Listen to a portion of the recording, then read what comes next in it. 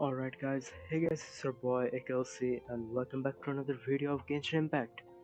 Well, if you haven't following me for a while, I haven't posted or made any video about Genshin for past 2 months or so because of my A levels. But my A2 is finished and I am totally free.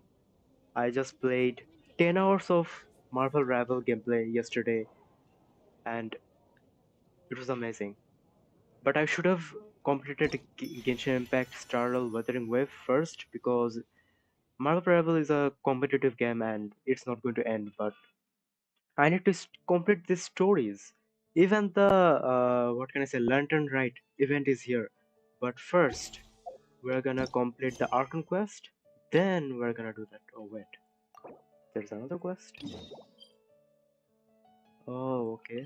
So I need to complete this one. Then we have to do that one. Well, I am not going to wait for a single bit because I don't want a single time to be wasted because I got solo leveling, Star Rail, Weathering Wave.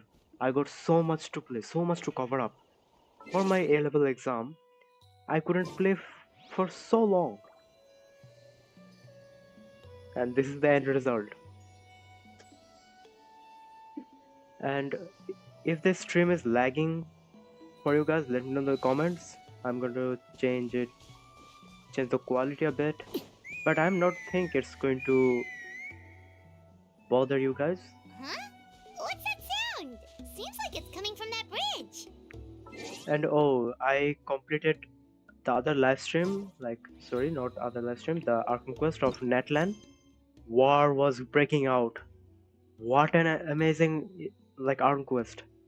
Well, in Leeway that was the peak of my experience in Genshin, but in Netland that was a real war. I really liked it.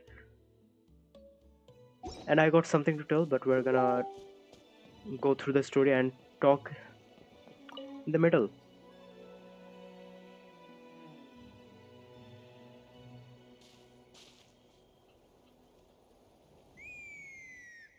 Let this story finish, then I'm going to talk to you guys. Oh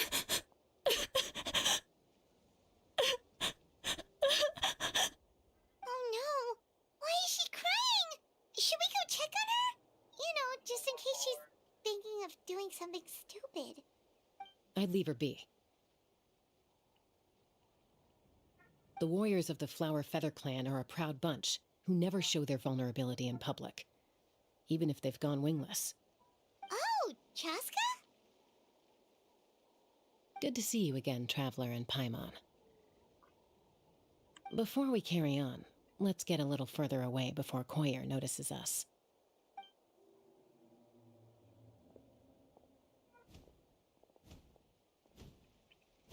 So, that girl on the bridge, Koyer, you said? Should she really be on her own right now? With the mental state she's in, it just seems risky. Don't worry. That's exactly why I'm here. Elder Alpa sent me to keep an eye on her. If she does attempt the unthinkable, I'll swoop in and catch her. I doubt it'll come to that, though. She's a fighter. A warrior, in fact. One who aimed for the sky. However despondent she might feel now, I'm confident she'll get through it.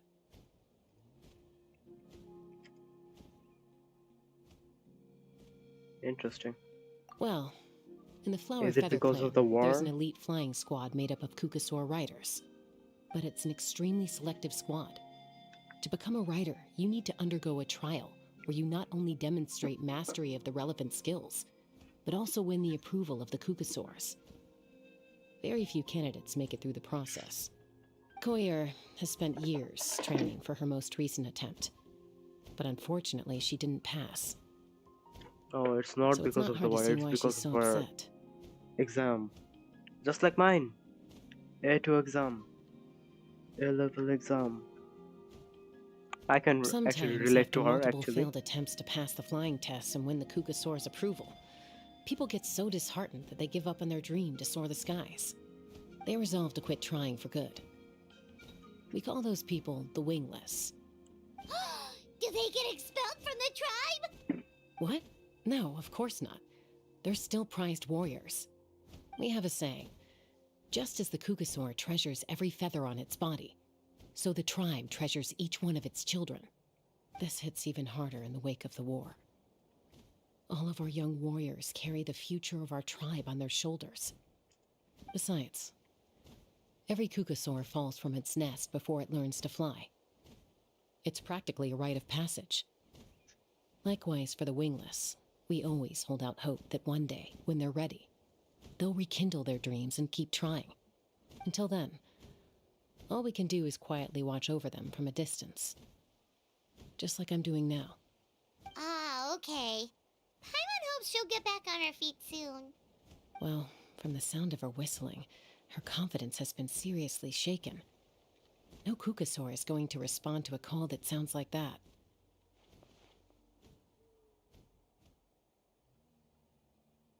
Yeah, people from my tribe call to their saurian companions by whistling or blowing a horn. So it sounds like Koyer was trying to summon a Kukasaur to practice her flying. But the Kukasaurs are an even prouder bunch than our warriors. Oh, They would hey never Deadpool. respond to a How are lackluster you? whistle like Welcome that. back to our stream First again. she failed the trial, and now she's struggling to even Yeah, I'm summon a fine. Kukasaur. Thank you very much for asking. It's only going to hurt her confidence further. And getting trapped in that vicious circle is the kind of thing that'll make people go wingless. Surely there must be something we can do to help. That's very kind of you. Koyer's flying skills are up to par, but mentally she's stuck in a rut. If she wants to return to the sky, she has to overcome that for herself. I'm going to lay low nearby, just in case she takes a turn for the worse. Let me give you a tour around the tribe once this is all over.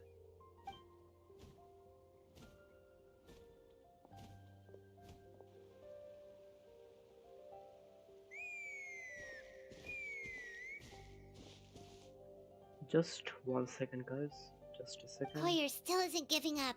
Even though Chaska said that she has to do this by herself, Paimon can't help feeling like maybe we can nudge her in the right direction. What if we could get a Kukusaur to fly up to her? That might give her the confidence boost she needs.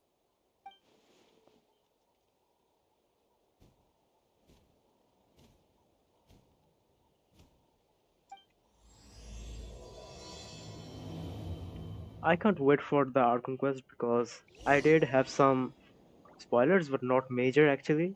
Like the Traveler and Moabaki dueling their sword up in the sky and fighting like some Roman, some like not Roman actually. It's like Elden Ring kind of a vibe.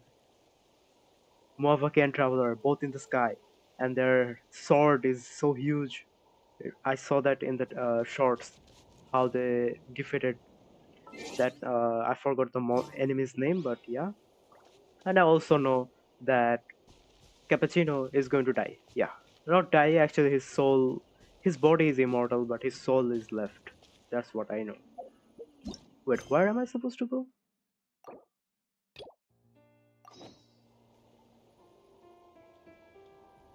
Oh, okay. And I also heard if you complete all the tribe quest completely in the Archon quest, like in the Natal Archon quest, you're gonna see them cheering you up. So I have to complete the trial quest. I have completed all of this because look at over here. Where's my inventory? Not all of them actually, maybe three. I only did three, I think. Where is the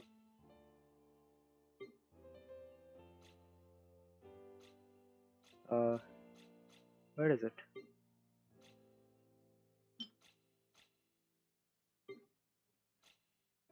No, this is not it. It's supposed to be here. Oh yeah, I have done three of them. It's literally up over there. It's literally like three of them. I've completed three of the tribes and two more to go. Guess we're going to finish this because I want to see everyone cheering. I want to see everything perfect. That's what I want to see. Huh? Oh, I see. I see.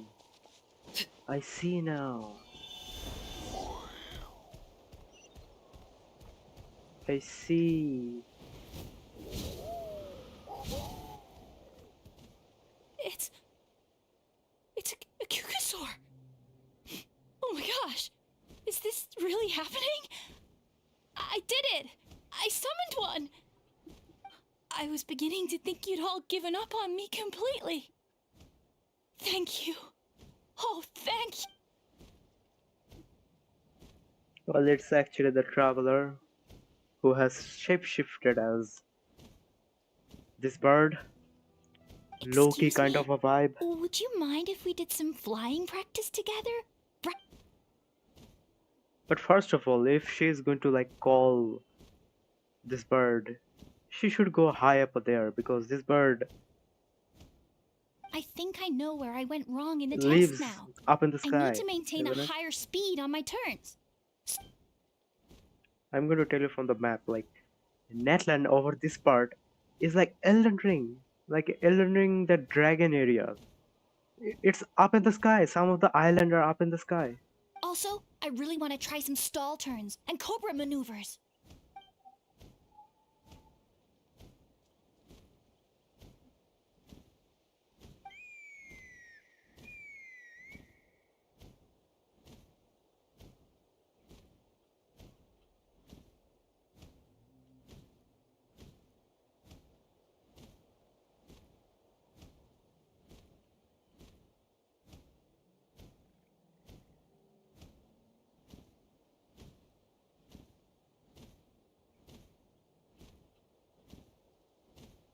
Huh? That sounded like a whistle. Is someone else trying to summon a Kukasaur? Wow. Hey! Wait! Wait!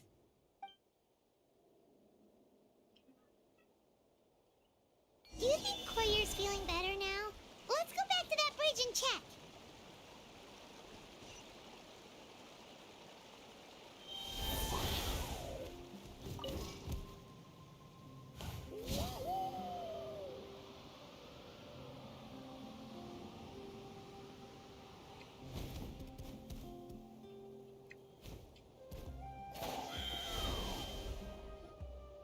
Chaska! I summoned a Kukasaur! They do still respond to me after all! Although, unfortunately, someone else summoned it away again before I had a chance to go for a flight. Oh, really? That is unfortunate. But if you can do it once, you can do it again. Keep at it, and you'll pass the trial eventually. You're right. You know, I almost thought about giving up, but I'm glad I didn't. Hey, Chaska, how's Koyer doing? Huh? Who are you? And how do you know my name? These are my, friends. The Traveler and Paimon. You The came up in world-renowned conversation the other day traveler, because I was telling them savior about of the up-and-coming pack, warriors in our tribe. the Oh, savior the of Genshin Traveler, Impact, huh? the So that's finder you. of the siblings. What do you mean up and What else coming? title is there? I'm closer to being wingless than I am to passing the trial. Anyway, we haven't met before, have we? You look so familiar somehow. Yes, of course. Why not? Maybe you saw him in the stadium? Or anywhere, really. He's been all over Natlan lately, so it's not surprising that you've seen him around. If you say so.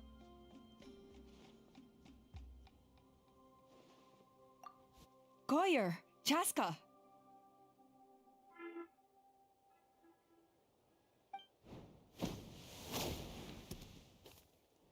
Here you are. I've been looking everywhere for you two. Oh, Elder Alpa! What's the matter? I thought I should tell you myself. We're going to redo the flying trials. Redo them? How come? This is so unexpected. And I can't believe you came out here just to tell us that in person. It's embarrassing to admit, but due to time constraints, we didn't do a proper inspection of the arena before the last round of trials began. Then we started to notice many candidates performing worse than expected. So we redid the inspection afterwards and found a number of issues which likely impacted candidate performance. This was entirely our mistake, and I apologize unreservedly. I know it doesn't make up for it, but I thought bringing you this message in person was the least I could do. Oh, okay. Chaska, these people you're with, are they the Traveler and Paimon? Oh wow. Huh? You've heard of us? I have indeed. Gathering intel is an essential part of being a warrior. Plus, you've already made quite a name for yourself in that land. Actually, I've been meaning to invite you to enjoy our tribe's hospitality for some time. Hospitality? That includes food, right? Of course it does. If you let us host you, you'll be treated quite lavishly. Mighty warriors are highly revered in our tribe. Besides, we still owe you for your help during the war. Without you, we would have suffered far worse at the hands of the Abyss. So I like the chance to show you our gratitude on behalf of the whole tribe. Mighty warriors, plural? So Paimon counts too? Paimon's starting to like you a lot. That should go without saying. Your flying skills are the envy of our tribe. Oh, bro. She flies 24/7. What are you The gonna Flower do? Feather Clan seems like a really nice bunch of people. We definitely need to take her up on this offer. Well, Hey, Assassin. I'd Welcome love back to again stay, to our stream. but I'm afraid I still How have are to you? inform the other candidates about the retrials. With our younger generation's future on the line, there's no time to lose. Wait, Elder Alpa, let me help. The sooner everyone gets the news, the better. Very well. In that case, Chaska, could I leave you to entertain our guests? Sure thing. I'm fine too, Assassin. My exam has just finished. If you haven't been noticing my past video, I did say my exam is finished and I'm going to complete everything. So yesterday I did a 10-hour live stream. Over there I played Marvel level for 10 whole hours. And today I'm going to finish Genshin Impact. Well, it might take 2 days, I think. Okay. Let's meet by the Obsidian Totem Pole later. So Collier, I hope I let's can get going. finish this quickly because Okay. I got Starrel, I got Weathering Wave, I got solo leveling to play as well. So All right, much to do. they're out of earshot. I'm just gonna come out and ask. That Kukasaur who responded to Koyer's call, that was your doing, wasn't it? Yes, of course, why wouldn't it? I grew up with these creatures. I could tell something was off the second I saw it. His whole demeanor seemed less like a Kukasaur and more like, well, you. So I figure you must have been pulling the strings somehow. He looked very flustered when Koyer asked for a ride, so I whistled to give him a chance to escape. And judging by the look on your face, that was a welcome intervention, huh? It's all right. If you'd rather your hidden talents remain hidden, I respect that. I won't press you for answers, and I'll keep... You're the kind of person I'd still trust even if you had superpowers. I know you'd use them for good. I think the ends justify the means in this case. She just lacked confidence, and you helped her resolve her internal conflict. If you hadn't intervened, I likely would have gotten my mom to help out instead. Although, having said that, there's a small chance she might have recognized her and seen through the whole thing. That would have done more harm than good.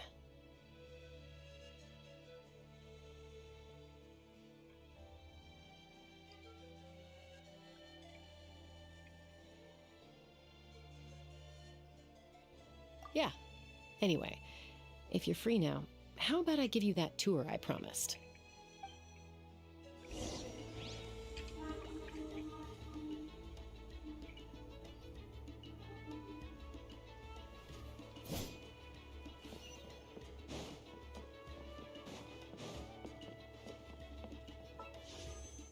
I was wondering if this would have been free or not, but I don't think this is free. Of course, there's so much to select from. I want Shenhe, she is my favorite character in Genshin Impact, but I haven't pulled for her. One reason? She doesn't go with my team, that's why. I also want Kaching. Oh my god. Okay. My headphones battery is low, but I have to charge it. No problem. And Ganyu, a constellation would be great. Shao's constellation, I want Shao constellation so bad. And then We got arms bow. Out of all the weapons, these two are most useful. I would have picked this one if I had Shenhe, and I want Shao because Shao is my main.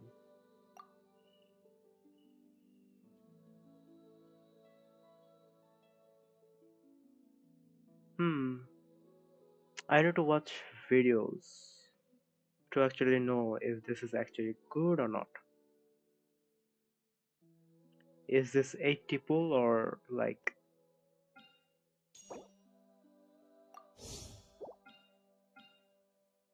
Oh, she's a sword user? I didn't know. Well, she of course uses the gun. Well, yeah, she is a sword user. Just... it hit me from the trailer, like I watched the trailer and she used a sword. Yeah. Wait a second guys, I have to plug in my Bluetooth headphone with a wire because I Something don't you have wish any to report? charge. Go on. You have my undivided attention.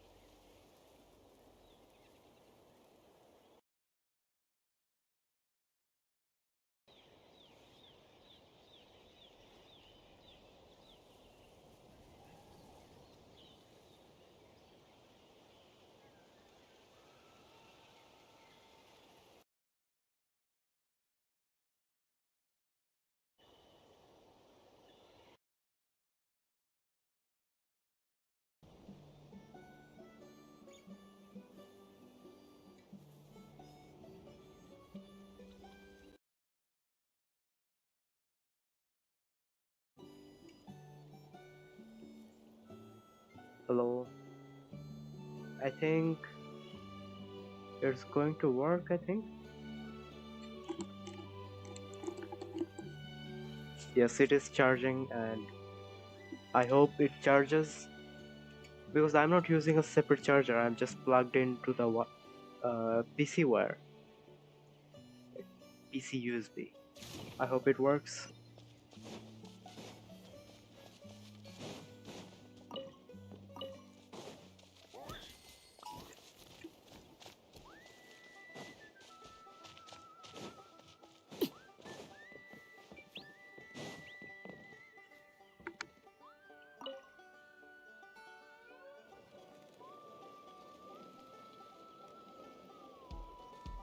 Everyone gets opportunities.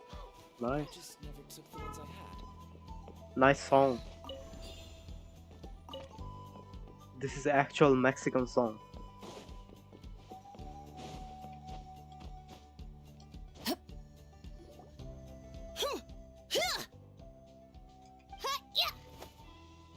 Are you serious? I'm gonna get you! Uh-oh. Are they fighting? Should we try and break them up? They're fine. Just doing their daily combat training. Combat training? A little young. Not to us. We're a tribe of warriors. In ancient times, we were the most elite troops in the nation, responsible for patrolling and defending all of Natlan.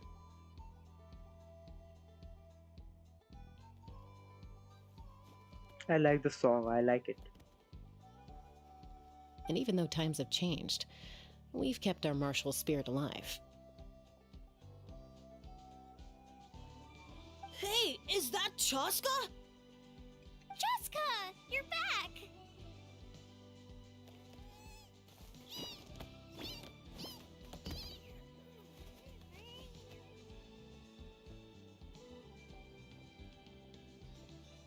Oh, can you come train with us? Now's not a good time, I'm afraid. I'm showing the Traveler and Paimon around. Maybe next time. The Traveler and Paimon? Wait, you mean that legendary warrior and legendary flying expert? Legendary? Oh wow. Yep, that's us alright. Awesome. It's so cool that you can fly without having to ride a cuckoo-soar. Even Chaska could only do that for short distances. Mr. Traveler, can you teach me some cool sword tricks? Oh, Mr. Traveler! My family shop makes the best volcano cake. You gotta try it! Let's behave ourselves, everyone. These people are here as our guests.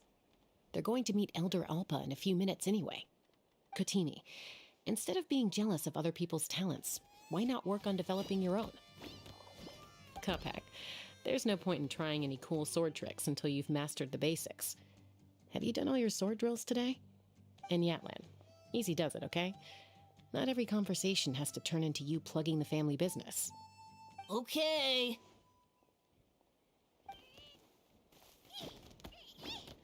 Sorry about those kids. They just got overexcited when they heard your name. Hope it didn't bother you too much. This is a volcano cake that Yatlan forced into my hands. She said to think of it as an apology gift. Whoa, it smells amazing! Traveler, you want some? That's good. Yatlan will be thrilled. By the way, Chaska, those kids really adore you. You're way better with them than Paimon expected. Paimon figured you'd be more... aloof, maybe? Aloof, huh? Aloof? Well, to What be does that fair, mean? there was a period when I was like that. Around the time when I first joined the tribe. But it's a terrible attitude to have as a peacemaker. It tends to turn situations that could have had a peaceful resolution into a stalemate that can only be resolved by force. Yep, exactly. As long as other options are available, I try to avoid that at all costs. Someone once told me that peace imposed by force will crumble in a matter of days.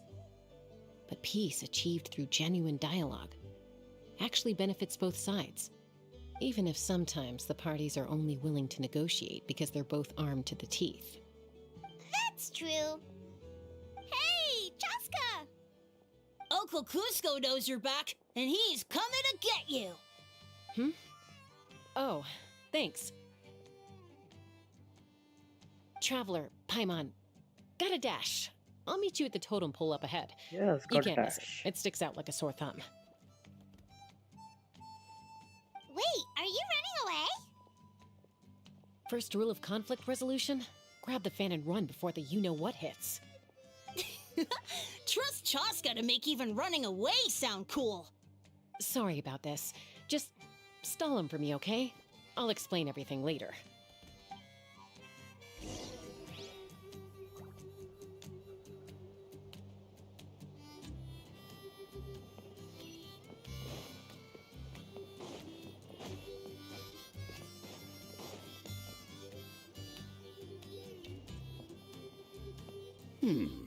A golden-haired outlander and a white flying object.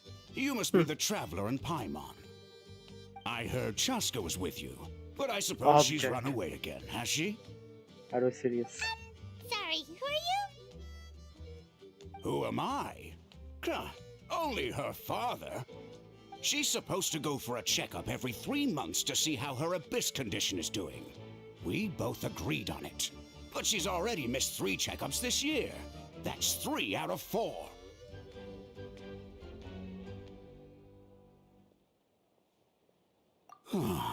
Yes, she got exposed to abyssal energy as a young child. Then her birth parents abandoned her. It's lucky those wild cuckoosaurs found her when they did, or she wouldn't have made it. They took her under their wing and raised her as one of their own. Eventually, some riders out on patrol spotted her and brought her back to the tribe. But she was practically feral at that point. The moment you took your eyes off her, she'd be getting herself into a fight, or she'd run away to be with the Saurians. She seemed to prefer them to her own kind. She might as well have been a Saurian in human form. That must be the aloof period she mentioned, right? We later discovered that her exposure to the abyss had planted seeds of conflict in her heart. So, we started trying to bring it under control. But ultimately, She's the only one who can control it. Anyway, she's much more human these days. Yeah, don't worry about her. She seems pretty stable to Paimon. She's probably only avoiding the checkups because she thinks it'll stop you guys from worrying about her. Yes, I'm well aware of that. She knows she needs to be careful. If her condition ever took a turn for the worse, she wouldn't be brushing it aside like this. It's just, every checkup she's been to, they find new cuts and bruises. Nothing to do with the Abyss, of course. Oh no, that's all fine. The problem with her is, she's her own worst enemy. She's been living dangerously again, I'm sure of it. That's why she's avoiding the checkups. She wants to hide it from us. Yeah, Paimon can see her doing that. Oh. In the past, she always had Koichi to keep an eye on her. Now Koichi's gone, and I don't want to lose another daughter. Chaska's been increasingly reckless since Koichi passed. It's like she's trying to make up for it somehow. Next time you see her, please tell her to be careful for me. Even if she doesn't want to hear it. If she doesn't want to do these checkups anymore, that's fine. I just want her to stop putting herself in harm's way.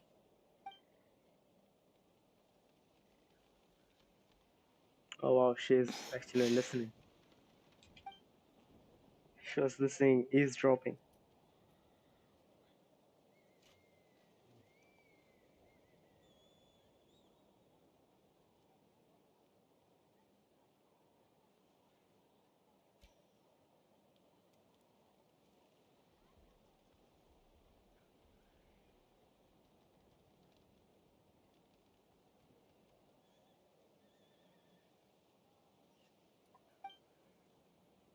Whoa, where did the time go? We should be back up with Chaska before it gets any later. To get to the totem pole, we need to head north, right?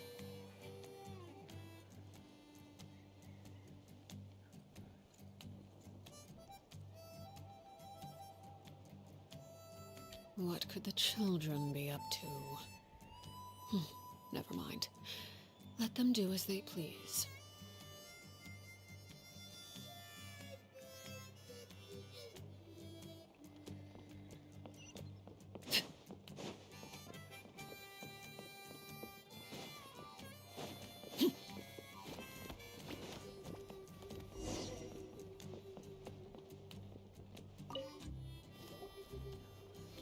Hey, Chaska! Hey, Alba!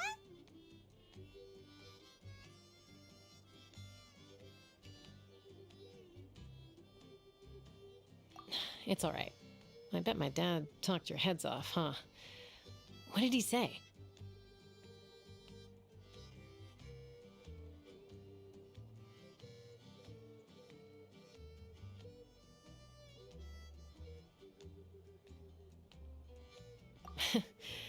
I was sometimes a little impulsive back then. That's putting it mildly. The memories. It feels like it was only yesterday when we brought you back and had Cusco and his family take you in. Back then, no one imagined this feral child would grow up to be the strongest warrior of the Flower Feather clan. Huh? You were the one that brought Chaska back to the tribe? That's right. Elder Alpa was already a veteran rider by then. She spotted me while patrolling from the skies and tracked down my Kukasaur mom. Mom agreed it was time I tried to re-enter human society. But I didn't know the first thing about being civilized. And look at you now, renowned throughout the land as a peacemaker. How time flies. When the day comes that I can't fly anymore, it will be up to you to look after our tribe and our flying squad. You know me, though. I'm not a natural commander. I'm better off as a lone wolf on the front line. So stick it out at least a few more years, okay? Give Koyer and the others time to come into their own. Oh, stop. Wait, so isn't the leader just the strongest warrior in the tribe? At least Paimon figured that's how your tribe would work. Strength is certainly a core tenet in the Flower Feather clan. but strength means far more than martial prowess alone. If it all came down to individual strength, I'd struggle to call myself a warrior, let alone a member of the flying squad. Any fighter in the tribe could take me down.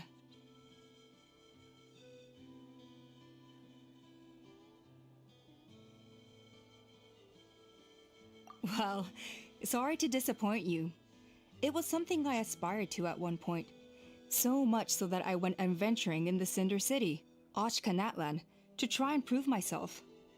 But it was foolish of me. I wasn't ready. I came back empty-handed and seriously injured. The fact that I survived was something, I suppose. And yet, you still managed to become the leader of the flying squad, thanks to your experience and determination. Oh, Let's shelve this discussion for now. Traveler, Paimon, there are some simple refreshments on the table. Please. Yes! Paimon was waiting for that part. They were for the snacks? Of course, eating for Paimon. Paimon Only eating. is so full. Yes, of Well, course. if you're enjoying our hospitality, feel free to stay with us as long as you like. Elder Alba? There's, something's come up.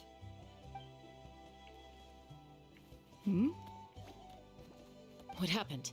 Is it serious? Shall I deal with it? It's... Some merchants showed up, not from our tribe.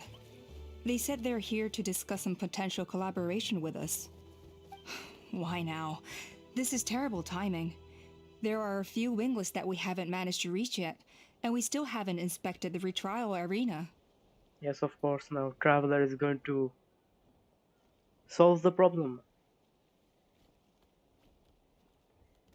Let me handle the other errands while you meet with the merchants. You shouldn't be trying to do everything at your age. You should help too. Seems only fair after all that food we ate. Huh. Well, much obliged. Cheska, the remaining wingless are all people you know. Waska's probably still addicted to...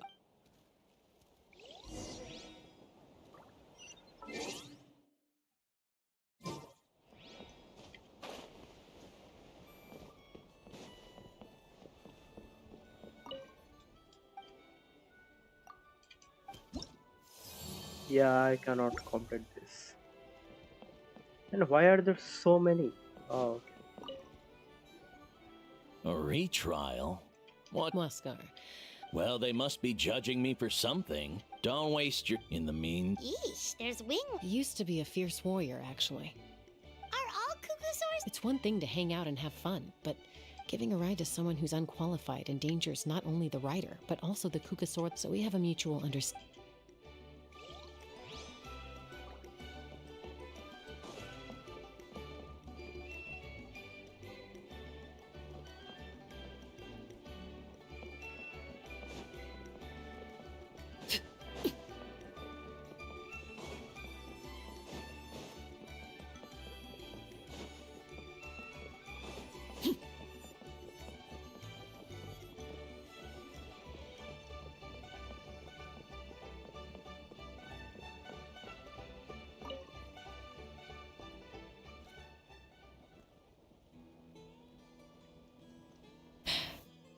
Hey, Junan. Gazing out at Ochkanatlan again, huh? Chaska? What are you doing here? Is something up? The flying squad is hosting retrials again soon. Wanna give it another try? Maybe you're forgetting the definition of wingless. I've failed so many times already that I've decided to call it quits for good. I'm done. Elder Alpa always goes out of her way to come and tell me when a new trial is coming up, and They're making some big changes to the arena this time. no, forget it. If I was genuinely good enough to make the squad, a true rider can fly confidently what— Shunan! They're redoing the— Huh? Chaska and the Traveler. I guess they told you already then. I'm gonna sit this one out. What? Why? But you've always looked up to Elder Alpa. She went wingless after her injury and spent years drifting, but even she came back and made it in the end. I mean, I don't have that kind of perseverance. And besides, the last thing I want to do is fail in front of her yet again. Oh, come on. You know you don't need to worry about that. Alright, well, how about we just treat this as you being my mentor? Then will you train with me? I mean... Enough umming and ahhing. Let's just get up in the air and figure it out as we go.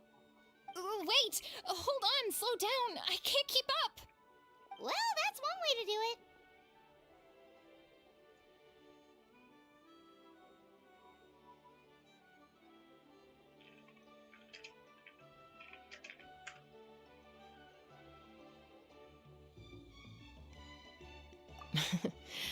They've been best friends since they were kids. If anyone knows how to get Junan out of a rut, it's Koyer. You helped Koyer deal with her internal conflict, and now she's done the same for someone else. You know, people often talk about how one conflict leads to another and so on. But sometimes in life, things spiral in a good direction instead.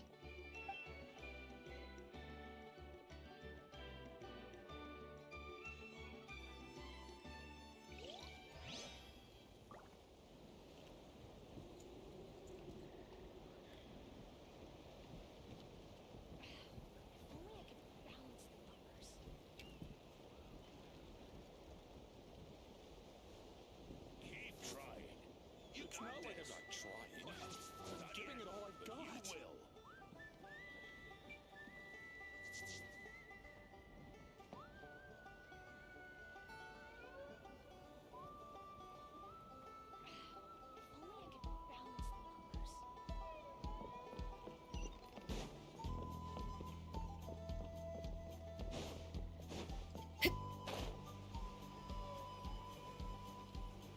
This music is good, really good.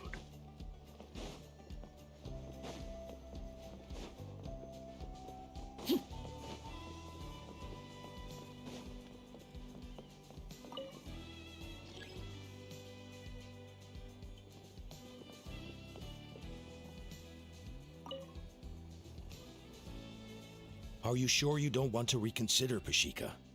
I appreciate it, boss. But honestly, I'm pretty happy with my life nowadays. Pashika, they're redoing the flying trials. Ah, did Alpa send you? I was just telling Pashika the news, actually. The way things are with the tribe these days. I mean, you don't need me to tell you. Is This this guy here is no future for a seasoned warrior like you. is this guy was inspired, the artist, and was inspired by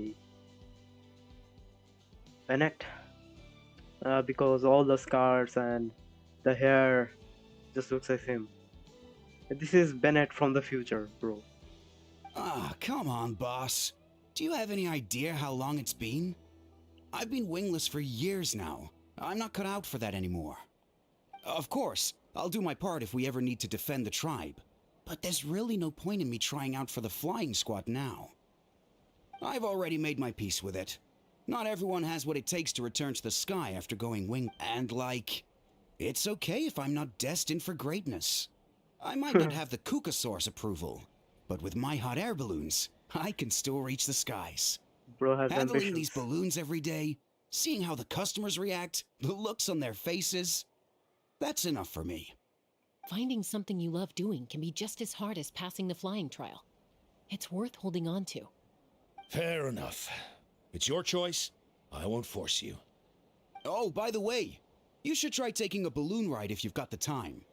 Once you've been up there for yourself, you'll see why I love it so much.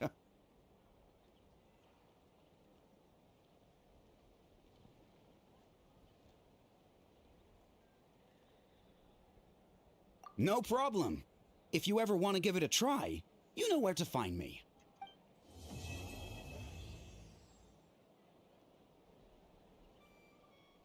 It's been a few days since the battle. Hopefully the tribes are getting back to normal. The Flower Feather clan was hit the hardest, right? Ah. This is now the quest has begun, but should I? I should complete the tribe quest first.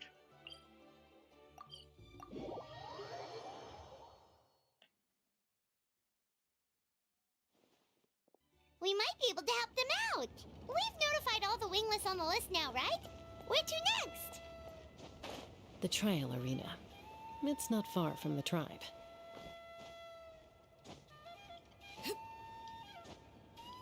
Hey yo.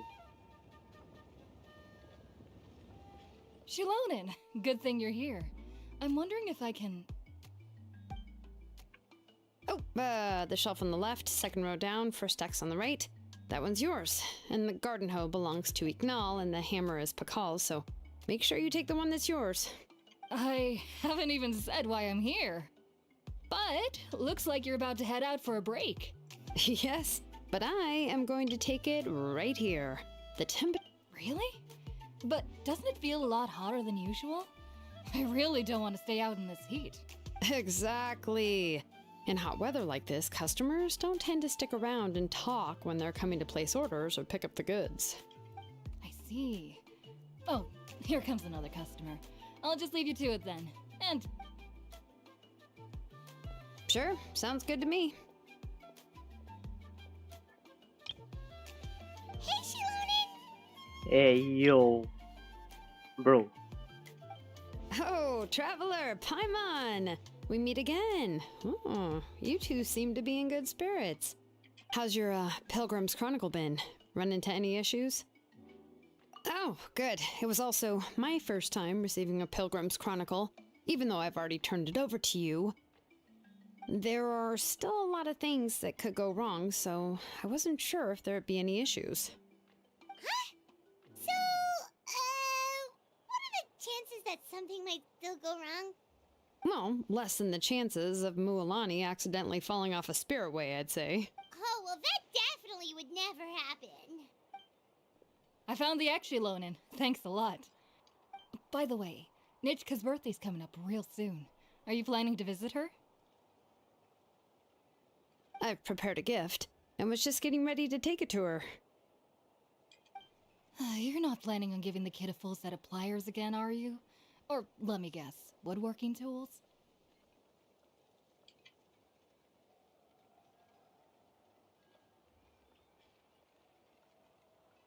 Yeah, that's right. Flowers will wither, and toys will break, and snacks are quickly forgotten once they're eaten. Nah, bro. She never gave a gift to anybody. Is that right? But a set of durable work tools will always stay with you, and get you through many sticky situations. Well, she's not wrong, but it depends on the gift, actually. Well, still, I won't be giving Nichka any tools this year. She wrote me a letter saying that she'd like a copy of Tequil the Brave. What is that? Oh, a book. The book is not what you call a bestseller, but luckily, I have a few copies in my collection. They were really old editions that were published a long time ago, but they should still be readable.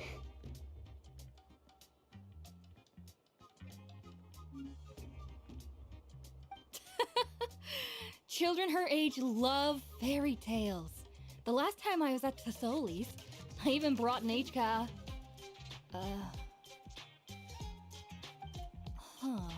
Wait. What did I bring her again? It must have been her favorite thing, but, why can't I remember? Oh, it is quite hot today. Seems you're about to pass out from the heat. Do you even remember your own name? My memory can't be this bad. It's just these last few days. I've been forgetting things for some odd reason.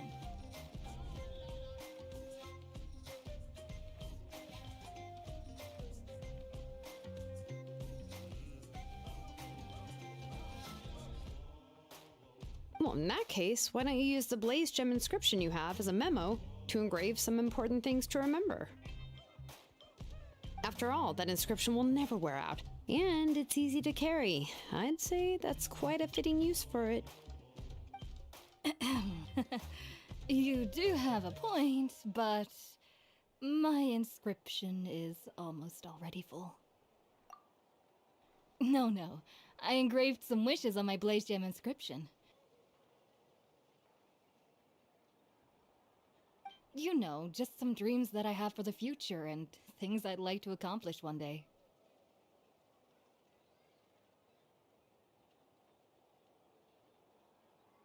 Even though Tassoli has said that from an aesthetic point of view, it would be best for people to keep their inscription short, this blaze gem inscription was still made by a name engraver, the forger of ancient names themselves. Everyone thinks that the inscription she made might have some wondrous powers. So, many people who bought blaze gem inscriptions engraved their wishes and dreams on them, in hopes that they would come true. Sounds kinda like a wish granter. But if you do that, won't everyone be able to see your wishes and dreams?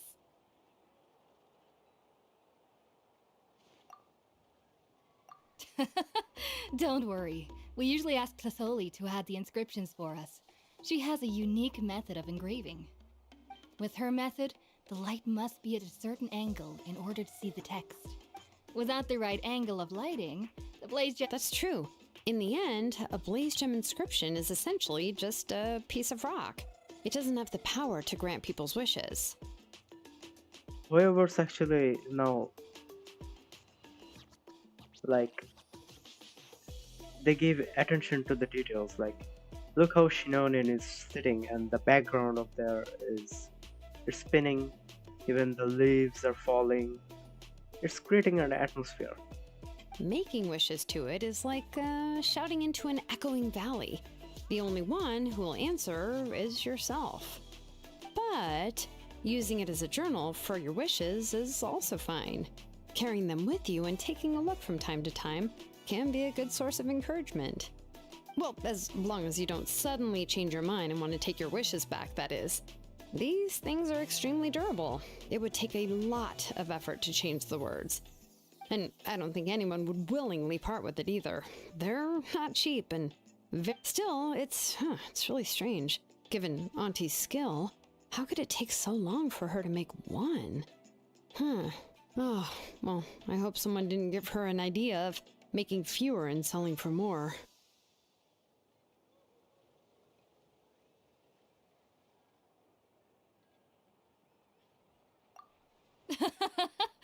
It's true. Chevin would totally have put that in her ear. Still, I don't think it's such a bad thing for Tassoli to make some money by selling these. At least she and little Nachka are better off now, and won't have to worry about the cost of treating her illness anymore. I was really worried about their family at first, and was even planning to send them some... Oh, wow. some... Nice. Huh? What was I planning to send to Nachka again? Ugh, this memory of mine. All right, if you stay out in the heat for any longer, I'm afraid even the inscription won't be able to save your memory. You should, go back. Yeah, get some rest. Right. Right. Please give my regards to Tassoli and Nachka. What's going on? Maybe I should go talk to Ernly to get some medicine. So you'll be going to Nachka's birthday party too, Shilonen? Oh, perfect! Then let's go together! Oh, yeah, sure, but I didn't expect you to know Tassoli too. She hasn't been coming to the tribe much lately, so how did you get a chance to talk with her?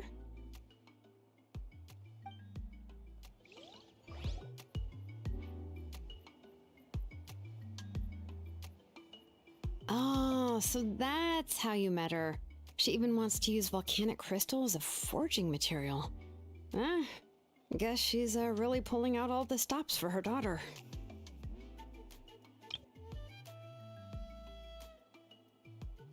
Then let's just go and ask. Come on, I want to give her the book anyway.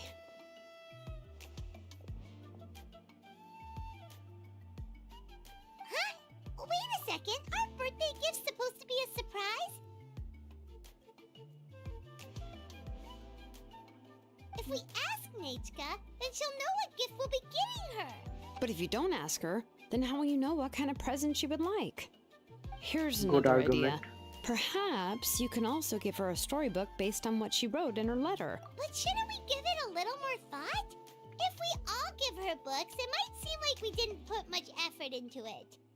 Shilonen, have you really never asked her what she would like the most? There must be something else she'd like besides books. Unfortunately, no. Nachka's illness has kept flaring up over the past few years. Apparently, she couldn't do anything during that time other than rest in bed. She didn't even have the strength to talk to anyone. It wasn't until recently that she started to recover from her illness and regained strength to write letters to others. Anyway, there's no need to overthink it. Worst case scenario, I can split the book into 2 volumes and we can each give her one.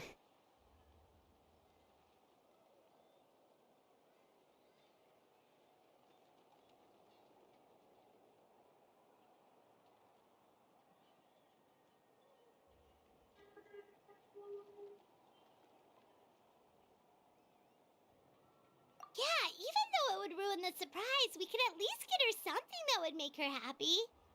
Anyway, could you tell us a bit more about the book that you're getting her? Is it really that unpopular? Well, it's a little difficult to explain. You see, there are actually 2 versions of To Kill the Brave. The premise of the book is pretty straightforward. It's basically about a set of twin brothers working to defeat a demon lord. But after defeating the demon lord, the older brother, To Kill, discovers that the king's spirit has possessed his younger brother, Remok. Every book has a typical enemy called Demon Lord. Nice. In the ending of the original story, the older brother kills his younger brother to defeat the demon lord, before jumping into a volcano. This is just anime all over again. Oh wow, they even gave us a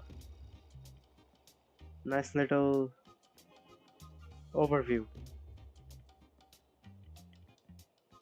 And isn't this what we are gonna fight? I remember there was one line that was super popular at the time. If I still remember right, after being possessed by the goddess Coatlicue, Remok said, "I do not wish to see your blood be reduced to ash, but I have seen the light of your heart and spirit. Remember my name, brother. As long as you remember me, I will never have left." Is this just going to happen in the last Archon quest? The other version was released only recently. The author heard a suggestion from someone and suddenly decided to try and make a stake in the fairy tale market, so the story was revised. In the revised version, the brothers killed the demon lord together and both survived. According to the author, this gave the story a happy ever after kind of ending. However, the revised version was not well received. After a month on the market, it had hardly sold any copies and the books were collecting dust on the store shelves. The store owners desperately tried to get rid of the book, and have resorted to all sorts of promotions and discounts to sell it. Even now, the only edition of To Kill the Brave you can find in the market is the newer one, whereas the older edition is nearly impossible to find.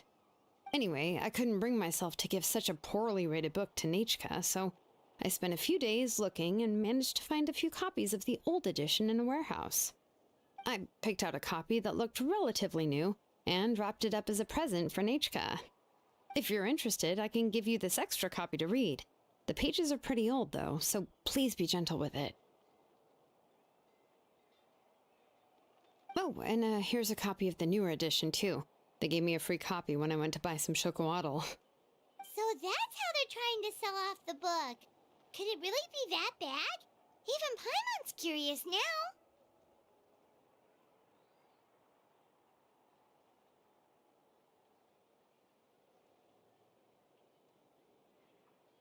Okay, but you'll have to carry Paimon for a while. Once Paimon's done reading it herself, she'll read it out for you. Let's get going. Celesoli lives pretty far from the tribe, so it'll take us some time to get there.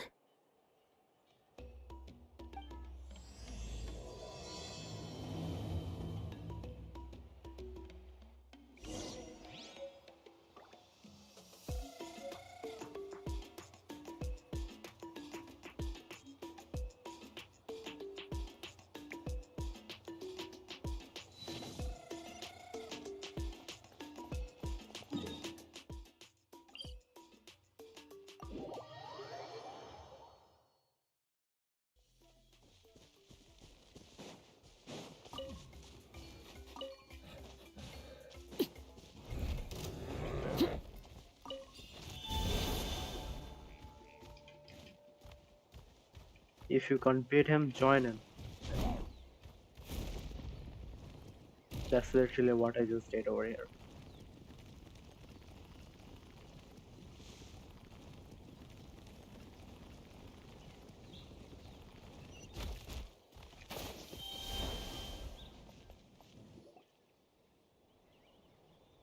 Go on now, Yengu. Nachka is still resting. Hey, Tlasoli, we're here!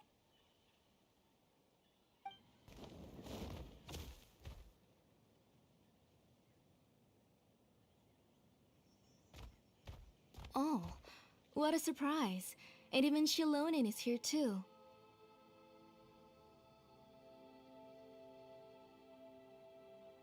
Oh, it's been a while since I've seen you, Auntie. I received Nachka's letter. She wanted a copy of To Kill the Brave, right? Well, I've brought the book for her. There are several editions of the book in Natlan, and I wasn't sure which version she'd prefer.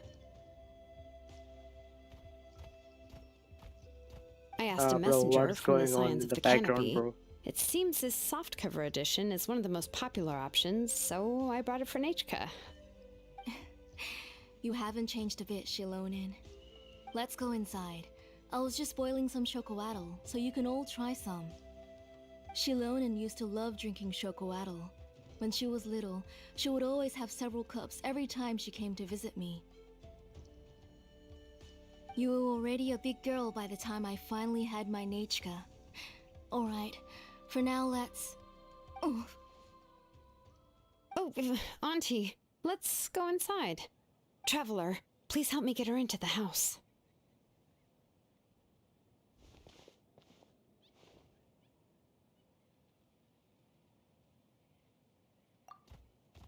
Oh, Paimon will help too!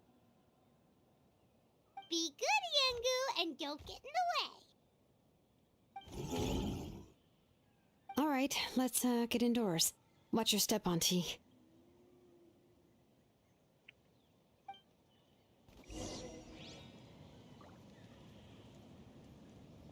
Finally, we're gonna go inside a random house. We have never done that. Have we done that? But maybe I have forgotten.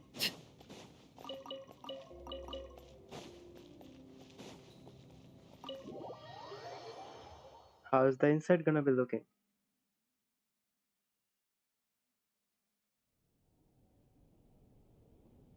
sorry. Nice, nice. Nachka's illness has been flaring up recently.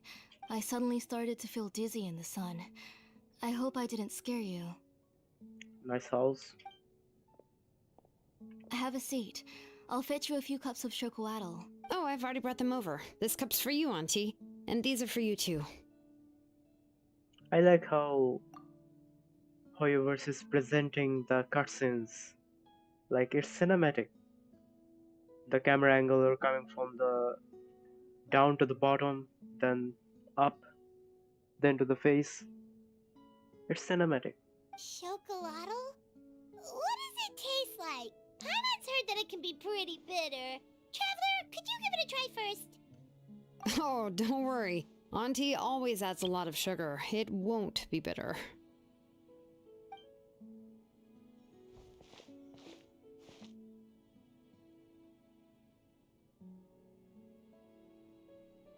The last time you came to visit, you were still just a kid. But now you're a pillar of the Children of Echoes. No, of all Natlan even.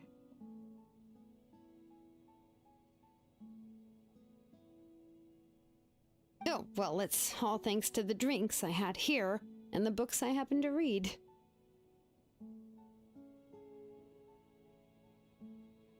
We heard that you two are from the same tribe, but Paimon had no idea you were so close.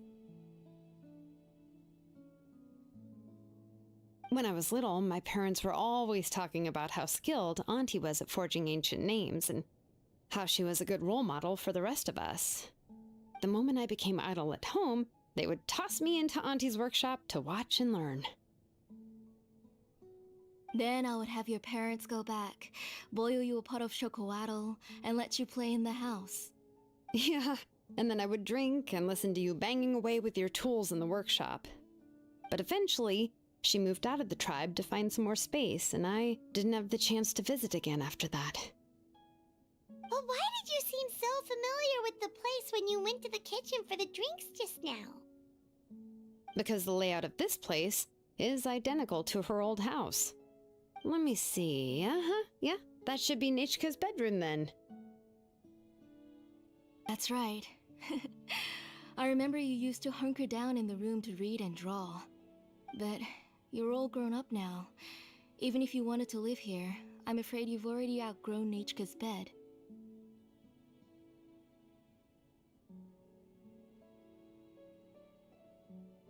That's how Nechka sees Shilonen too.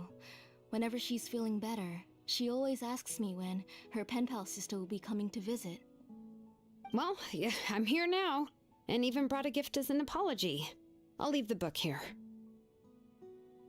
You said Nechka asked you for the book? I hope it wasn't too much trouble to get. Really, I'm surprised that she even asked you for a present. When she's at home, she'd even ask me for permission to eat some snacks. Maybe I've been too strict with her. She's obviously starting to like her big sister more than her own mother. Oh, really? Well, I'd say I really haven't done enough to deserve the title of Big Sister. Yeah, I wasn't able to help her when she was sick, and I didn't even come and visit her that many times. Well, the only thing I have been able to do is to help her find some books. Don't be too hard on yourself, Shilonen. You have great responsibilities as the name engraver of the tribe. We both know you are far too busy to take care of her. The responsibilities on your shoulders also became far heavier when I gave up on my work. You just had more important things to tend to, Auntie. No one in the tribe blames you. We all know that Nechka needs her mother's care. But that doesn't change the fact that I gave up on my work. And even now, I still have not found the courage to pick up my hammer again. I'm sorry to leave you to shoulder all the responsibilities alone, Shilonen. Oh. Ooh, why so somber all of a sudden? Don't be so sad, everyone! Hasn't Nechka gotten better lately? Oh, relax, Auntie. I can handle the work. But once Nechka is back on her feet, you should get back to work and let me have a vacation. You'll be the one who's busy then, and I'll be sitting at the side drinking chocolatl and cheering you on. If that day really comes, you can have as much chocolatl as you like.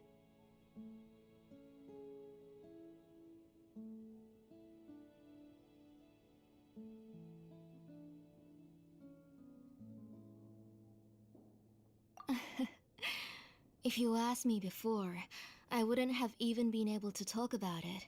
But now that she is gradually recovering, I've also gained some courage to face Nechka's illness actually originates from the abyss.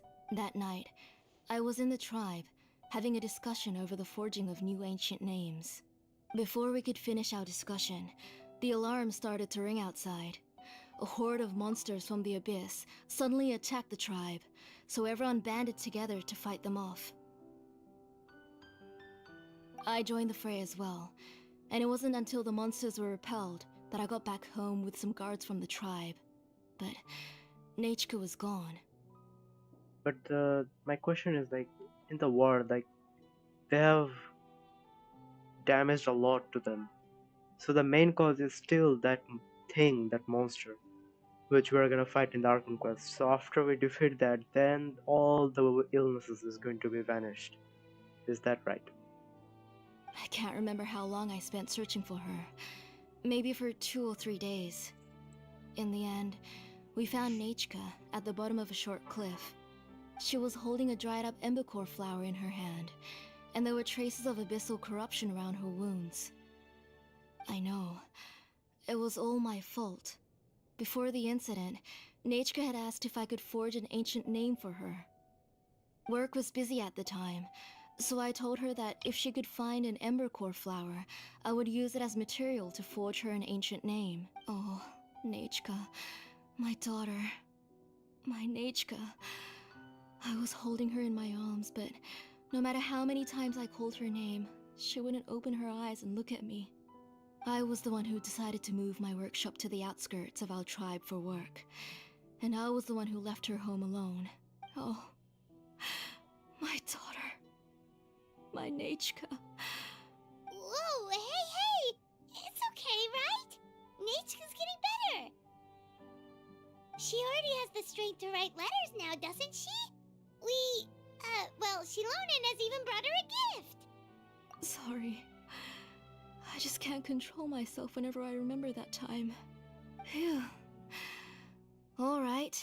It's not every day that we get guests. I really shouldn't be crying like this. I asked someone to buy some ingredients for me. So, why don't you stay for dinner tonight? I'll make some shrimp bisque, grilled fish and mint sauce, and tower tacos. No help! That sounds like a lot to make, and we don't want you to tire yourself out.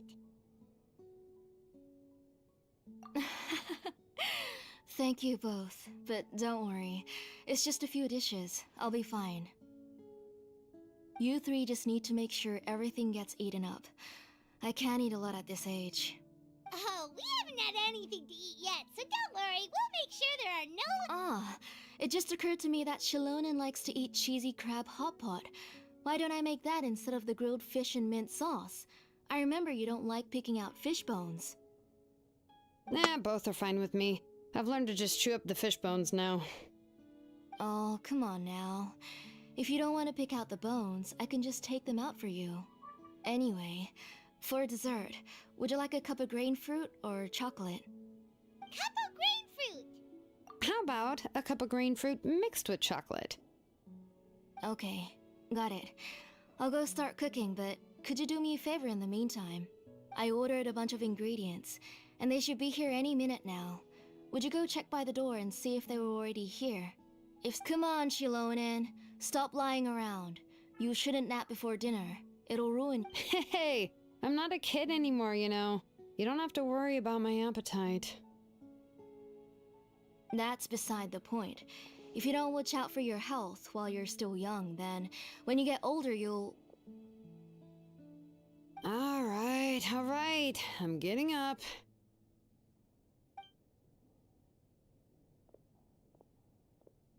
We'll go check on the ingredients with Shilonen. It isn't far, so it shouldn't take us long.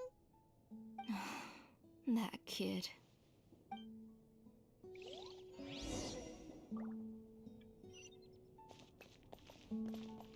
That kid. She's just like Nachka. Well, it's rude to look in other people's house, but I'm just admiring how they have done that attention to the detail. What is this? Oh, okay. Thank goodness I didn't have to complete these commissions all by myself. This is the back door, I think. Yeah. Well, we're never going to see this house ever again in our life.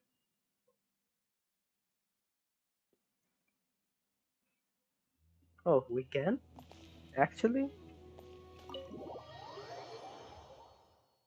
Is this permanent? That kid.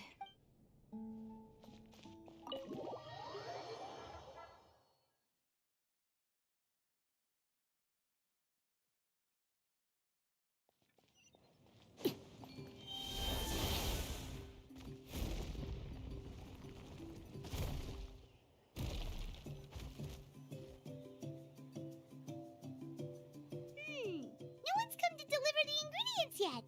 Paimon thought we'd see someone come flying down on a Yunkus. A messenger from the Scions of the Canopy wouldn't be flying here. They usually... No need to look. There isn't anyone on the cliffs. I just saw a ghost.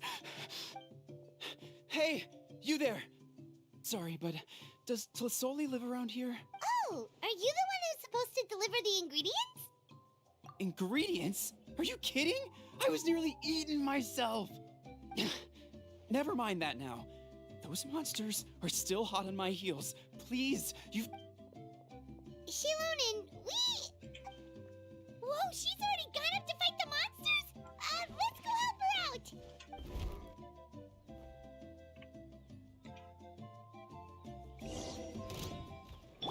Hey, bro, wait. Solidify! I will have order! Bring it!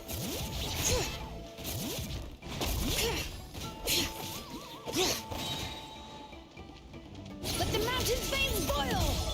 Shine down! Now you shall perish!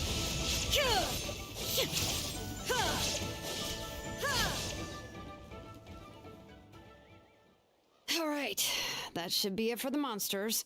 Yeah, it was easier than I thought. Oh, it also seems we're in good luck. The goods... Strange. We didn't see any monsters on the way here. Yeah, right.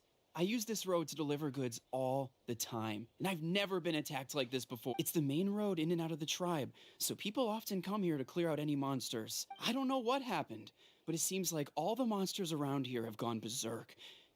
Tlisoli doesn't even forge ancient names anymore. If she comes back, Nachka will even be able to find some playmates. She's,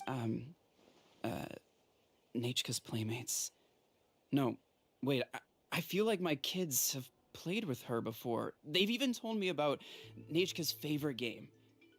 If I remember right, it was... Why are people forgetting things? strange. I always remembered it before. How could I forget all of a sudden?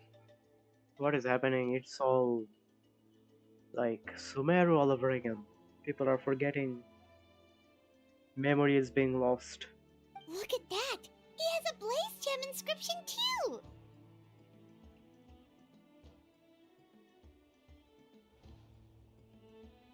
You should go back to the tribe. It seems like you had quite the scare. I'll carry these bags, and you two can carry the rest. Huh? Oh, sure. Paimon can take care of these grapefruit that fell out of the bag.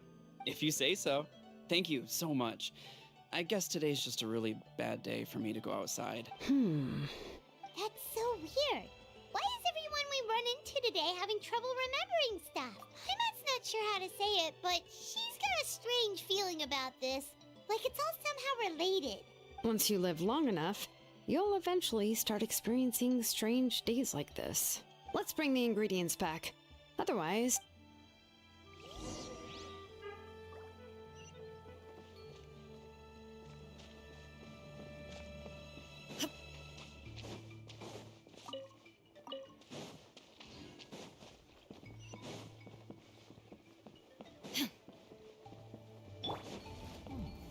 Stabilize. Think you can get away? There is no escape. Laid bare.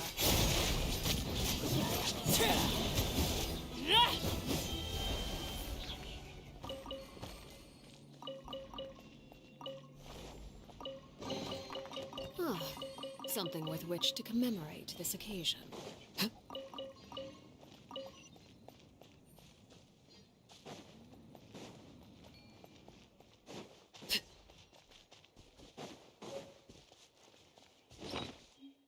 Chocolate? Wow.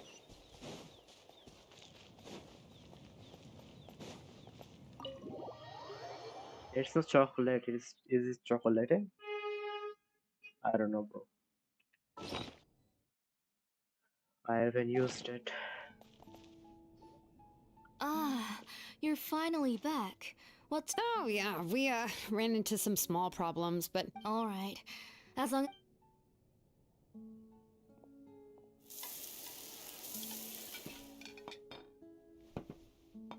Whoa, there's so much tasty food! You're amazing, Tlisoli! They were all pretty simple dishes to make.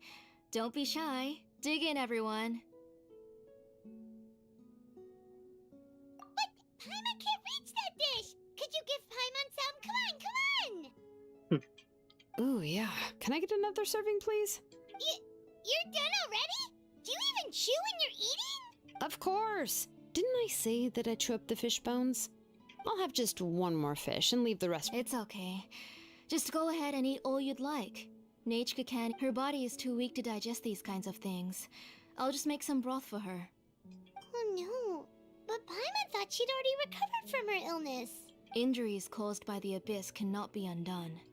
But it's okay. Nach, even if she will never... The doctor said the abyss has had an irreversible effect on Nachka's soul. The doctor also said this sort of memory loss isn't like simply forgetting something. Huh?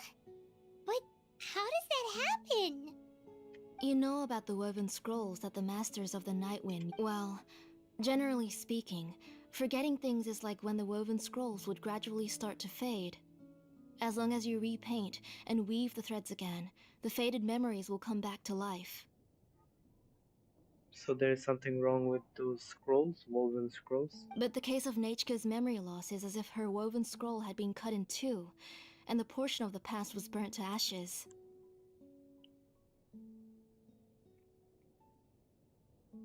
The books she loved to read, the flowers she took joy to grow, and the time she spent in this house were all cut off by the abyss, and can never be retrieved again. As one example of that, Nechka now only... She's a good kid, and doesn't want to upset this lady who's been taking care of her so much, so she still calls me Mom. But I've always had a feeling that she's constantly wondering about things like, where is her real mother? Why is she stuck here in this house? Was she abandoned? Nechka really has no idea that her real mother... So you plan on recreating Nechka's woven scroll all by yourself? What do you mean? Or should I say, you've already started reweaving that scroll long ago. The delivery guys. I saw it hanging from his waist, so I asked to borrow it from him. Don't worry, I'll return the inscription to him once we've figured everything out. These things aren't cheap, after all. When did you know? Yeah, I noticed it back when Blaze Gem inscriptions suddenly became popular among the tribe. It was then that I also noticed that everyone wearing Blaze Gem inscriptions had varying degrees of memory loss. Oh. Traveler, you've picked up on it too, haven't you? Accessories made using ancient names forging techniques. For what's only supposed to be a pretty souvenir, this inscription contains a phlogiston engraving with a truly overkill level of complexity. The shapes and patterns of these engravings are also identical to that of an ancient name. By making just a few slight adjustments to the layout and connections of the main pattern, you can pretty much qualify this Blaze Gem inscription as a bona fide ancient name. And yet, you've never told anyone about these engravings and the Blaze Gem inscriptions that can be activated at any time. Am I right, Auntie? I knew you were a sharp one, Shilonin. That's right. I have a way to cure Nechka and restore all her memories. It's actually quite simple. I want to forge an ancient name for Nechka that contains all of her past memories.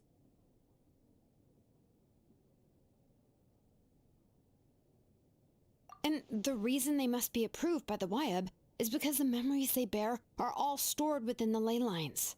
Extracting those memories from the ley lines requires the WIAB's assistance. But your plan wouldn't need you to do any of that, right, Auntie? Your Blaze Gem inscriptions will help you complete that part of your plan in the ley lines' place. You will use the inscriptions to form a massive memory bank for Nechka. And the ancient names you're trying to forge will be used to extract corresponding memories from the memory bank. A memory bank? Wait, so the reason all those people were having trouble remembering stuff is because the Blaze Gem inscriptions took away any memories related to Nechka? Hey, yo, bro. Wait, what? That's way too complex. That's not what happened in Sumeru. Everybody just forgot. Completely, like, wow. Wait, isn't this from the Dane's Cliff quest?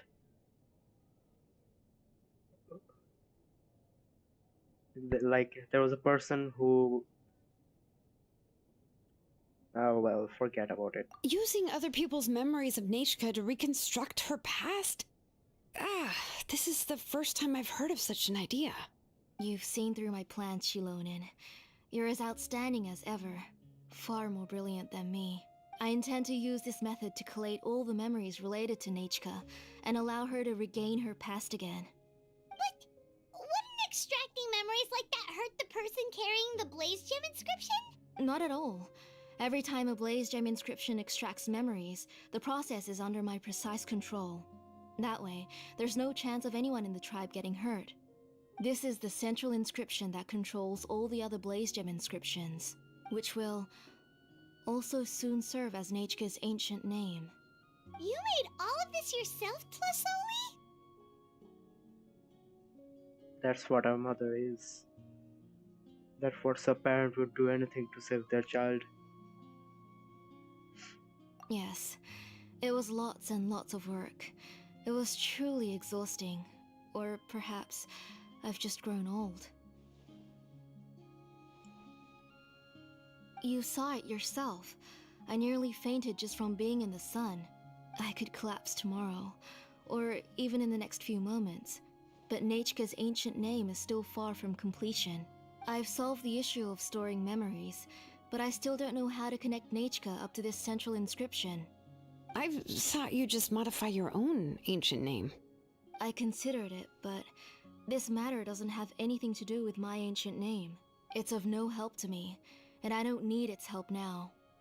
You know the price to pay for making something like this. Yes, I do. But as long as I can get my Nechka back, I'm willing to do whatever it takes. Otherwise, Nechka won't have any chance of reclaiming her past once I'm dead and gone. She won't remember me, and she won't even remember why her name is Nechka. When that time comes, she'll be left to drift around the world all alone, unknowing of where she came from, or where she should go.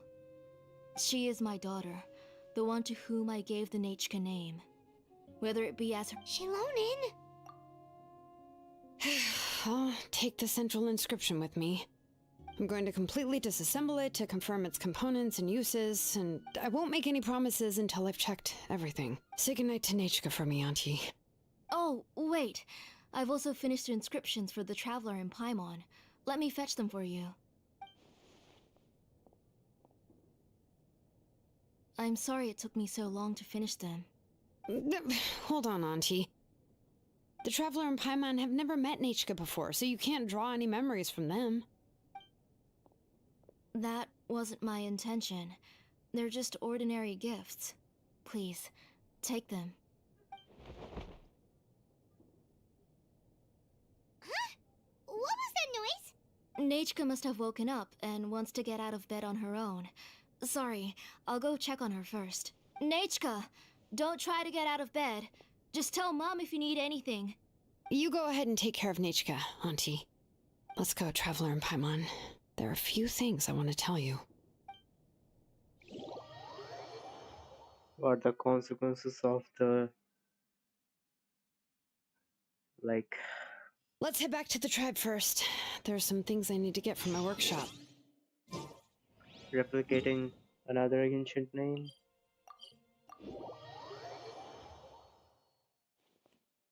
Disassembling the central inscription? It's not going to be easy.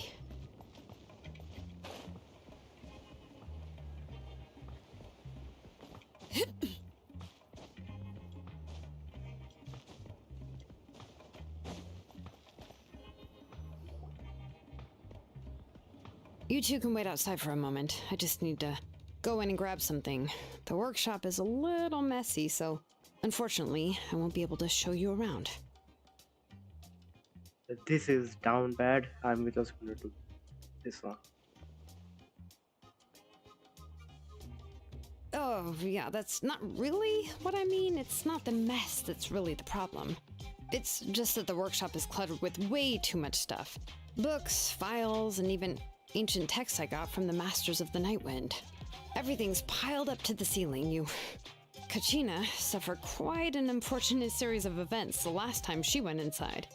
Well, I suppose it was my fault for being so focused on searching for information at the time that after entering the workshop, she was shocked to find herself face to face with a massive woven scroll from the Masters of the Nightwind, and then she turned around and knocked over a huge stack of forging blueprints. She tried to step out of the way, but tripped on a poster tube that was behind her, and then boom! The forging blueprints came crashing down right onto her head. Oh no! She's lucky I noticed in time. I found Kachina in a daze and managed to save her before an entire set of the history of the Children of Echoes was about to bury her. Ever since then, Kachina always waits outside the door and doesn't dare take a step in whenever she comes to see me. Yeah, you're an artisan and craftswoman after all. We thought there would be weapons and armor hanging all over the place. But it seems more like a library than a workshop. Well, my primary work is forging ancient names, which is much trickier than making swords and tools. Aside from the necessary craftsmanship, I also need to consult many ancient texts. You probably already know that each ancient name represents a certain spirit, behind which are in other words, the essence of an ancient name is the physical manifestation, and as a name engraver, what I'm working on. But more importantly, I'm also trying to understand the spirit contained within the name. And to do that, I have to collect as many related stories as possible. But, as you might know, people tend to add a lot of extraneous details when it comes to stories about themselves. For stories that have been clearly exaggerated or altered, I must gather other related stories and information as cross-references. This way, I can filter out all the absurd and exaggerated details and restore the person's life to its true nature. Only in true stories can you find, and this is the only way for— We've heard about the concept behind ancient— Well, no matter how powerful ancient names could be, they would never be able to suddenly turn into a blade or allow you to smash through an entire cliff. It's just a form of spiritual power that, well, take your own names, for example. From the moment you appeared in this world, some person had already prepared a blessing for you. And that person then condensed this it may feel like the moment your names are blessings for the future from people standing in the past. Well, that's what— With this blessing, people will become more confident as they walk into their future. To put it another way, it's like having a lamp in your hand as you walk through the darkness of night. Oh, Paimon gets that. If you're alone when you're walking in the dark, it's easy to get scared and tired. But if someone else is walking with you, then it won't be nearly as scary. And the Traveler always has Paimon by his side, though, so he'll never— Oh, Paimon sure many wish they could be in your shoes, Traveler. Paimon's always flying. Of course it gets tiring. But we're getting off topic. We can talk about that later.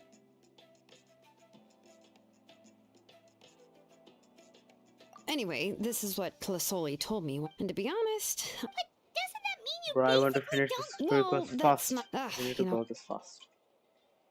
Bro, please, let's go fast. I have to finish other trial quests as well, bro. There's so much. Hey, yo, what's up? Did you hear a whole section of something collapse in there? Just— It's fine, it's fine. It was just a bunch of very old ancient names. I kept this. Come on.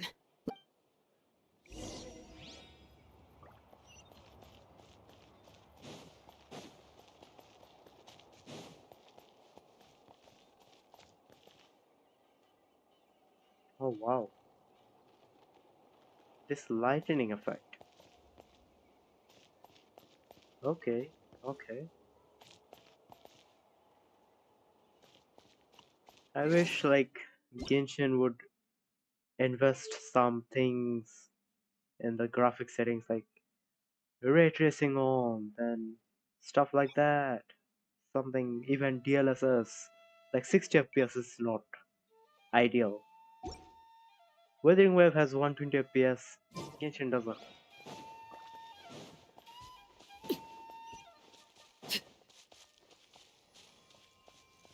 Well, I shouldn't compare because that game just came out and Genshin Impact came out in 2020.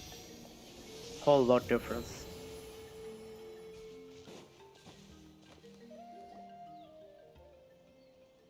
Here we are. This is the place. This cliff is pretty high. What are we going to do here? Are we going to climb to the very top and then throw this inscription down the cliff? I'm going to use phlogiston to make an engraving circle on the cliff wall. That will allow me to investigate the internals of the central inscription. Now let me see if this thing can even turn on. I was still an apprentice before we attempt to engrave the inside pattern of an ancient name with phlogiston. We always use this to draw out the engraving diagram on a cliff or open ground.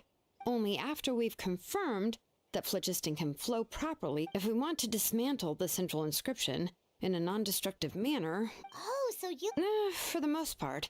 But since it's So, Shilonen, does this central inscription fall under the 20% you understand about ancient names, or the other 80% you don't understand? Hey, yo. Oh, don't worry. As I said, Auntie and I share an understanding of the most important, which is names are intrinsically. Only by having names can things be sorted. For example, when I order ore, I would usually say I need volcanic crystals of about 35% purity and no more than 3% of impurities. Without specific names, I would only be able to go to the ore merchant and say, I want this and this. No, this isn't it. That one. No, not that one either. Yeah, you see what I mean? Names are a crucial part of how we standardize our workflow. Without names, the work would be impossible. Yes, because forging ancient names is first and foremost. As for the question of why it's important, as long as it does not affect your ability to perform your work, you'll gradually understand it as you put the... After all, creating an... well, let me break it down even further. We're not in the tribe right now anyway. Essentially, by forging ancient names, I'm assigning nicknames to the heroes in Outland's history. Giving someone a name is a subjective expression. But giving someone a nickname is a much more objective expression. If ancient names or nicknames aren't descriptive enough, no one will remember them anyway. So the best I can do is gather all the information I could and try to come up with the most fitting nickname. Even a minor mistake in the process could cause people to misunderstand the nickname. For a name engraver such as myself, such mistakes would be considered Paimon isn't trying to come up with a nickname for Shilonen. Besides, all of Paimon's nicknames have been very descriptive. Everyone can remember them. Phew. Now I'm curious. Why don't you, come up with one for me? Are you serious? Of course. This is also my... A nickname? Shilonen. Well, she uses phlogiston to forge weapons and make names for others.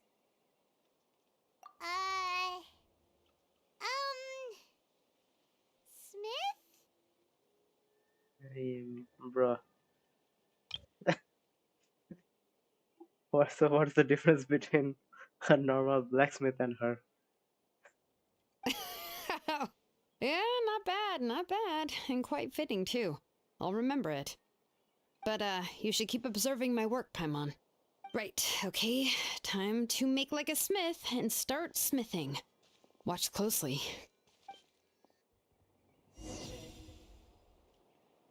Hey, bro, what is this?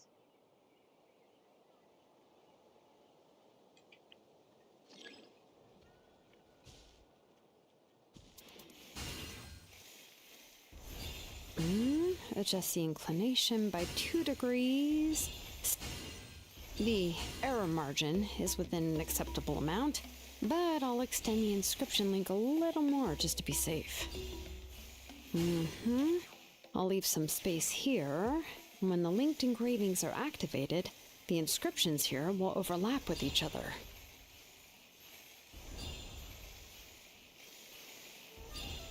And there! That should complete the flow.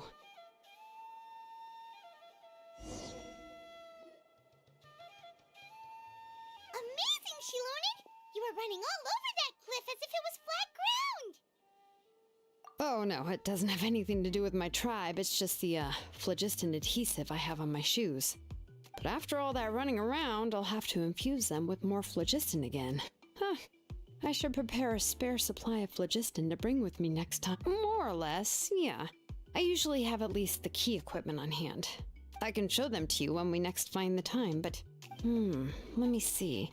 Start with Anchor 1 and activate it with Density 3 phlogiston.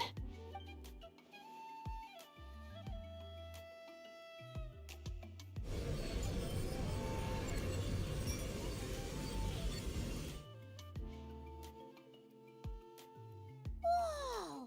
A super huge diagram just appeared! Plus Oli's central inscription is even floating!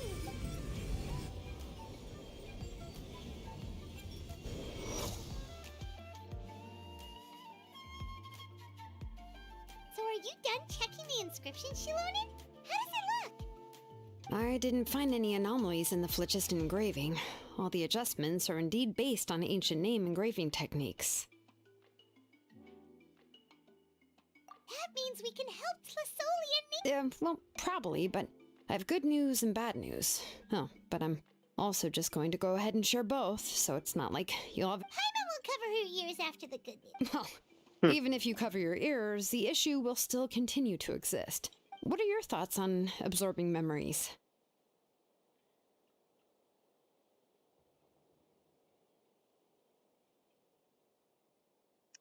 If she's like observing memories like of her, then they're forgetting about everything about her. But she's going to regain her memories. But doesn't that mean that others will forget about her? I knew you felt the same way, and that'll save me some initial explanation. It's hard to control the absorption of memories. Technically speaking, this type of inscription has the power to do far more than absorb memories related to a single person.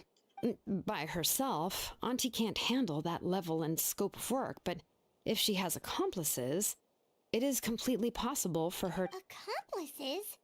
You make it sound like she's committing a crime! Well, here's the good news. Yes, this blaze gem inscription would be the perfect tool to commit crimes, but we haven't found any accomplices or signs that, from a purely objective standpoint, we can consider that possibility as yet to be confirmed for now. The bad news is, there's still an underlying problem with this blaze gem inscription that cannot be ignored. I believe I've mentioned this before.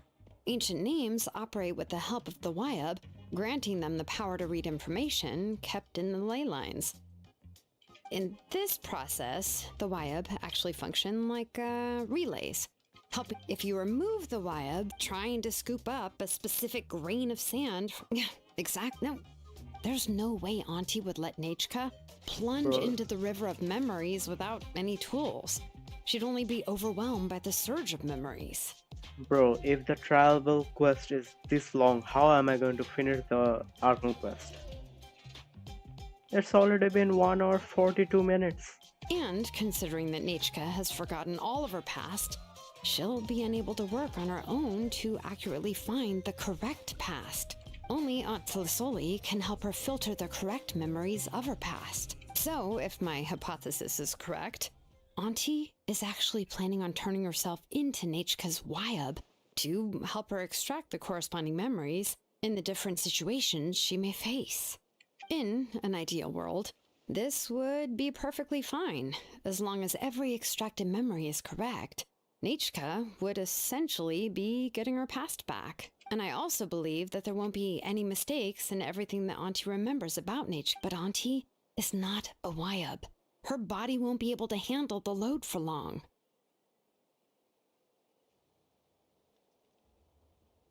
But how can we solve this problem?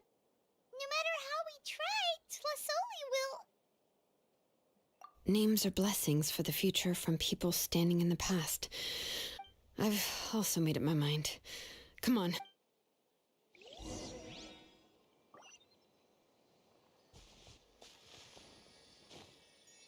Before that, let me grab this before it disappears.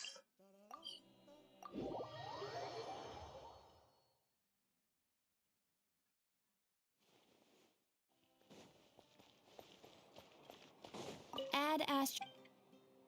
Thank you for Add Ast.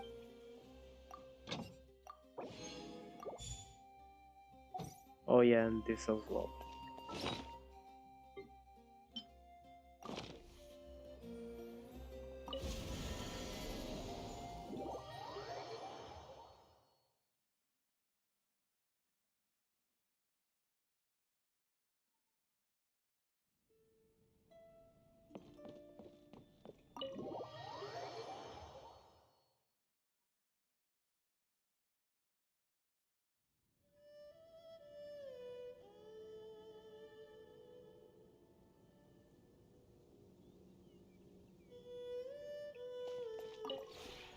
This realm...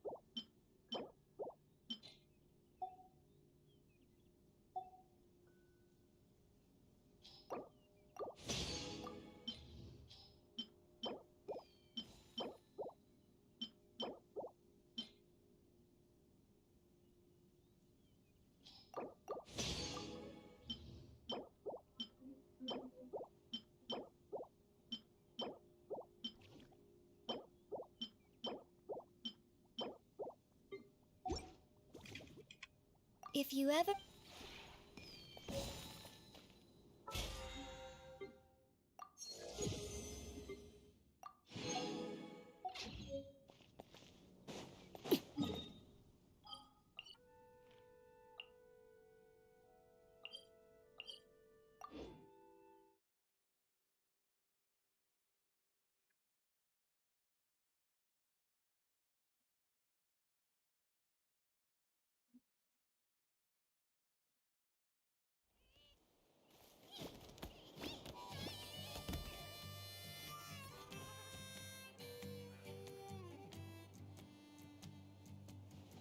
Okay, before that, I need to collect.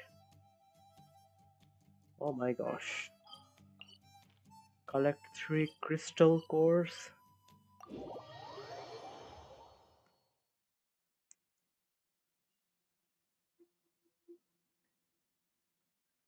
Then. Oh wow. 1 and then.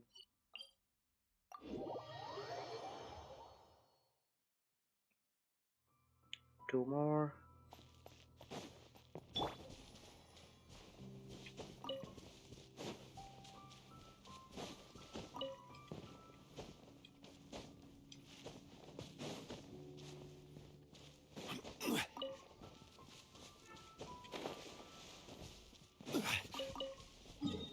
Now just 2 more. What is this? The ley line. Netland.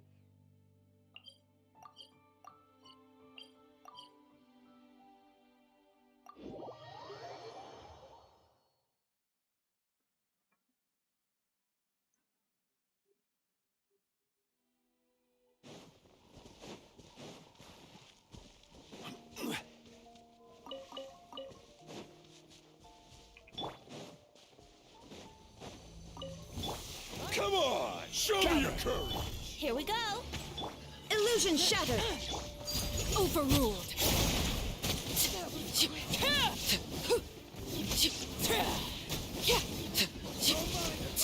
Let's do this then. Everlasting as the moon. Transfixed.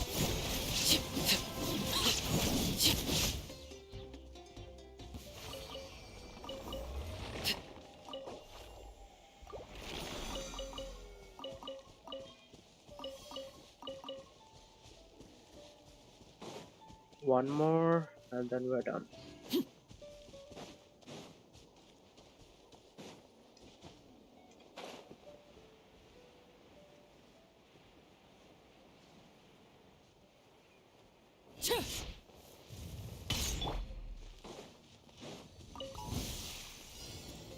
Stabilize.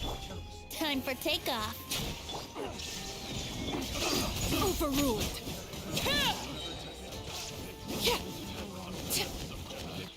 Pick the wrong test subject.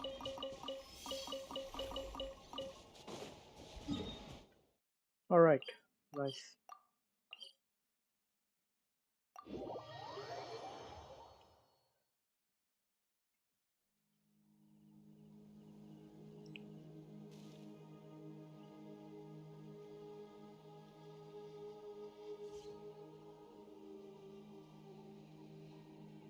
Something you wish to report?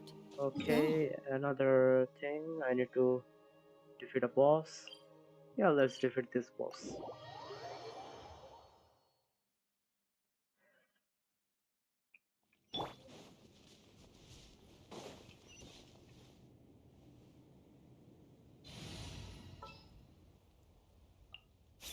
Let's go get ourselves some answers.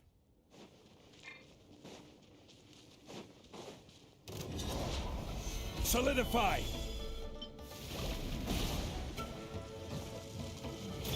Busted.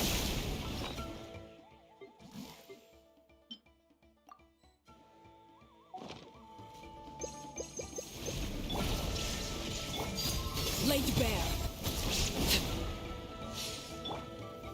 Gather. Gotcha. Shine down. This is where you fall. Overruled. Stabilize. Order guide you. Illusion shattered. Busted.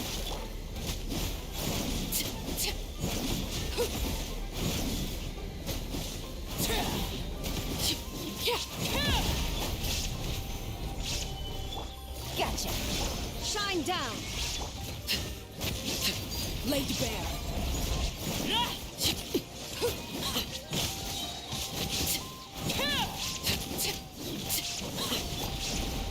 Gather. I will have order. Illusion shattered.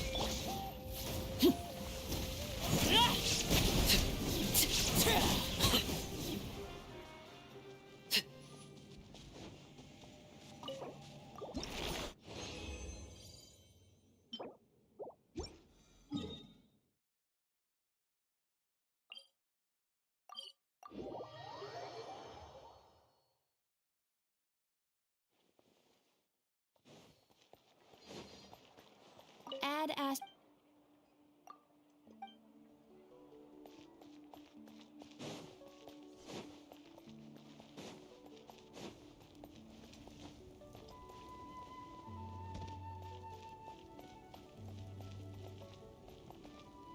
Where can I cook?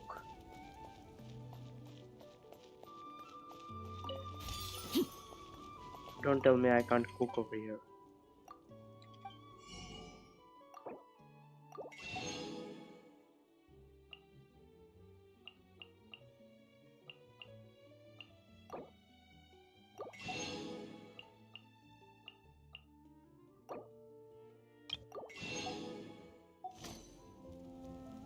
Oh, it's right over here.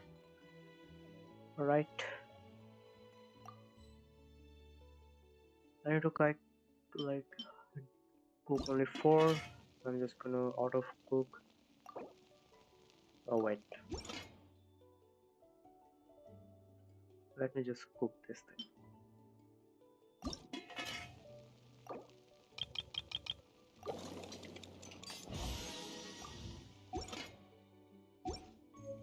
And if you guys are wondering why I'm doing this thing, it was mission from Hoyolab. These were missions from Hoyolab.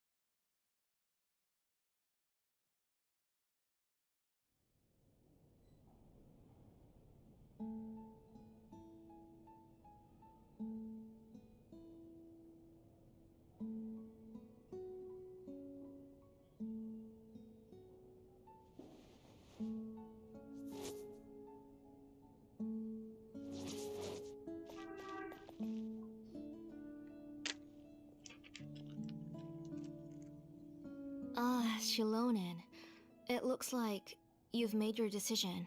Am I right? Yes, here's some research that I've done. I'll also help you. The memory.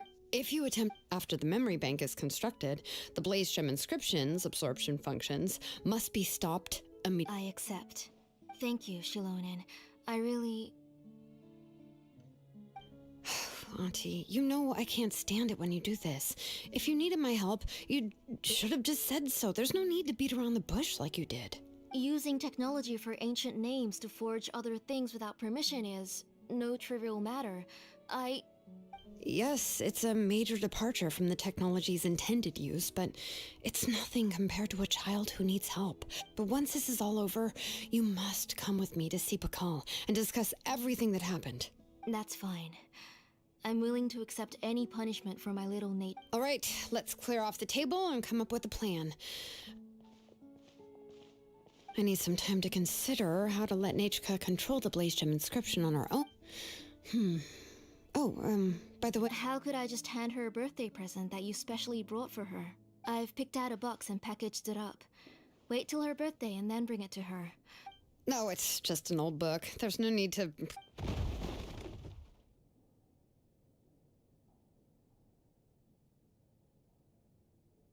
Oh, is Nechka up again? But what was all that noise? It's uh-oh. What if something fell on her? Nechka, don't hurt yourself. Shilonen, is that you? You're Nechka? How many times have I told you? Don't get out of bed on your own. You were running a fever yesterday. Hello, Nechka.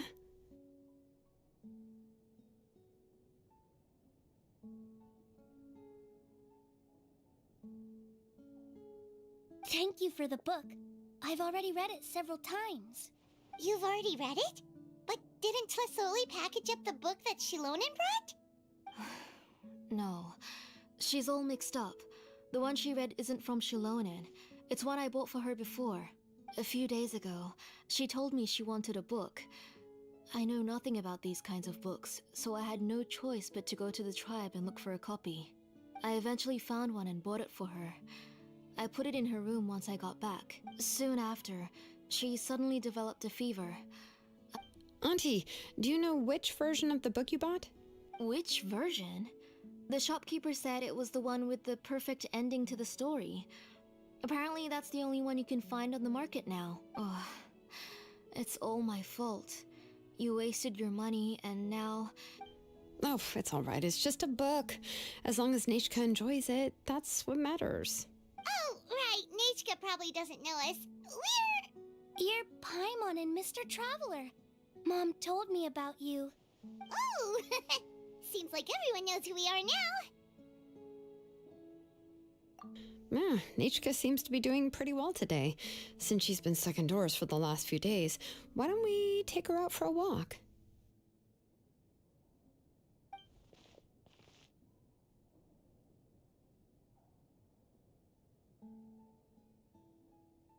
Take her for a walk. But considering her condition, I don't think she... Oh, don't worry, Auntie. She'll be safe with the Traveler and me. We won't leave the tribe, and if anything comes up, we'll be sure to find the doctor immediately. Besides, it's her birthday in a few days, and we need to go to the tribe to buy some things. Let's give her a proper celebration.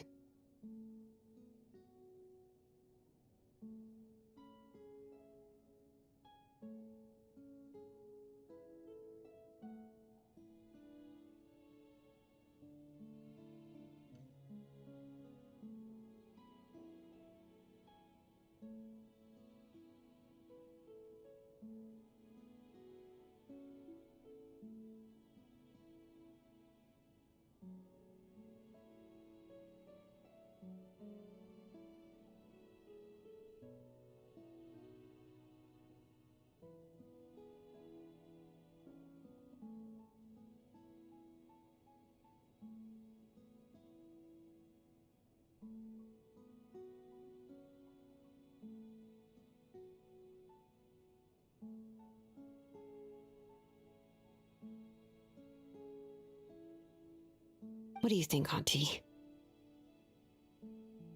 I promise I'll be good, Mom.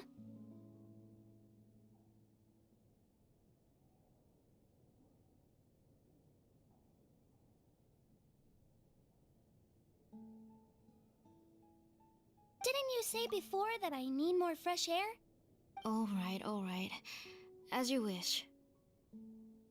I also happen to have a few repaired Blaze Gem inscriptions that I need to get back to the tribe. We can go together. Wait for a moment. I'll go get Nechka's water bottle and some towels. Some medicine. Oh, and a parasol.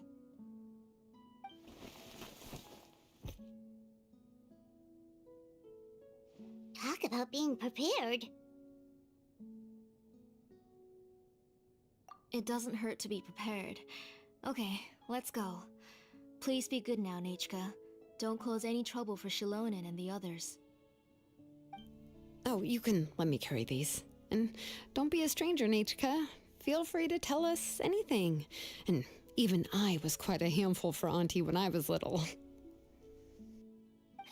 Yeah! It's not often you get to go out to play, so just have fun. Everything will be fine. Okay, thanks everyone. And please don't worry, Mom. I'll be good. Let's go look for Ignal. I've had her Blaze Gem inscription for a while now, and I'll finally return it to her today.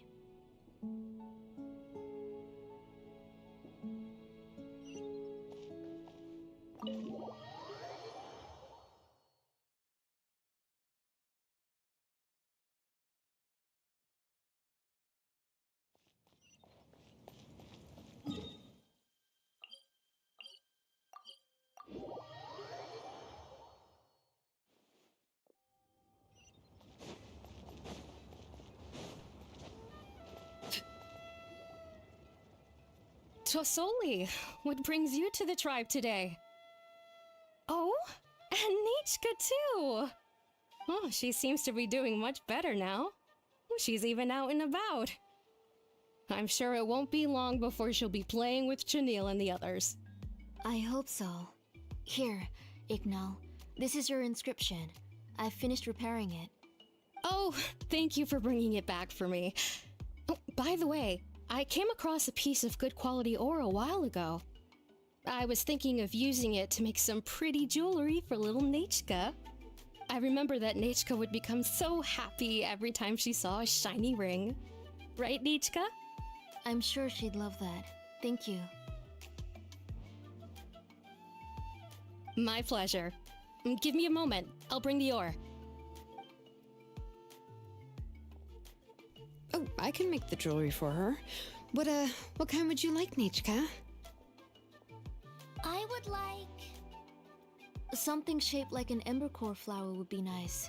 She was always asking me before to make her an ancient name with an embercore flower design. Noted. I'll make that as a gift for her next birthday. Sorry, Nichka. It won't be a surprise for you. That's okay. Thank you, Shalonen. Found it! Sorry to keep you waiting. Here, please take it. By the way, Nichka, feel free to write to me if you ever want. Well, I was shocked last time when you wrote me out of the blue asking for a volcanic crystal. Sorry about that. She can hardly contain her curiosity now that she started to recover. She's still too weak to go out whenever she wants, so she begs me every day to help her write letters to people in the tribe about all sorts of things. That's how you know she's one of the children of Echoes. It's normal for us to be interested in ore. Everything's looking up! Oh, we're just like the main character in the new version of To Kill the... according to the story, we should be right around... To Kill prayed to the goddess of mountains and fire. Let my brother's name ever live on! I am willing to sacrifice my heart and blood in return! The goddess replied, I've heard your prayer, but... Then Tequil said, turn my blood to fire so my... Oh, you remembered that whole line, Nichka! Paimon finished both books in one sitting. A lot of their... But the ending in the older version is more interesting. Even if it's hard for kids to... Well... Oh, wait! Nichka hasn't read the other ending. It's okay, just wait a bit and Paimon will... That's not true. Actually, I already know the other ending. You already know the other ending? Hey, what are you all chatting about so happily? Huh? Mom. Mr. Traveler and I were just talking about the ending of that book. We were just talking about how the bad guy was defeated and everyone returned home safely. It's a really happy ending. Aren't happy endings always nice? But if you already read the whole thing, then what will Mom have to read to you at bedtime? Guess you'll have to go to bed early tonight. But I'll buy you some more fairy tales next time, okay? Okay, Mom. It's pretty good quality. I'll be able to give Nachka a beautiful and durable piece of jewelry for her next. But, you know, for now, let's focus on celebrating her upcoming. Next, let's visit Apaish Palan. He should be close by. Stay close, Nachka. Yes, Mom.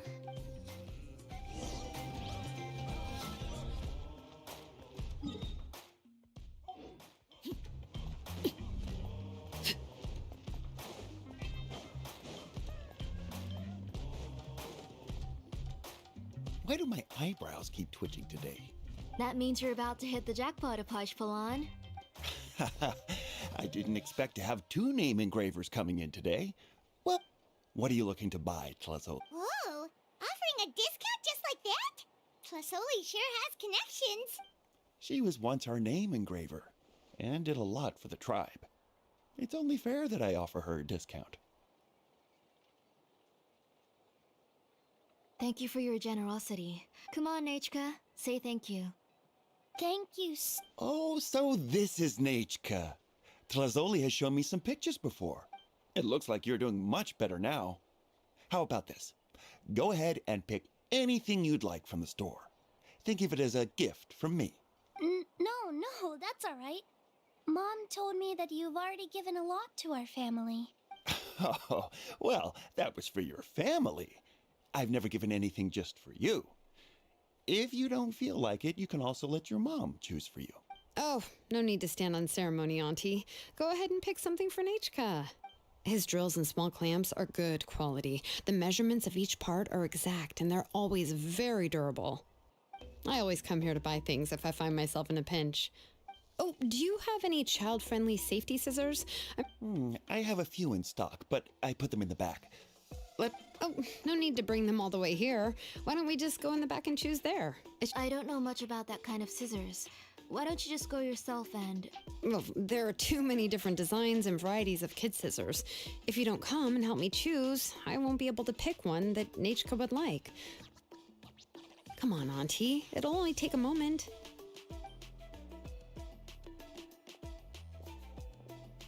And there goes Shalon and dragging Tlasoli off to buy more stuff. Ooh, what a busy day. I won't run off. Paimon's favorite? Tequila, of course. He went through a lot to rescue his family. In the old version of the story, he was never able to reunite with his family, but he was still really strong and fought as best as he could. What about you, Nichka? I like Remak. Oh, the one who was possessed by Kuatlikwe, but never forgot his brother Tequil. He was up. If it wasn't for his determination, both he and his brother would have been defeated by Kuatlikwe in the final battle. Of course! Hey, Nachka, why don't we play pretend?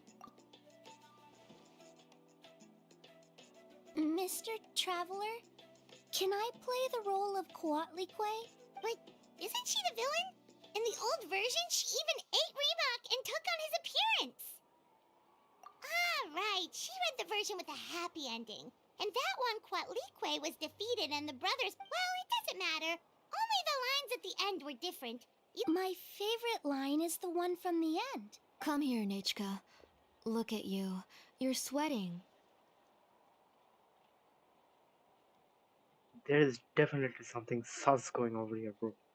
Every time she's trying to tell us something, her mother is here telling, like, ending the conversation. Bro, something is going on. Something big is going on. Mom! Let me wipe your forehead.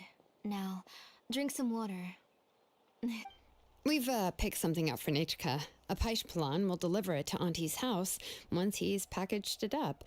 Oh, we were just about to get to the exciting part.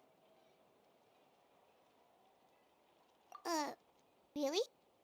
Oh, now that Paimon thinks about it, Shilonen has dragged Tlasoli away from us a couple of times now. But why? Let's talk later. Just trust me and act normal for now. Oh, we should head to our last stop, Auntie. It's real hot today, and we shouldn't let Nachka be in the heat for... Right. Let's go see Chevin and head back.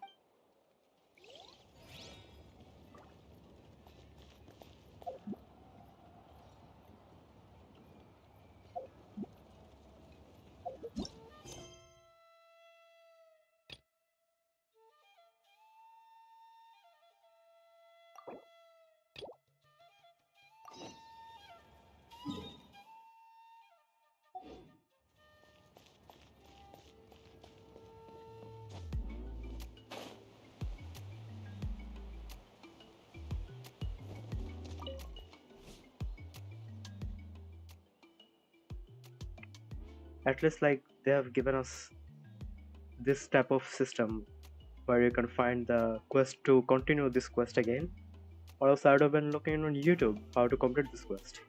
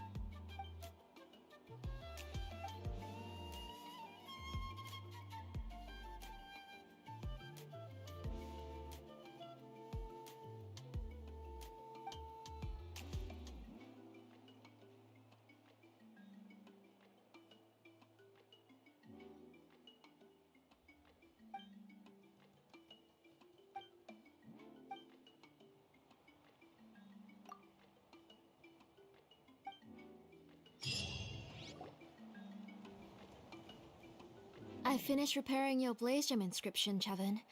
I've also reinforced it so it shouldn't fall apart so easily now. Thank you. How about the volcanic crystal? Was it usable?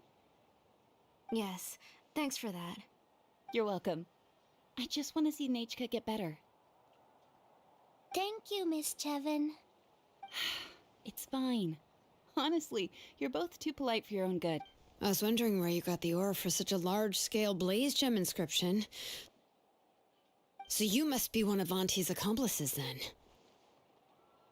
Oh, Shilonen. We already know what's going on.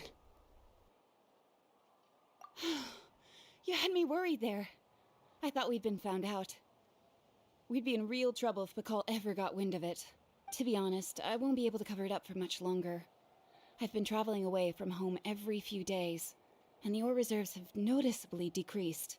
The last time Bakal came and asked me about it, I could only say that I'd been using up a lot of ore to research new styles of jewelry.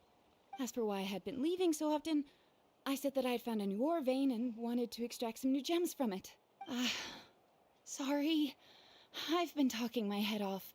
Sure, we can sit for a moment, but... Miss Chevin, can I go see some of the jewelry over there? You mean Amisha's work? Sure, go ahead. Remember to stay in the shade as much as you can. Paimon wants to go too! We'll go together. Paimon hasn't looked at Natlan's jewelry very closely yet. Really?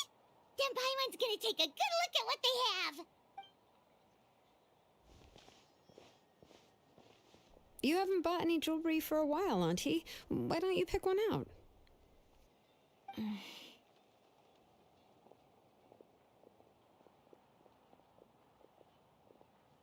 on, Nichka! We don't know anything about Natlan's jewelry, so you can help us pick something out! Mr. Traveler,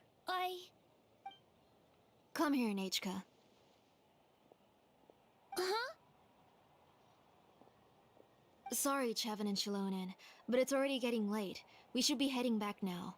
It'll be Nachka's birthday in a few days, and there's still a lot for us to do before then. No problem.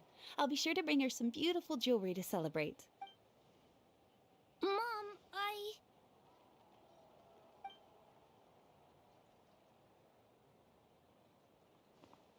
You're getting hot again.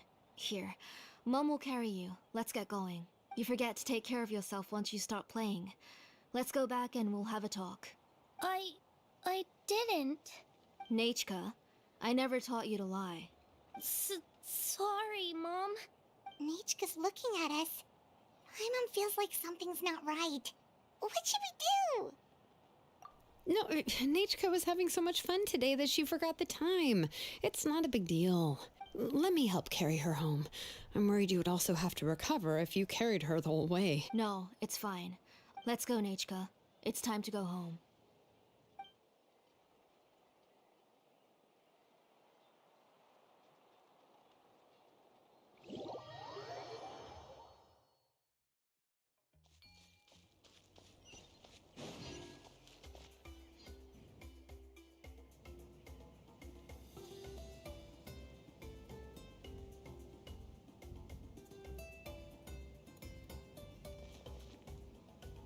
Thank you, everyone, for spending so much time with us today.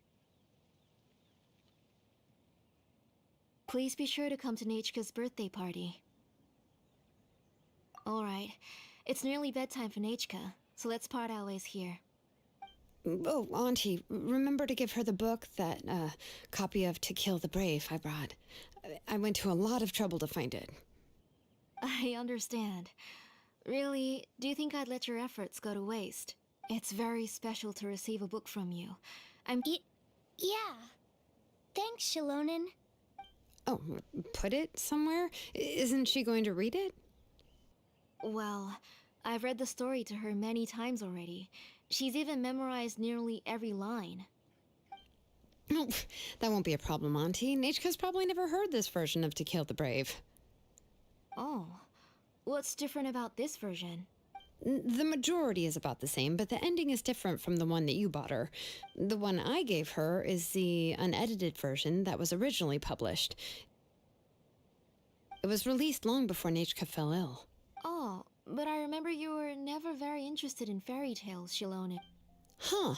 Well, I was just thinking that if what you said about Nechka's illness is true, she shouldn't be able to remember anything about her past before her illness.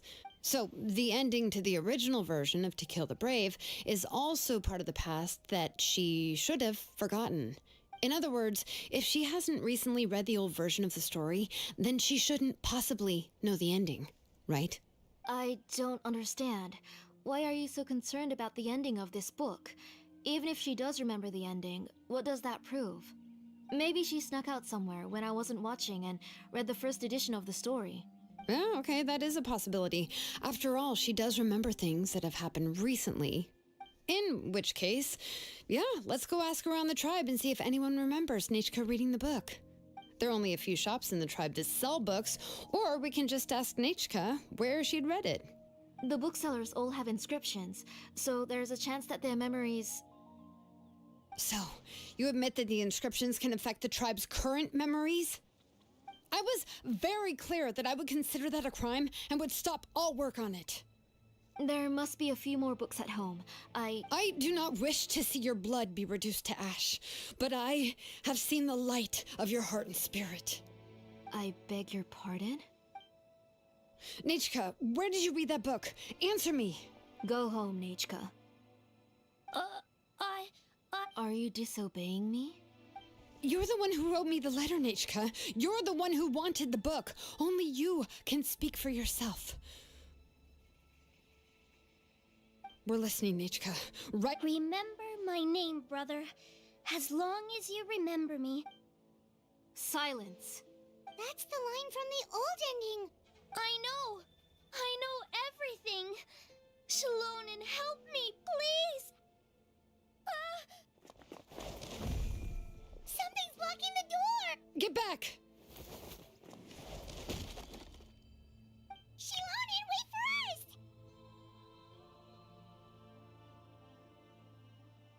That was a dramatic entrance. The tunnel is blocked. We can't go in. There might also be traps. Whoa. What are all those things on Nechka's walls? It seems Auntie put all the extra inscriptions she made here.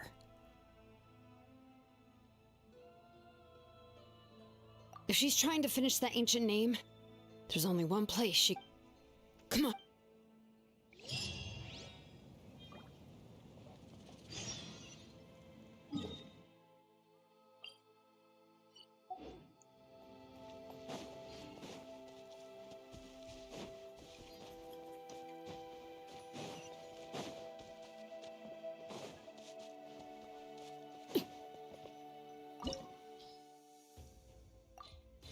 Finally, the end of this tribe quest, bro.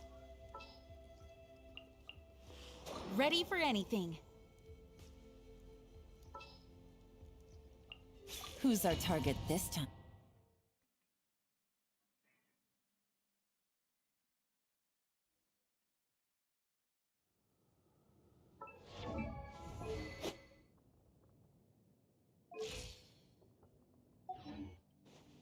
What is this place? Auntie's workshop. It was supposedly closed after she stepped down from her position in the tribe. But it appears that we've all been deceived. Why are there people up ahead?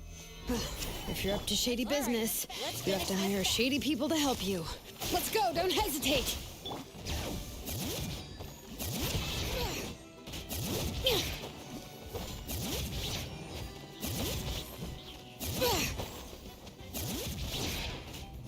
Get away or get blown away!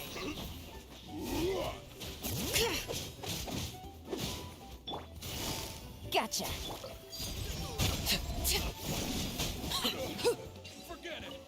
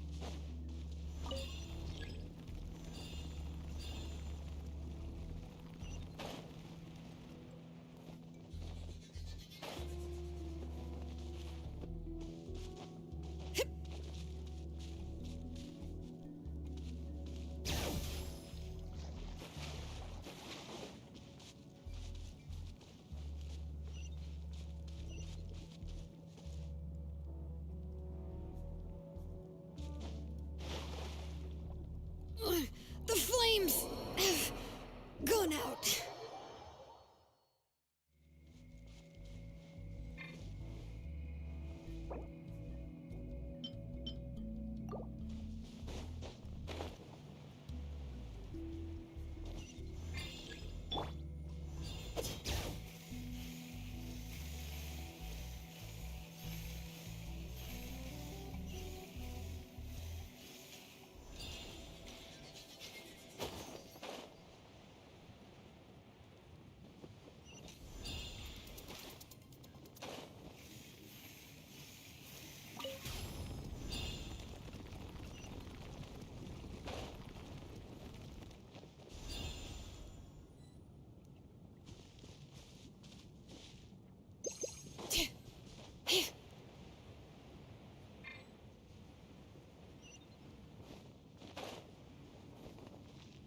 Bring it!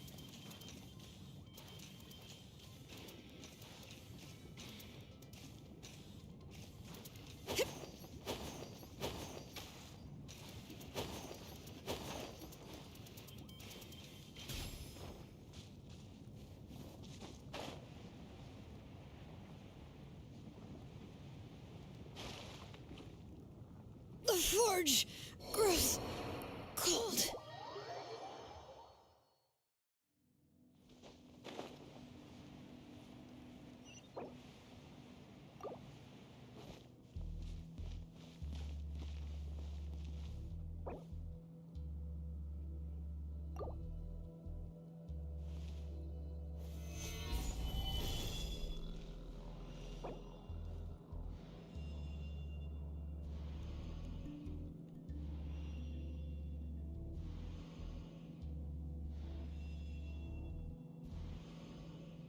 Osmanthus wine tastes the same as I remember. But where are those who share the memory?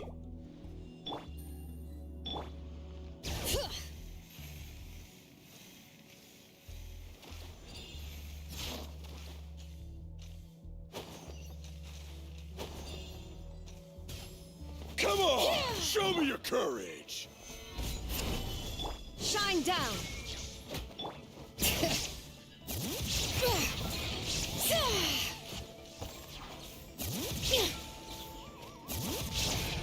Stick around! Overruled!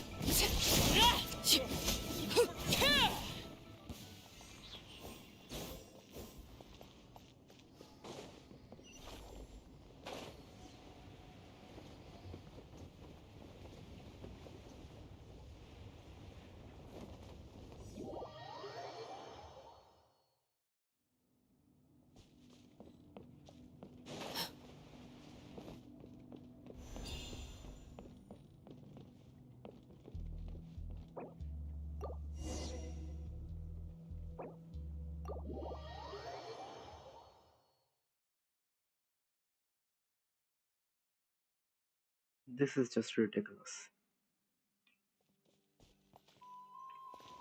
My team has completely died. I get that you have to use Shalon for walking her up over there. It's also my fault that I didn't take any healers.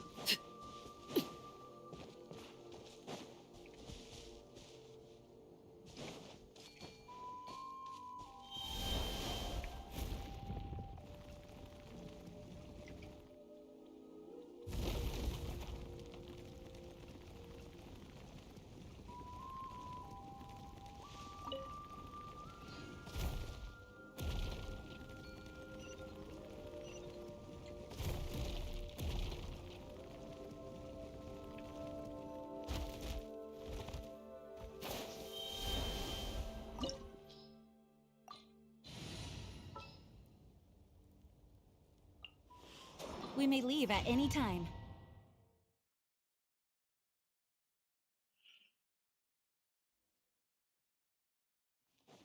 What is this place? Auntie's workshop. It was supposedly closed after she stepped down from her position in the tribe. But it appears that we've all been deceived. Why are there people up ahead? If you're up to shady business, you have to hire shady people to help you. Let's go, don't hesitate!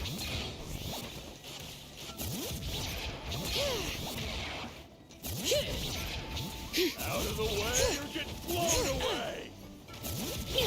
There is no escape! Transfixed!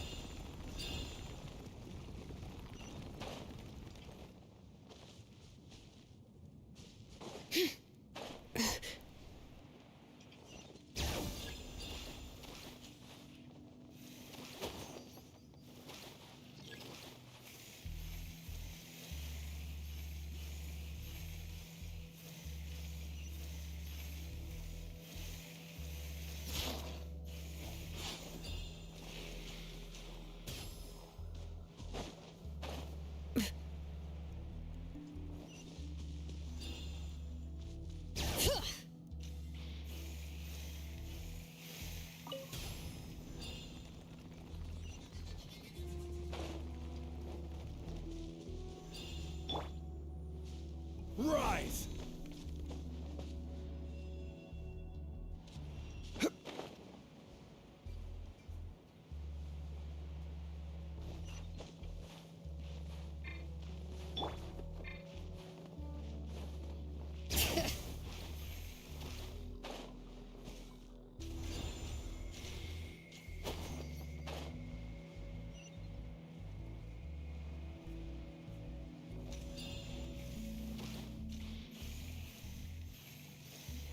This time it's way more easier because I know what I am doing. Last time, I didn't even take a healer, I died. That's it. Illusion shattered! Laid bare!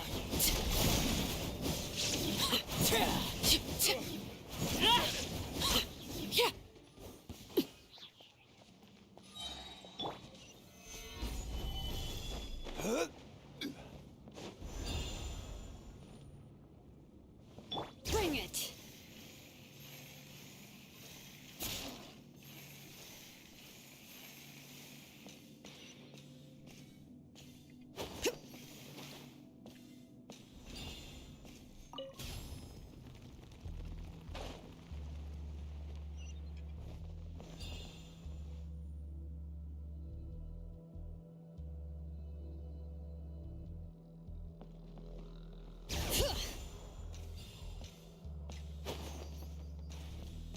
How am I supposed to go up?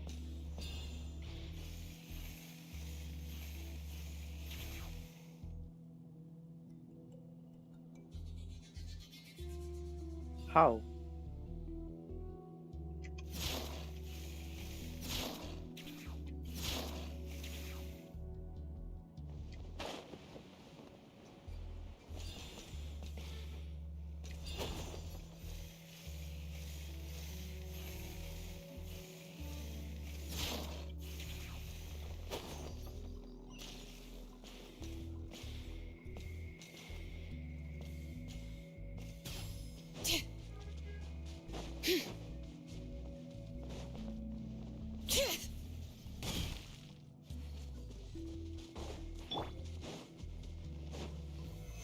Stabilize this. All right, let's finish this fast.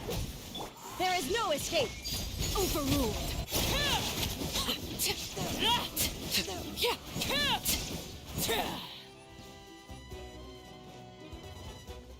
All right. Hear the echoes of the valley. Shine down. Torn to oblivion. Yes, you are. Yes, you are. The door is closed here too. Where should we go now? The transport system seems to still be functioning. Let's go look for the controls and get this cart running again. Maybe it can take us further inside.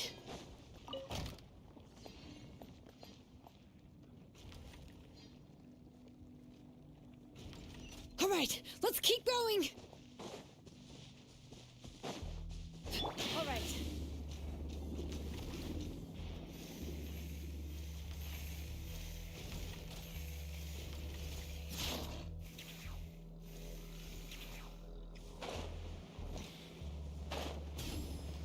Nah, bro, this is a joke.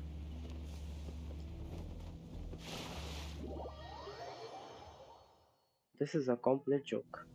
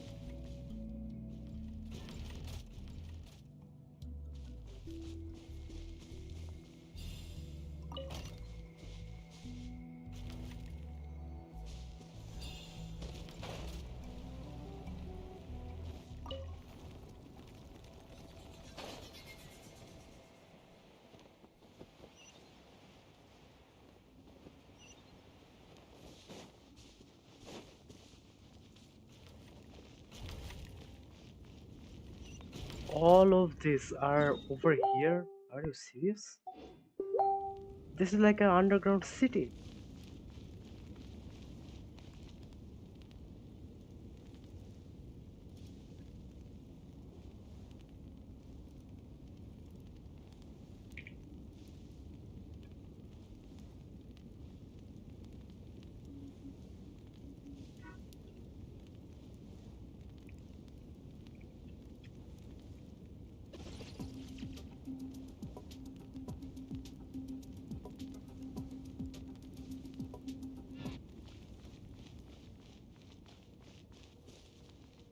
This is the entire stadium.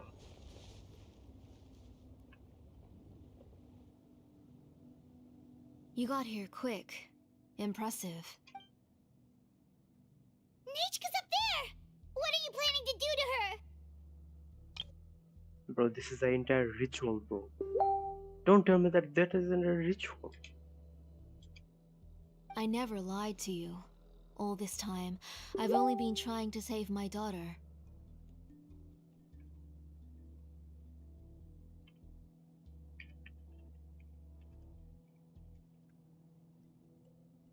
Even though she's not my daughter yet. But once everything is over, she will really become my Nechka. What is she saying? Is she not Nechka?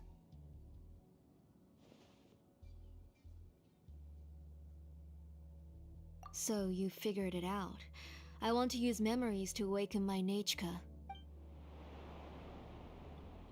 She has stayed in the Night Kingdom for far too long. She's afraid of the dark and cold. I'm the one who made her stay there alone. Don't worry, Nechka. Mom hasn't forgotten anything. She has always remembered your name. I'm afraid so. Then, who's that girl lying up there? She's a child from my tribe. Her parents were killed in the same abyss attack. But wouldn't you know it, her birthday is the same as that of my Nechka. I raised her and took care of her for many years. I thought that taking her in would help me feel better. I was so happy the first time she was willing to call me Mom. But then, I suddenly felt very, very scared. Is she really my child? My child's name. How could I be happy? My little Nechka is still with. As I said, I only want to bring Nechka back, even if it costs me everything. Bro, this is definition of madness. What is she trying to do? What is she trying to accomplish? And now, the time has come for me to pay.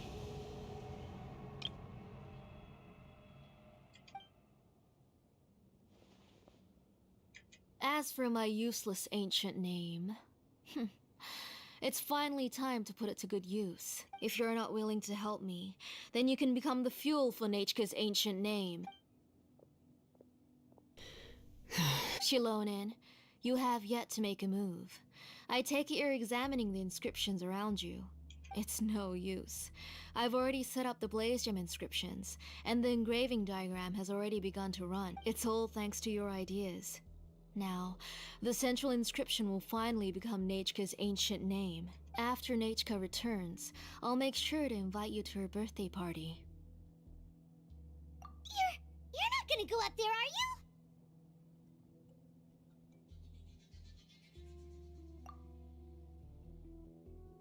There's a flaw in this engraving diagram. The weak point is almost about to activate. So on my mark. Don't worry, Nechka. 3. Mom will always be with you. 2. Wake up, Nechka. 1! It's alright. It's alright. You'll see Mommy soon. Nechka.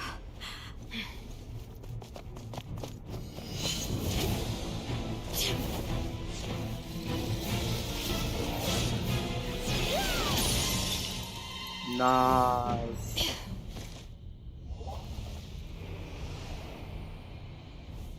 What an entrance. Keep back! Those are distorted thoughts. And the mists are the thoughts' twisted cries. If you become tainted by them, they will control you, and you'll never be free again. Where are you? I don't want medicine. It hurts. It hurts. Why am I alone? Nechka, why? No more medicine. Will you stay with me forever? Please never leave me again.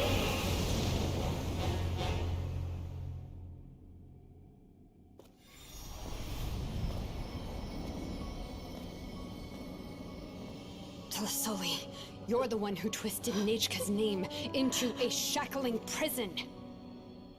It's time for you to hear her true voice.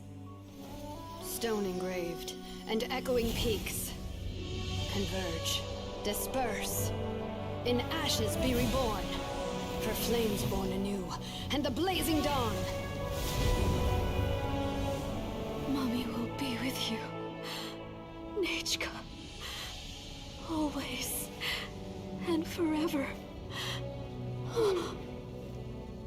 Mommy, I've always been with you. And now you're finally listening to me.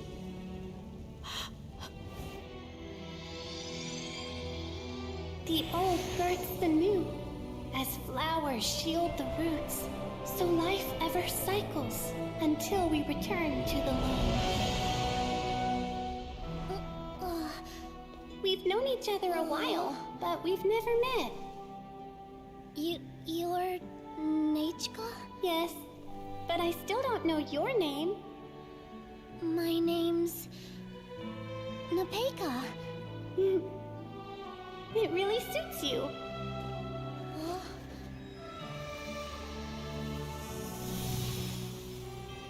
Nepeka,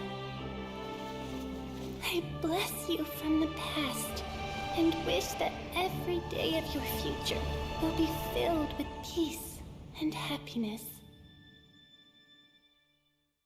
That child just dropped some nuclear wisdom.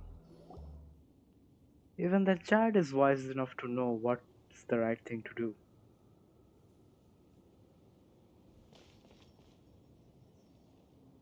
I saw Nechka and was speaking with her, but now, where did she go?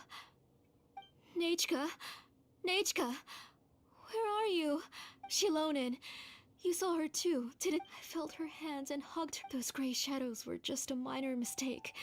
Have you still not come to your senses, Auntie? What senses? I was not wrong. She's just a little upset and was trying to ignore me. That child sure knows how to throw a tantrum. Enough, Tlasoli! The person you summoned with the Blaze Gem inscription wasn't the real Nechka at all. You collected memories of Nechka from countless people, but you forgot one thing. Among what you gathered were not only real memories, but also countless emotions. Didn't you realize what kind of emotions people would feel upon seeing Nechka's condition? When people held a dying child's hand, when they felt her faint breath and saw the helplessness in her eyes, when they sensed her body growing colder and colder. What could they feel but abject pain and sorrow? I took those emotions. You absorbed those emotions into the Blaze Gem inscriptions and solidified them as a piece of her past. Those gray figures were projections of that past. They could only reproduce the appearance of Nechka in her sickly state. What the real Nechka wished to say was drowned out by those twisted and painful thoughts. I didn't want things to turn out like this. Nechka has always been with you, Auntie. Everything has long been recorded on your ancient name, the one you said was useless. You exhausted every option and sacrificed everything in the hopes of saving your daughter. But have you forgotten the true meaning of your own ancient name? What's her ancient name meaning? My ancient name is Undugu. Kinship. Kin means family. So family? The immovable love between you and Nechka has already been recorded in your ancient name, but names are blessings from the past to the future. You told me that, Auntie. You gave Nechka her name, her first blessing. But now, you've turned her name into a prison by taking an innocent child captive, and you've imprisoned yourself. Nechka is everything to me. Without her, I can't see any future for me. And as for blessings, what blessings have I had since the day she passed? I see her in my dreams every day, grasping my hand, telling me she's in pain. But I can't say anything. I can't grasp her hand. All I can do is shout her name over and over again until I wake up. Every day.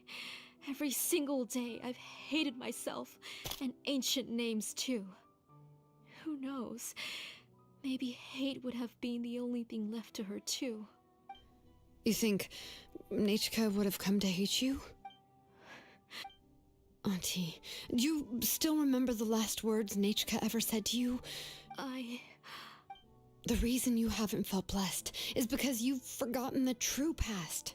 Auntie, you've been wallowing in memories of your imagination, and a name without a past is nothing but a withered tree with no roots, rotting.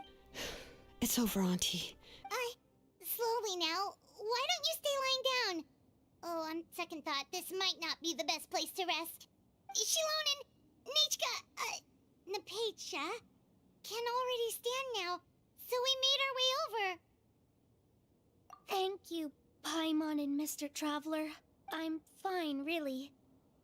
The real Nechka helped me just now, so it doesn't hurt much anymore. That's good. If you became Nechka, then this story would really become the To Kill the Brave. This isn't the place to chat. Come on, let's... But what about Tlasoli? Oh, don't worry. She won't be able to cause any more trouble now.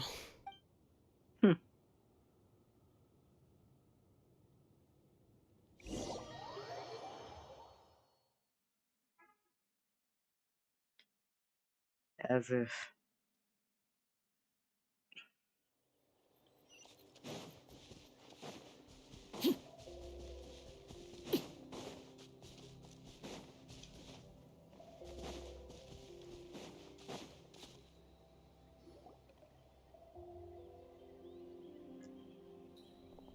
Right, I've locked Auntie in the house with a few ropes. I'll take her to the tribe shortly to be punished for what she did.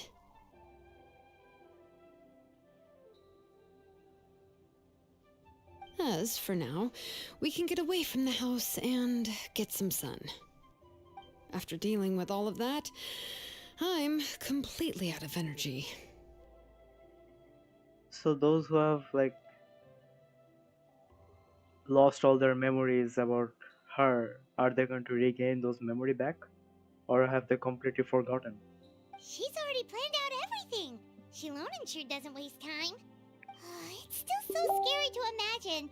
Tlasoli wanted to turn her adopted child into Nechka, and she even nearly succeeded. Yeah, she was so cool in the final moments. She went right into action and took control of the situation instantly. Well, it's all thanks to Nepeka's resilience. She never gave up. If it weren't for her bravely trying to get help, then I wouldn't have noticed Auntie's plan so easily. It was thanks to all of you encouraging me. After all, this was already the last idea I could think of. I tried to get the attention of many others who visited before, but they were all either quickly whisked away by Tlasoli or simply refused to believe me. Even if I told them everything, Tlasoli would just blame my illness to cover it up. All she had to do was start to cry, and then the guest would try to comfort her, but completely forget about me. Bro, that was a wicked idea, but I get that she's a parent, and a parent does everything for her child. She would inspect all the letters I sent and any gifts I received. And then, if I didn't comply, she would force me to drink some strange medicine. It would put me to sleep for a few days, and it would be hard for me to remember anything. I would see a lot of weird things while I slept, and the walls around me would start talking. Nah, bro, she didn't treat her well. Even though she took her in, she should have taken her as her own child and live on the life. Forget about the past. But she didn't. I would be so scared every day. If I wasn't able to get your help this time, I might have just given up. You have us now, Nepeka. If anyone dares to hurt you again, the Traveler and Shilonen will send them flying! Yeah. Sorry, I just can't help it. You are already super brave, and you even managed to call Shilonen for help. Shilonen isn't the kind of person who gets distracted easily by crying. She pays attention when someone's talking and doesn't miss a beat. And it was because of your help that I was able to pick up on the details. Without you, it would have been extremely difficult for her to communicate that she needed help.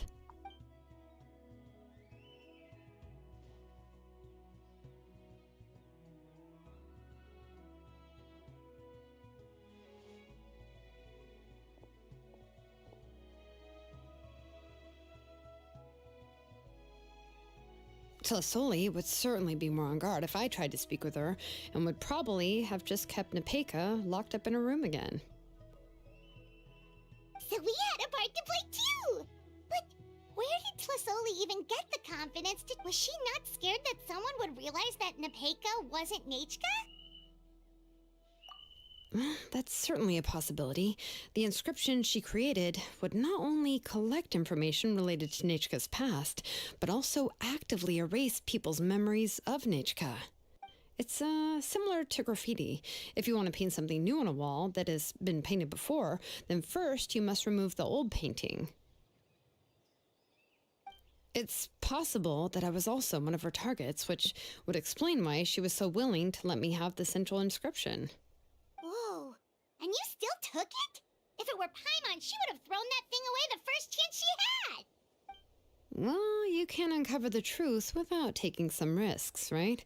If I hadn't disassembled the inscription myself, I would have never realized her actual motives. So you suspected her from... Oh, no, she's my auntie after all. How could I have seen her as a villain from the start?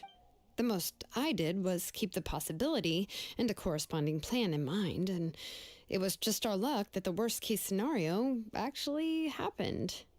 but now that I look back on it, we still managed to rescue a suffering child, even if that wasn't our original intention. Anyway, I think we've just about summarized everything and praised each other enough by now. Everything is finally over, and Nepeka can finally be herself. So, what should I do now, Shalonen? You should do whatever you like, of course. No one's going to lock you up anymore. But I don't know what I can do. Everything I know is about Nechka. What she liked to eat, which flowers she enjoyed, how she acted and spoke. I'm not her, but I can only be like her. I don't know, Shalonen. I just don't know. Oh, don't worry, Nepeka. The Blaze Gem inscription isn't working anymore. No one will force you to be somebody else again. But I no longer remember anything about myself now besides my name. What if I never remember my life? I'm scared, Shalonen. What should I do? Oh. Here, take this. I took some ore from Tlasoli's collection and made this as a mold. A Blaze Gem inscription! You can make them too? Oh, of course not. It's just a pretty piece of stone. Take it. I've engraved your name, Nepeka, on the top. This is your first blessing, the one you received from a pair of people who loved you with all their hearts. It has always protected you and stood over you. For all of past, present, and future, it's never strayed far. But I don't even remember the names of my parents.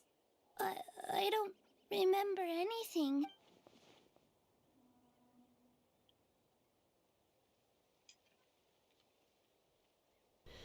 Huh.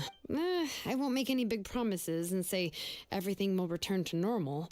I'm not sure what kind of future you will face.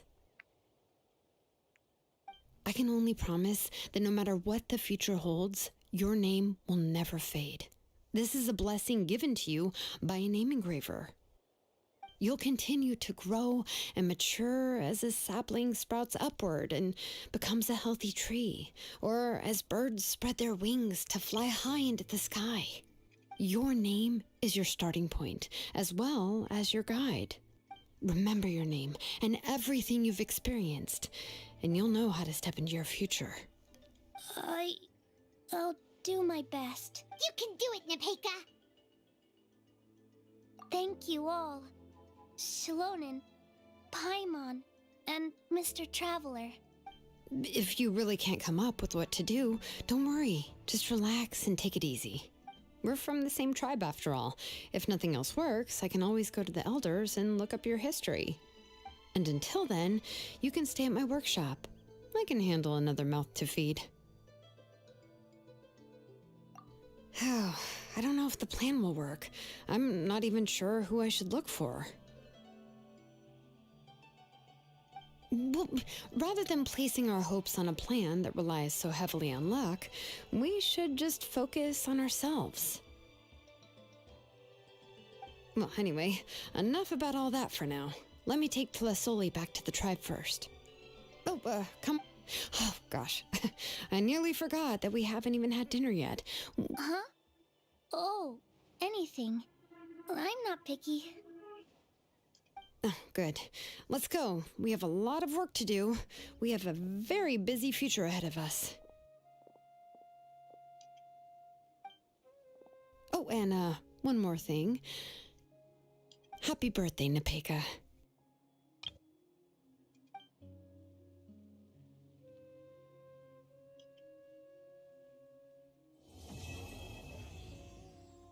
That was wholesome.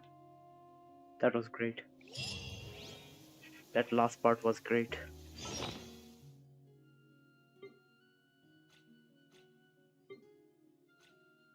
What did I get?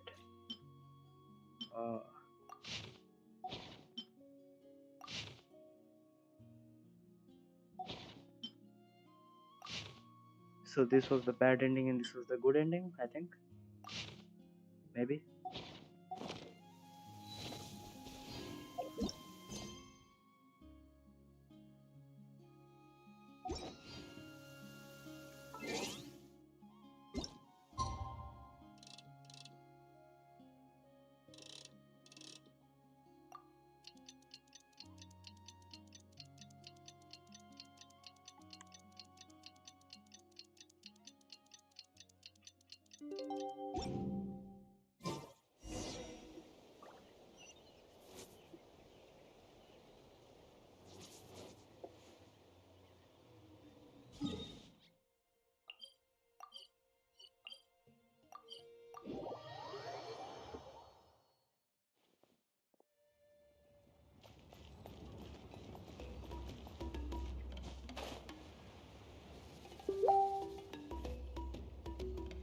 Nice.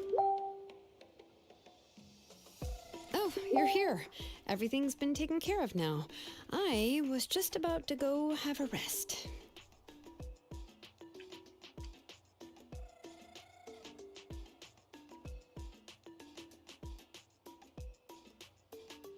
Well, the tribe is still discussing that. I mean, not many have ever used ancient names to commit a crime.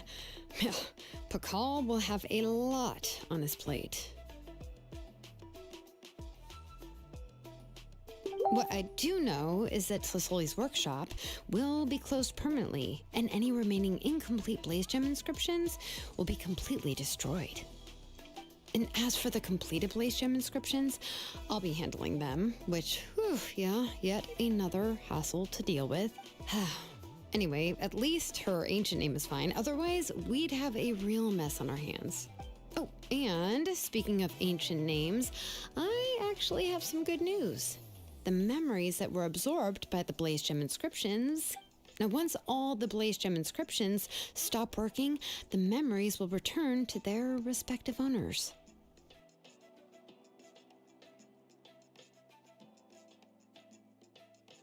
Yeah, that's right. Huh. Wait, now that I think about it, in her attempt to get Nechka to come back, Auntie made the entire tribe forget about her. Now, Nechka really is gone, but everyone is about to remember her. Phew, what a bizarre turn of events. She's resting in my workshop. I contacted others from the tribe and told them about my plan to conduct an official investigation into her history.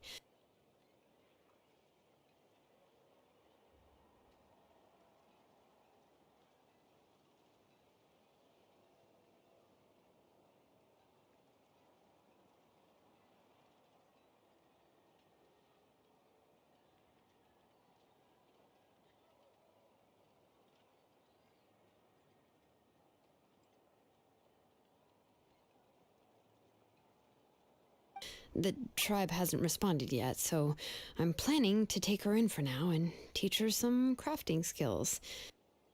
But that's for another time. For now, she should just rest and sleep. After all, she's got a busy future ahead of her.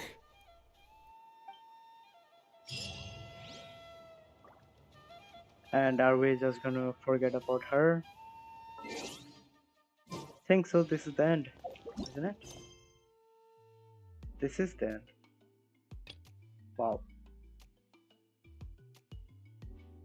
I have to do this too as well. Oh my gosh.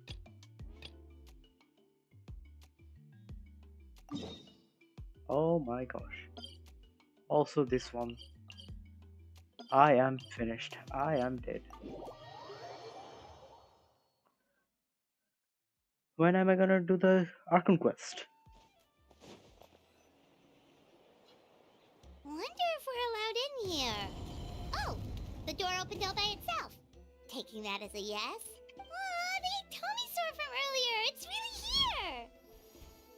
Then let's go introduce ourselves.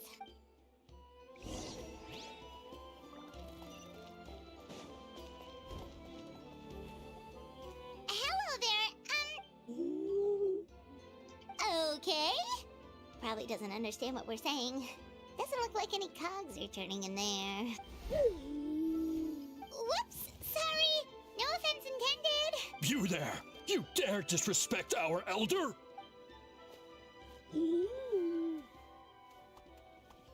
Oh, you mean... Oh, I see. Sorry, my mistake. Apparently you are here by invitation. In which case, it's my job to make you feel welcome. Some introductions are in order. I am Kaholam, one of the priests of our tribe. And this is our Iktomisor elder, the great Tlapokpok Teets Tatel. Whoa, that's quite a tongue twister. In truth, we usually go with Elder Tlapo for short. You're welcome to do the same.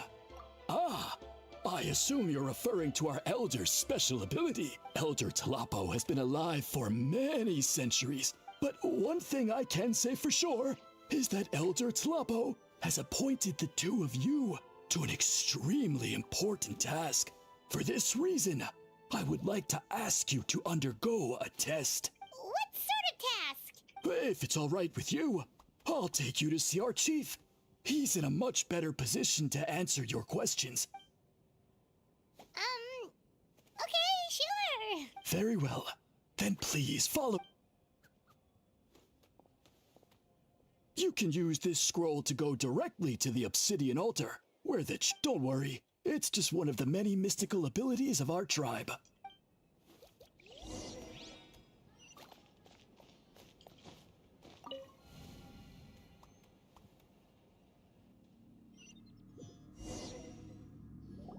Cool.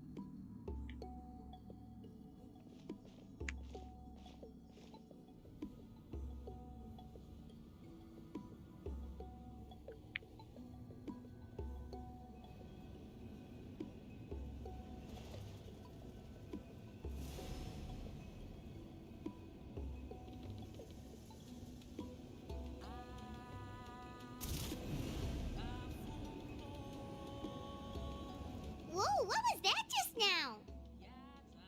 One of the routine duties of a priest.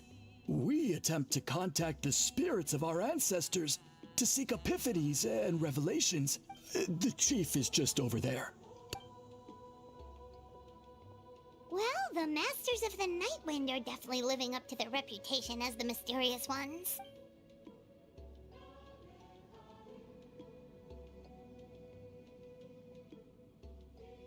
All right, I've told the chief why we're here, and... So, you two are the appointed ones. I am Chief Biram. Welcome, and thank you for your patience. So tall. Unusually so. Yes, I am aware, but I assure you, it's no cause for alarm. Oh, no, of course not. Sorry, Paimon just reacted without thinking. Ah, yes. Caholam told me about that. As outsiders to our tribe, this is probably the first you've heard of such appointments. Throughout our history, only members of the Masters of the Nightwind have been appointed to undertake these tasks. This is the first time an outsider has ever been chosen. Really? Allow me to explain. Our tribe has an old tradition of recording history in the form of woven scroll, and not just our own history. We record the legends and heroic feats of all other tribes as well. It is a tradition we have observed for many centuries. We treat it as a solemn duty. However, when a major event occurs that affects all of Natlan, we record it on a different kind of scroll, used for this exact purpose. And these scrolls can only be woven by someone of the Iktomisor Elder's choosing. When the Iktomisor Elder senses a major change in the ley lines, it will issue a formal declaration to appoint a creator for this scroll.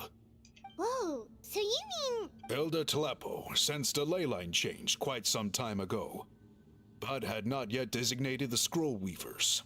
Okay, but just so you're aware, we don't know the first thing about weaving scrolls. As a matter of fact, that does not surprise me at all. How come? In the 200 years that Elder Talapo has held this position, none of the appointed ones have ever been experienced scroll weavers. Does that mean 200 years of major historical events have gone unrecorded? No. They all submitted scrolls in time, yet each of them claimed it was not their own work. Man, this tribe gets more mysterious by the second. Yes, well, that is the part that troubles me. The notion that we have to rely on esoteric things like gifts from the spirits to record historical events of such great importance. It is unsettling. Huh. That's pretty surprising to hear, coming from the chief of this tribe. I can imagine. You probably see the Masters of the Nightwind as a people shrouded in mystery, who pride ourselves on our arcane practices. But I am something of an exception. I may be the chief, but when it comes to our traditions, I'm in fact a proponent of change and reform. I have dedicated my energies to deciphering the many mysteries of our tribe. In doing so, I hope to establish clearer rules that will help sustain our traditions in the future. Wow, that sounds great! So have you figured out the mystery of the gift from the spirits? Sadly not. It is something I've been investigating for a long time. Only a small handful of events over the years have been recorded on these special, and by the time the next Scroll Weaver is appointed, my time as chief will be long gone. I will not be in a position to investigate as thoroughly. So... While I haven't gotten to the bottom of the matter, I have made some progress. But the only way I can develop my theories further is with a... Precisely. It's nothing to be worried about. Simply a means of validating my current hypothesis. I can explain everything in detail when we get to the site of the test. This garb is one of our important cultural relics, handed down by generations of chiefs. It is only to be worn when conducting certain ceremonies. Oh. Please, follow me. Bro, he's tall as hell.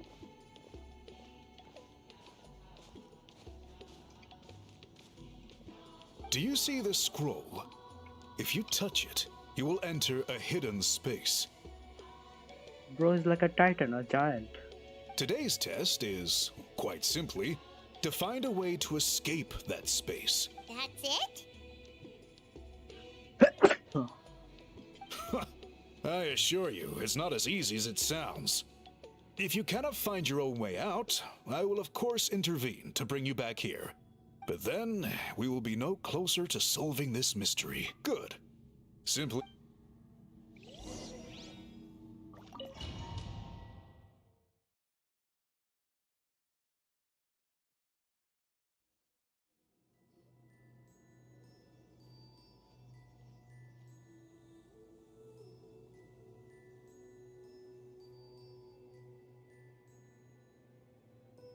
Whoa, we really did get teleported. It seems like this place is completely sealed off. Doesn't look like there's an exit anywhere. Let's take a look around and see what we can find.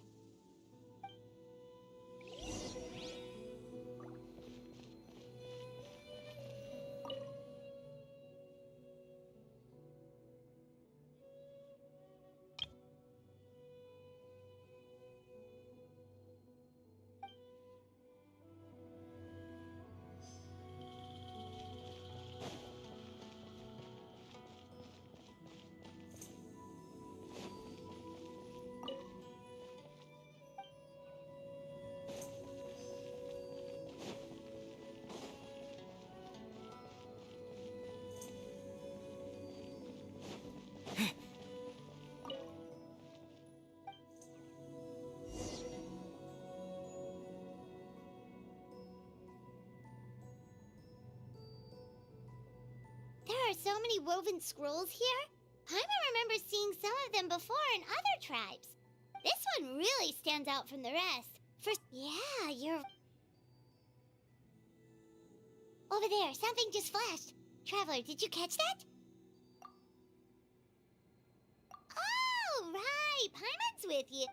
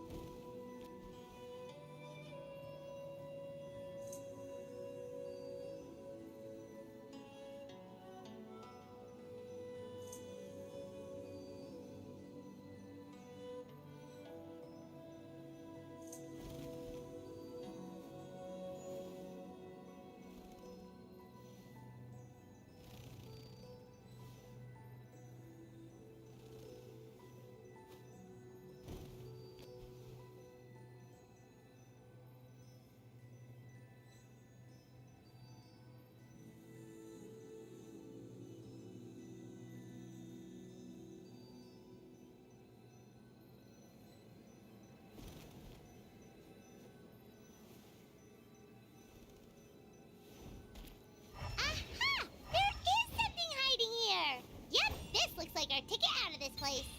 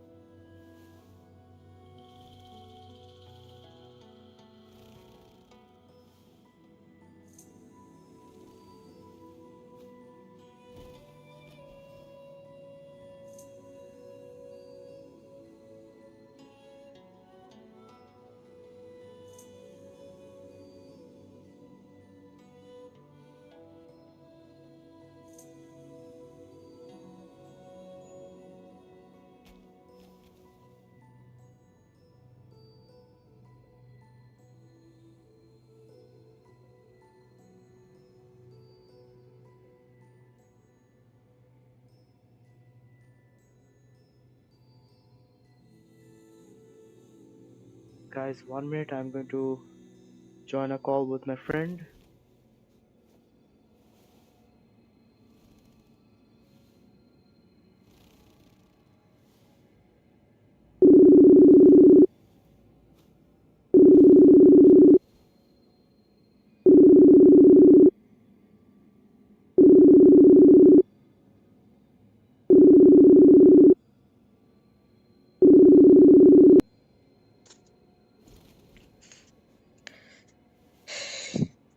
Saki.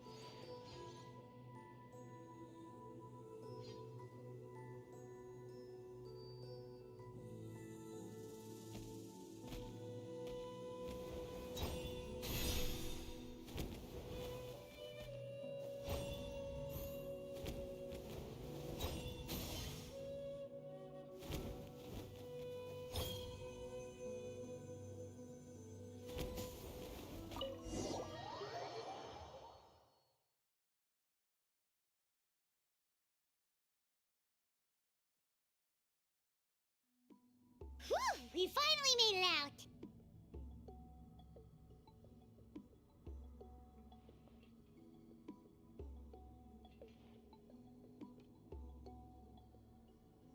It is just as I thought. You are indeed capable of undertaking this mission. Yeah. Sure did. This specific kind of scroll was left to us by our ancestors. Upon investigation, I discovered what sets it apart is the use of a color not featured in ordinary scrolls.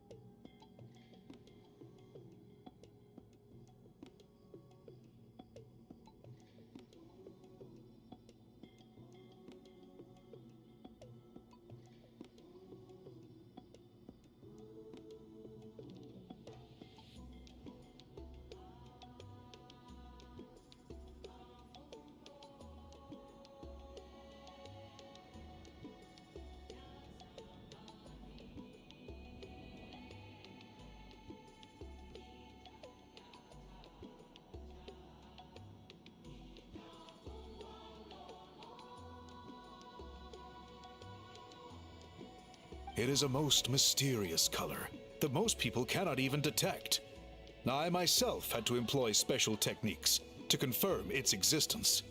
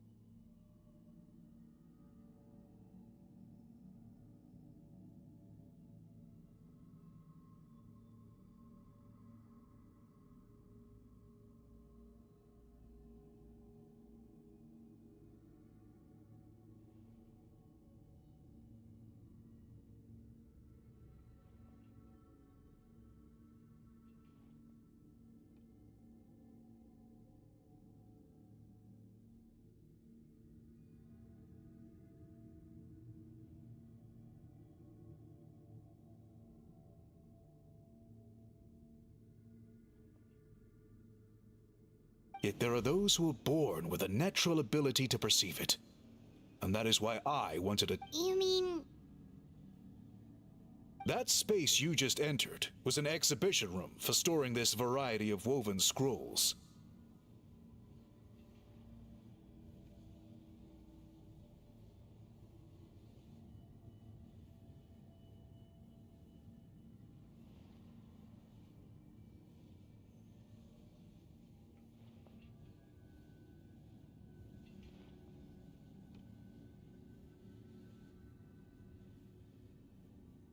Centuries ago, a great shaman by the name of it exists to this day. And although I have not managed to decipher it, once someone is trapped inside, clearly you must have this ability, which leads me to believe that our Ictomisaur Elder can sense this ability in people, and that it appoints a scroll weaver on this basis.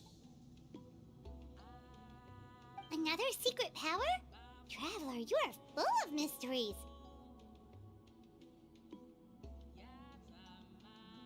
Still, having this ability doesn't change the fact that neither of us know where to start with weaving a scroll.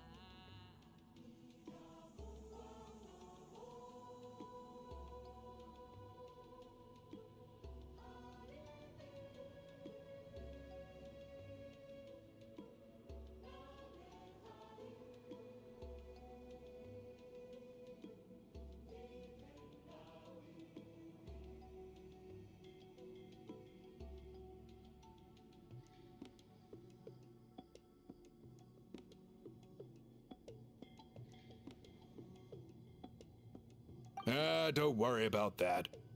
The method for weaving this kind of scroll appears to be largely the same as for an ordinary scroll. The main difference is in the dye that gives it its unique color. If my suspicions are correct, this dye is the key to weaving the scroll, and your special ability is the key to obtaining it.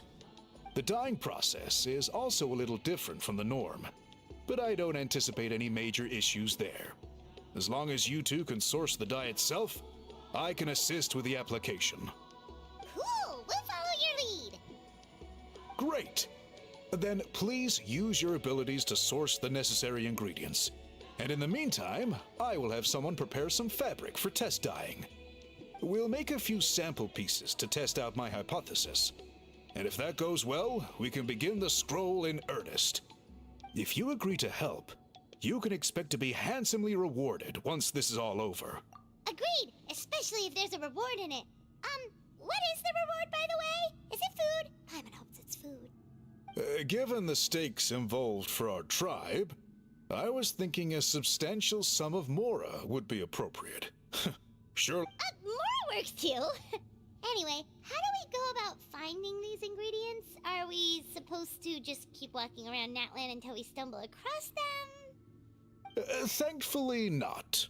I've already identified a location where I suspect your guide is waiting just outside. You can set off at your leisure.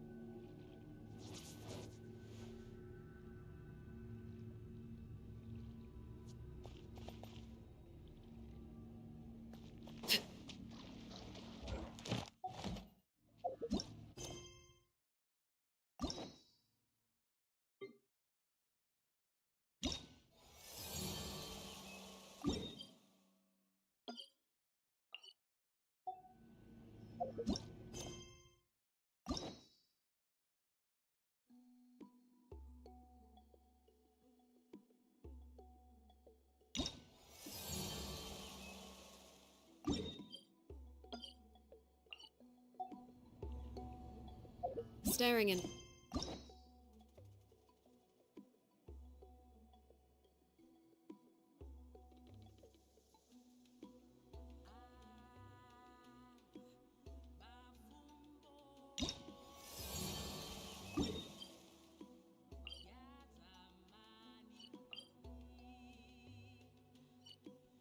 My eyes is ill-advised. I can't promise you'll like what you see.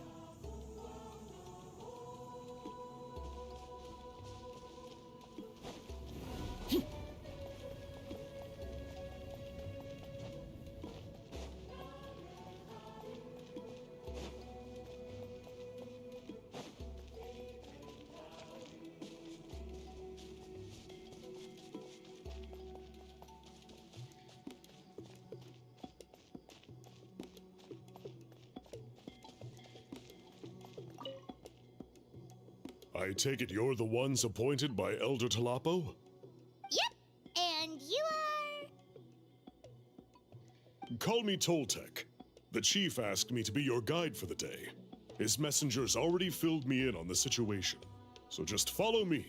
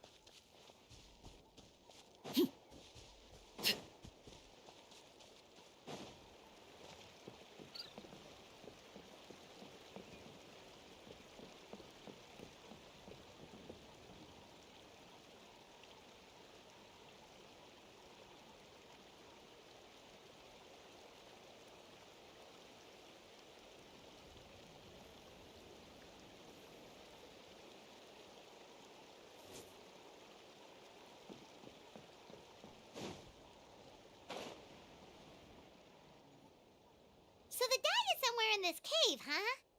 This is as far as I can take you. Only the appointed ones may proceed from here. Why's that? Kind of a long story. Apparently, there's a certain fruit that grows in this cave, the juice of which can be processed to make an excellent dye. Many years ago, our ancestors set out to make a series of ambitious works of graffiti art. They selected this cave to make them. However, they didn't want anyone to see their work before it was completed. And so they sealed off the entrance. To bypass the seal, you have to have mastered the art of color perception, or something like that. Oh, right. The strange thing is, our ancestors never removed the seal, even after they finished the graffiti art. Since it was sealed off, the only person who's been inside is the great shaman. According to her, the artwork tells the story of a hero by the name of Kuntur. But I digress. So you're sure you don't want to come with us? I'll pass. I tried to get in once, but the seal blocked my way. I tried getting my Iktomi. I guess it's supposed to be a test left there by our ancestors. If you don't pass the test, you're not worthy of viewing their works of art. Don't worry about me, though. I wouldn't be joining you this time even if I was able to get in. Unlike our chief, I don't have the guts to challenge our traditions. This task is specifically appointed to someone by the Iktomi Elder. Who knows what bad things might happen if I got involved? Fair enough. All right, we'll try not to take too long.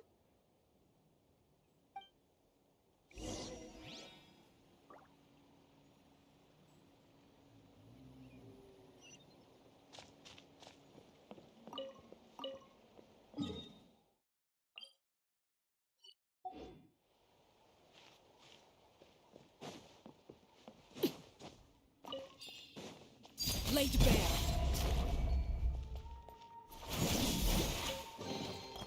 An impressive bounty.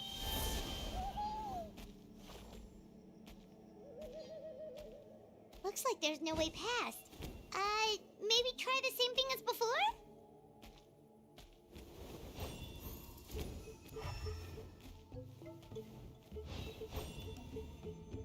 Hey, it worked! Let's head in and take a look. This should be the place. That fruit Toltec mentioned should be the one on the wall, right? Now the only question is, which ones do we pick? Well, go ahead, try it out.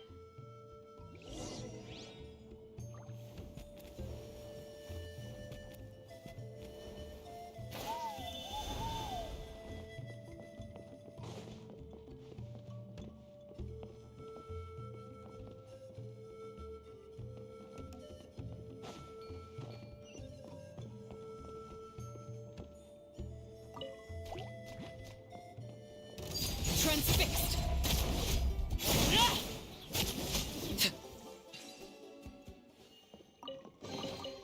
What greater pleasure is there than the unexpected?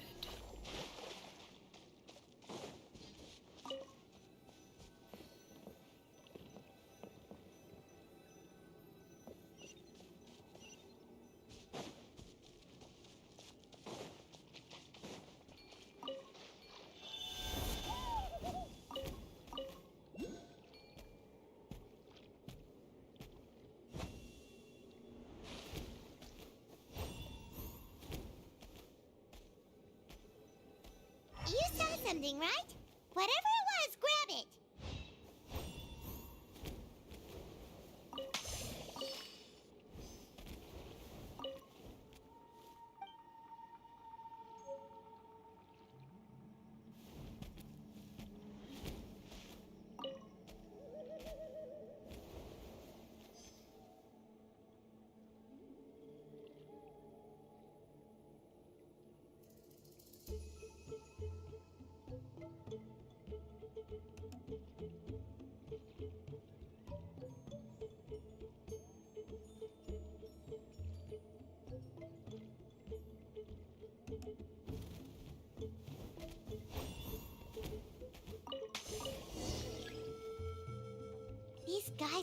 ancestors made some real works of art here.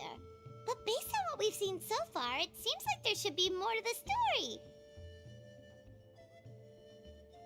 Do you think maybe there's more artwork further inside? Seems kinda strange.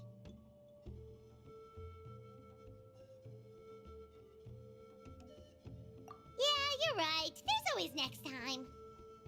Let's head back and meet up with Toltec.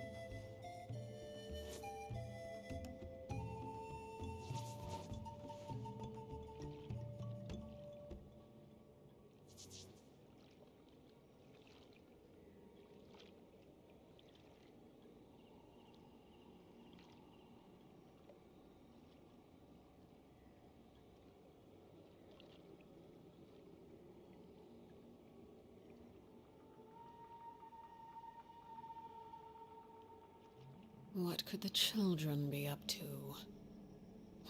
Never mind. Let them do as they please.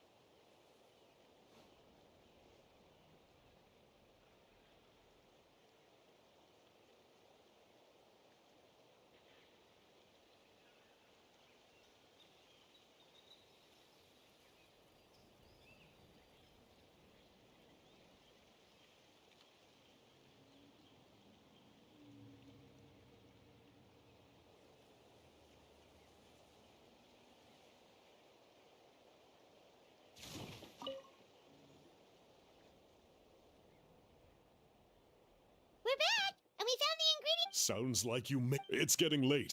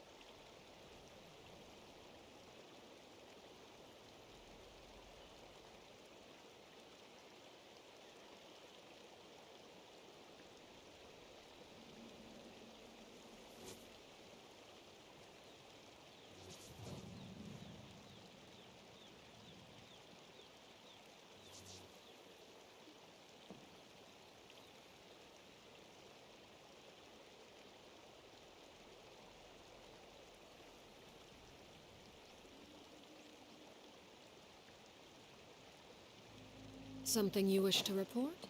Go on. You have my undivided attention.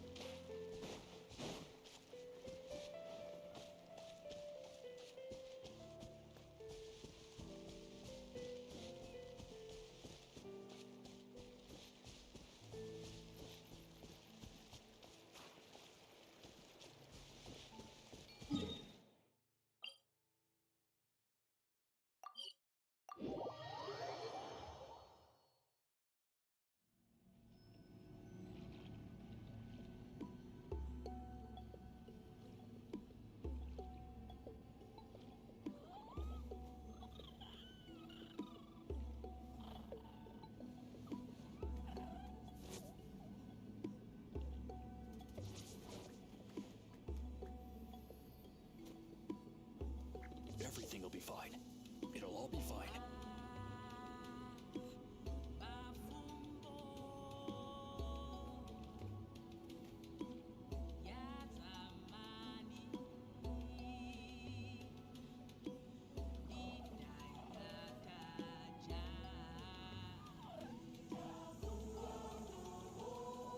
What could the children be up to?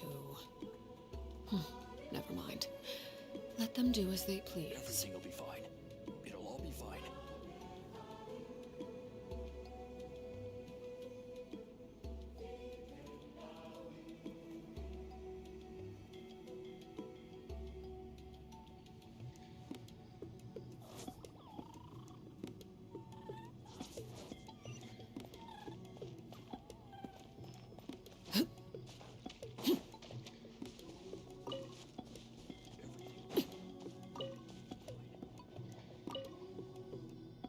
Toltec has updated me on your progress. Well done. Sure thing! Here's the stuff for the dye.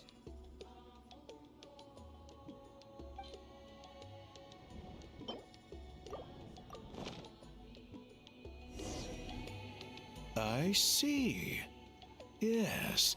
This is certainly a very different substance from typical dyes. Okay, now let's try our hand at making some samples. The fabric is ready for testing. Got it! Please come with me.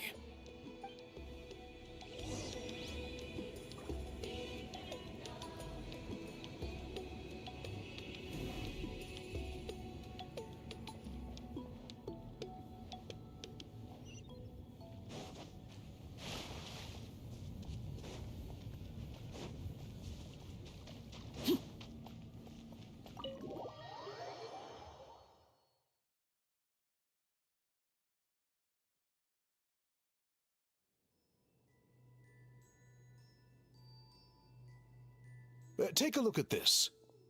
It's a woven scroll made by one of... Ooh! The person depicted is the legendary shaman, Huitzilin. She lived 200 years ago and was once appointed by the Iktomi-Sur Elder, like yourselves. She was especially skilled in the art of color manipulation, and of course completed her... This scroll is a record of her deeds, and was most likely the work of her own hand. Sadly, since she passed away, all of our Ectomisaur Elders' subsequent appointees have had to rely on the gift from the spirits to complete their work. That's a good way of putting it. My only quibble with your phrasing would be, it's not just me, but us. Now Paimon's getting excited.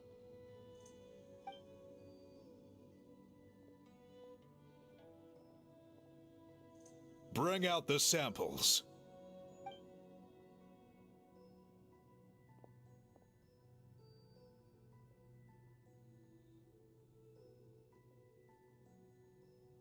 Now, as I mentioned, the dyeing process is a little complicated, but I am confident you will manage. Just make sure to follow my instructions carefully.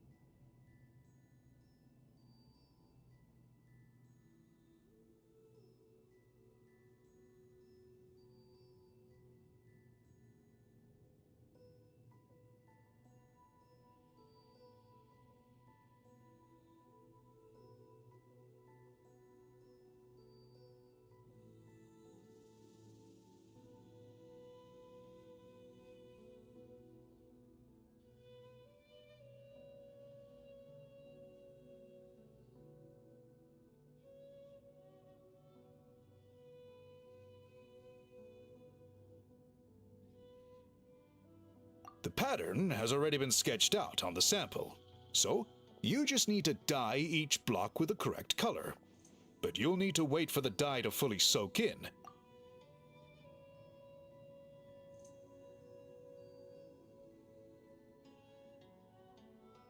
Ha ha ha! Good! The dye has taken to the fabric, and the pattern is crisp and clear. Okay, final step.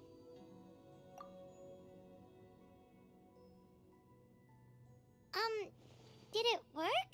Paimon doesn't see it.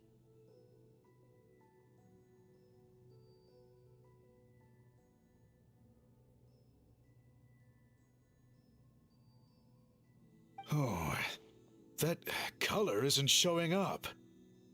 Oh, the dyeing has failed.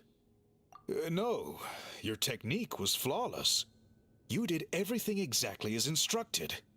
It would have made no Then what went wrong?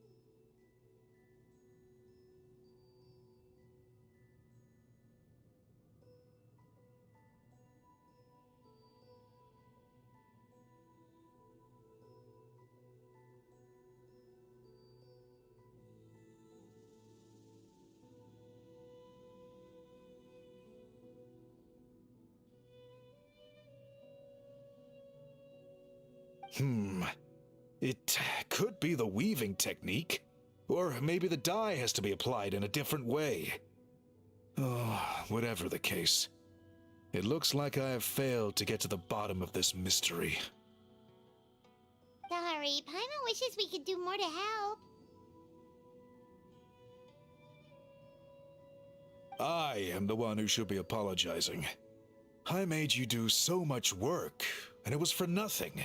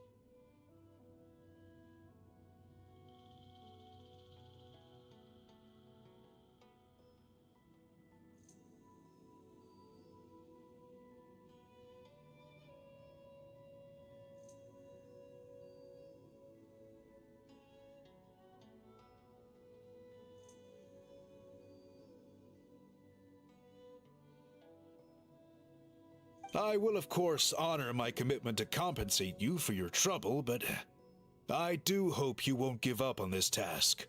I plan to keep investigating, and will be sure to keep you updated with any progress. Don't worry, we're not quitters.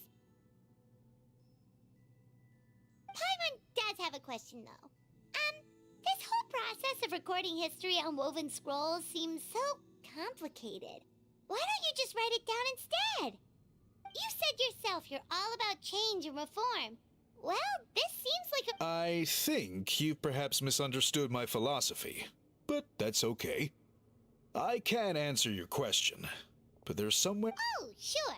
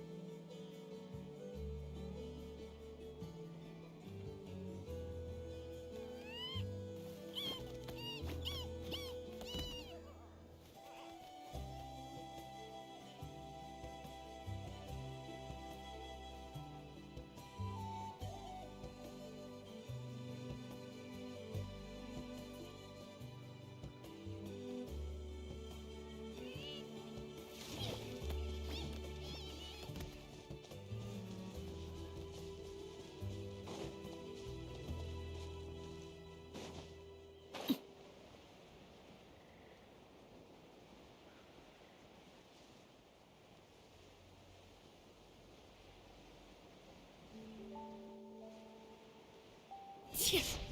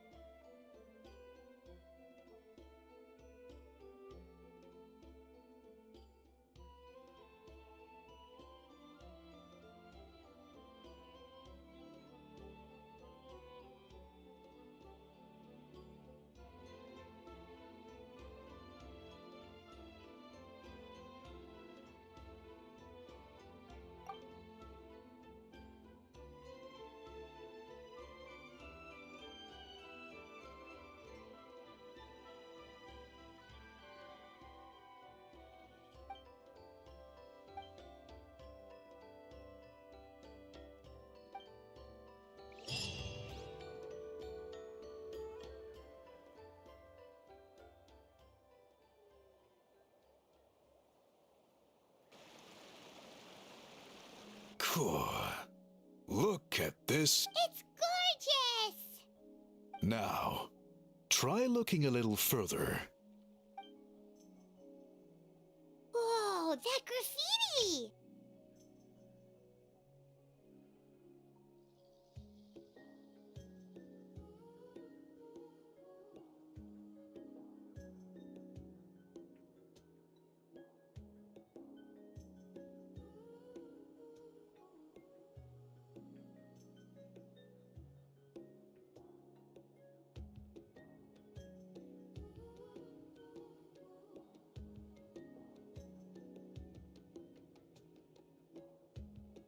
In all the years since the founding of our tribe, it is true that I seek to bring new life to this ancient tribe through change and reform.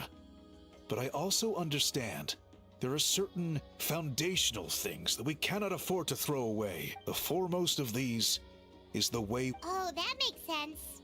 Since the very beginnings, our tribe has always sought to bring color to history.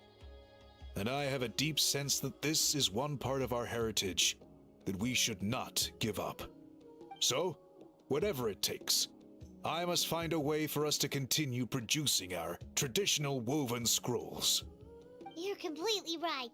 Paimon's sorry for what she said earlier. It was out of line. It's quite all right. I'm just grateful you're able to understand where I'm coming from.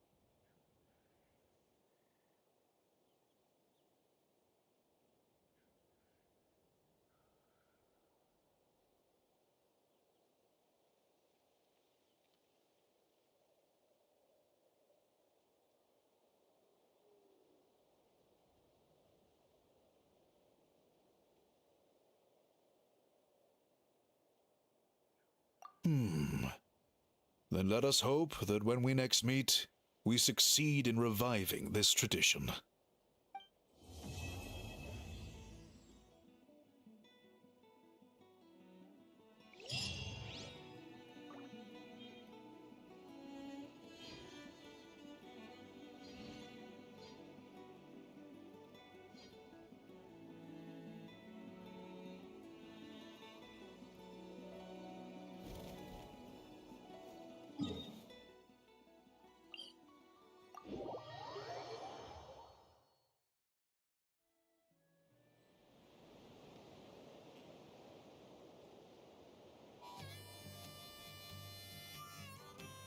Staring into my eyes is ill-advised. I can't promise you'll like what you see.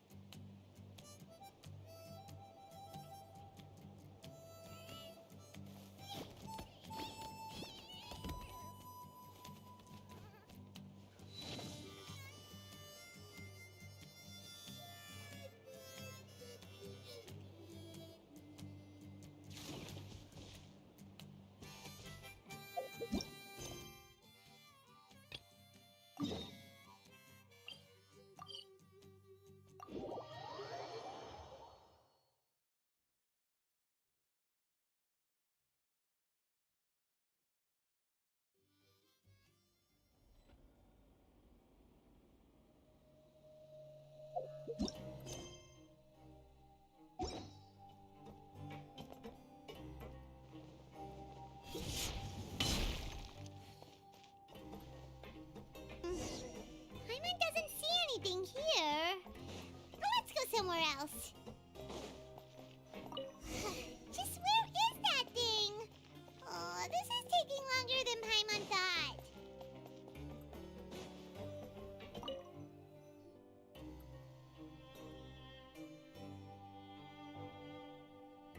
Nothing in the water either. Paimon flown in. Oh, we've looked everywhere and still not seen anything that looks like a hat.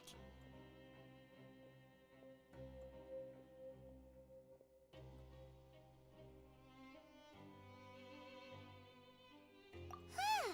Then why don't we check out the Rag and Bone Shop? Well, either way...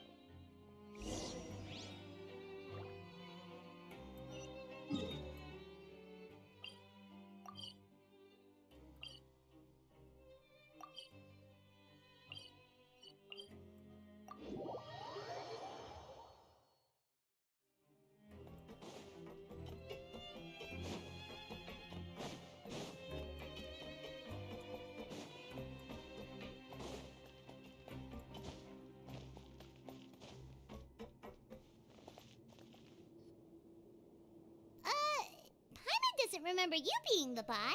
Well, now just wait a sec. A blonde foreign. Oh, you must be the legend. No, Sorry. I hope you'll find. There's no... Why, your hero? We heard that you were, and you're one of His Grace's favorite people. After all, and no, I mean, we've all got a chance. Oh, so now you're trying to kiss up to us. Well, I did. Oh, enough of that. Is there something you're looking for? No problem. Hey, feel free to check out anything you want. Wait, but that's... You don't have to be so nice. Well, it's not like I'm getting paid to watch this shop. Life's been pretty good recently, so... All right, Paimon will take a look. Are you sure you don't want more? It's all right, two will do. It just doesn't feel the same if the owner's offering everything to you for free. But anyway, we don't need to get into that right now. We can discuss Paimonology later. That poor guy must still be waiting for us. Thank you so much. We'll be off then. No problem, and thank you for your patronage. I'd appreciate it if you could put in a nice word for our establishment the next time you speak to His Grace. That's a real sneaky way of getting good reviews. We've been gone a while. Paimon hopes that guy in the box hasn't passed out from lack of...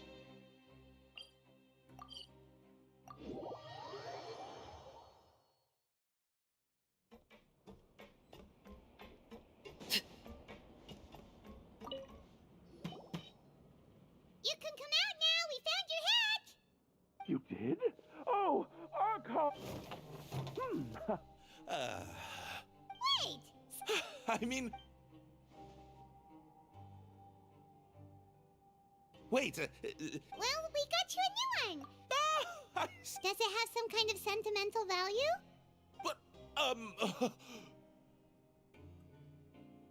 Sorry, I can't... If you're looking for a hat, I just picked one up over here. Is it yours? Your Grace!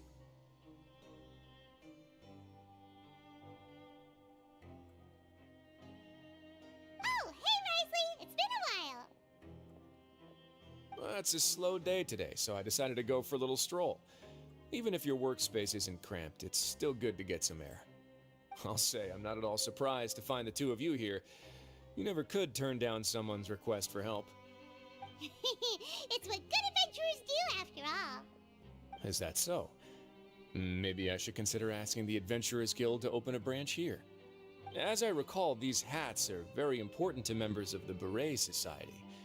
Best you avoid misplacing it again, You might not have the same luck next time. Understood. Thank you so much, Your Grace. Then I'll be off. I'll get going now. What a strange guy. Why did he care so much about his hat?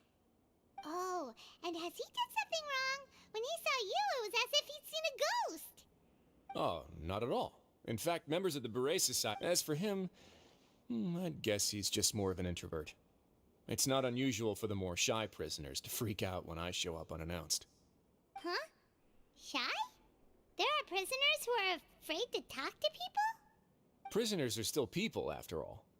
There are as many crimes and motives as there are stars in the sky. The idea of the criminal as a selfish, heartless brute is just a stereotype. What kind of a person a prisoner may be and why they've committed a crime we'd never know these. Huh. You've got a point. Anyway, it's all good. Although the Beret Society, if you have some time, why don't we grab... And if you're still interested in the Berets... Paimon's not the biggest fan of that cafeteria. All right then, please follow...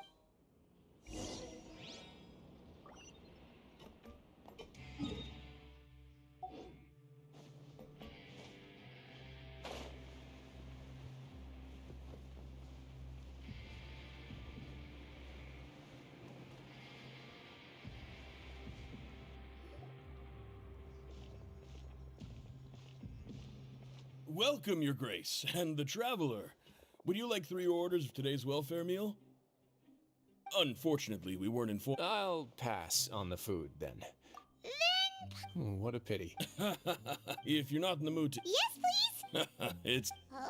2 bottles coming right...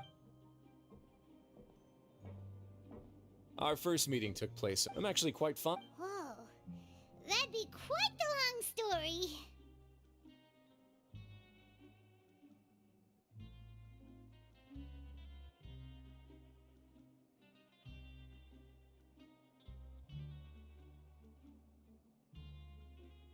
I see.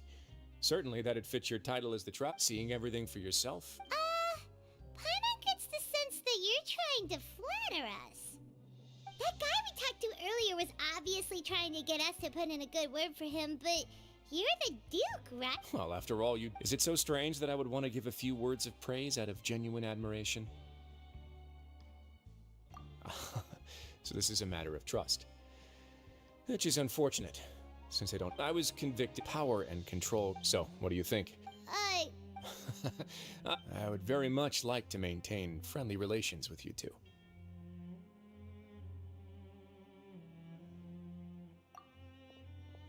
Your Grace, after following your instructions, we were able to find a box. They were extremely well hidden. Got it. Yes, Your Grace. Sorry, I'd almost completely forgotten about this. He mentioned... Not necessarily. The term is just applied to things people want to bring in on the sly. Many people here are experts at pulling rabbit. Now, what do we have here? It's more or less... Whoa. Wait, if you've confiscated... Yep. What? But that's just insane profit! Traveler, why don't you become a Duke as well? Paimon will be your vault... Jokes aside, I didn't know you'd be so interested. Really? You'll let Paimon pick anything? No takebacks. Paimon will have you know that she's got a real good eye for treasure. I never joke about things like this. Alright, Paimon's gonna have a look. Paimon wants... this one. This dark, sparkly gem. You just know it must be worth a ton of Mora.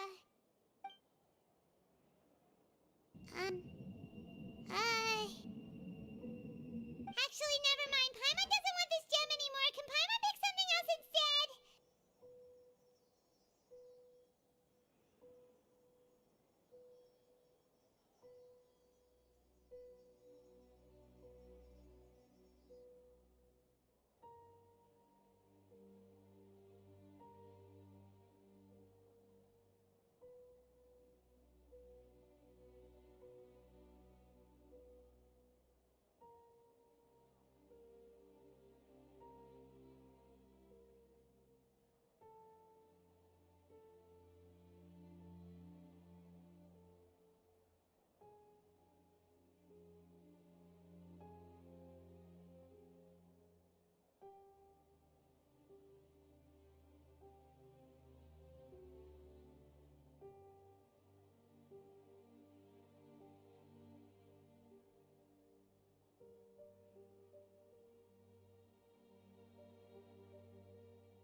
There's something weird about this gem. Paimon remembered a lot of Paimon couldn't even tune them out. It's as if the... Is that so? Let me give it a try.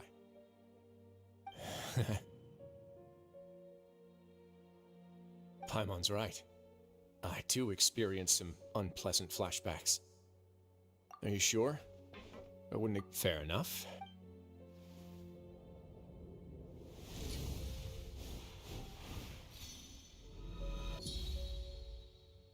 Are you okay, Traveler? You also saw something. I'll take this gem then and run a thorough investigation on its properties. Paimon, feel free to pick something else. Then, actually, never mind. Paimon's gonna pass. Paimon was thinking about one of the snacks, but who knows if it'll also... You do have a point. In that case, we should destroy the entire box and all of its contents. Seems like we're almost done with our drinks, too. Let's go check out the Society's gathering place, then.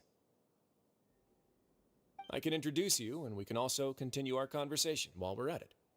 Wait, are you this free every day or something? Just noticed? I wasn't exactly busy the first time we met either.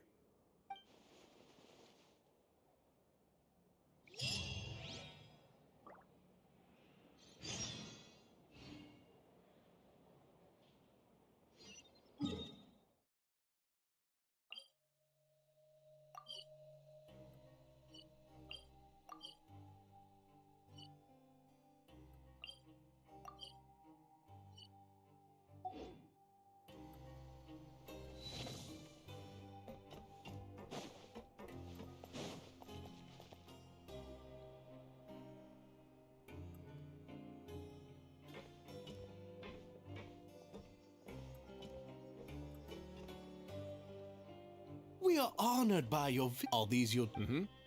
Members can find all sorts of drinks and snacks here, as well as a large... Every once in a while, the Society will also host activities and seminars, which are always... You flatter me, Your Grace. It's so easy to feel lonely, but that's when the thought... Thus, it was with... Oh, so you were... My part in this was minimal. I'm sure you have a very good sense of what this place is about, but the Society... Exactly right. Here we keep our operate... Who knew you could find such a place in... Oh, right, there's nothing deep about it. If our members felt, and when we're together, we will feel a sense of community, optimism, In other words? Once again, you are exactly right, Your Grace. That's a part of our goal. I'll ask the members to get us some drinks. Please, wait here just one moment.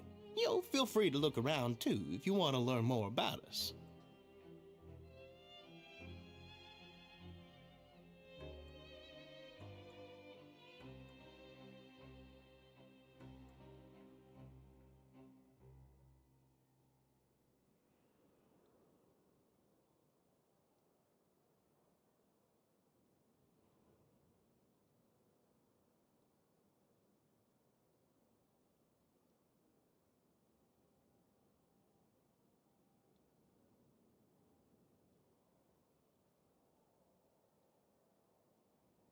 Oh, right. What happened to your slow day, Risley? Huh. Seems like I shouldn't underestimate an adventurer's keen sense of observation. I'll bear that in mind the next time I need to do something low-key. Kidding, of course. We're just discussing some small matters. It shouldn't take long.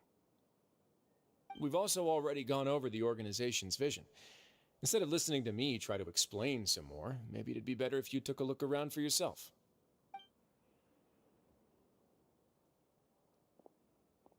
Why does Paimon feel like he didn't answer the question at all? Well, we're already here, aren't we?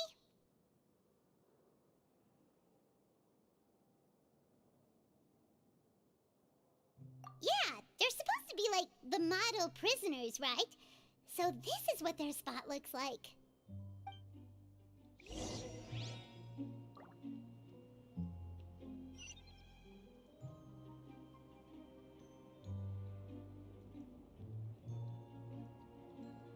What could the children be up to? No.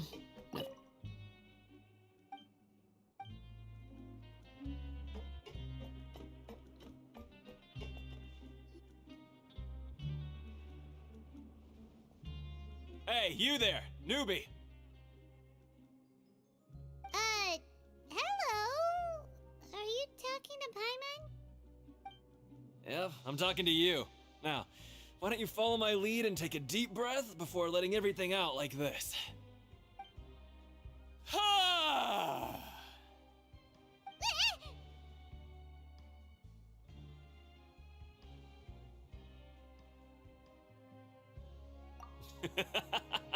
That's how I pump myself up every day. A lot of my friends have found it super useful too. With one shout, you can release all the fatigue, resentment, and unpleasantness from your lungs and return to the day with all the optimism in the world. Why don't you also give it a try, huh? I promise that it'll work. Paimon's gonna pass. Feeling shy? That's alright. As long as you remember this trick, it'll come. Just remember to take a deep breath and let it all out if.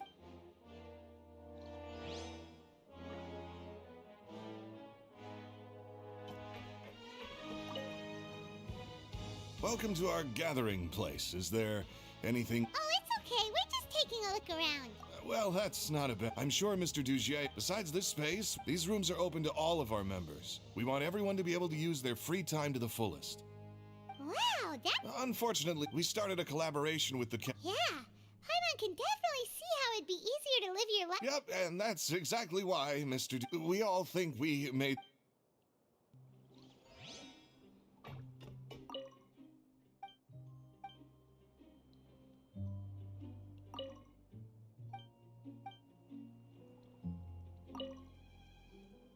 Hey, what are you doing over here?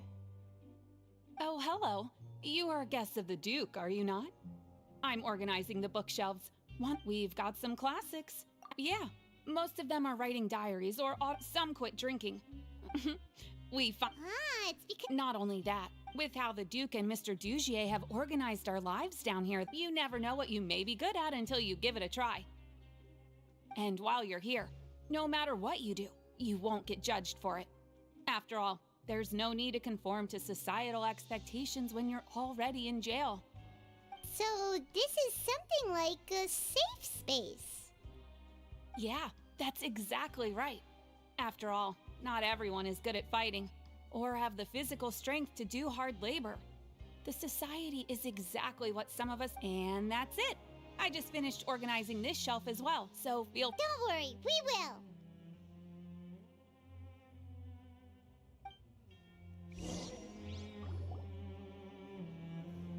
Alright, we've talked to everybody. That would explain why Risley only had good things. Huh. It looks like they're starting to wrap up their conversation. Of course, Your Grace. I will attend to those matters right away. Okay, then I don't have anything else to add. Oh, you're back. What did you think about this place? Now, note that your opinion... Oh, wait, it's all right. Paimon thinks it's something anyone expected you to get us. So it's... The prisoners here, our needs are like... But if we can placate them, which is why, in my opinion... You've hit the nail on the head, and I'm sure that a part of your support is rooted in your desire to help those people find their way. And Paimon thought everyone was in... Of course, that lifestyle is... Speaking of fighting... What? You fight in the ring too? Wearing those... Oh, I almost never need them. Hey,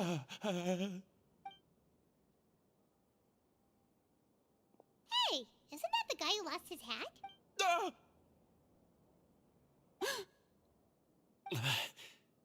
What's wrong? Did you forget about us already? Are you feeling all right? You are looking a little... No, I'm fine. Thank you for helping me get... I'm sorry, but I've got to go. He's still as weird as before. Paimon's kind of used to it by now, though. Dugier, do you know what's up with him? I'm also not too sure about that. As far as after all, it's my responsibility. We'll leave him to you then. Where were we before we got sidetracked? Oh, right, about that. And when emotions run high, things often spiral out of control. Sometimes you might need more than just gloves as well. This pair of handcuffs has also come in handy quite a number of times.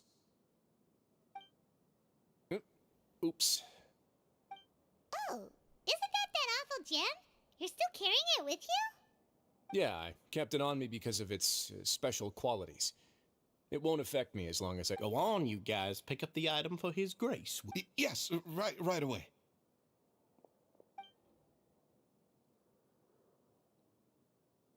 That gem shines with quite the dazzling light. I hope it hasn't been damaged. Your Grace, please let me know if there's something wrong with it now.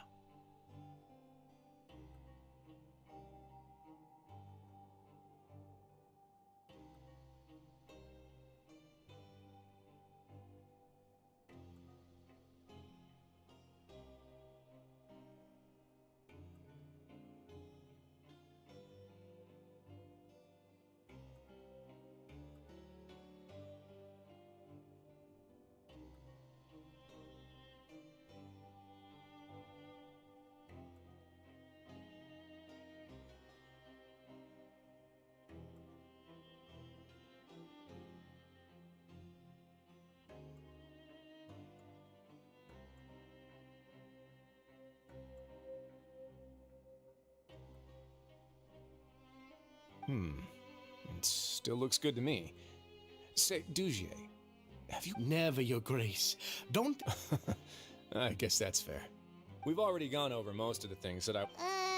Got it, Your Grace. Take care, everyone. I'll take you to the exit.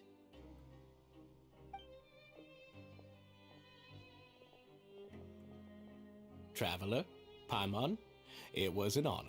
I'm sure everyone would love it if you were to visit again. And same to you.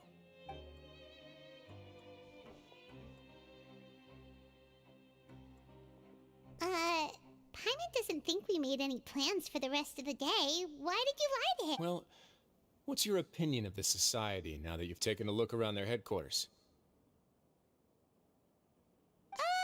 Paimon thinks it's pretty chill. Weren't you complimenting them the entire... Paimon doesn't remember exactly what you said, but wasn't it something along the lines of encouraging people to embrace their new lives with optimism? There's only one potential problem. If the society does too good a job managing and rehabilitating its members, you may be soon out of a job.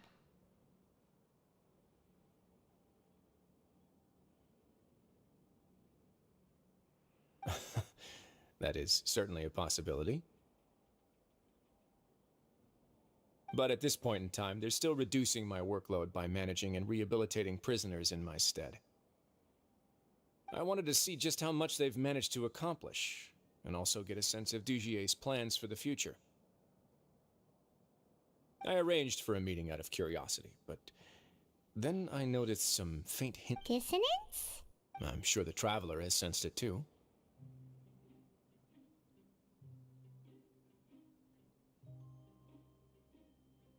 As expected, the whole truth is a bit complicated, so I'll explain everything to you later. I had hoped to take care of it in secret, but now confrontation may no longer be avoidable. You've completely lost my mind.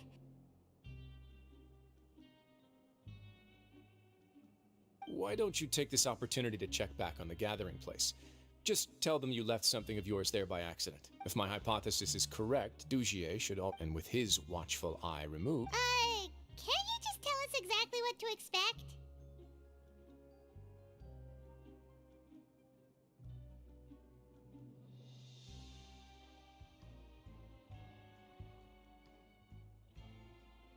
I'm just following the most popular playbook in Fontaine. Investigate. It's been so long since I got to watch a performance at opera. I'll explain everything to you later, but right now we need to seize this opportunity.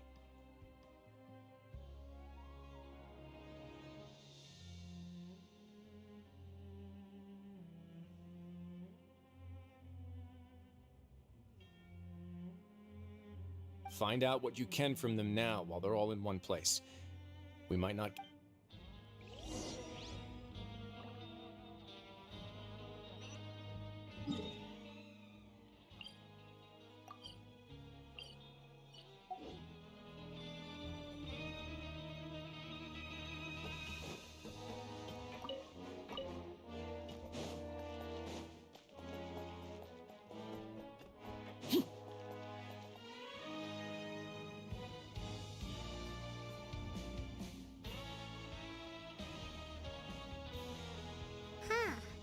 It's just as Risley said. You said you felt there was something off about this place, right? So let's see if we can feel something out.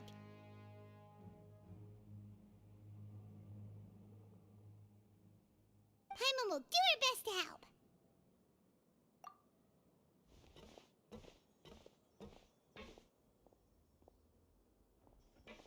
Wait, you guys are... We're really sorry. We just realized that we lost... Oh, okay.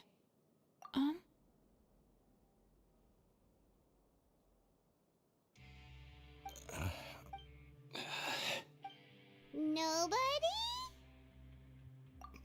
It's okay. There's no need to be nervous. We'll just look for it ourselves if none of you caught a glimpse of it. We're not gonna tell Risley anything, don't worry.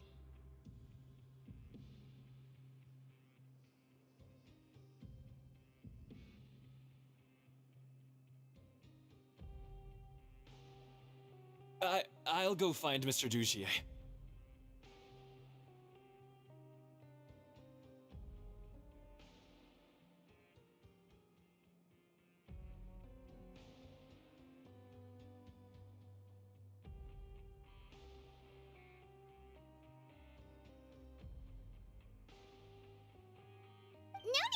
We're just looking for something.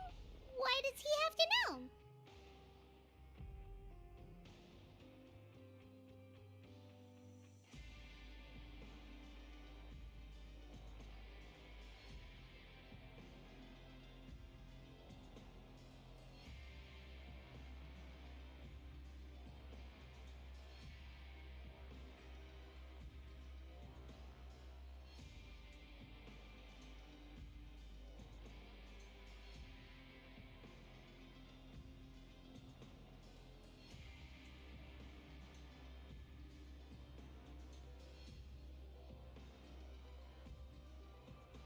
We can look around for it, yeah?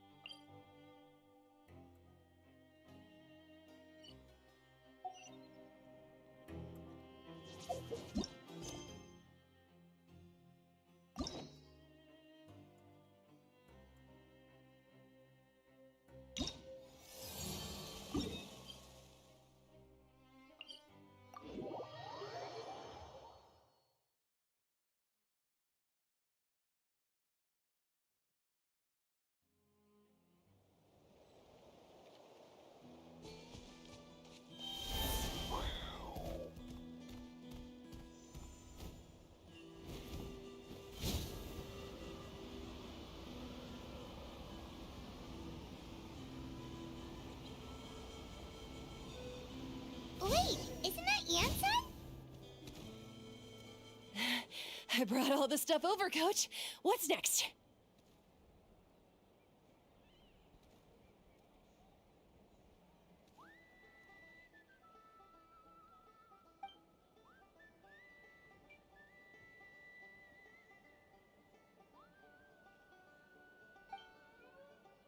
All right. I'll help you. These things can get pretty heavy. Nah, I got this. These muscles aren't just for show, you know. Fine, as long as you don't wind up too sore to move tomorrow. I don't want to hear. Just prepare to be amazed. What?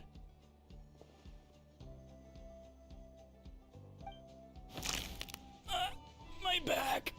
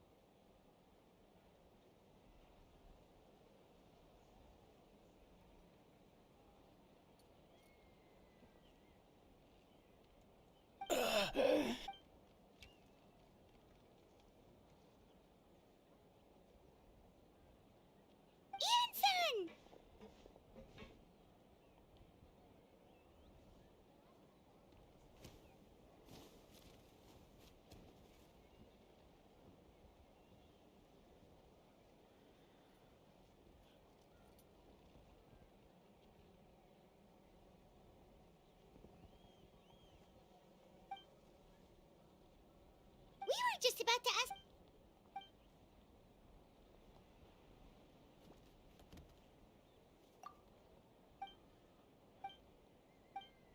Of course, we're all.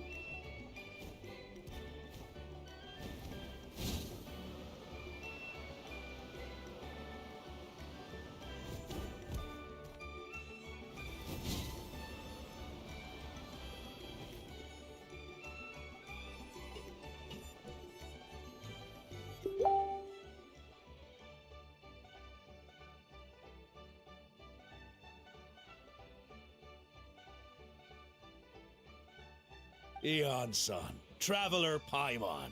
I'm so glad you're here.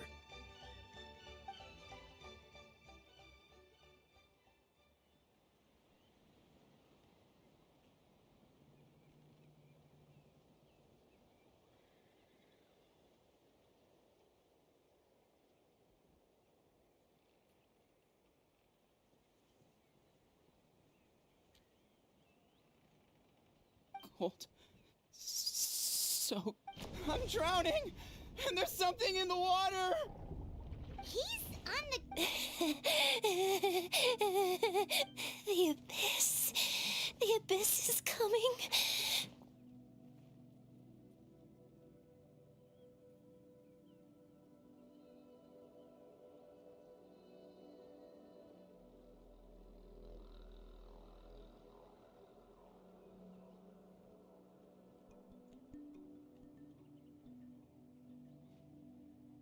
There are eyes in my hands, and hands in my stomach, and my stomach is full of teeth.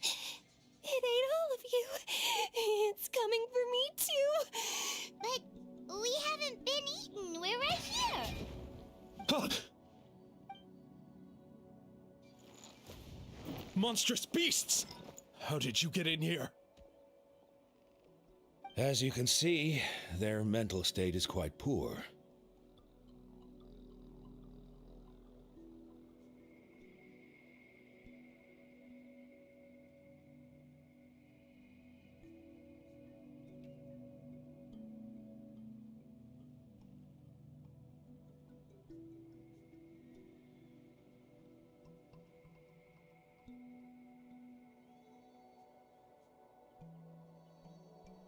They went missing after the battle.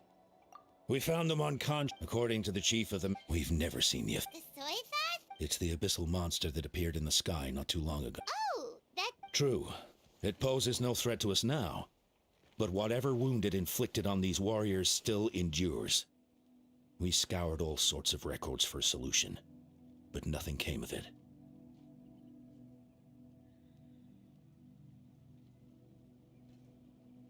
There was some mention of a treatment. Right! You can purify abyssal...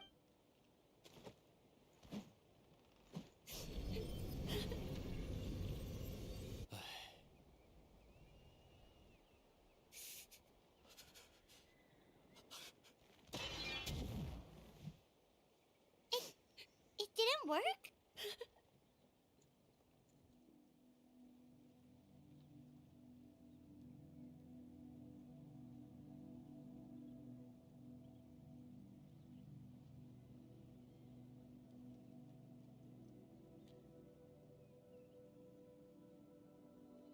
That must mean purifying the abyssal power within them still isn't enough. So, what can we do now? Come back to me, Gogeta! Please, don't leave me like this!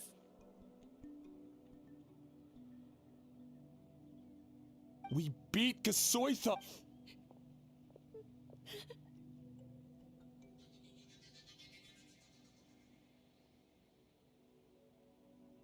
What is it, Aeon-san?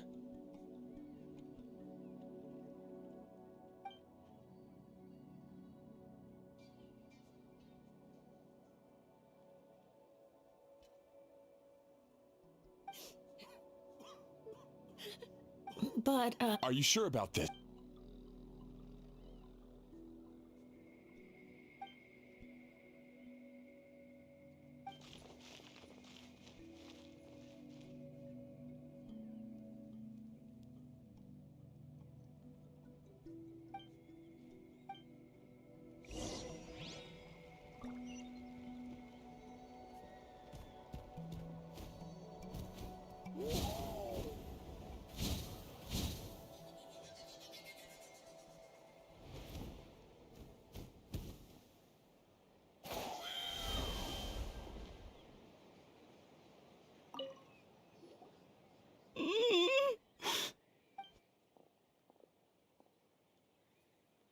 So dumb.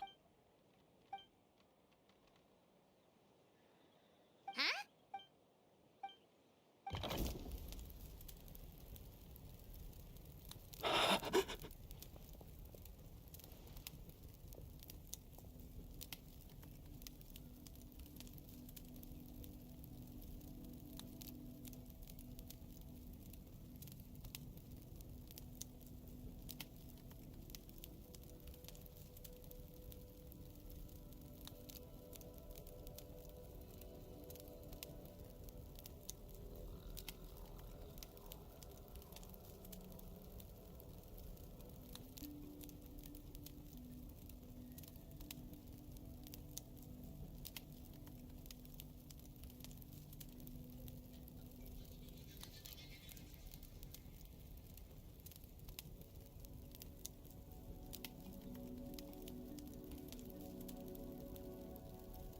Alright guys, I am back. Well, it took 2 hours to talk with my friend, but we're talking about some things, and now we're gonna continue with the story. And I just noticed that I was in Fontaine doing a story quest. I didn't realize it. I thought that was a part of a Natlan quest. That's why I was doing it. Light. Underwater. Where is it coming from? It's working! Is someone there? Please save me. No. No, wait. You have to leave this place. The water's too deep. No. Please, Duarte. Oh no! It's not working!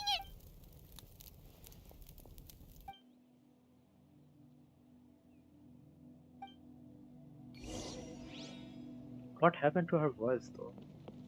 Why can't I hear her voice?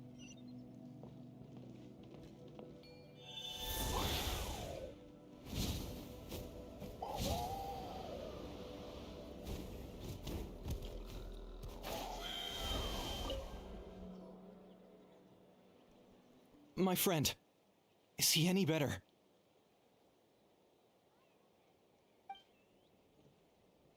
What happened to her voice?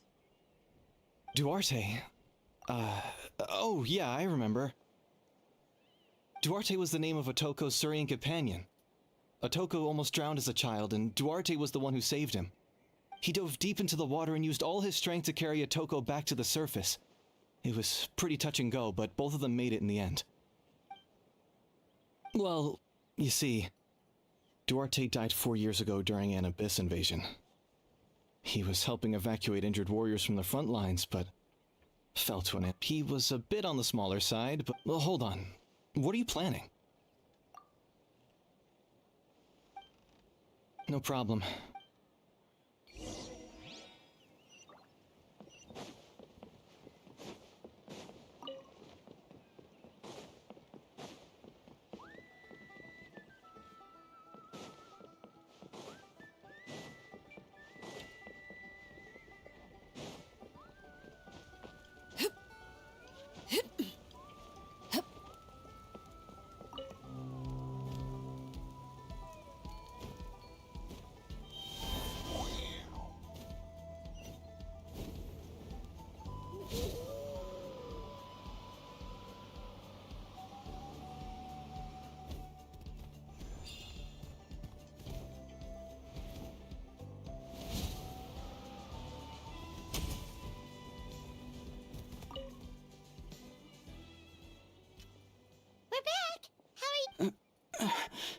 Duarte?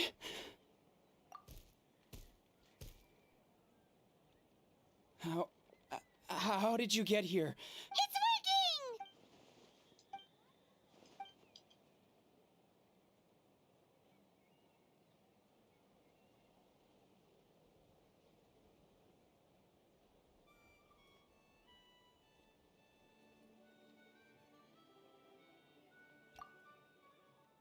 working! You're gonna carry me out of here just like last time.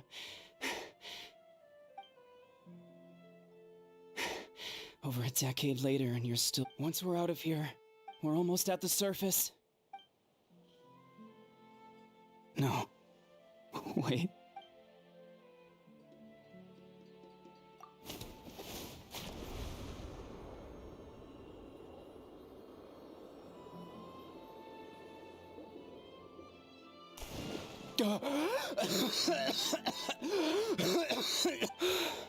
Duarte?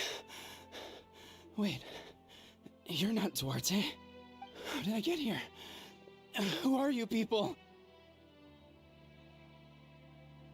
Toko! He's Kaylee. What's going on? All I remember is the battle against the Abyss and then I was drowning. And a Saurian that... You went through all that for me? While all I did was cause trouble for everyone? Thank you.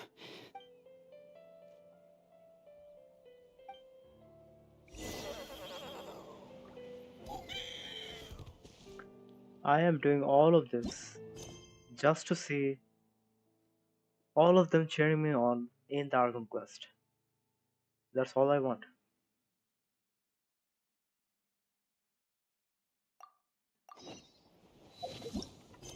But if I were to do it, I couldn't complete the Archon quest. That's the problem.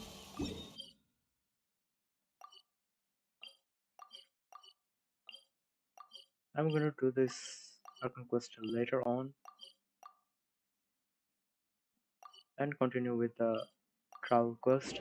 Even if it takes like too long, I want to complete it. That's it.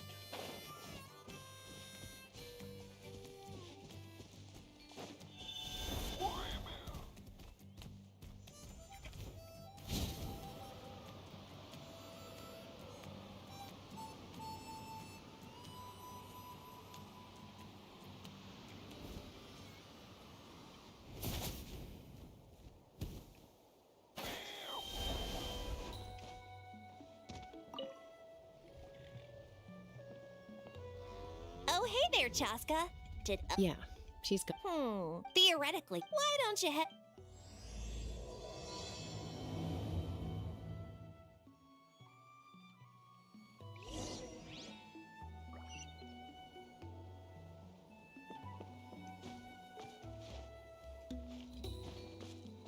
Oh, I got her. Take me up! Alright then.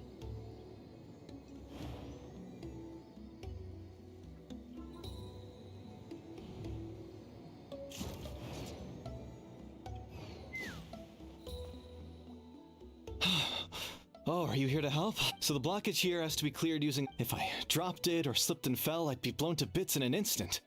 So, all I need now is for someone... What do you think? Simple enough, right? Huh? Oh, that one. No, I've got no idea who that belongs to. I just wish I could fly up there and check out what kind of tech they're using. I'll head over and set up now. All right! Get ready! All right! Get ready!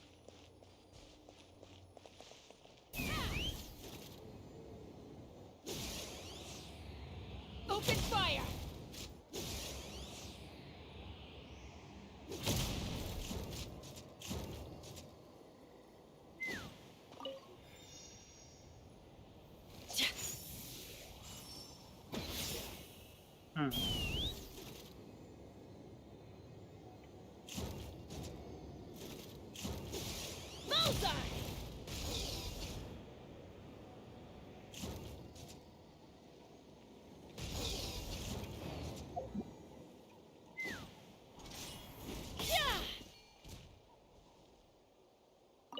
How strange. Well, could be. I can't think of a...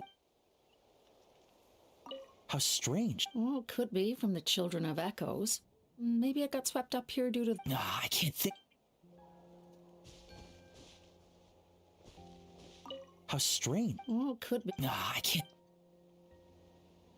How strange. Well, could be. I can't...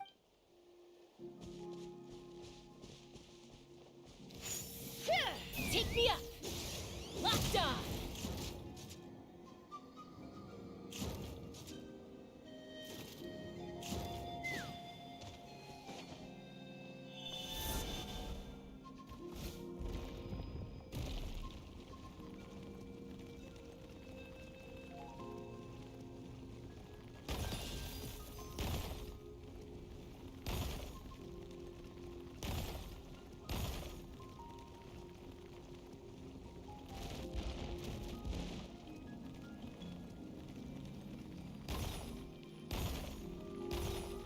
All right! Get ready!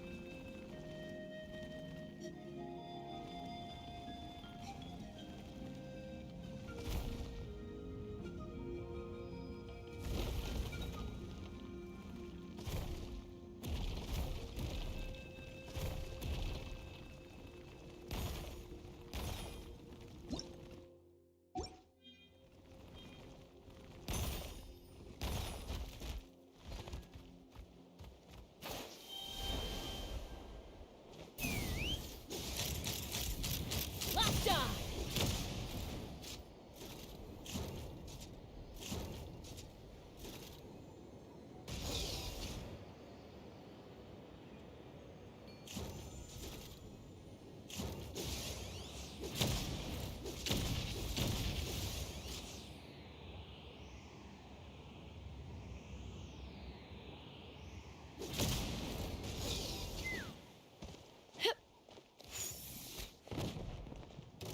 Hey! Monsters!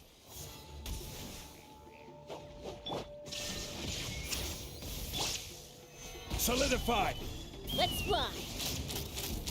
Bullseye! Bullseye! I thought I was done for. Oh, this spout should be good now. Thank you very much.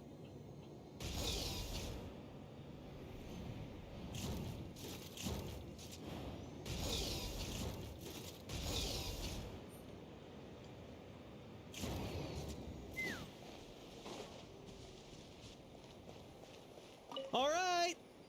Get ready! What am I supposed to do? Coming in.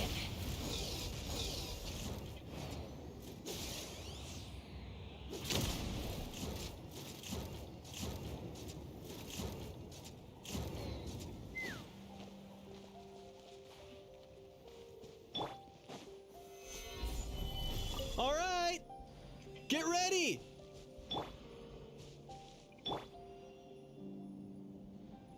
Ah, I see.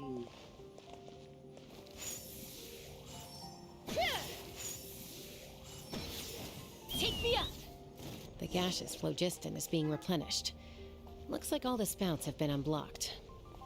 Let's head back up.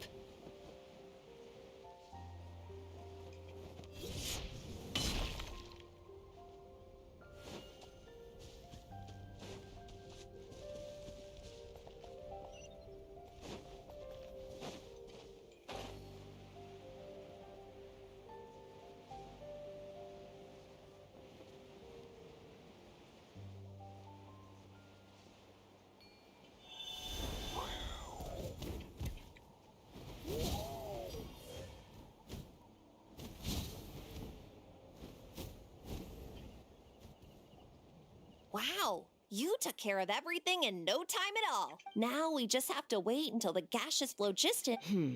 Huh? But... All the more reason to have me test it out. The conditions in this area seem a little unstable. All right, I'll get things set up for you.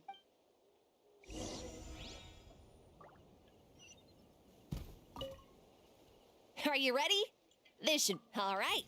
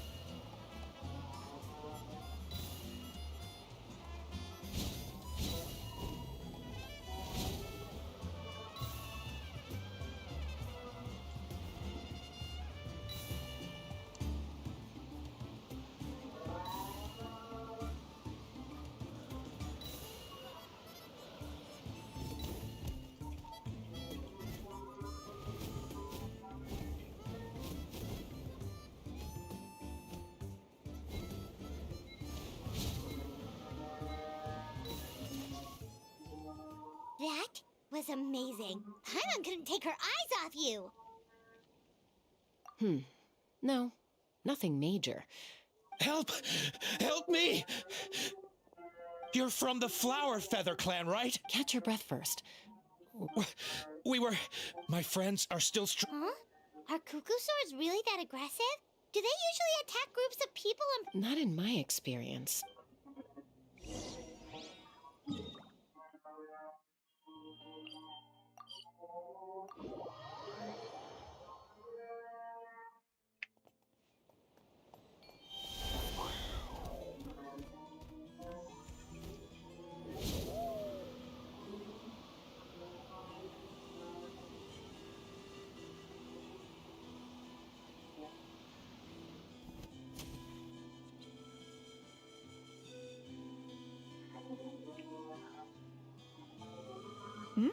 Tasca? Elder Alba? Already flew away. So why do you think it... No.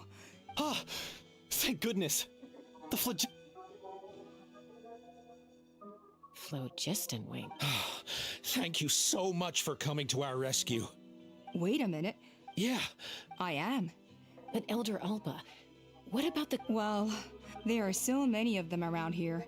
You'd expect something like this every once in a while. I don't think we need to pursue it any further. More importantly... Huh? Oh, really? Huh?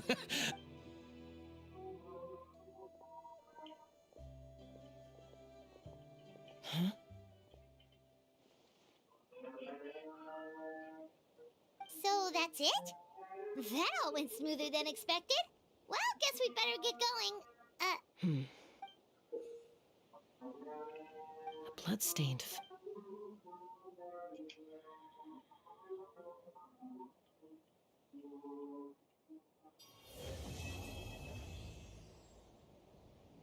Ouch!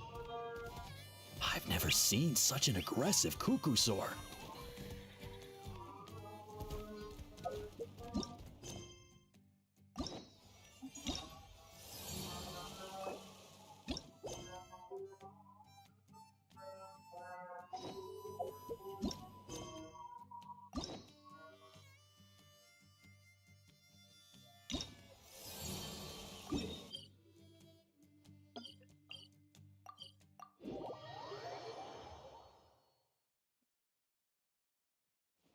I'm confused.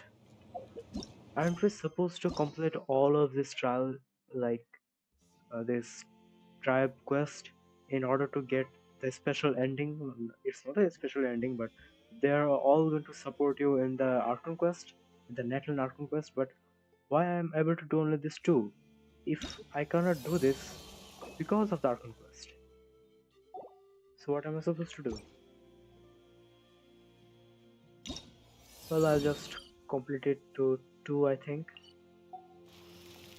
Well, I'm not complaining. If only 2 is left, then I can do the Archon quest sooner. Huni, what were you thinking? It's okay. So... Kind strangers. Yeah, actually, Don't talk back to me. they were good people, Dad. Hello again, Huni. It's Miss Paimon and Mr. Traveler. Dad, it's them. They're the ones who helped me. And I promised we'd take care of them if they came to visit. Oh, so you're the kind strangers. I'm Trinidad. Apparently you helped my daughter today. So if there's anything you need, just ask. As an elder of the Scions of the Canopy, I've got some influence around here. Now, I trust that you're sensible people who know better than to take advantage of their host's generosity. Oh, of course. All we ask for is 1 million more. I want to see, but that would ruin my reputation. Yep, just helping a neighbor. We're not looking for anything in return. Oh? Well, let's hope so. Dad, please. They're not bad people. They've eaten at the same table with Kanich before. Be nice to them. Kanich? I heard that 2 mysterious travelers from afar showed up at the Stadium of the Sacred Flame. Are they... you? Yes, I'm one of them. Why one of them? How many travelers did they visit? What is traveler is trying to tell? And Paimon's the other. Ah, okay. Ah, I do apologize. A lot's been going on in our tribe lately, and I suppose the pressure must be getting to me. I can't believe I was so rude to you. I feel ashamed. We got off on the wrong foot. Can we start over? Oh, now we're talking. Seriously, though, don't worry about it. Already forgotten. We're just happy to see Huni got home safe and sound. You've just arrived, I take it? It would be my honor to give you a hero's welcome tonight. Careful now. That's quite an about face. We've heard that kind of thing can lead to spontaneous combustion around these parts.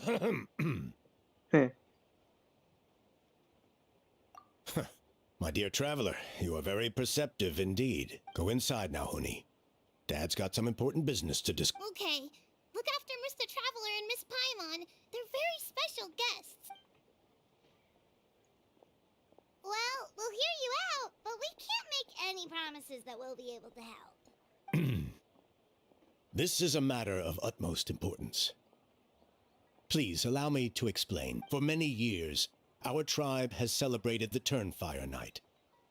It is a traditional ceremony among the Scions of the Canopy.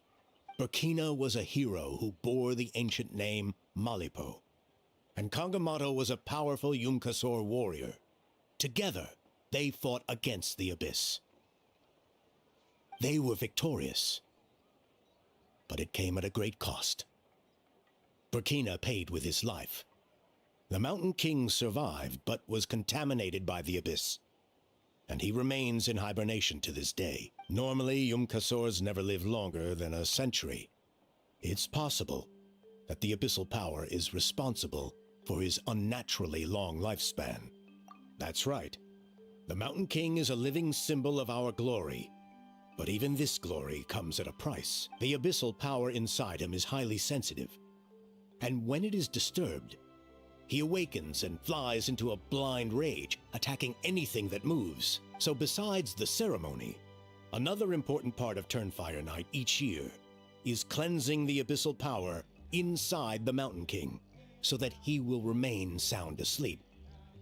However, Abyss-related incidents have been only 5 months. Has he woken up again? He has.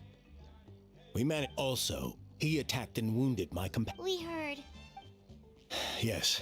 Anyway, right now, of course. Oh, you... Yes, he's an exceptional ceremony. I'm not the one to usually talk about people behind their backs, but I'm convinced the Y-Up got hit on the head and took a wrong turn the day it chose to give that ancient name to him. Oh, and don't get me started on that insufferable how he... Yeah, Paimon has to agree on that last part. Anyway, the fact is, the ceremony can just as easily be done without him, as long as we find someone else. And besides, you two seem like much better candidates, huh? So what do you think?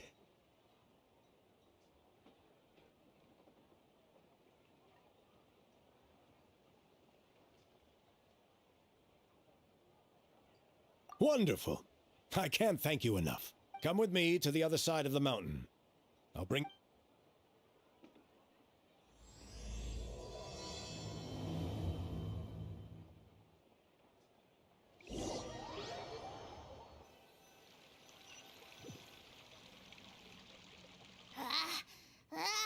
Achoo!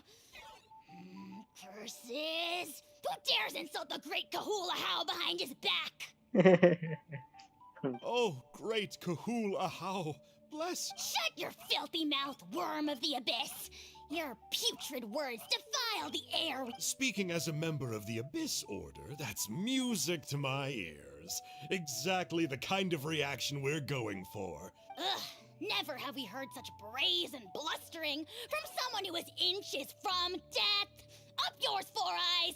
We spit in your face! Okay, well, that I am at a loss to explain. How do I manage to stay so chirpy and cheerful? I can only guess it's some kind of powerful magic. But I digress. Mr. Kinich, I admit it, you, sir, are a legendary hunter. Still, the only reason you caught me is that I was reluctant to run away. You see, I'm very interested in the lore of your tribe. Okay. Is that it? Kay? Aren't you intrigued to know what it is about you guys that prompted a visit from the Abyss? It's the extreme sports! The other day, I narrowly avoided getting hit by a very brave soul who just leaped off a cliff. I think you call it bungee jumping? Anyway, I was very impressed. That is what I call embracing the spirit of adventure. Look, I even did a painting inspired by the bravery and freedom of the scions of the canopy. You scum-sucking swine! I swear, if you go bungee jumping, it'll be without a rope! Head first off the tallest cliff, with a band of hunters on your tail, and nowhere left to run, and a You say that, but I get the sense that Mr. Kinich isn't planning to take my life right now. On top of that, I'm tired of spying on you from afar. So why don't we just negotiate a comfortable operating distance that works? I've heard that the most important thing in human relationships is to respect each other's boundaries. Or you could tell me what it is you're really after. What? And then I'll name my price.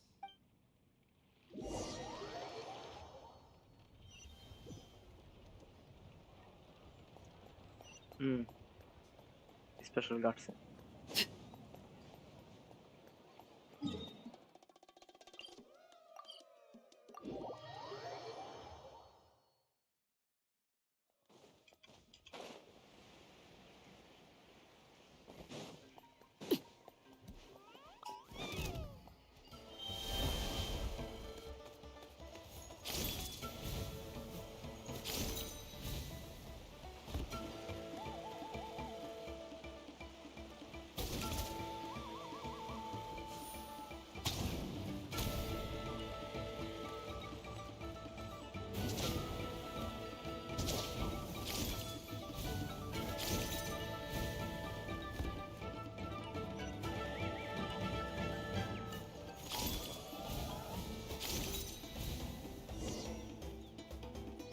The abyss contamination is back. See those torches over there? Those are sacred flame offshoots that, Are you saying that the sacred flame and the turnfire are the...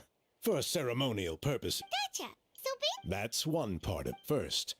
Then they must go down into the canyon, all the way to the cave where the most skilled flame bearers can Wow! You can do all that flying without ever falling to the ground? Well, of course, Paimon! Well, don't worry. The flame bearer must always keep moving forward. So, what actually happens if you do turn back? Well, if you're not careful. What about today, then? Oh, no. Don't worry.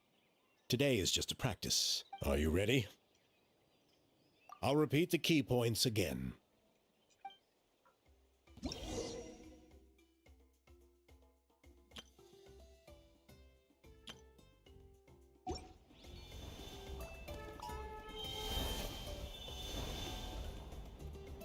Alright, let's use this kindling to complete our mission. There's abyssal filth over there. Let's burn it away with the sacred flame.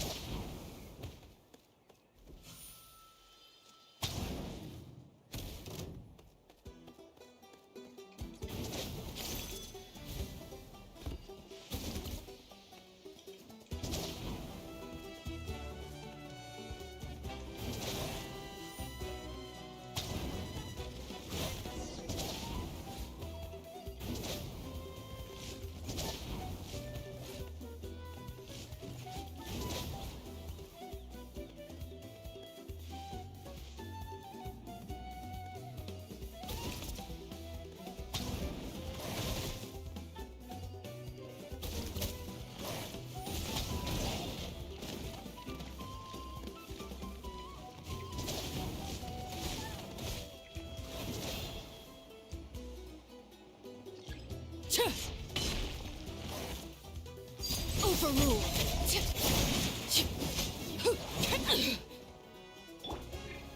Gather!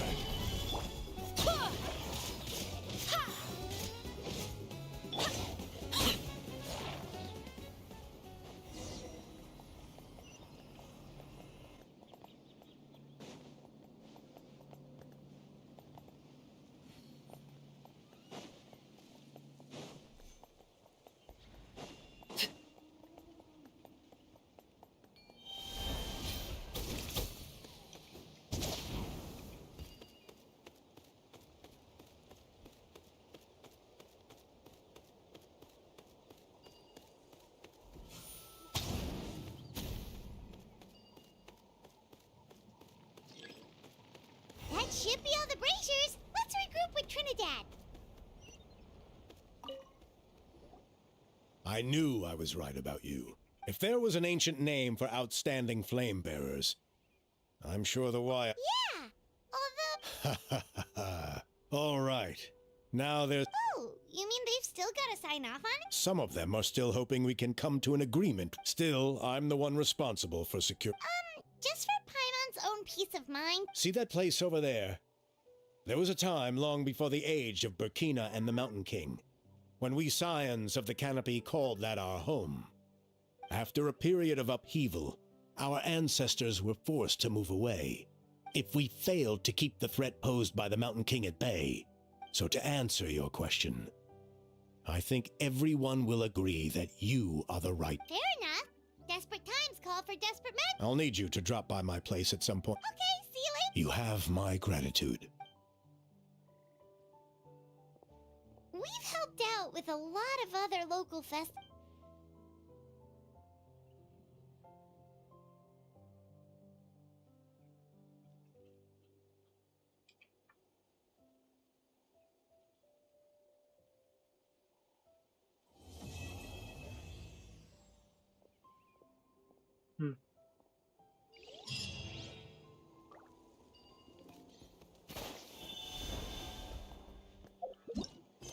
Can I at least complete the second one? Oh, I can do this one actually.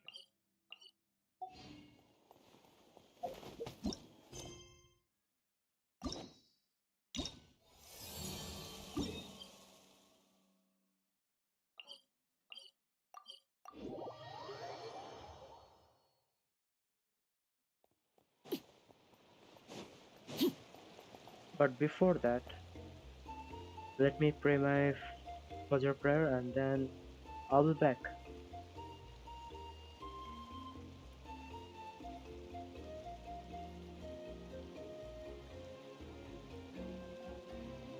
Something you wish to report? Go on. You have my undivided attention.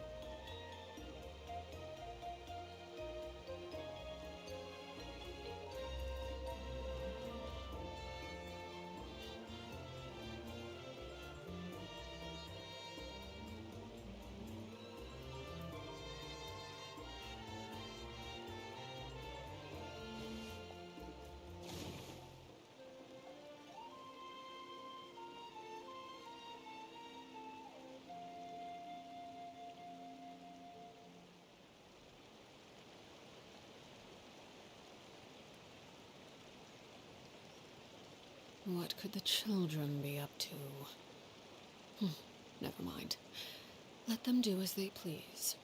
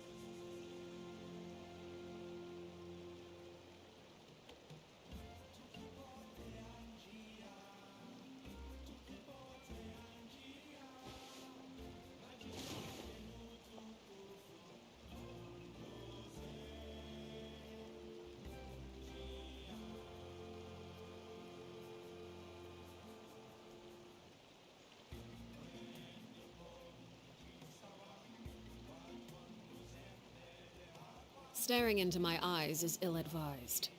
I can't promise you'll like what you see.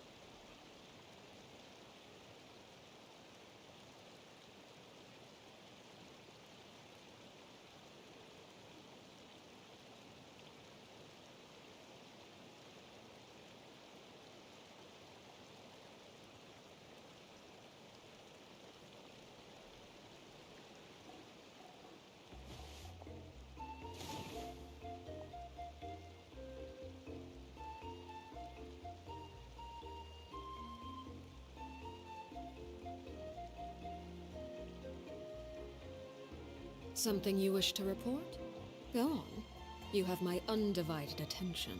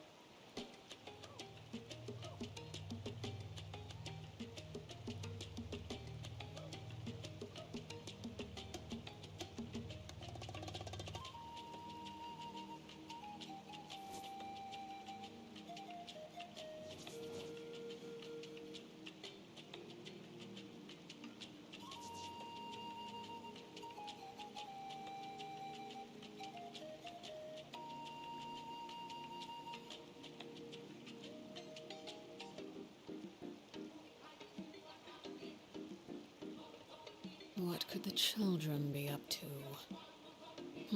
Never mind. Let them do as they please.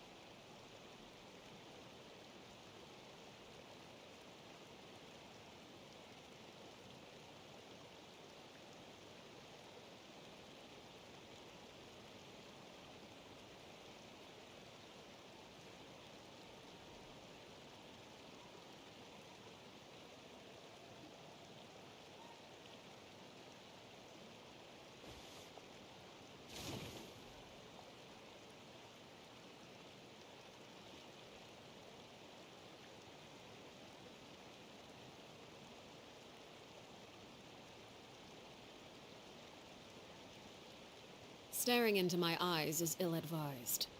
I can't promise you'll like what you see.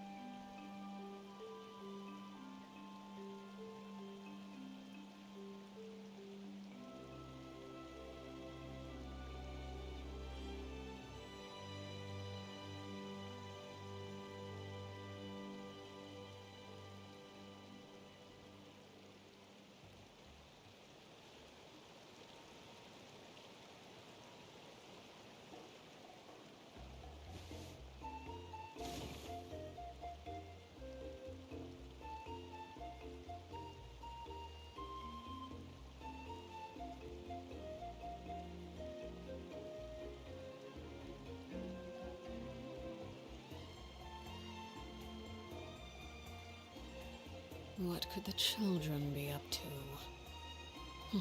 Never mind. Let them do as they please.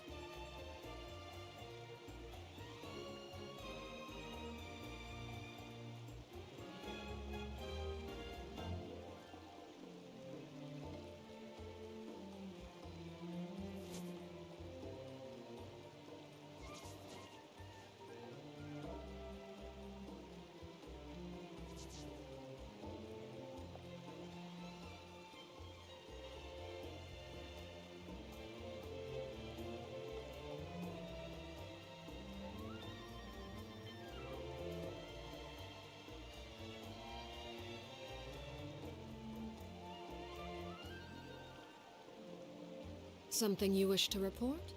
Go on. You have my undivided attention.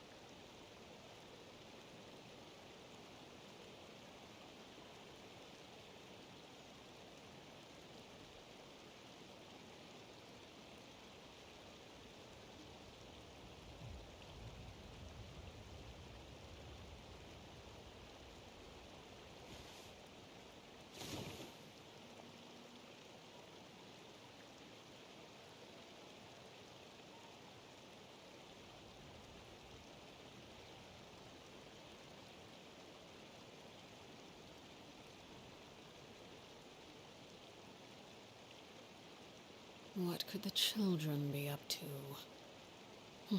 Never mind. Let them do as they please.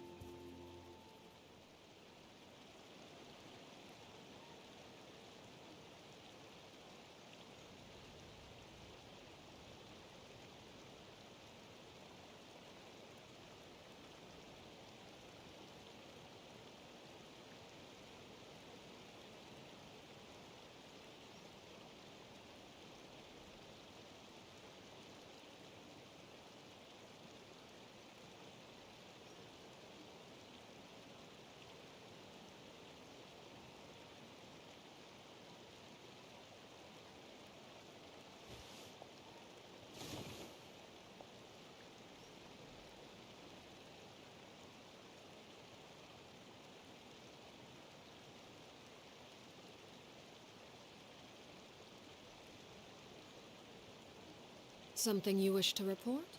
Go on. You have my undivided attention.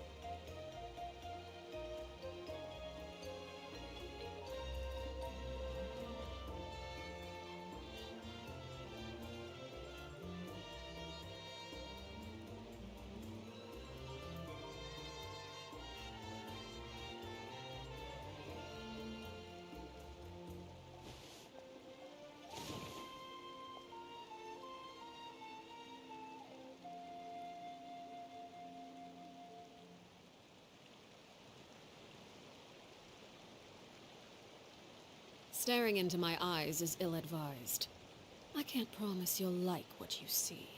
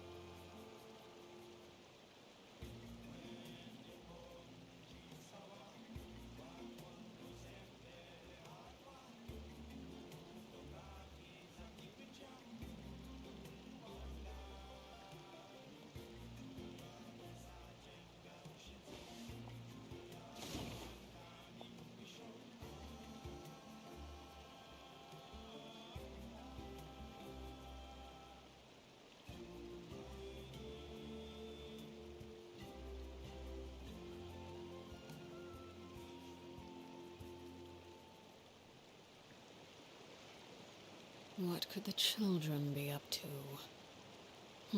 Never mind. Let them do as they please.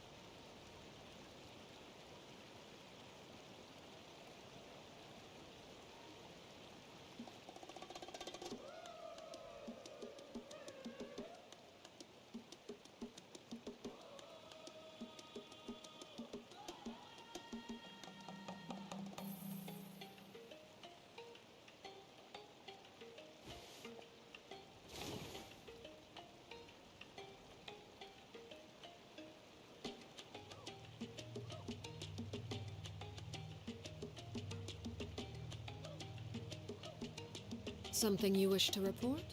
Go on. You have my undivided attention.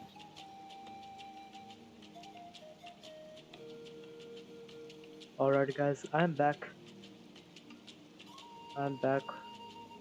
Now let's continue with the story. Ah, Kenichi is here. Traveler? Paimon? Kanich! Fancy meeting you here. We've actually been looking for you. I'll get straight to the point. I hear you accepted a proposal from Elder Trinidad. Oh, the, Turnfire Knight, you mean. You were still his first choice. It's just... Oh, jeez. It's not what it looks like, promise. Chill, it's cool. I only mention it because there's something you should know. And I suspect Elder Trinidad hasn't been completely forthcoming with you. His true intention is to resolve the Mountain King problem once and for all. Once and for all? You mean this'll be the last Turnfire Knight ever? That's right. He wants to use you to send the Mountain King to the Night Kingdom. What? To the Night Kingdom? You mean... Why To would his they do death. that? Whoa, are you serious right now? You shouldn't go blurting out accusations like that. It could get you in trouble. Oh, I thought they were gonna, like, cause Too trouble blunt? for Night Kingdom. Okay. I'll phrase it more gently. There is potentially a possibility that Elder Trinidad may be hoping that during the course of the ceremony, you kill the Mountain King dead. But that's ridiculous. He told us the Mountain King is a living symbol of your tribe's glory. And that glory comes at a price. Oh, that's right. The Mountain King is a living symbol of our glory, but even this glory comes at a price. Ah, yes, and Nana wasn't the first.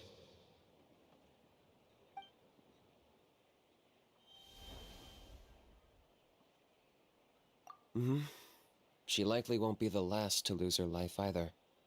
Still, is killing the Mountain King really the only way? It seems so extreme.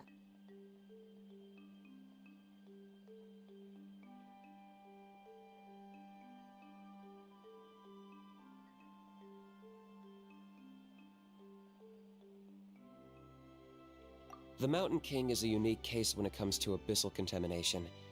It's eaten away at him for so long that it has consumed him entirely, and the damage is irreversible. That evil power has both driven him insane and kept him alive over the centuries. So, to look at it one way, Once it's completely purged from his body, the Mountain King will finally be able to rest in peace. In past ceremonies, we've only purged around half of the abyssal power. This was to strike a balance, to keep him alive, but also keep him asleep. Trinidad didn't say anything about how much power he wanted us to purge, but he did say there were some more details to go over before the ceremony. Then it sounds like you'll know for sure soon enough. If he really asks us to kill the Mountain King, what should we do?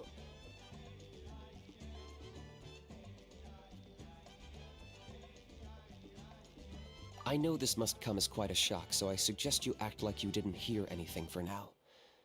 But would you have time to visit the chief after your meeting with Elder Trinidad? I'd like to make a deal with you. What kind of deal? One that comes at a very reasonable price. I'm sure you have plenty of other questions, but we can talk more later.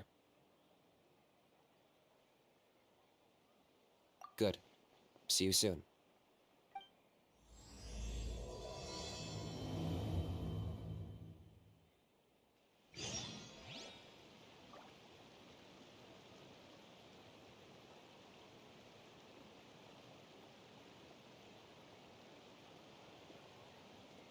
Staring into my eyes is ill-advised.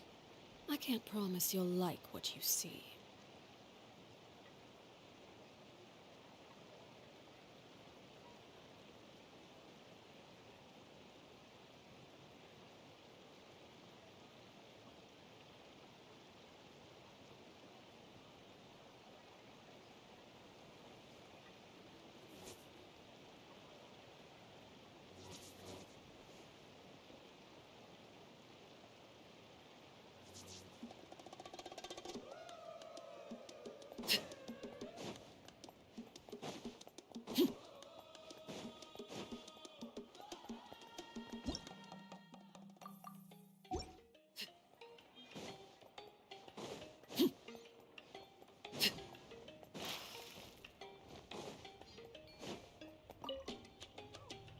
Ah, mighty Outlanders, you have returned.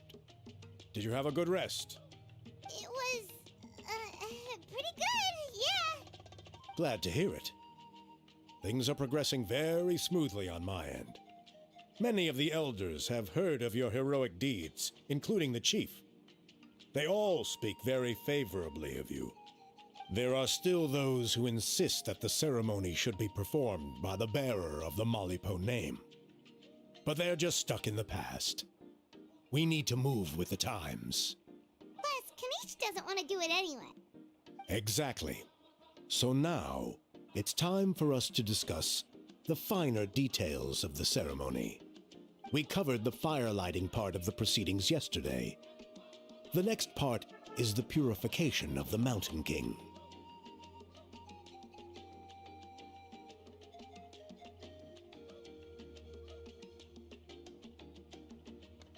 It's quite simple. You just need to use the sacred flame. We've done it plenty of times before, and it's always very routine. I'm sure you won't have any problems. One point I'd like to stress, though, is that you need to burn away as much of the abyssal energy as you possibly can. The more we dispel, the longer the Mountain King will remain asleep. Asleep, huh?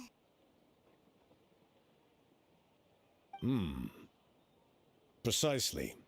In previous years, the Flame Bearer has often been unable to dispel a sufficient amount of abyssal energy. That's the only reason why we have to perform the ceremony on a regular basis. But I understand that you have a lot of experience fighting against the Abyss. And you seemed to wield the sacred flame quite effortlessly yesterday. With your help, I'm optimistic that this time we can dispel all the remaining abyssal energy from the Mountain King's body, freeing us from this ever-looming threat for many years to come. Traveler?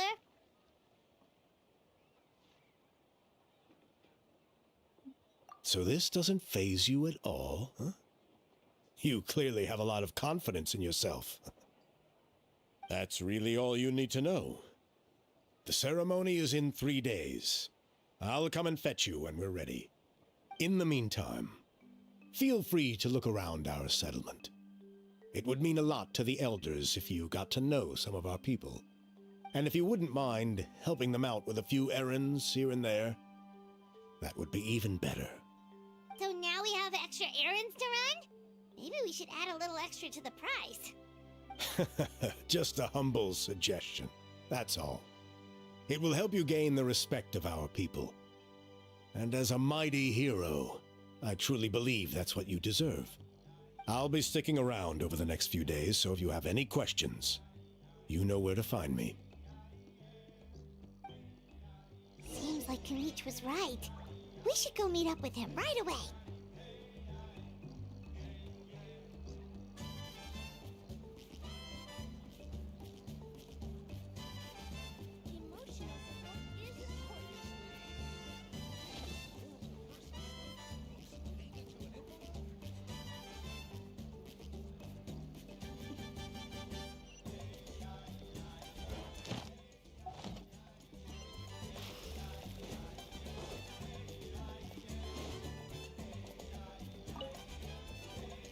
Huh, you're here. Kanichi, Elder Trinidad said that... I can tell. It's written on your faces. Is that the Traveler in Paimon? Forgive me for not being there to welcome you on your arrival. That should have been my duty as chief. Hello, Chief Waina. I only heard the news from Trinidad yesterday, so I asked Kanichi to invite you over for a quick chat.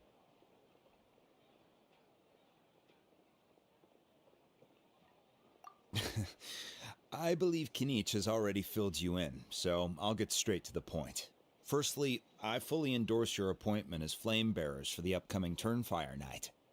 However, I would like to request that you take steps to ensure the Mountain King's safety. Every child of our tribe grows up hearing the tales of our heroes, from Yupanqui the Firebringer to Burkina and the Mountain King who fought against the Abyss. This is our history and our heritage, the source of our pride and the center of our faith. To kill the Mountain King would be to destroy our spirit. I would never be able to face our ancestors in the Night Kingdom. Nana's death was a great tragedy, and I do not blame Trinidad for the actions he has taken. Nevertheless, I cannot allow any harm to come to the Mountain King. The very roots of our identity are at stake. My honored guests, please give this matter your serious consideration.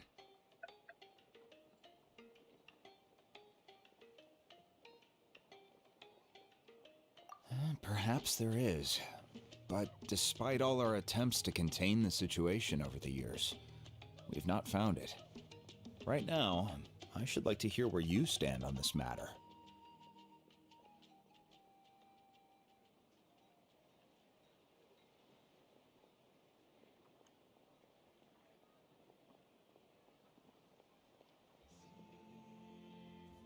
Running away won't solve anything. You just need some time to think this through, that's... Thank you both. There are still 3 days left before the ceremony. I hope they will bring you clarity. So, Kanichi, earlier you were saying that... Let's walk and talk. I'll show you around the tribe. That works too.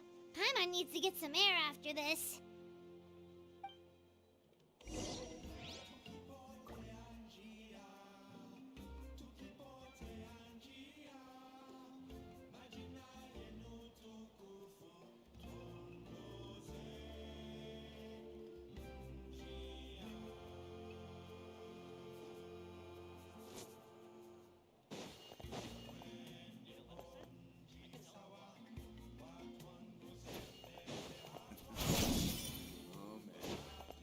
This complicated.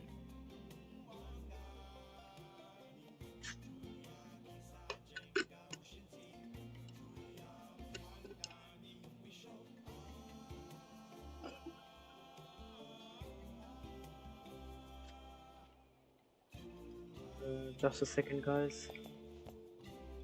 Is my headphone charged now? Oh man. Let's see.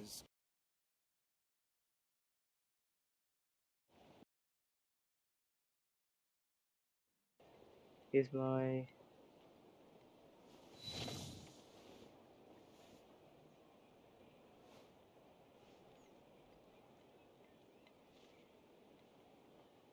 just a second, guys.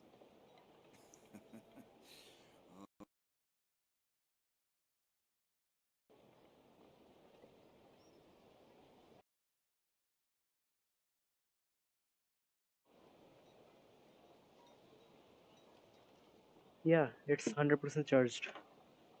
Thank goodness. Well, in PC port in USB, you get very little charge, but it worked out. That's all. That's great. And this thing is bothering me. Let me fix this as well. What the hell is this? Oh, Lantern Rite event. Special web event. Okay. Version highlight. Whatever. Community. It's in like where's the community again?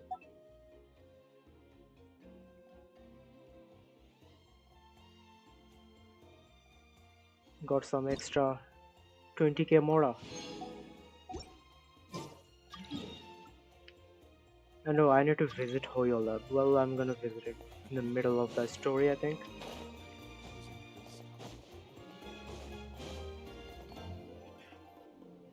Anich, Paimon finally understands why you turned Trinidad down. You knew what he was planning, didn't you? That's why you didn't want to be the flame bearer this time, because it's a double-edged sword. The whole Mora thing was just a sneaky excuse. The more I play solo leveling, the more I hear double-edged sword. Like, this thing is everywhere. Like, yesterday I heard that in an anime.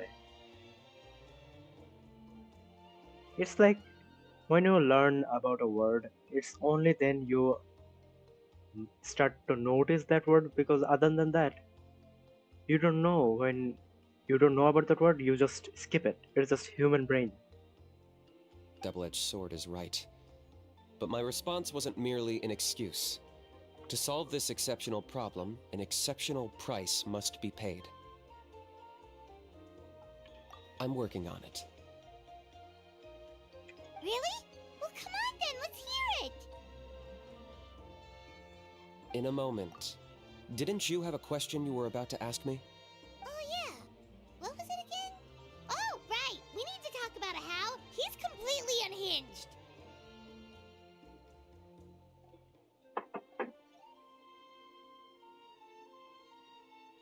I agree that he has a problem. He needs disciplining, so I hired him a teacher. You got him a teacher? Oh, Paimon would love to see him get scolded for bad behavior. Anyway, moving on. When we ran into How, he said you two were investigating some abyss thing together. Is that related to the whole Mountain King situation? Yes, that's the angle I've been working on. I'm a Saurian hunter, but I occasionally hunt the abyss too. One time I was pursuing some purple demonic dogs when I accidentally entered a hidden space. I did some research after the fact. Apparently they're known as beastly rifts, and there are many of them of all different sizes. That's where those purple dogs were coming from.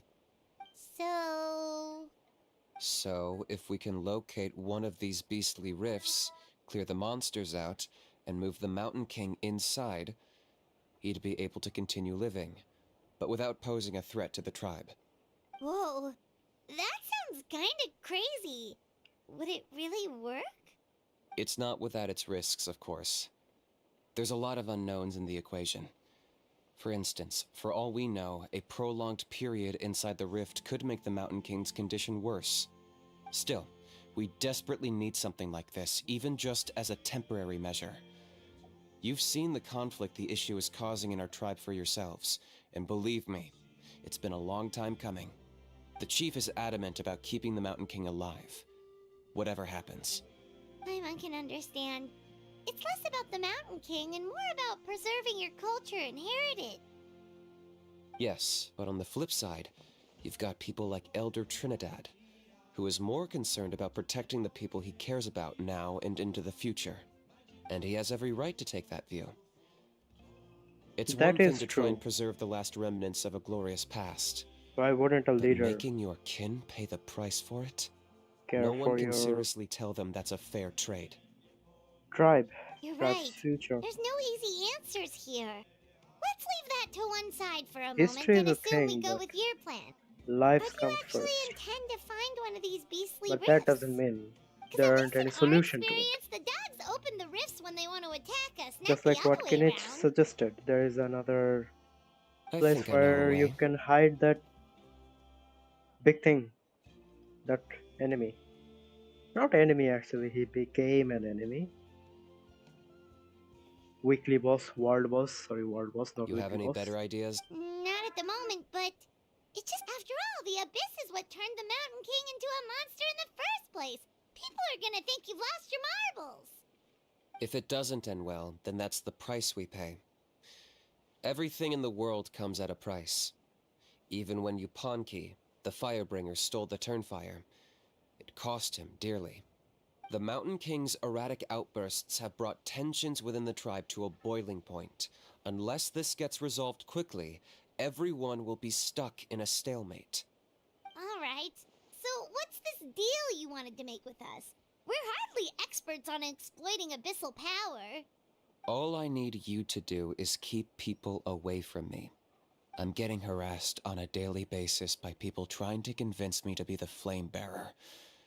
I can't afford to waste all my energy dealing with them. If you help me out, there'll be a gift for you in return. Ooh, what kind of gift? Something well worth your while, I'd say. Just keep doing what you've been doing. Integrate yourself with the tribespeople, so everyone comes to terms with the fact that we have a new flame bearer. That way, I won't have an endless stream of people coming to beg me to join the ceremony, and I can focus on finding a way to summon the beastly rift. Then, when the day of the ceremony comes, we'll move the Mountain King into his new home. Bill sounds pretty crazy. Even for a daredevil like you, that's dangerous. And even if it works, what if neither Chief Lina nor Elder Trinidad are happy with it? Have you thought about what you'd do then? At least the two of them would finally be on the same side of the issue, leaving only me on the opposing side. The tribe needs leaders like them far more than a Saurian hunter for hire like me.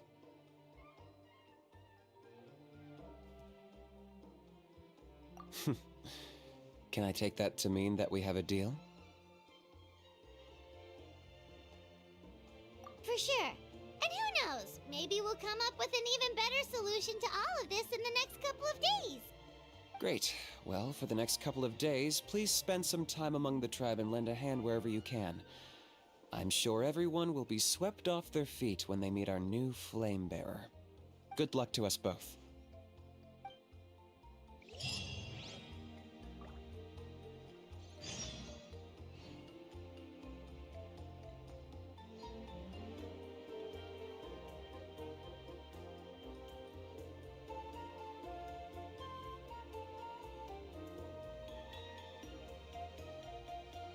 Something you wish to report? Go on. You have my undivided attention.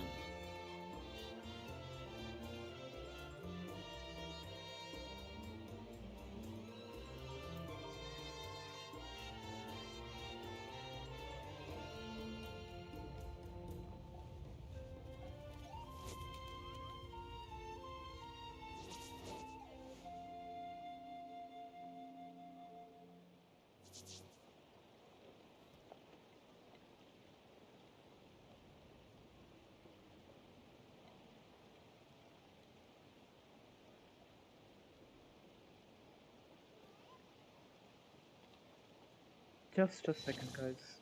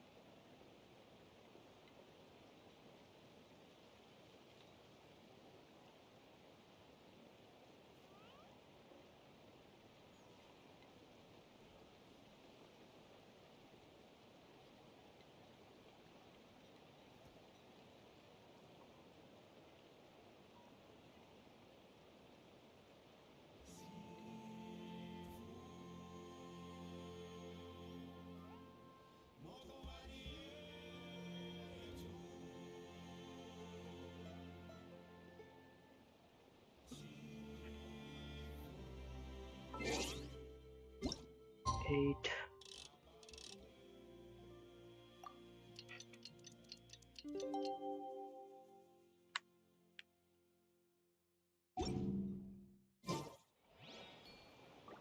Next day, okay.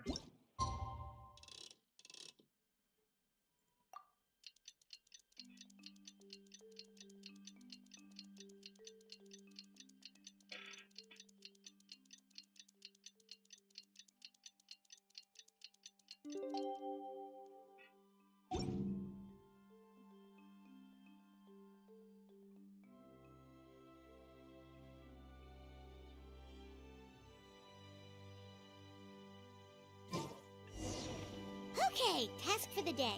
Meet the tribespeople and take some heat off of Kenichi's back.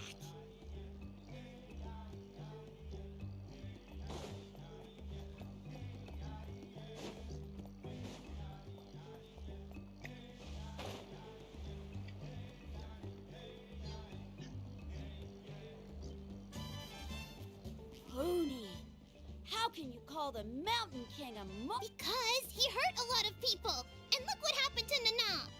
But it wasn't on purpose. That's true, but the fact remains that he's now a threat to all of us. How can you be so harsh to someone who's sick? If you don't take back what you just said, I don't know if we can carry on being friends. Toba, Huni, what's wrong? Pony's saying nasty things about the Mountain King. It's not right. He's our hero. Once upon of course. a time, maybe, but not anymore. Like father, like daughter. Why wouldn't it? Why wouldn't it? That's why your parents matter for a child. Like, just like a child basically learns from her parents. That's what humanity is. Yesterday, maybe, but not anymore. Toba? Fine. I guess my dad is right. Things change, and you just have to accept it and move forward. Not always. As of today, our friendship is over. There's no going back. Nah, bro, this is childish. Well, they are a child. We have some great news to tell you. And they will forget everything that ever happened. That's just how childs are. He's gonna do a beautiful ceremony and How cure the innocent. Mountain King's illness for good. What? Really? So that's what my dad wanted to talk to you about? To be fair, from what we saw the other day, you are pretty good at climbing cliffs. Probably just as good as Kanich. Wait, speaking of Kanich, where even is that guy? Oh yeah, good question. Is he not coming to the ceremony anymore? We can get him to come, but if he catches you two fighting again, he won't be happy. He'll be sure to give you both a piece of his mind. No, we can't let that happen. I've never even spoken to him before. I can't afford to make such a bad first impression. I didn't mean to argue with Toba. All I said was that the Mountain King has done some pretty bad things. He was the one who turned it into a fight.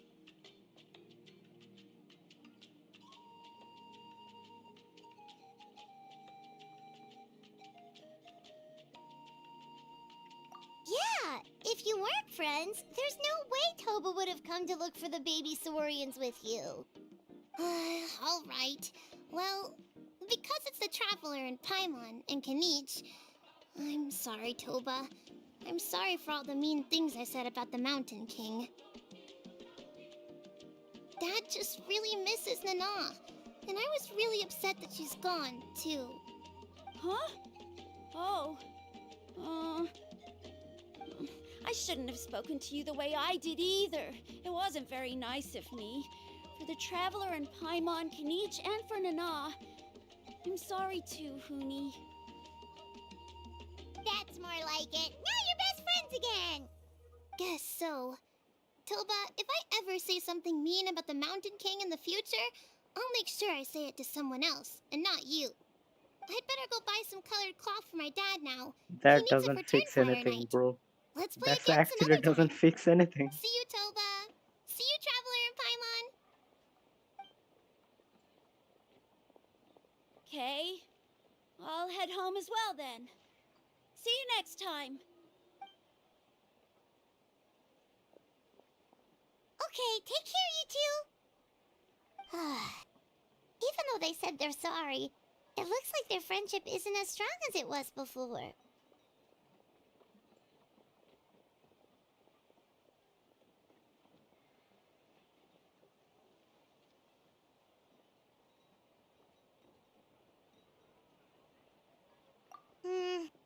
Let's just hope we can solve this once and for all. Come on, let's move on.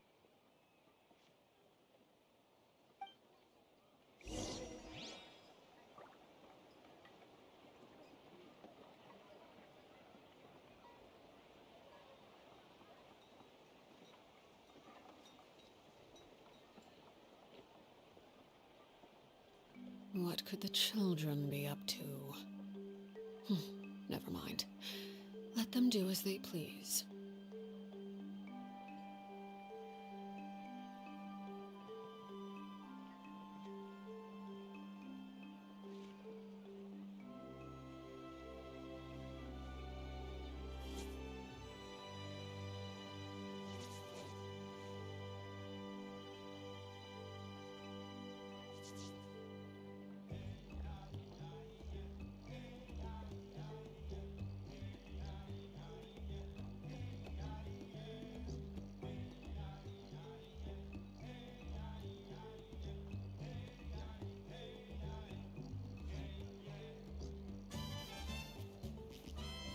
Staring into my eyes is ill-advised.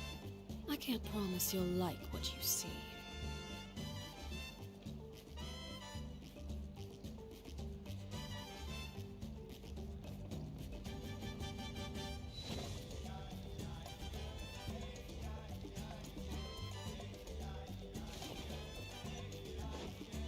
Huh? What's going on over there?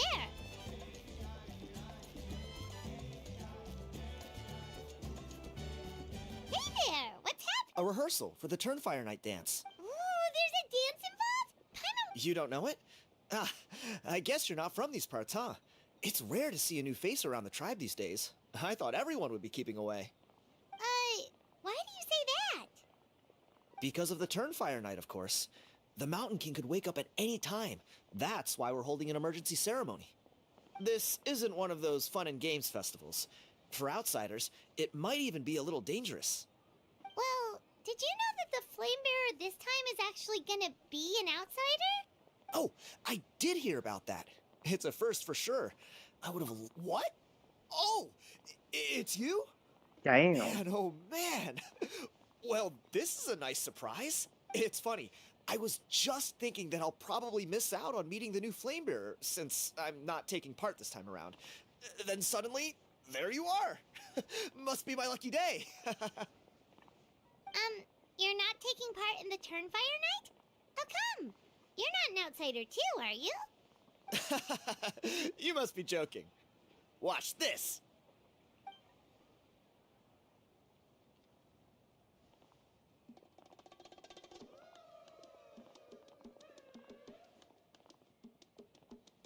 Not bad, right?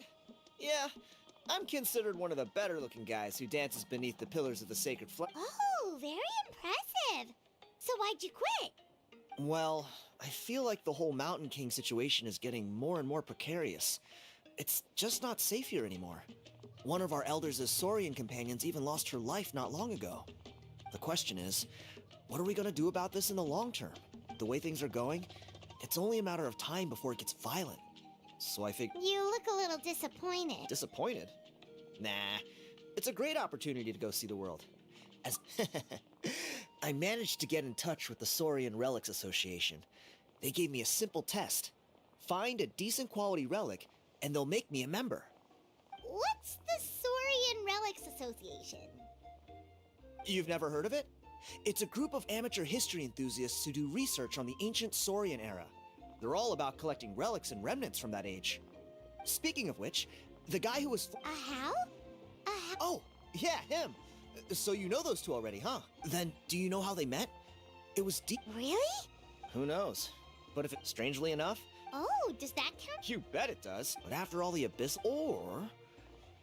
You look... If all you need to get is a picture... Wait, you're seriously gonna help me? Come on, it's no big deal. Pyro Archon above. You two have hearts of... Of course it is!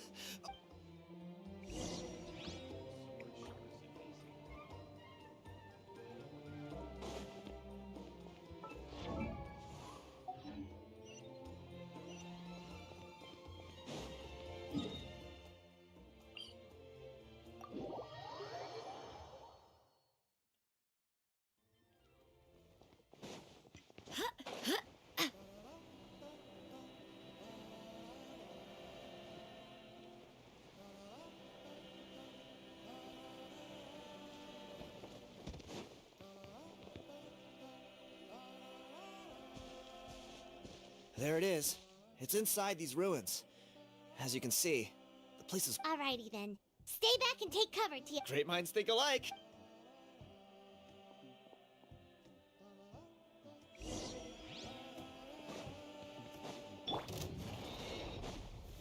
Solidify! I swear by my sword! Transfixed, witness my rise!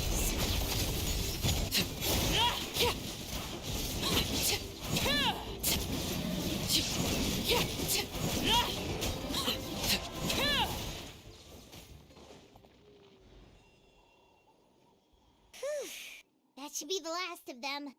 It's a good thing Tiago had the sense to stay in his hiding place, or things could have gotten really hairy for him. Hey, look! That's gotta be it, right? Definitely looks like a mural.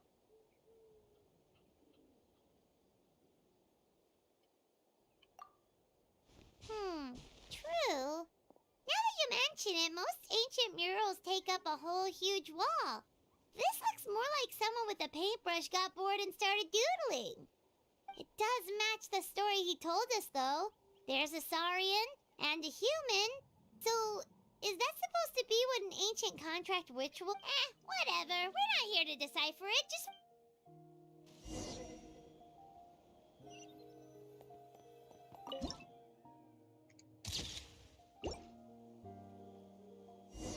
That's a wrap. Let's take it back to Tiago.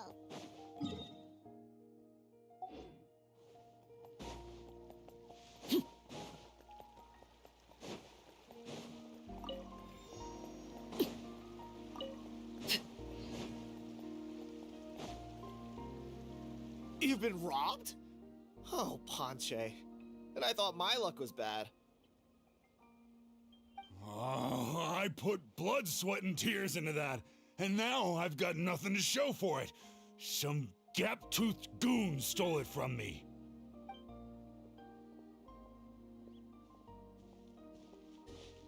Tiago, is this the picture you were looking for?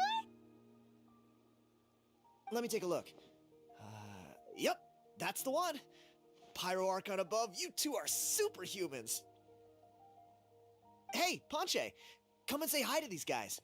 They're gonna be the new flame bearers, and they're tough as nails. Wait, are you the Traveler and Paimon? Huh? You already know each other? I don't think so.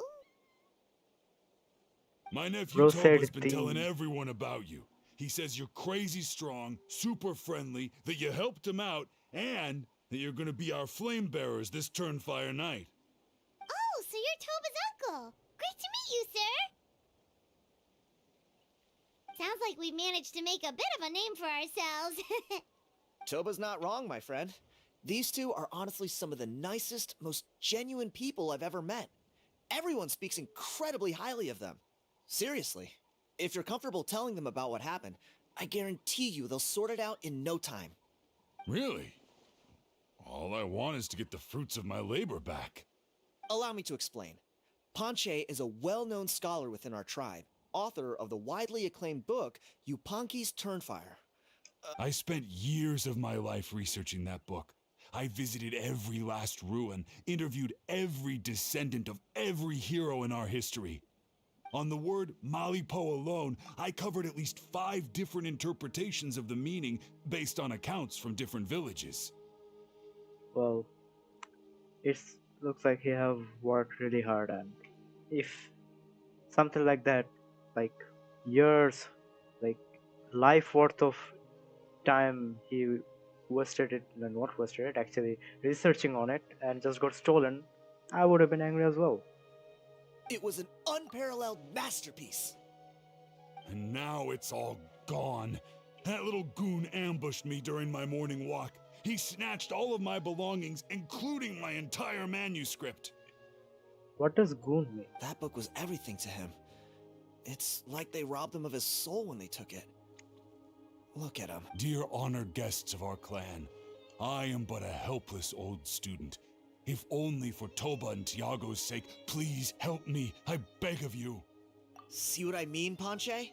Now you've run into these two, your luck's about to change, big time. I don't know if he's still there, but come on, I'll take you.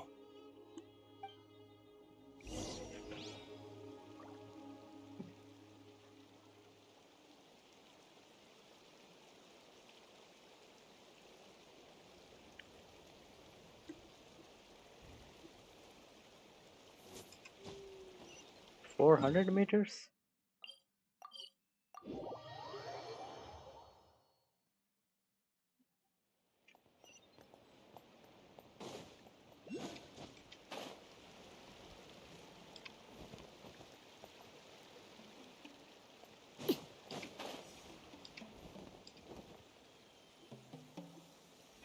Hey! You thieving rat! Give me my things back! What do you want now, you old bum? God, you're a waste of space. Prepare to get shoved butt first into a tree hollow. I dare you to try. Oh, what's this? Brought a little bodyguard with you, huh? All right, let's see what you've got. What's this? Eat dirt, suckers! No, seriously?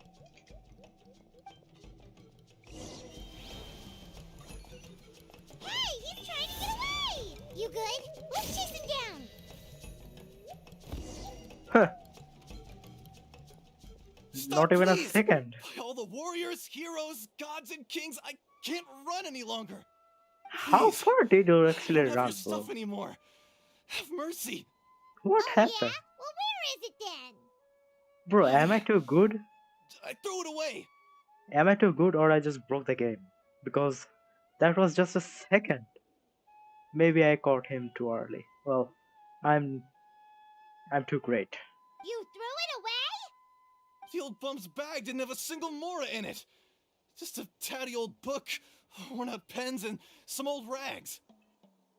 You call it that, but if that book were ever published, it would have been fortune. All that time lying in wait was for nothing. I was so mad, I just threw all of it away. Well, that's why people say one man's trash is another man's treasure. Well, that theory, like that philosophy, doesn't apply over here. I don't know why I said that, but you get the Is point. that really? The same place you found me. Look, I swear on the Archon, it's the truth. Okay, that's it. What do we do now? It sounds like he's telling the truth. Right. Let's hope nobody gets to the...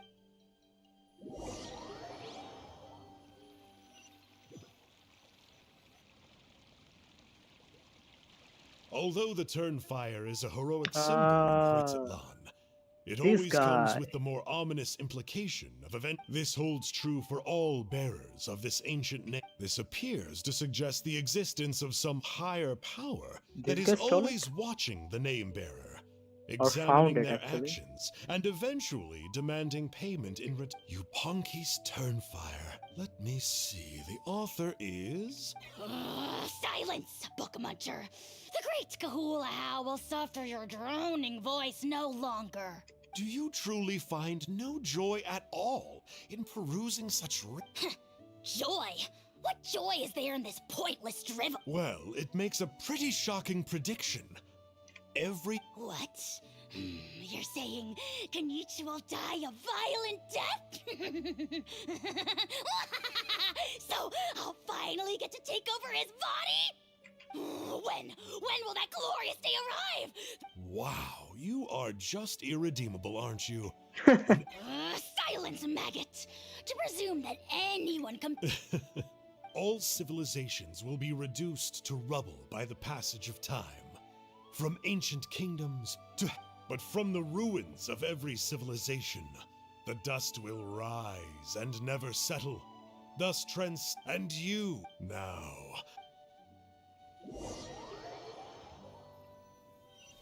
You know what was gonna he say? I should have listened.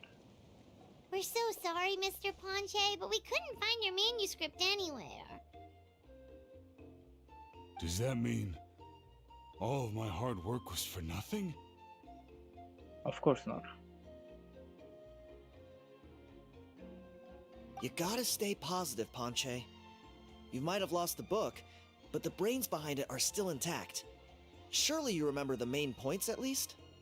The whole reason I worked so hard to get it finished before the Turnfire night is because I hoped that maybe it might help us find a way. Well, not exactly, but I thought my research might at least be a starting point.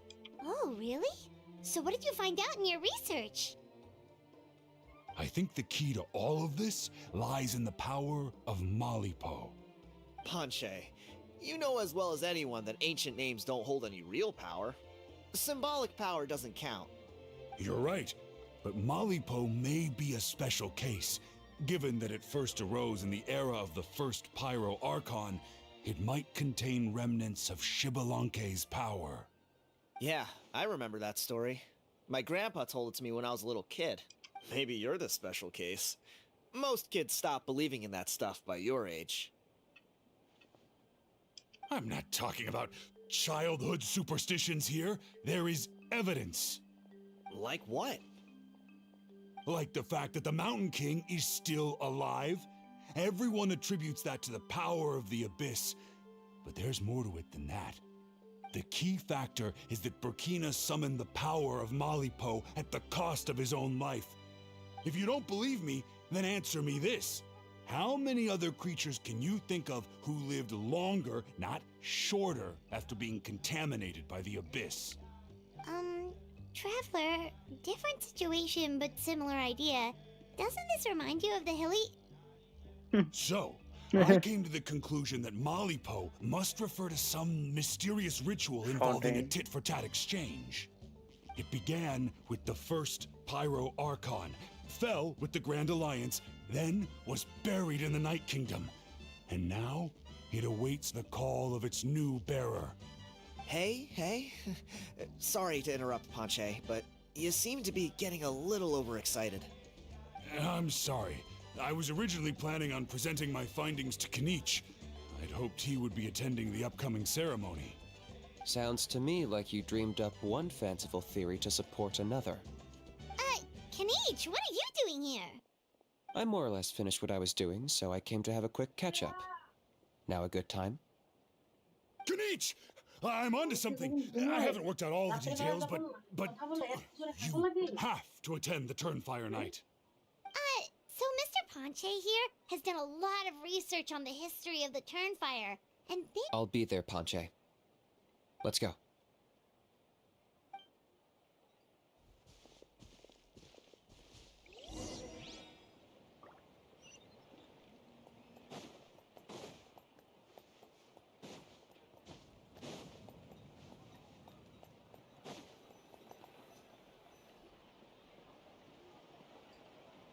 Here will do.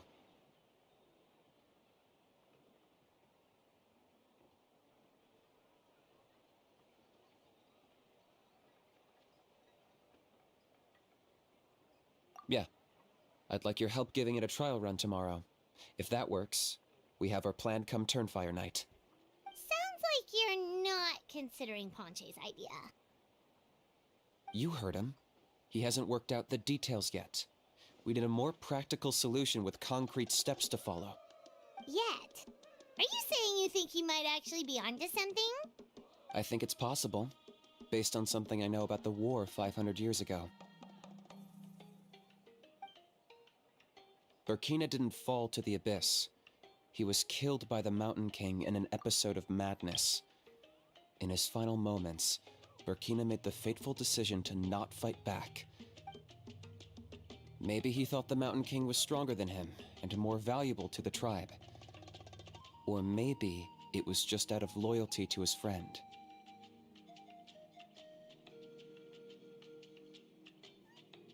Either way, I can believe the Turnfire was involved. Whether you think his sacrifice triggered it, or his fate was sealed from the moment he took the Malipo name, it makes sense to me.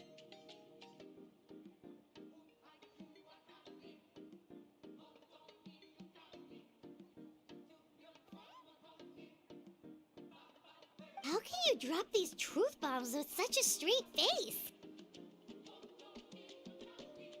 This is what I've gleaned from my many interactions with the Mountain King. His mind is so disordered. It took some time to piece it all together. The story Elder Trinidad told you was the more palatable version of events. The truth is even darker.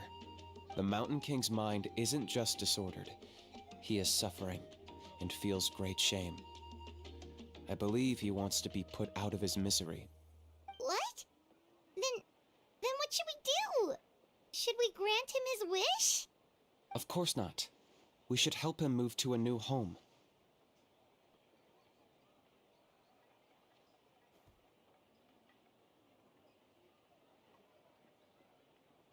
It's the only practical solution. The Mountain King is a hero to my tribe. An object of worship, even. Ending his life would be like desecrating a statue. Still, he's been the cause of multiple disasters, and we can't afford to have any more. Ugh. Practical solutions hurt Paimon's brain. Can we follow our hearts next time? Then let's break for the day. I've already found a suitable venue for tomorrow.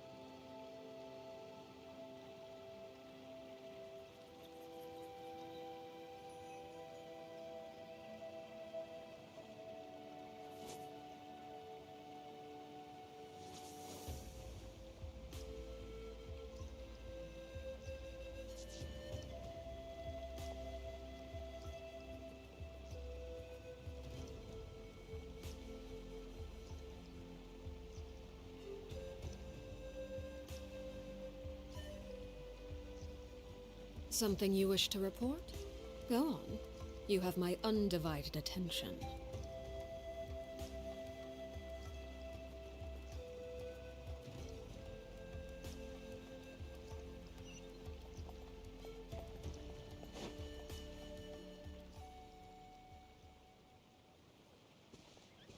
You're here. Oh, so the gruesome twosome come crawling back. Here to make amends after the gross irreverence you displayed. Very well. Kanich, didn't you say you found him a teacher? He's just as out of control as ever. Hey! No one gets to discipline the almighty Dragon Lord. Maybe because I've never had a gentle-natured companion like Paimon to Is that a compliment? Yeah, I see what I'm missing out on now. And it's a lot.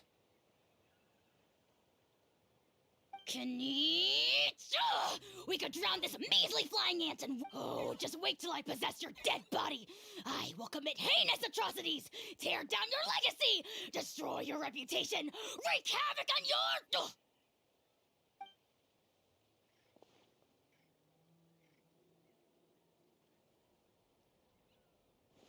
Traveler, Paimon, let's get down to business. With pleasure. You don't need to ask twice.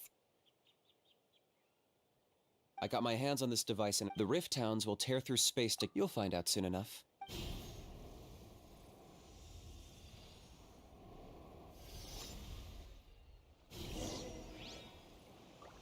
They'll tear you to pieces given half the chance, so be careful. There is no escape! Laid bare.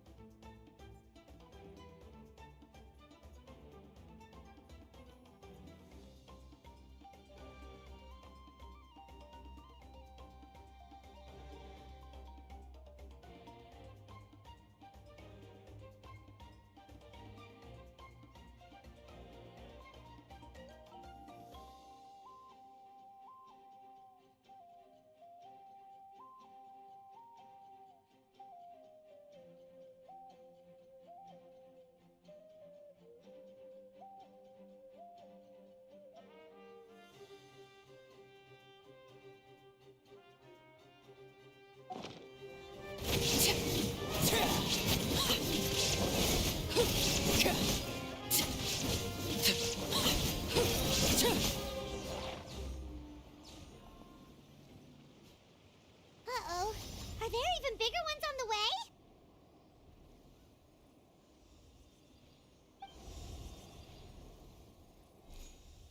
You see, Kanich? I'm a man of my word. In fact, I'd say I under-promised and over-delivered. Nifty little gizmo, isn't it? I take it this is your true form? Now that our deal is complete, it's time to start the next phase of our relationship. I'm cliché, I know. The hero's trusted partner sends him out to the abyss in a shocking act of betrayal. Cue bad guy speech and drawn-out death sequence. Huh? Angel? Huh? Huh? What are you two doing here? Oh, Mr. Kinich, this is not what we agreed on. Traveler, this is the gift I got you. I know you're looking for intel on the Abyss Order, so I thought he might be of use to you. But it looks like you've already met. Yikes. Frosty reception. Gotta say, I kinda pictured this moment going a little differently. Tears of joy welling up in your eyes as you say the words, "It's good to see you again, old friend." Don't be ridiculous. Sounds like you've been reading too many romance novels. There we have it. Change is inevitable and nothing lasts forever. What a pity. Well then, time for you to meet the new me. This time, please call me Sanka. Sanka! Aha! So you're Glasses Guy! You tricked Huni and Toba into telling you a bunch of stories! What does it matter? A name is a superficial label. It's what's deep down inside that counts. And I've shown you the deepest parts of me. That would explain a lot. Why else would you show up here and start acting like a wise guy? You look... I'll pass. I do rather like you, as I've said before. But my one quibble is that you really don't know your own strength. Wait. Of course! You're the one behind all the recent Abyss activity! Let Paimon guess, you've been provoking the Mountain King too! Haven't I told you before? I'm not part of the inner circle who do our Highness's bidding. My interests are far more low stakes. I spend my time digging for truth in ancient doodads and books. You really think a benchwarmer like me is capable of more than that? I investigated him. He's not connected to the recent events. Just happens to be in the area. So, I struck a deal with him. He helps me summon a rift. I allow him to do some historical research. But that's all over.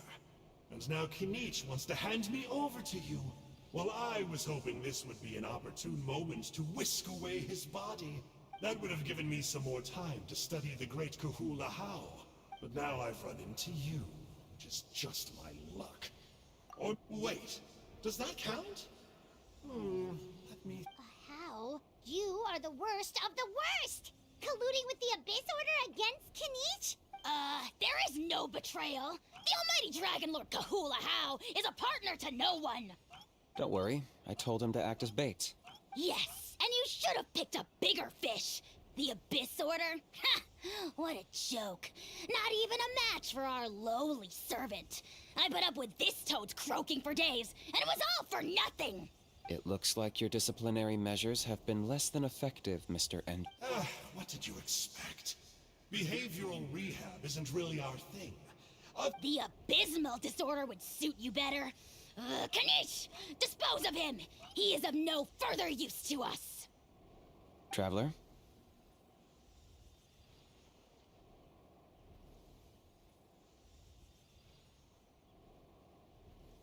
Hey now, I may be a lowly clerk, but don't underestimate me.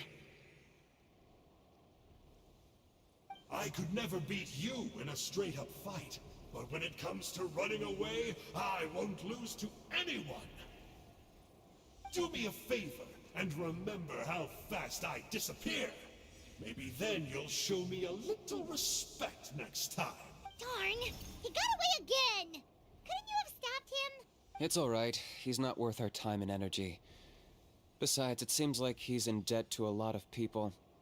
I'm sure they'll keep him busy. If you say so. Still, Paimon's kinda surprised that you actually struck a deal with someone from the Abyss Order. To borrow that guy's words, names are superficial labels. Whether you call it the Abyss Order or anything else, it's a broad generalization at best. Think of it like apples that have fallen from a tree. If you tasted each one, you'd find that they're all at different stages of ripening. Even the unripe fruit blown off its branch before it's fully grown can still be brewed into a fine wine. Everything has its use. Huh. Well, in that specific sense, maybe Enjo's not such a bad apple. Not rotten to the core, at least.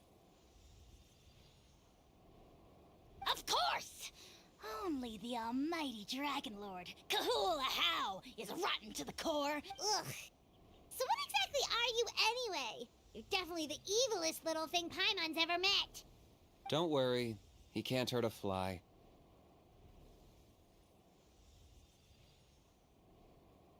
You could say that. Paimon heard that those kinds of contracts might come with a terrible cost attached. Is that true? Such as a how watching me like a ravenous vulture? Vulture? Vulture! We are the Dragon Supreme! Sovereign ruler of the Nation of Flame! Let's pick this up another time. It's getting kinda late. You should go back and get some rest. Big day ahead. Tomorrow's Turnfire night. Time to light the sacred flame and burn away the filth for a legendary 500-year-old warrior. Oh yeah. Hearing you lay it out like that is making Paimon a little nervous. For all the work we've put in, it all comes down to tomorrow night. We have to make sure we solve this problem once and for all. Then it can't hurt to say this one more time. Good luck to us both. See you tomorrow.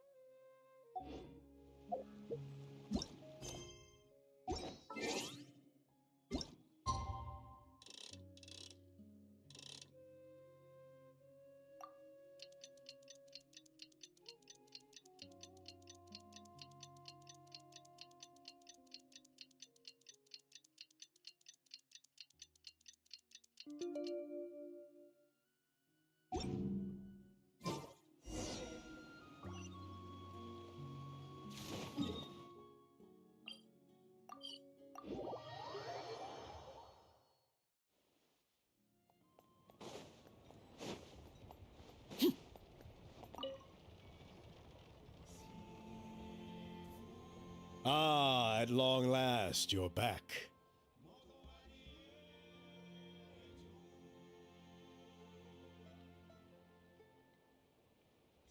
I hear that you've done much for our people these last few days. Everyone has nothing but praise for you. Many young people have heard the rumors too. They're all eager to meet our new flame bearer. Well, they won't have to wait for long. It's almost time for the ceremony. We really hope we can resolve the Mountain King situation quickly and smooth. Haha, well, it's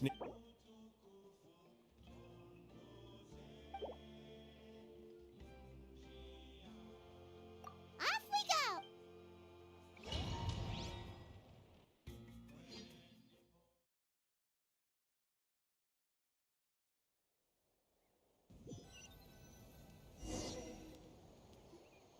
Here we are. Our honored guests have arrived. I have heard much about your fine work over the past few days. I hope you'll allow us to thank you properly after tonight's ceremony. Don't worry about it. Getting this huge venue ready must have been a huge task. No need to make extra work for yourselves on our account. If it means getting the Mountain King issue resolved, no cost is too great to bear. A resolution will come in due course, but every great fire starts as a tiny spark. We must take it one step at a time. No one would disagree with you if that were possible, Chief. But it's been far too long since we've seen a real step forward. Look around you. Can't you see how our numbers have dwindled since the last Turnfire night?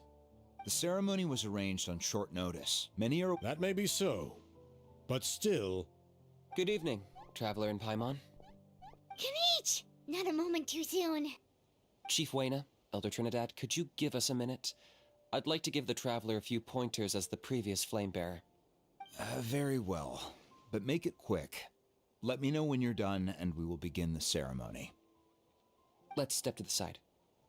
Has anyone gone over the key steps of the ceremony with you yet? Yeah, Elder Trinidad did, but, Paimon seems to have forgotten them? What a surprise! The flying ant has an ant-sized brain. If you don't want your tongue to be burned off by the sacred flame tonight, I suggest you stay quiet. See those sacred flame pillars? Once you've lit the fire, go light each one up in turn. Once that's done, head down into the cave where the Mountain King slumbers, light the braziers along the way, then bring the flame to the final altar. Then the ceremony is complete. That sounds simple enough. The process isn't complicated, but remember, you mustn't turn back at any point. If you miss a pillar, you can't light the next one, then come back to it. You have to keep moving forward, or it's seen as disrespecting our ancestors. If that happens, you won't receive the blessing of the Turnfire, and you'll have to start over. I made you a diagram that summarizes the steps. Take a look.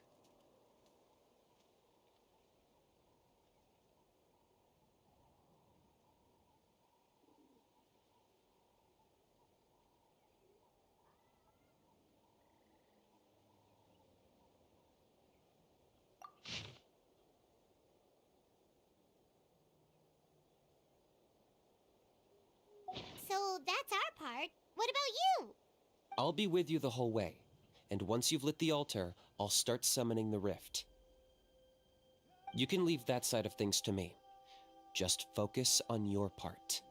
Okay. We'll try to remember all that and get it right the first time. Ready when you are. But I think I saw Huni and the others just now. Maybe you should say hi before you start. Might make you less nervous. Just tell the chief when you're ready.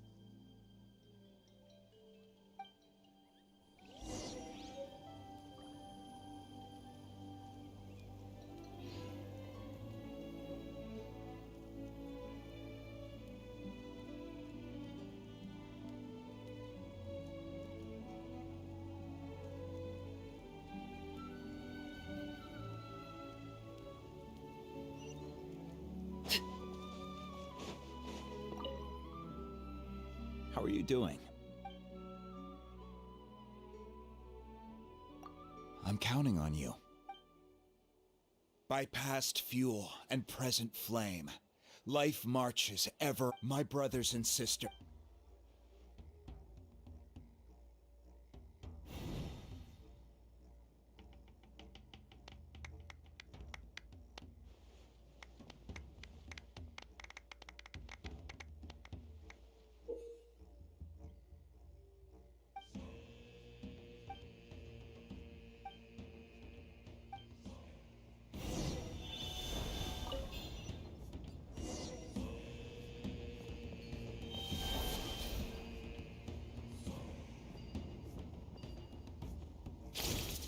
Nicely done. Off to a good start. Great stuff.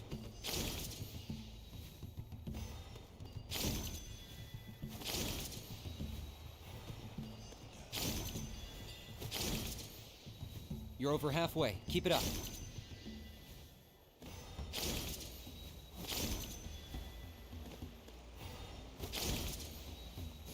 Impressive. Just one more to go. Come on, one last push. The final sacred flame pillar is up ahead.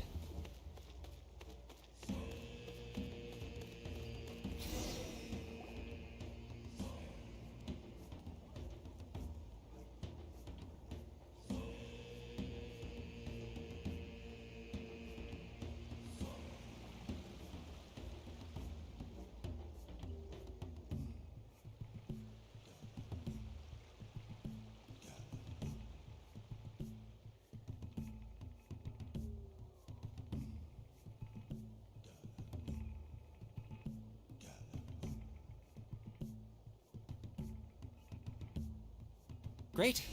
All the pillars are alight. Next, it's down into the canyon and head for the Mountain King's cave.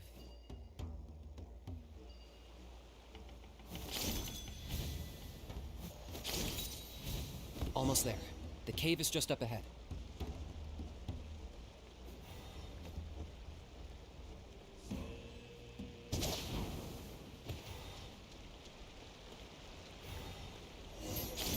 The Abyss presence is growing strong. We should deal with the contamination first.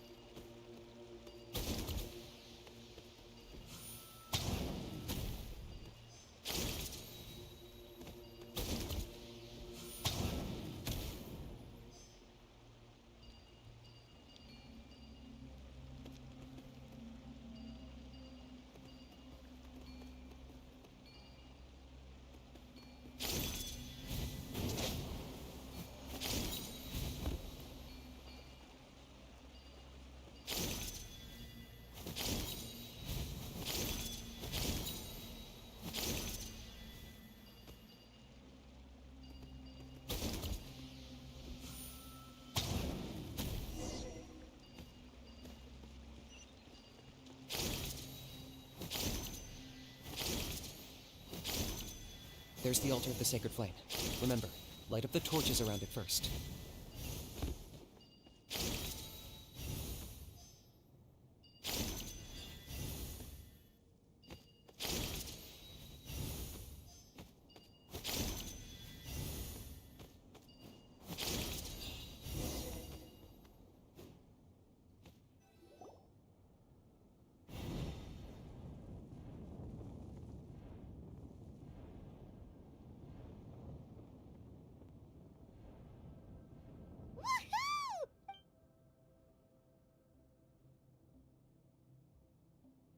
That's the Mountain King up ahead, right?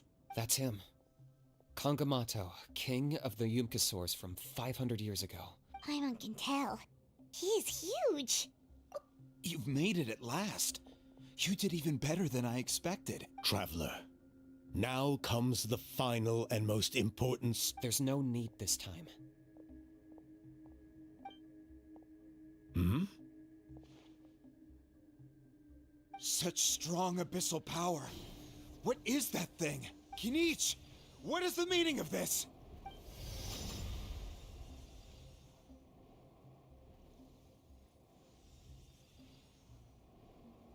Is that a beastly rift? Chief Wyna, Elder Trinidad, this is about to get a little dangerous.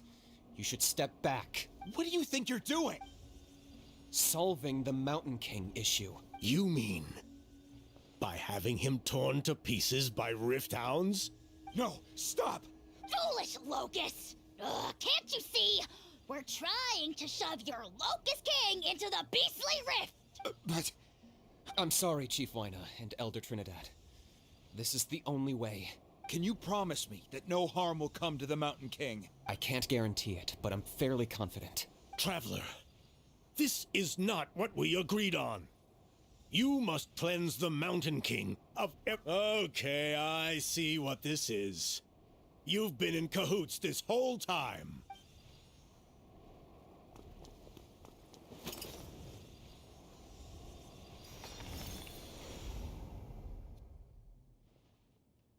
Ugh, you imbecile! What have you done? Oh no! The device is destroyed! You forced my hand! Elder Trinidad! What are you doing? No, the Mountain King is waking up! He will cause even more casualties! Everyone, out!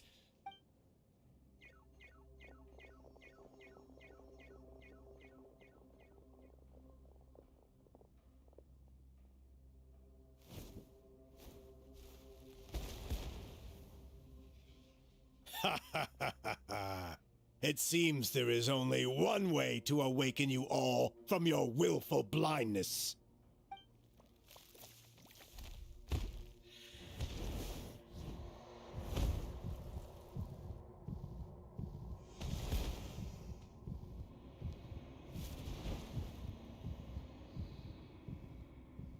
Take me, O Mountain King! Take me as your next sacrifice!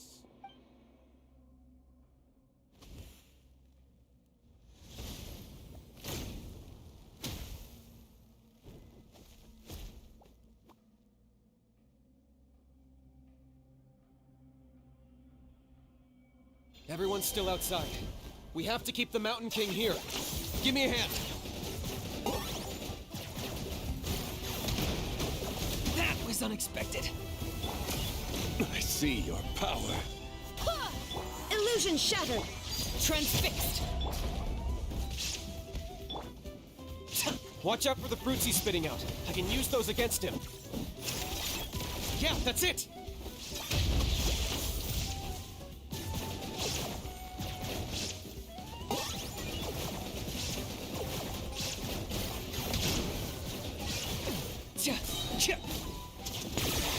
Oh, glory!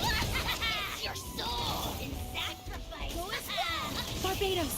Guys, Gather! Order guide you! Or peace! There is no escape.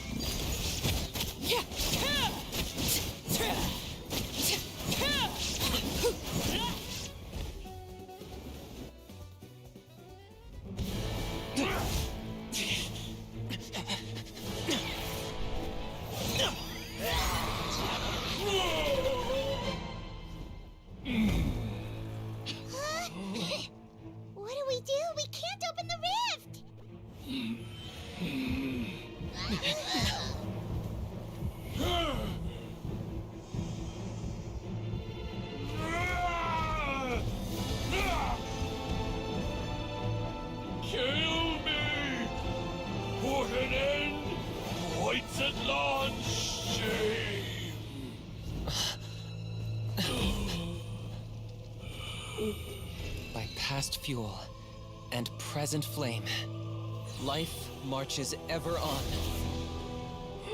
Oh, Burkina, I must atone.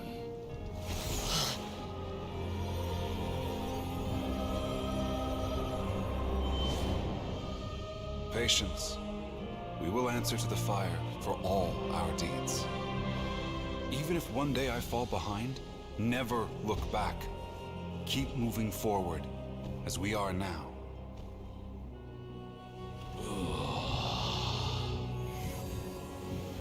Live with your guilt and shame. This is the price to pay.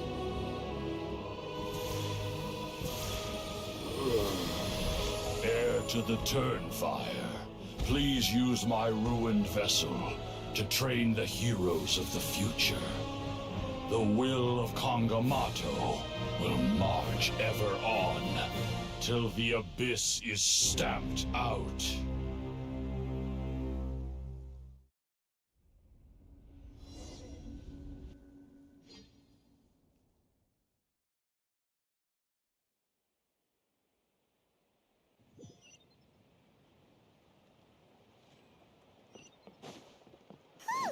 Pretty eventful day yesterday, huh? Traveler, you've come at just the right time. I have some good news for you. Trinidad's condition is stabilized. He suffered burns on much of his body, but we believe he'll survive. Guess that's the best news we could hope for. Paimon has to ask, is everyone in your tribe such a risk-taker? First Kinich, then Elder Trinidad? Is this the scions of the Canopy's adventurous spirit in action? We're simply not afraid to charge ahead into the unknown. He's fine. Don't worry. He's gone to check on the Mountain King. Something most mysterious has happened. After the incident yesterday, a transparent shell is formed around the Mountain King's body. We don't understand the mechanism behind it, but the shell appears to insulate him against the influence of abyssal power. It is somewhat akin to a scab, in that it stops the abyssal energy within him from bleeding out, while also preventing further abyssal energy from seeping in and infecting him. We've never seen anything like it. The tribe's most senior elders believe it was caused when he was burned by the sacred flame, similar to the way burned wood becomes charcoal. I think their theory makes sense. After all, we've never thrown the Mountain King directly into the sacred flame before. Wow. So it's made a barrier against abyssal energy? That's a good thing, right? It's practically a miracle from what we've seen of it so far. It means that the Mountain King's level of abyssal energy is now stable. No longer will we need to perform an annual cleansing ceremony. Wow, that's amazing!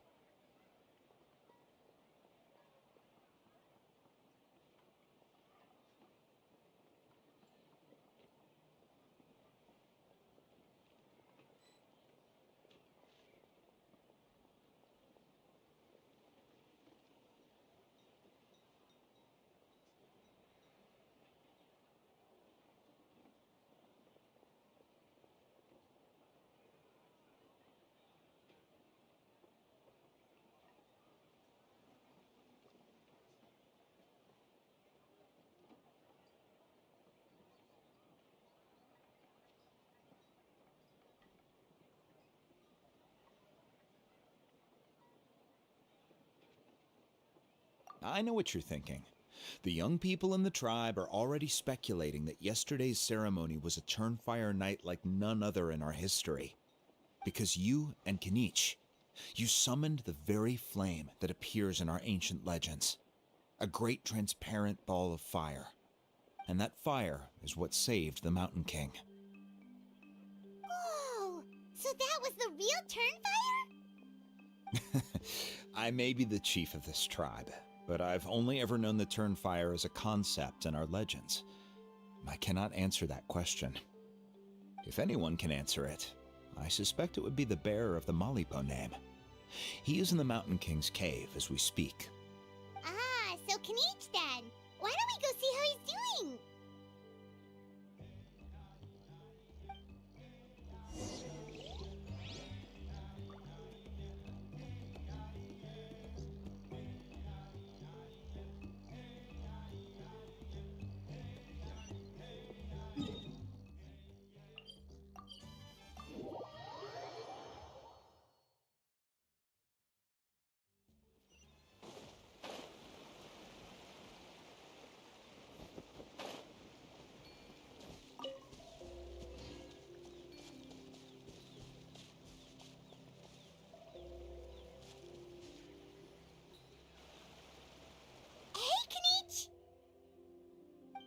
Hey yourselves.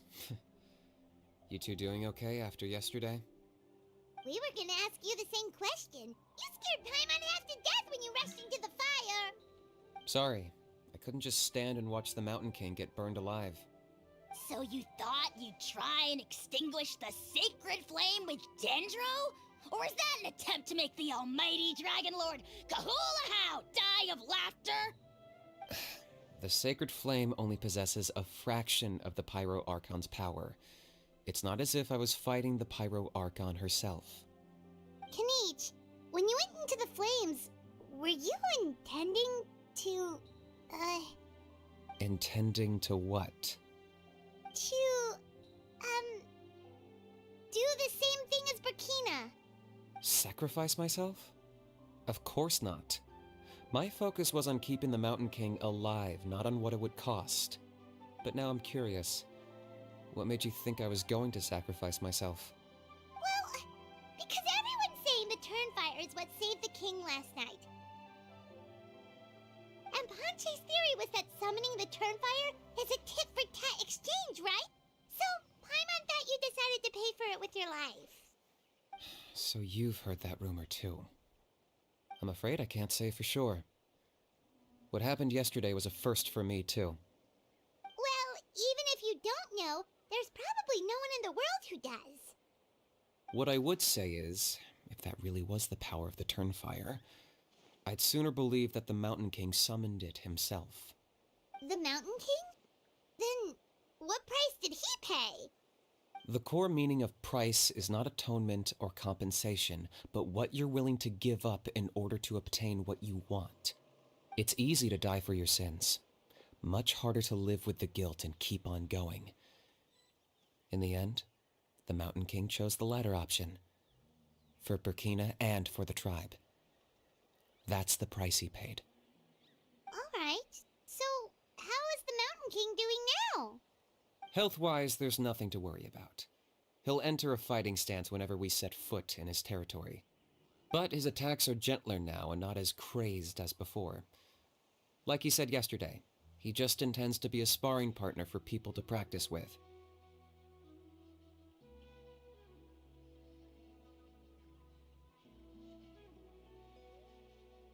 Yeah, I tried communicating with him again, but he didn't respond. We dare say that Locust King has well and truly lost its mind. The lights are on, but nobody is home. Its body remains fighting fit thanks to the perverse power of the Abyss, but time has been less kind to its soul. It was ground to a pulp long ago. But we saw him come back to his senses yesterday. That was merely one last burst of brain activity before it croaked. As you humans would say, it went out with a bang. Oh, come on! Stop being such a doomer. Paimon bets the Mountain King has finally let go of the tragedies of the past now, and is focusing on moving forward. That's why he doesn't have time to chat with us. He's too busy thinking about the future. Well, at least it means my fellow tribespeople can move forward now, too. Thank you for your help, Traveler. I owe you one.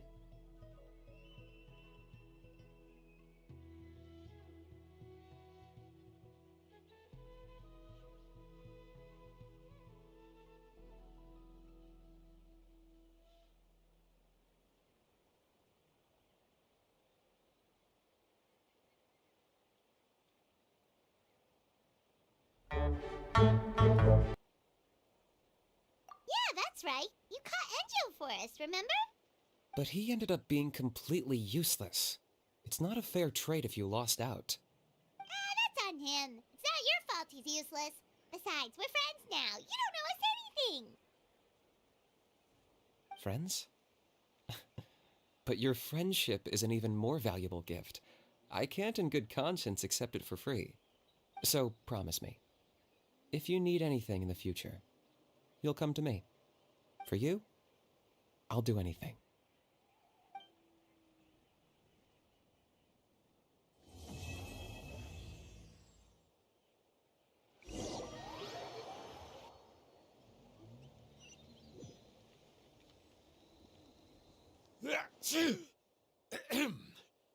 So, In the end, only poor little Hoonie got the sad ending.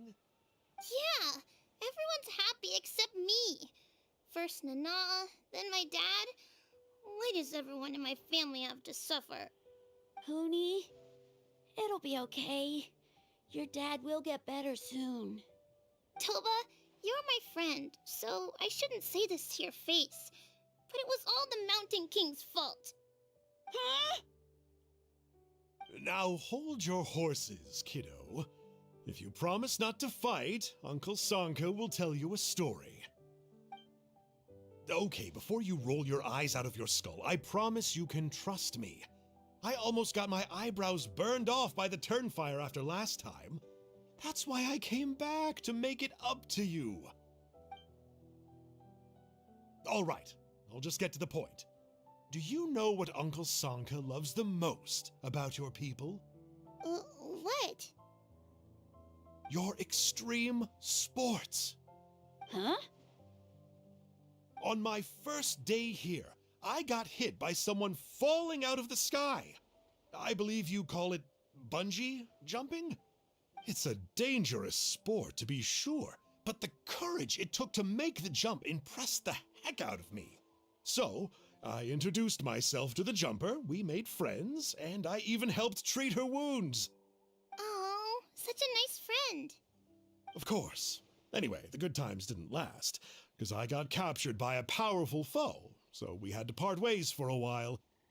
In the hands of the enemy, I was scorned, scolded, and nearly given away as a gift. Oh, it was so humiliating. A horrible experience to look back on. Why does Uncle Sanka always have to suffer, I thought. But in the end, I made it through, and I left all of those painful memories in the past. I even managed to reunite with my friend. Is that it? The moral of the story is to look forward in life, right? Yeah, we've heard that one millions of times. Very smart, Hoonie, but not quite smart enough. What I'm trying to tell you is that after I reunited with my friend, I found her injuries were all healed, but she really missed her family. So, I thought you might like to see her too. She's right behind you. Turn around and see. Another trick about not turning back? I'm not falling for that one again. Huh?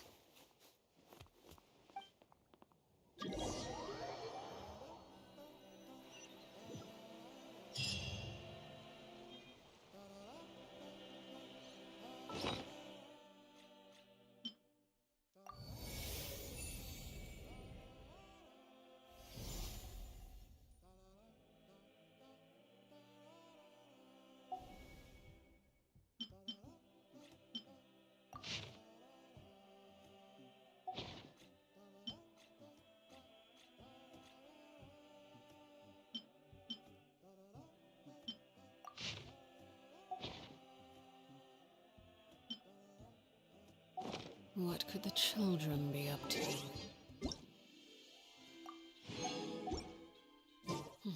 Never mind.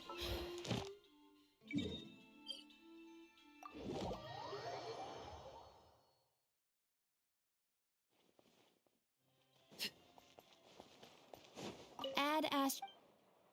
Thank you for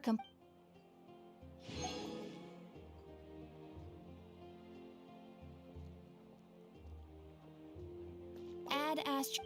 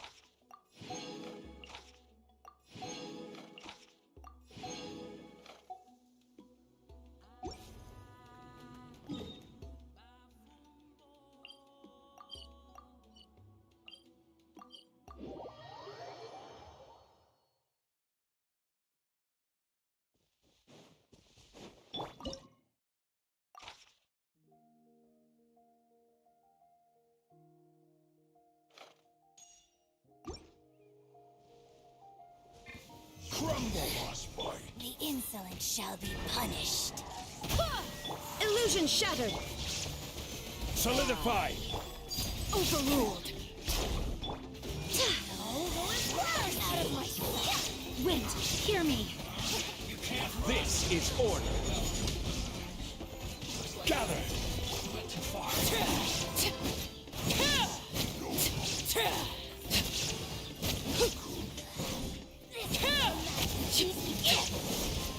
Transfixed.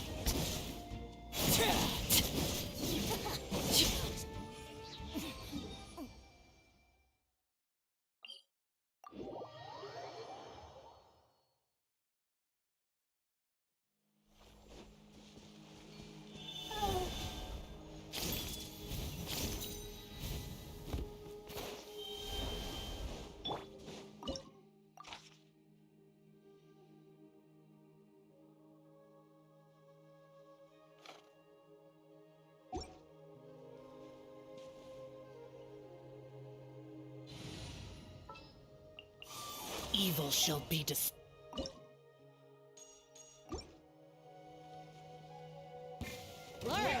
Solidify! Here comes another. Shine down.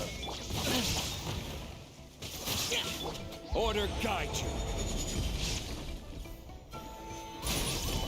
I swear by my sword. Illusion shattered. lament.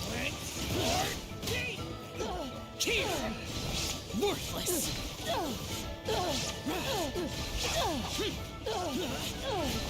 Worthless! Kill!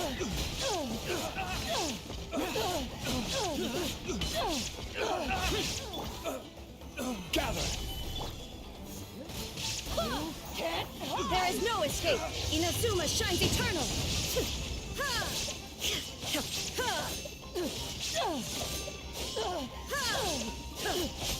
Boring.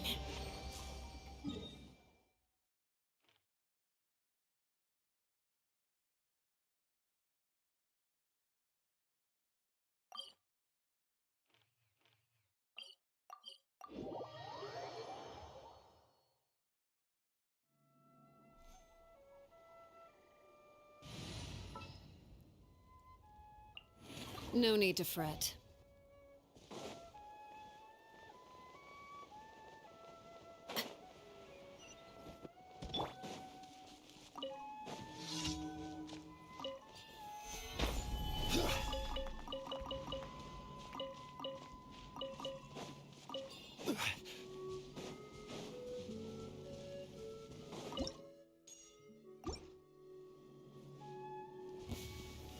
Solidify!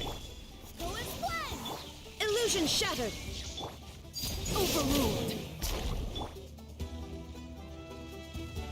This is order. Barbados, guide us.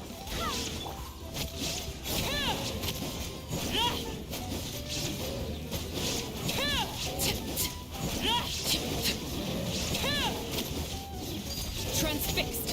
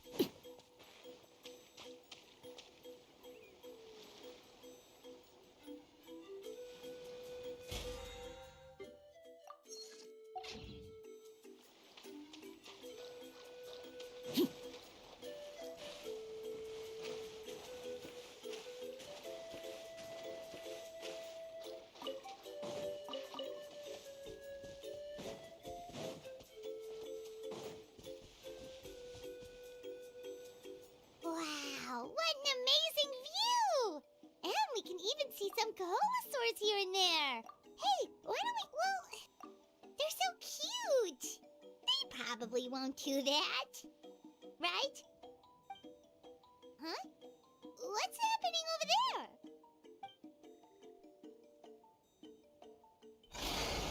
Help! Somebody help us! Ah! Wild Kahulasaurs are actually biting people! Yeah, those two are in trouble! The legendary traveler and his trusty sidekick Paimon will not stand by idly!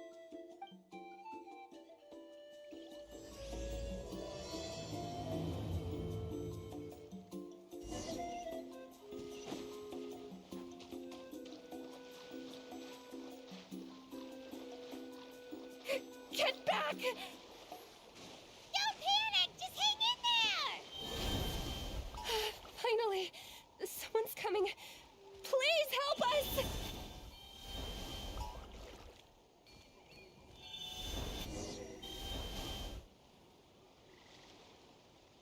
Judging from your clothes, Yes, I'm Karia, and this is my. don't mention it! Handling these sort of things is practically second nature to us by now.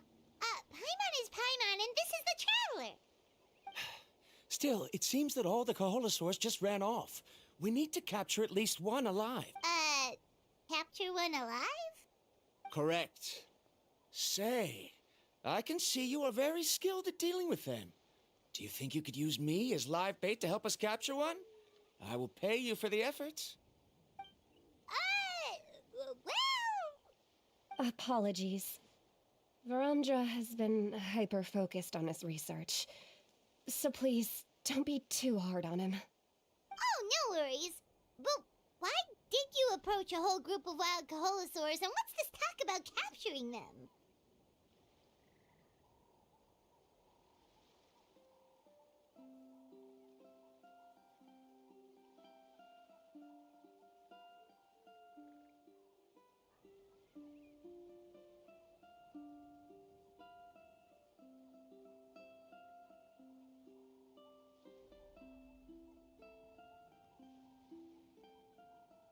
Paimon's pretty sure that's not what they're trying to do. I'm sure we must look very silly. The fact of the matter is that we're searching for a mysterious island from a certain legend. It's said that a very important clue about the island can be found on Kahulasaurs, so approaching them without the help of a guide from the people of the Springs was certainly an unwise choice on our part. A mysterious island? Yes. There is a legend from the people of the Springs that mentions a mysterious island, and Varandra believes the key to his research can be found there. Are you certain you two won't consider my proposal to capture one? Some proposal? There's no way we'd be willing to use a person as live bait! Then I suppose discussing it any further will just be a Oh, all right. You did rescue Karia and I just now, and I suppose I should express some gratitude. Thank you very much. A little awkward, but Paimon will take it. We should move on, Karia.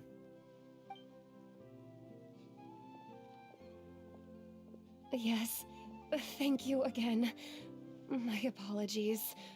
Varandra really doesn't have the best people skills. That's all right.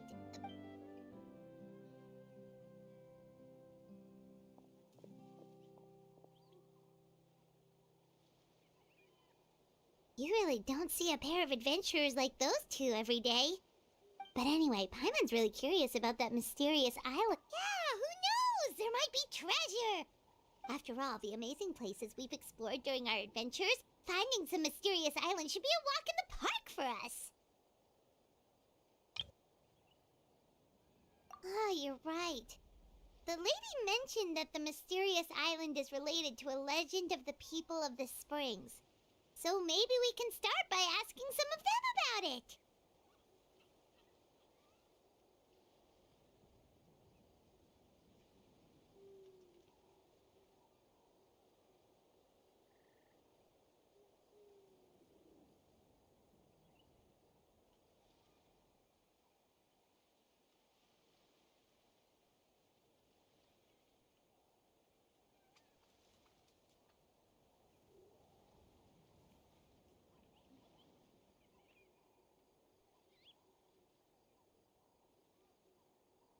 ticking. Let's get started on our next adventure. But the real question is, who should we ask?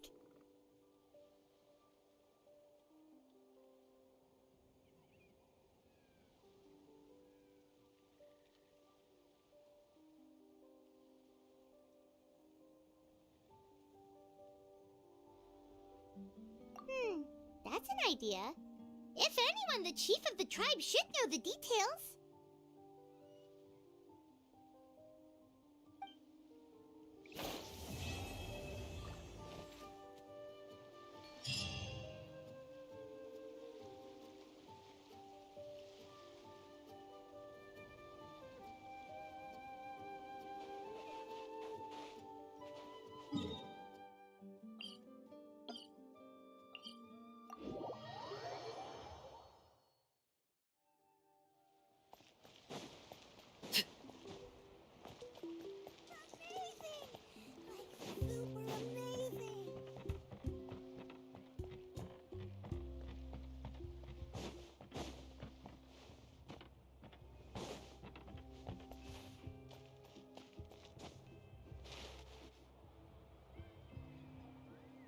Someone looking for me? Oh, why if it isn't the traveler and his companion. So what brings you here? Do you need help with anything? We want to visit the mysterious island. The mysterious island, huh? Is there something wrong? I'm assuming you two are already aware that this island is related to a legend of my people. Yeah, but now that you mention it, we don't know anything about the actual legend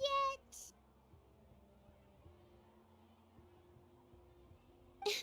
Then allow me to explain it to you two.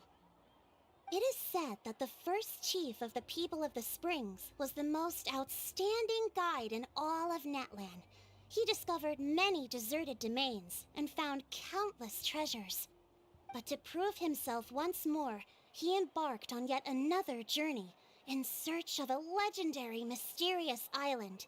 He endured many hardships along the way, but he persevered and managed to reach the destination. The island emits a golden light where countless treasures are buried. But instead of claiming the treasures for himself, he left behind a trail of clues that lead to the island. Since then, many people from later generations have undertaken the challenge of finding the island. After all, to find the island is to find riches and glory. Oh, that makes sense! So could you tell us how to get to that island? Oh, Paimon gets it! This is like a big secret for the people of the Spring, so you can't just tell anyone, right? On the contrary, it's quite the opposite. The legend and the clues needed to find the island are all already known to the public. Oh! Well, then what's the problem? Well, I'm willing to answer your question in exchange for a favor. What do you think? Sure thing! But what do you need us to do? Then you have my thanks. Allow me to tell you some details.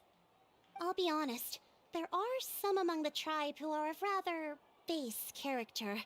Not long ago, I received a report that a few of them were working together to scam visitors. As the chief of the tribe, I was very ashamed to hear of this. It's really hard to believe that could happen. They are targeting tourists who wish to visit that island. According to my sources, they would trick tourists into believing they are trustworthy guides before luring the tourists into spending a fortune for the sake of reaching the island. They run a pretty sophisticated operation, so I was hoping to find someone who could approach them and pretend to get scammed. Doing so would allow us to gather the evidence required to bring them to justice. The problem is, they would certainly recognize anyone associated with me, which is why I haven't been able to carry out the plan yet. Oh, Paimon understands now! We're the perfect bait because we're both tourists. Exactly! And as far as I know, you two are no pushovers. No matter what nefarious schemes they may come up with, you'll be perfectly capable of protecting yourselves, right? You betcha. If it's just a few scammers we're talking about, he'll take them all down. Wonderful. Then here, please take this.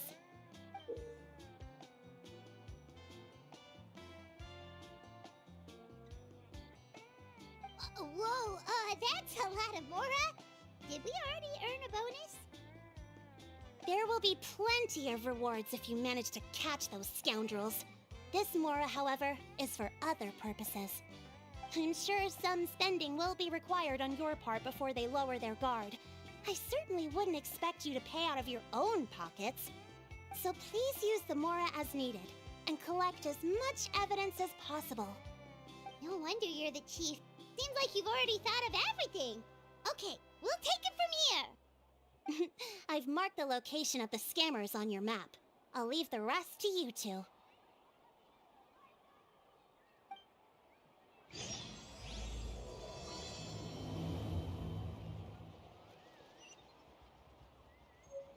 A hot spring is a harbor for the body and soul.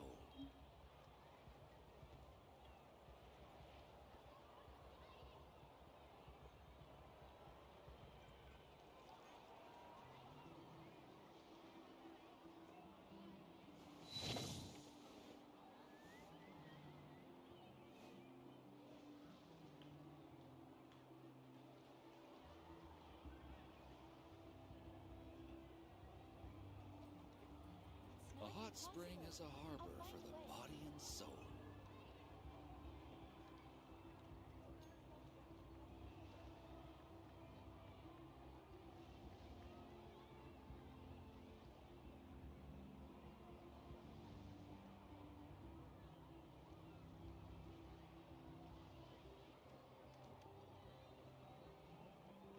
It's not impossible. I'll find a way.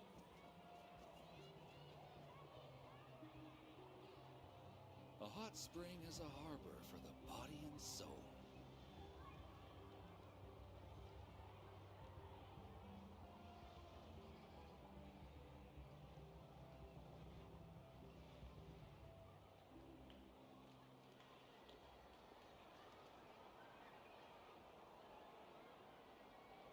It's not impossible. I'll find a way.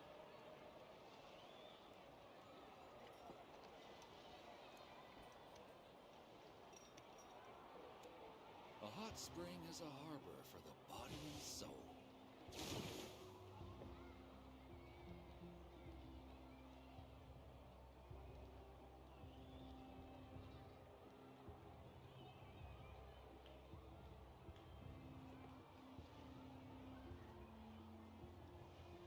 It's not impossible. I'll find a way. Staring into my eyes is ill-advised. I can't promise you'll like what you see.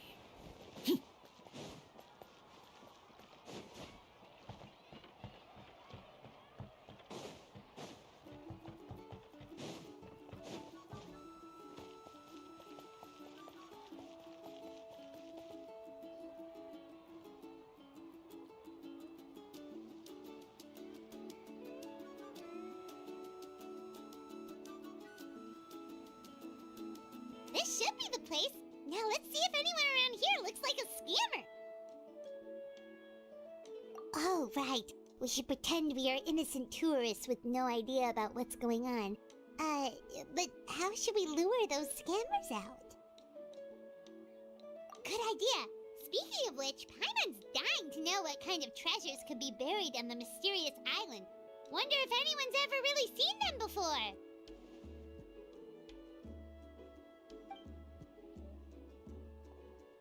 Ah!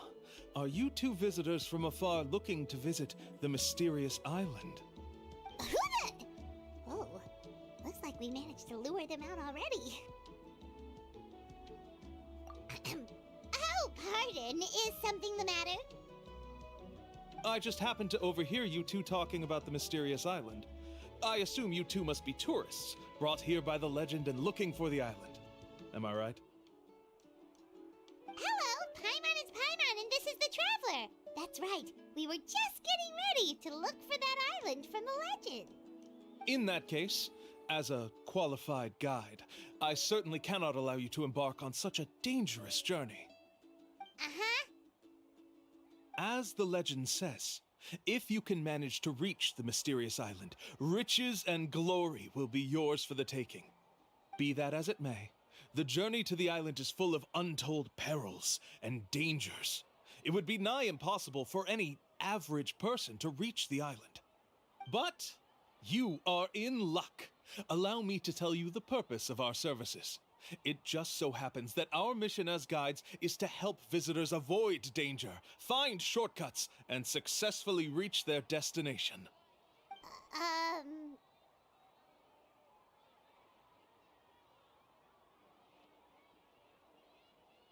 Please, there's no need to worry. This was just one point I had to make perfectly clear. Although the legend and the clues to finding the island are known to everyone, the leads left behind by our ancestors are as enigmatic as riddles found on a lost treasure map. Only guides bestowed with the legacy of our ancestors can correctly decipher the clues. Tourists who rashly embark on their own often wind up lost and encounter unnecessary dangers. Huh. He actually sounds pretty convincing. But it seems like fate has brought us together. So, what say you to having me as your guide? So how much will you charge us? Not to worry. I don't intend to charge any fees. So you'd be working for free? For us, people of the Springs, guiding guests to the mysterious island is a great honor in and of itself, worth more than any amount of mora. Smooth. Paimon almost wants to believe him. Alright, thank you. Then please, guide us onward. Of course. Please, follow me.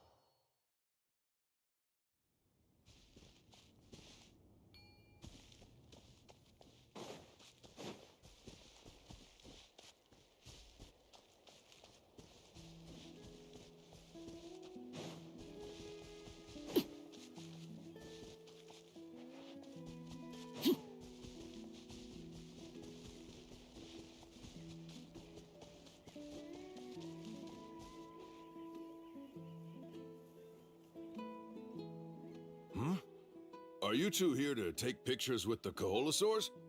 Really? Can we? Ahem. Huh? Oh, you two must be here to seek insight from Atta, right? Atta? Shh, not so loud. Openly saying their name in such a manner will only cause them to loathe you. I apologize for not explaining earlier. As you can see, Atta is the elder Koholosaur. My senior here is responsible to serve. Atta is highly respected among the tribe and is far more knowledgeable than other Koholosaurs. They say that Atta has actually visited the mysterious island before. Therefore, we must rely on Atta's insight to know how to get there. Really? But how do we do that? Can a Koholosaurus elder talk? You need only slowly approach Atta. Once Atta has confirmed your scent, they will provide their wise insight. In the language of the Koholosaurs, of course. But no need to worry.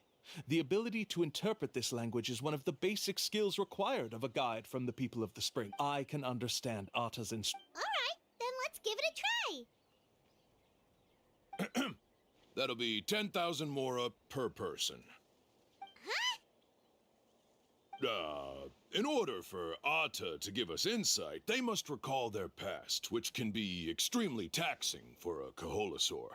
Cost to maintain their health can be quite high, you know.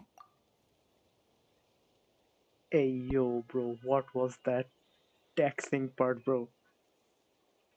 In order to like tell that in a source or whatever, but even if that is true, how is taxing gonna help? I get that health, but bro, what just happened? I'm sorry. Such expenses may arise in the process of finding our way, but as long as we reach the mysterious island, these costs will be quite trivial in the end. There you have it. Paimon knew there was no such thing as a free lunch.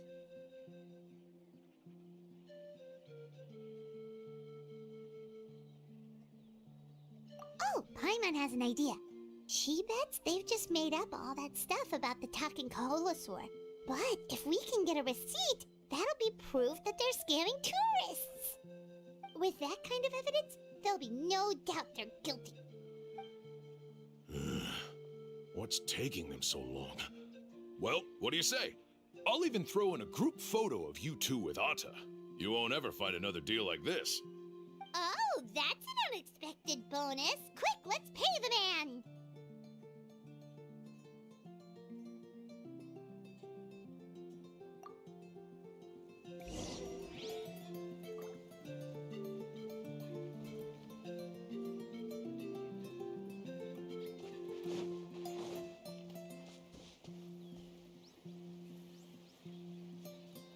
Whoa, Atta really didn't try to bite us at all. You can also pose now if you'd like a photo together. Okay.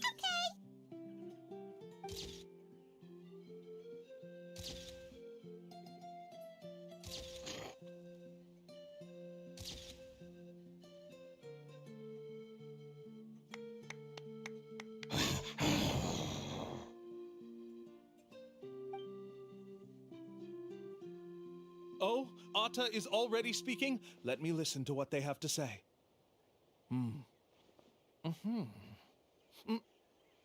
Oh, I see. Could you really get anything from that noise? Of course! Like I said, only a guide like me can understand their language. Let's follow Atta's instructions and proceed to the next area. Here's your group photo. I even packaged it up for free. Any chance we could get a receipt for that? No problem at all. Here you go. Please, come with me. We still have a lot of the Chief's Mora to use. Why don't we keep up the act and gather some more evidence?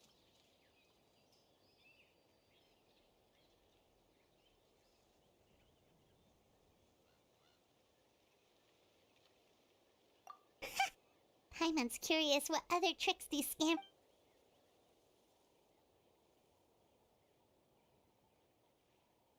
These guys are going way too far. He keeps coming up with some far-fetched reasons to make us pay for everything. With all the evidence we have now, we could bring him straight to the chief and he'd definitely be convicted. But after handing over all that Mora, Paimon kinda wants to see if he'll actually take... Sorry to keep you waiting. After all the clues we've gathered, I've managed to find a shortcut to the island. Oh, alright, then let's get going!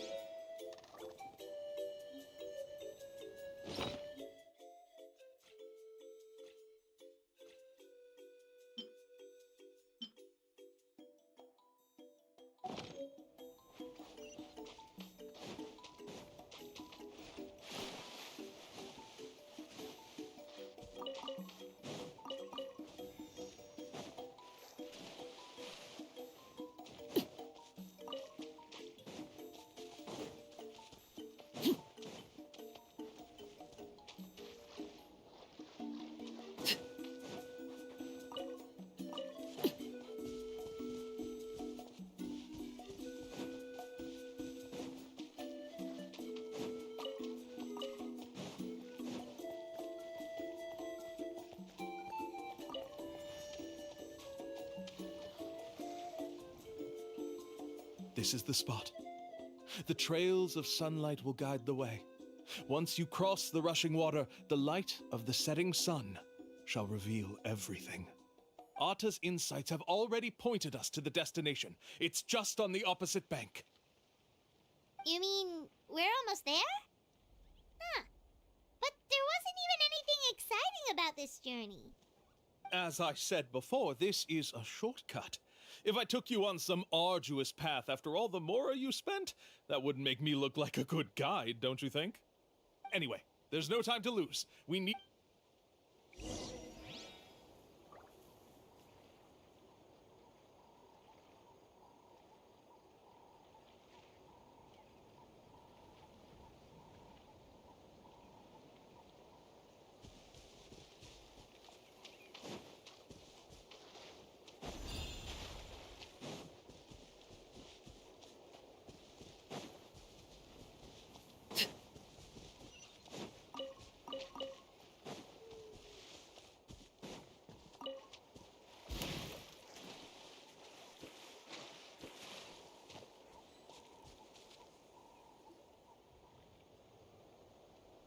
According to Arta's insights, this is the place. We're here. You mean the mysterious island? Yes, I've led you to the island just as I promised, which means it's time for me to say goodbye. Hold on! Are you serious? This is supposed to be the island? Then what about the treasure? And look at these wooden signs and artificial lights! Even we can tell it's fake! All that stuff about treasure is just part of the legend. I didn't make any promises about what you'd find, and who says a mysterious island can't look like this? Huh. Since you seem to have dropped the act, then there's no need for us to continue either. We were commissioned by the chief of the people of the Springs to gather evidence of your scamming activities, with... You sure? Then what's written on those receipts? Huh. Let's see. Huh? Wait, all the writing has disappeared. I took you all this way just to buy enough time for the handwriting to disappear. Even if you were to go back to the people you paid, you'd only find that they were using fake names, making them impossible to track down. So that's why this picture also even... The picture wasn't showing in the inventory. That's why that happened. Even the picture got removed. Impressive. You want to report me for scamming tourists? Then be my guest. I'll just say that I'm being falsely accused. With that settled, I'll be going now. Now he's trying to get away!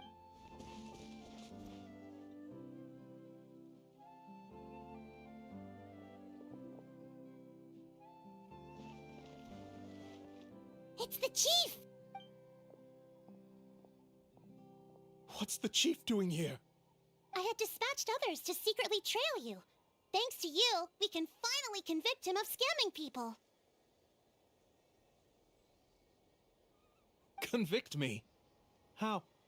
They don't have any evidence against me. Even as the chief, you can't... Sorry to say it, but he got us. We lost all the evidence. Not to worry. Let's search him first. Hey, what are you doing? Keep your hands off me! That's my Mora!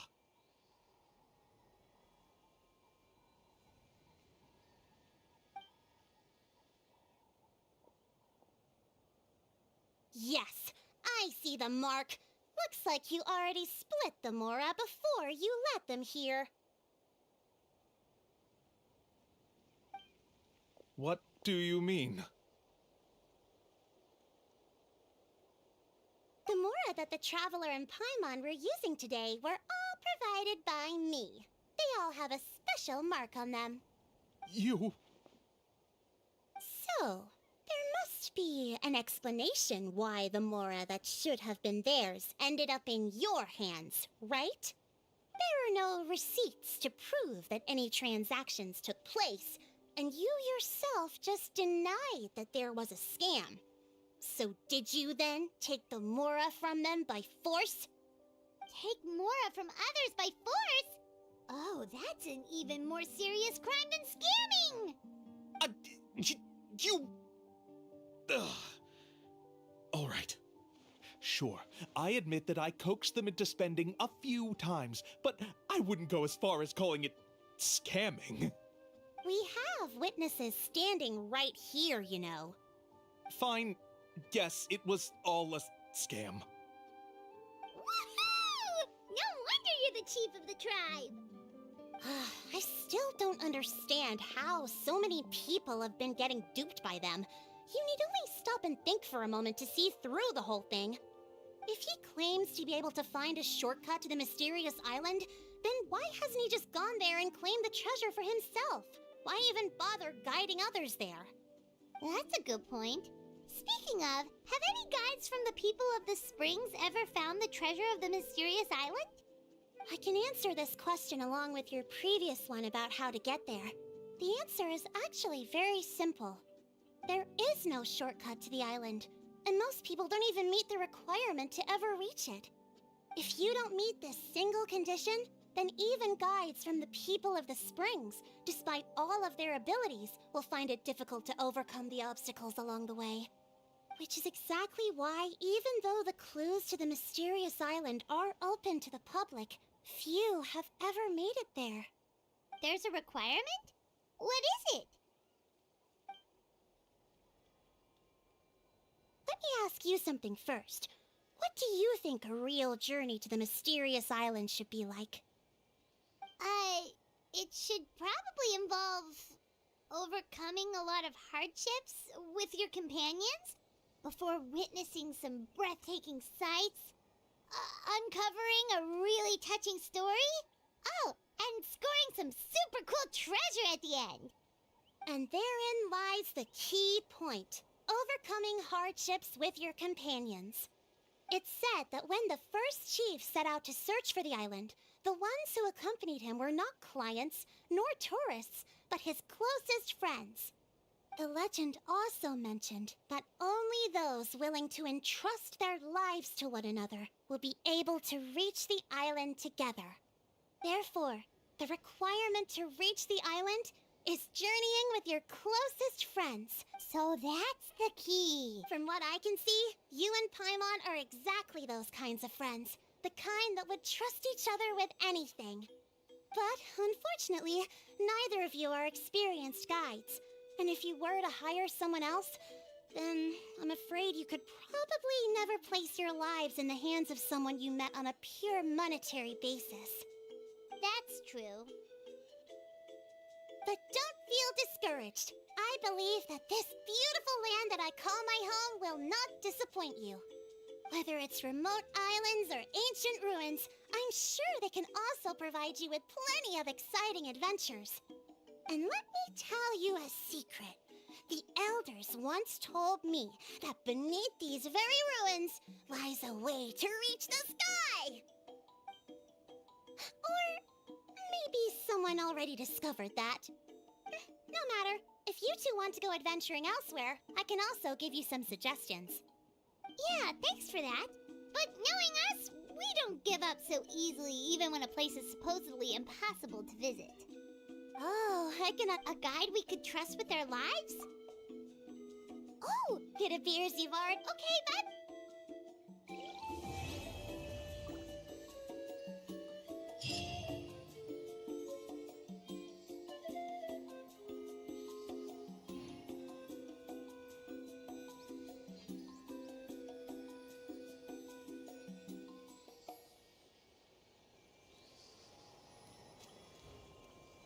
What could the children be up to? Never mind. Let them do as they please.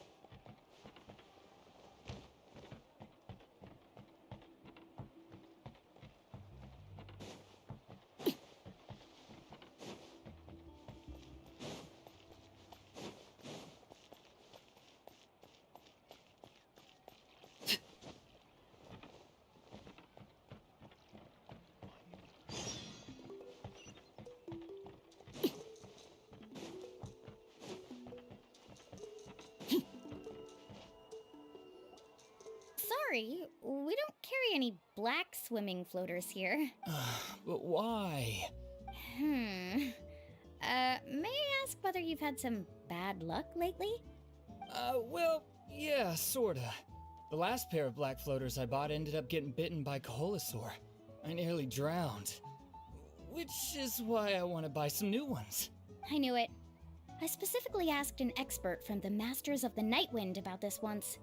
Black floaters bring bad luck. Really?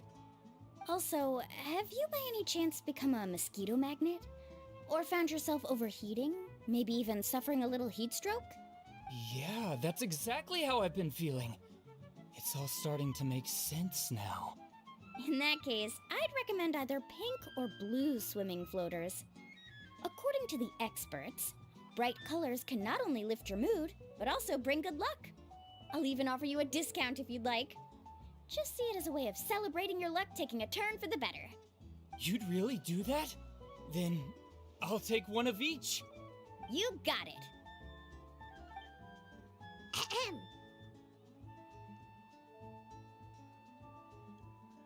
Well, hello there! If it isn't the Traveler in Paimon. It's been a while, Mulan.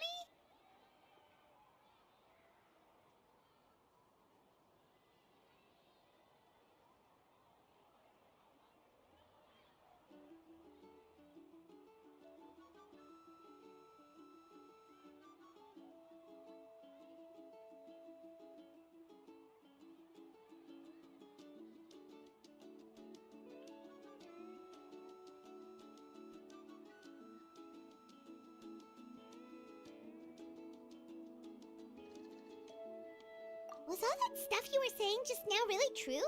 Do pink and blue floaters really bring good luck? Of course. I know a friend who nearly drowned once, but because she was wearing blue floaters, a group of Koholosaurs came to the rescue and brought her back to shore. Whoa, for real? But let's get back to why you're here. Are you looking to buy some water sports products? Come on, don't be strangers now. I can give you whatever you need. You are guests here, after all. It's only natural for me to give some gifts to you. No, we actually came here to ask you to be our guide.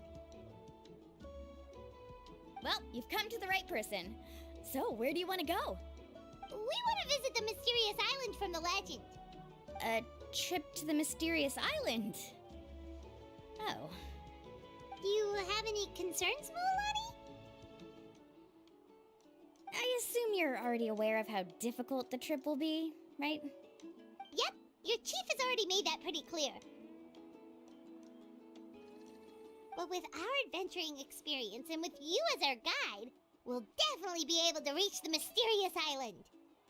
Then I'll have to explain some things to you first. I learned all my skills as a guide from Uncle Nu, and he's the best guide in the whole tribe. But apparently, even he has never successfully reached the island. With a good guide to lead the way, a journey should usually be fun and pleasant. However, going to the mysterious island is different, and I don't know if I can guarantee that. But since it's you two asking, I definitely won't refuse. It's just my duty as a guide to explain these things before I officially agree to go on the journey. Paimon thought this would be a piece of cake for you, but it seems like we're actually asking a lot. Paimon will feel really guilty to make a friend go through a bunch of trouble just for the sake of finding some treasure.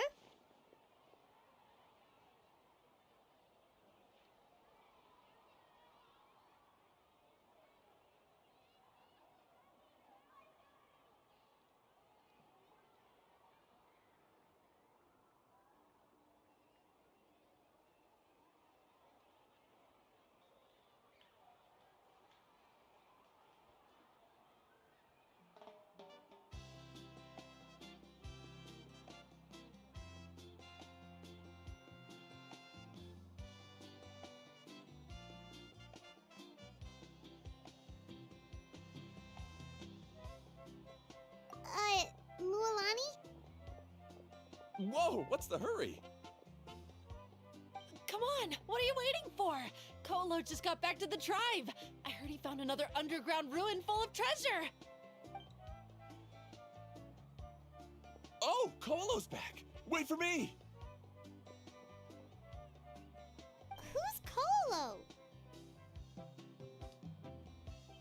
Oh, he's currently ranked as the #1 guide in the People of the Springs. Besides the tribe's first chief, he's the only other guide who's ever made it to the mysterious... Really? He's always out and about, so we don't get to see him often. Let me put up the closed sign first.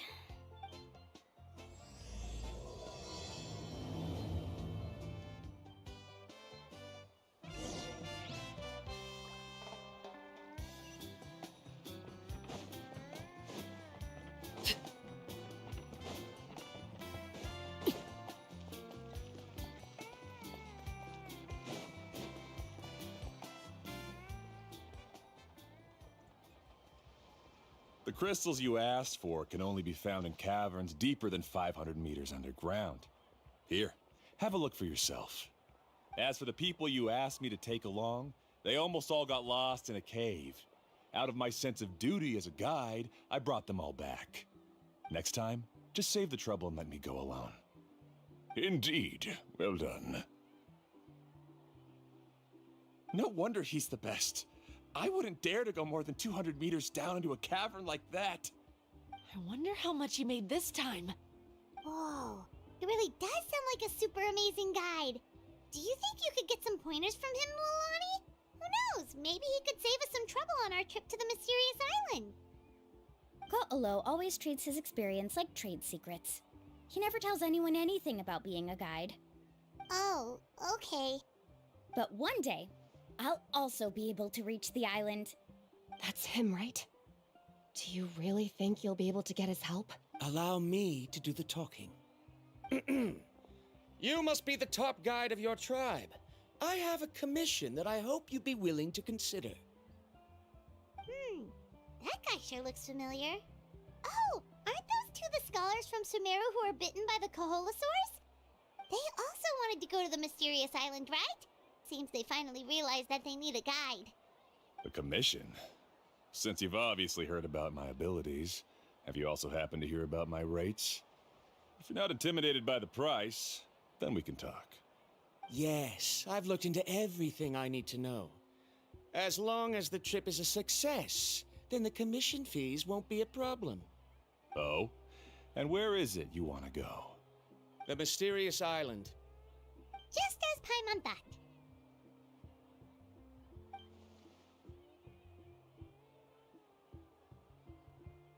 But first, please don't misunderstand. I'm no tourist.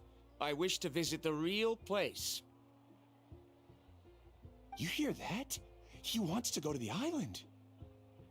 In that case, Ko'olo's the only one for the job. But the journey to the island requires a lot more than just a guide, right? Since you want to visit the real mysterious island, then I'm sure you've also heard about the requirement for our trip, right? Yes, I know. According to the legend, only those who are willing to entrust their lives to one another will be able to reach the island together. I must reach that island, even if that means putting my life in someone else's hands.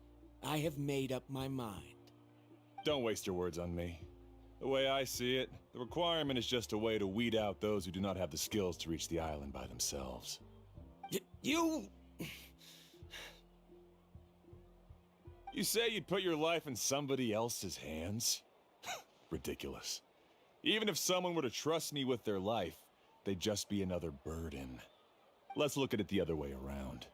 Why would I place my life in the hands of someone whose abilities are far below mine? That is what the legend is really hinting at here. Many guides in the tribe have received commissions like this, only to end up bogged down by their incompetent clients long before reaching the destination. How do you think I reached the mysterious island? I made it because I chose to go alone. Well, I'm different.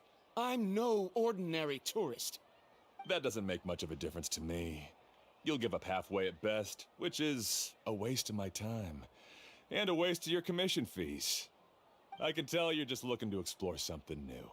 If that's the case, then you can find another guide in the tribe. For example... new student, over there. What's up with that guy's attitude? Paimon takes back everything nice she said about him. I have things to do now. Goodbye. Hold on, Ko'olo. What's wrong? I'm only introducing a potential client to you because I know you're a teacher. In fact, I'd say it's quite the opportunity. Never mind that for now. I don't agree with your views on the island. Uncle New taught me that. I know. You're just the same as him. You both obviously hope to prove yourselves, but still think that you have to follow the legend to the letter, waiting for a cumbersome client to find you before even trying to set off. Mualani? The rare ores I brought back are proof that I've been to the island. But as for New, where's his proof? Why don't you wait until he's actually found the island before you start using his views to refute me?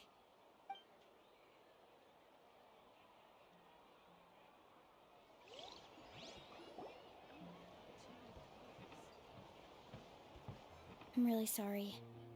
I just wanted to take you to see what the excitement was all about. I wasn't planning on getting into an argument with him again. That Ko'olo seemed to harbor some kind of grudge against you, Mualani. Or maybe your teacher. I know. Quite an impressive achievement for my teacher, huh? Even the best guide in the tribe can't stop talking about him. Oh, Paimon thought you'd be more upset. Of course not. Uncle New has also argued with Ko'olo before. I've already heard the same words several times now. But it's hard to prove anything to him unless you've actually been to the island.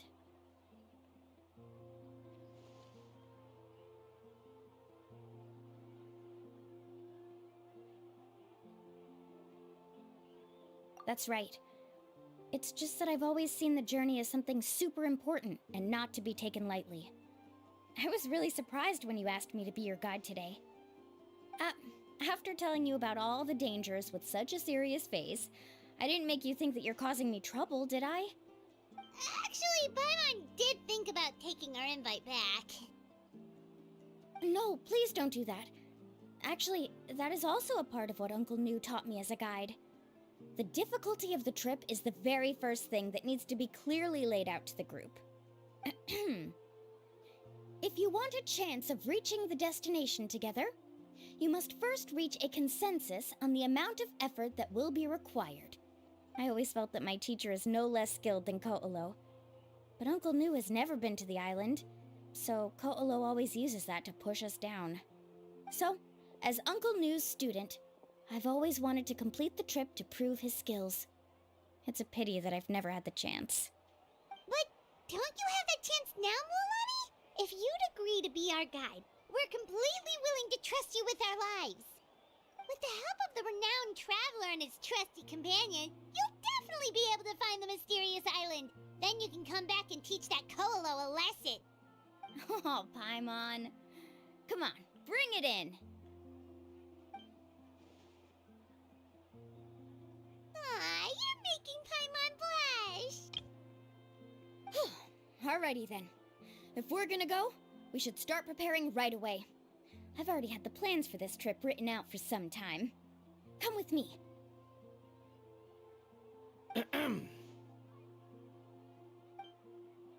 Oh, it's that scholar guy. Paimon almost... Scholar guy? My name is Varumdra. Please use it.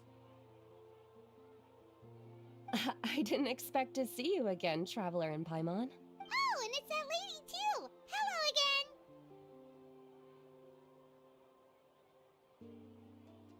again. Excuse me, Miss Guide. Since we've been referred to you, would it be okay for us to join your journey? I'm Mualani. Just call me by my name. As for whether or not you can come along, I'm sure you've already heard the requirements.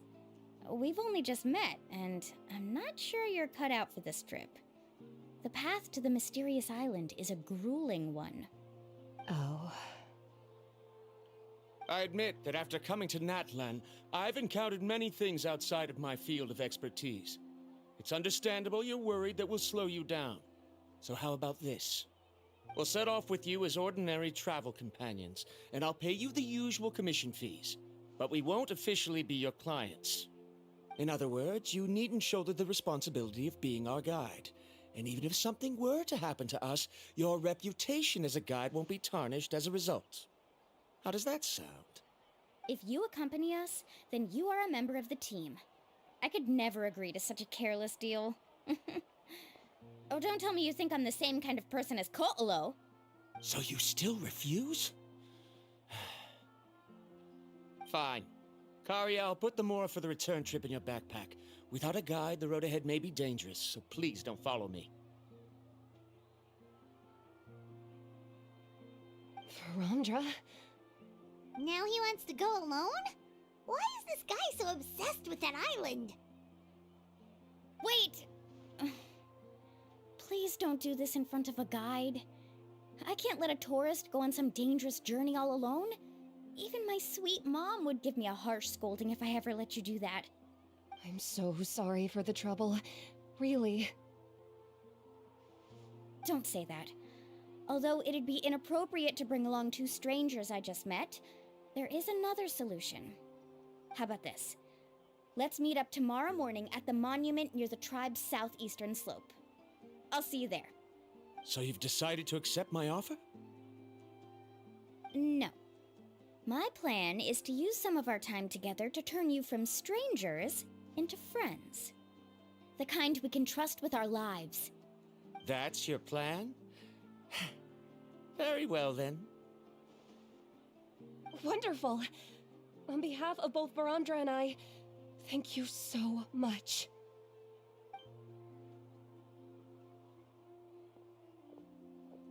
Pretty sure only Mualani could come up with a plan like that.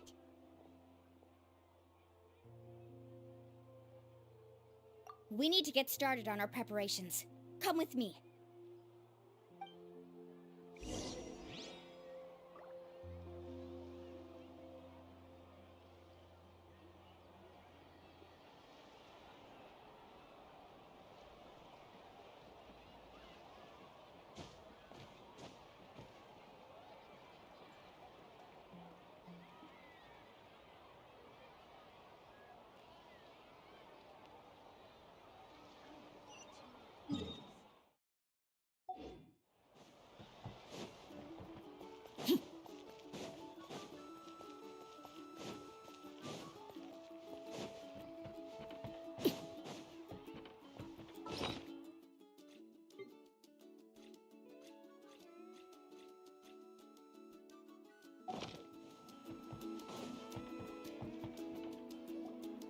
Hey, Alapha. I've got some business for you.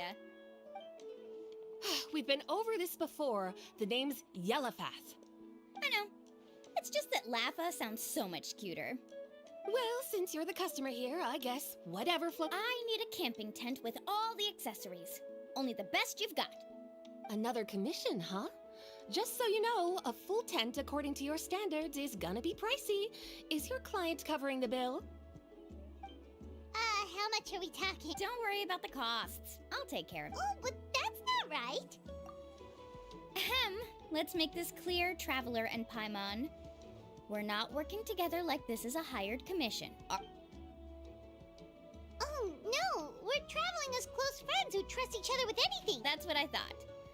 Honestly, I can be a little picky when it comes to camping. We're ready, Lapha. Your total is... Isn't that still a lot for you, Moo? Just imagine us in the wilderness, okay?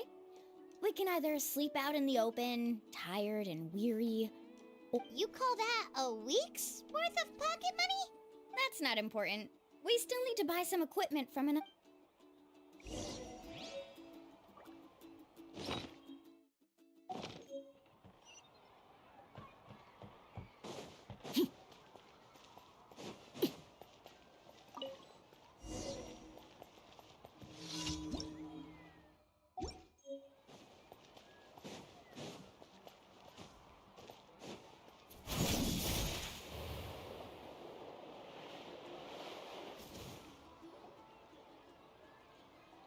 Afternoon, Uncle On. You call me uncle, but I'm... Because you're still young, Uncle On. All right. What are you looking for? A record player. Specifically... Oh, that model is pretty rare indeed. Uncle... Just don't break it, okay? Thanks, Uncle On. A record player? Does that mean we need to buy some records? Yep, and that's our next stop.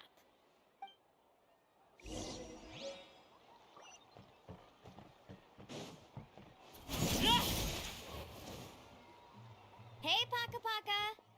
Mualani? Have you finally decided to release a record of... You'd be the first I'd sign with if I ever... Uh-huh? That's, Maybe I can think of a way to connect you with a friend from... Whoa, then we could produce some really wild too. Nice. What do we need it for anyway? Well, I asked a friend from the Masters of the Night Wind for some advice once, and apparently, playing this song at night is an effective way to keep travelers... Is that really a thing? Well... You know how it goes, Mualani. Deal. Looks like Mualani really is rich. That should be about everything we need to buy. Next is... What's wrong, Mualani? Next, I need to find my teacher. Besides the legend left by the first chief, it's full of strange symbols. Almost like it's a part of a big puzzle. The chief made several copies of the map and distributed them to the first members of the tribe.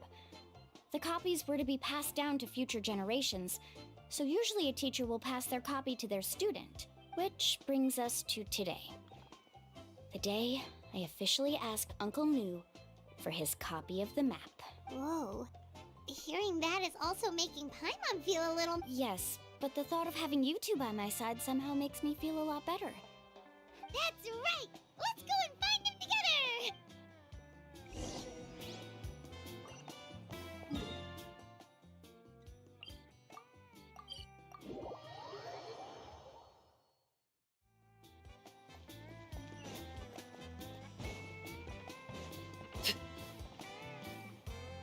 Afternoon, Uncle New. I have a big surprise for you. A surprise? Then you must be here to finally pick up the map. You saw right through me, as always. Did you forget that you had mentioned these two to me before? The ones who went to the Night Kingdom with you. It's just then. My feelings are a little complicated now. Huh? Do you think that I'm still not ready yet, Uncle New? No, I believe you are the best guide in your generation. After all, the journey to the mysterious island is... Don't worry. With our help, Mualani will definitely be able to find the... Yeah. This time, I'll definitely be able to prove that Ko'olo is no better than Uncle New. Don't misunderstand. Since you've made up your minds I won't try to stop you, our mission as guides has never been to... I understand, Uncle New. In that case, you may have the map. Also, take this with you. What is it? It's a talisman. Take good care of... Was this made with spinel fruit? Right. Which is... You really know me best, Uncle New. All right. Traveler and Paimon, tomorrow we'll set off. Yay! Paimon can... You say that, but all the rules with all the stuff, with all the things that you need in order to go to the island. In my spare time, I have already visited those islands. Alone, solo, well, I had Paimon, but everything I did was by myself, without even realizing that this was a part of the quest. That would have been easy, but I did it anyway, because it was easy. And as a part of me, who always liked to venture the map, everything, without doing the quest, because I want to get all the teleporter working, everything.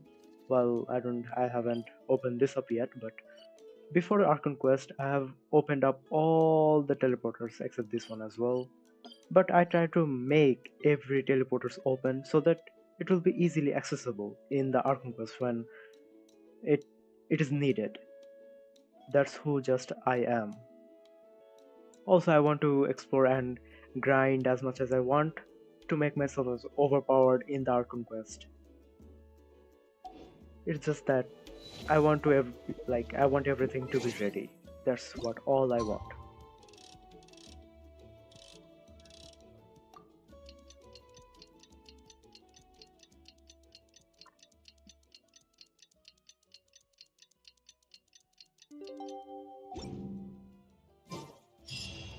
It's about time to meet up now.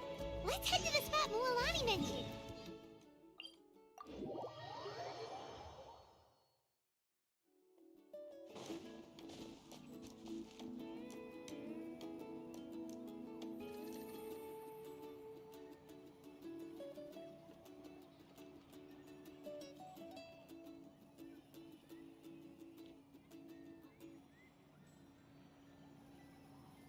Staring into my eyes is ill-advised. I can't promise you'll like what you see.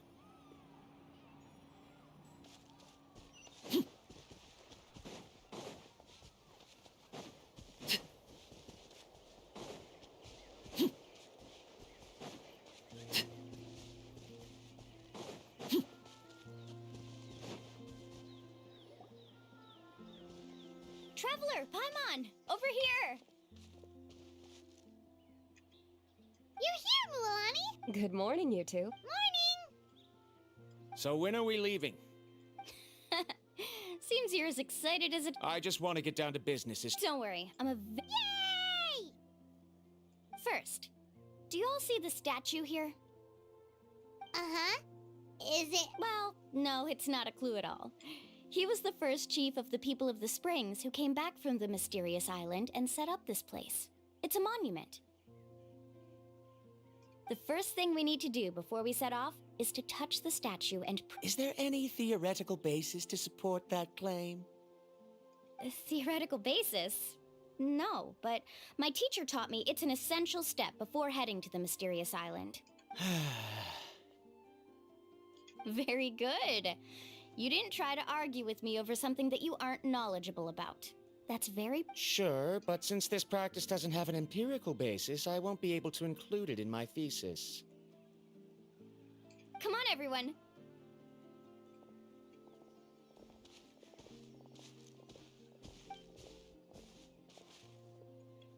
Greetings to my ancestors. As your descendant, I'm about to follow in your footsteps and witness your accomplishments. Allow me... It really feels like we're about to embark on a great adventure!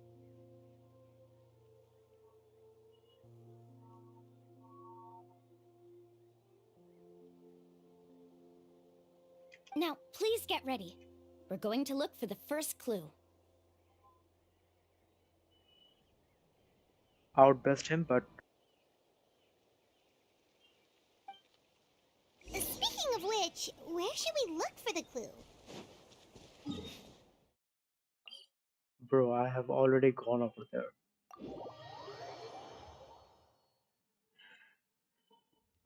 I have to redo the quest again.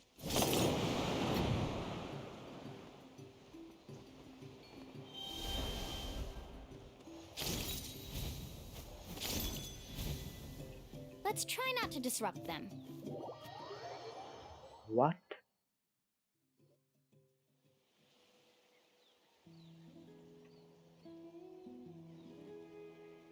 Wow, there are a lot of As expected, the first clue is related to the Coholosaurs. When people from outside the tribe get a copy of the map, most can deduce that the first clue is related to the Coholosaurs. But they often end up looking in the wrong direction.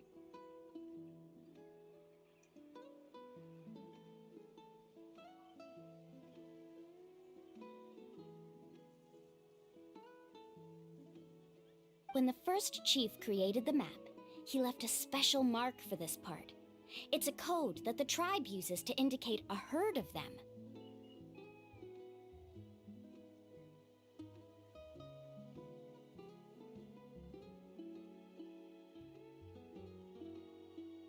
So it'll be impossible. You're a real pro. But according to the information So let me tell you a secret that only a guide from the people of the Springs would know. It's almost like how our unless you're a guide. This is a thing? According to what I've decided. But to get there, won't... We'll have to think of a way to sneak past without startling them. You mean we're going...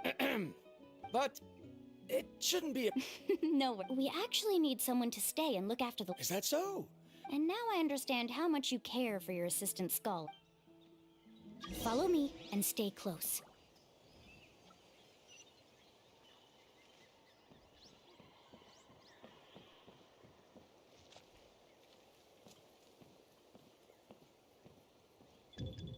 Oh no, we've been spotted. Let's back off and try again. What did I do wrong? These Coholosaurs sure seem... Kevin, you've already used the information provided. First of all, the elders of the tribe have always warned us to never hurt the Cohola. And secondly, you can't just show up and intrude on others' gathering. But on what basis? Okay, so can we figure out another... There must be a way to enter the... Let Paimon think. According to the map, the clue is... This is tricky. Karya, I've noticed that you only talk when you're trying to help smooth things over between Varamdra and the others. I'm sure you must have some ideas of your own, so why don't you share them with us? Me? Oh, I discovered something, but I'm... Oh. You can just call me... In that case, please...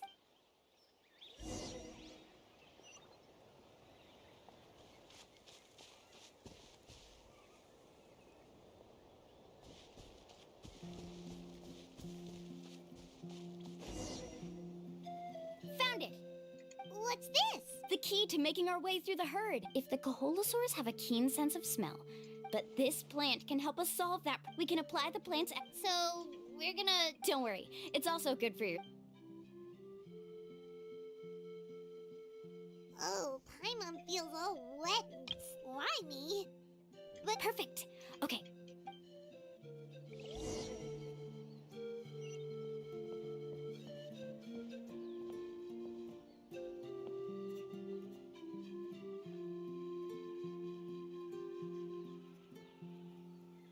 Be sure to stay out of sight.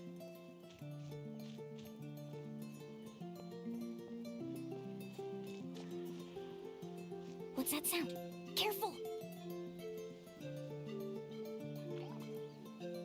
Oh, it's just a young Kaholosaur. Don't worry, this little one doesn't pose any danger.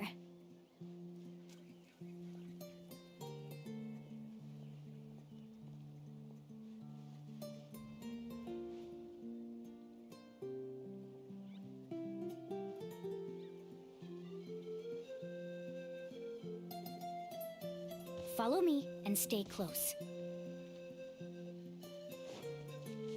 How could there be so many here? We can't get through! Oh, I have an idea. Wait here.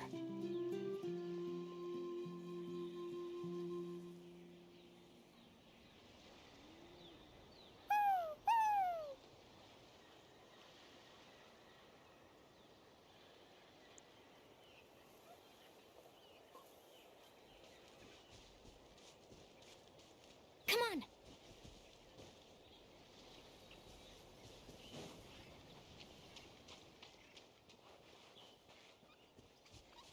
Careful!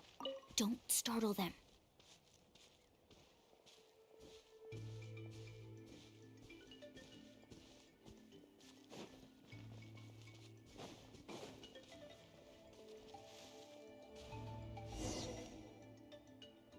We must be getting close.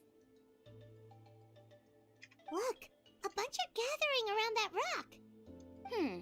Maybe when things start to get boring, they gather together and talk about... But... Sounds like someone has been...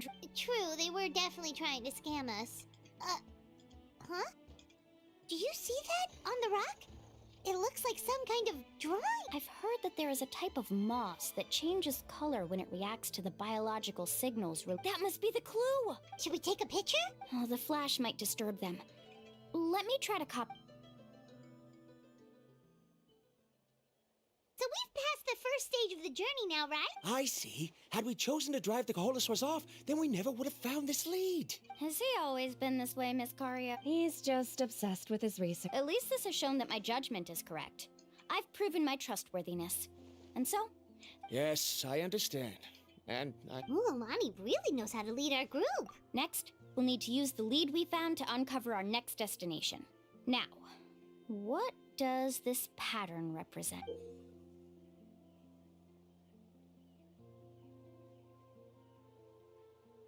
Hard to tell.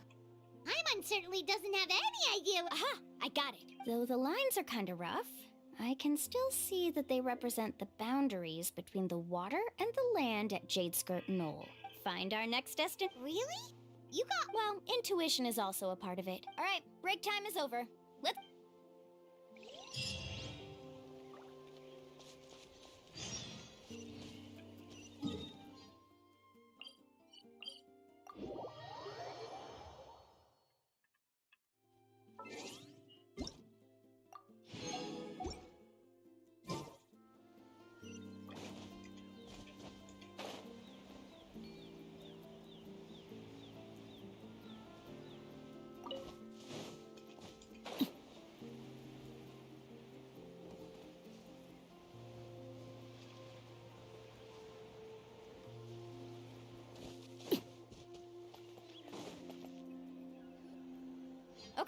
this is the place. So, where do we go next? I'm not completely sure yet. I knew it! My theory was correct! Sounds like he's got something to say. If you have any suggestions... I believe the mechanism that the lines are indicating is a spirit way. That is a possibility. But I don't remember anyone from the tribe setting up a spirit door around here.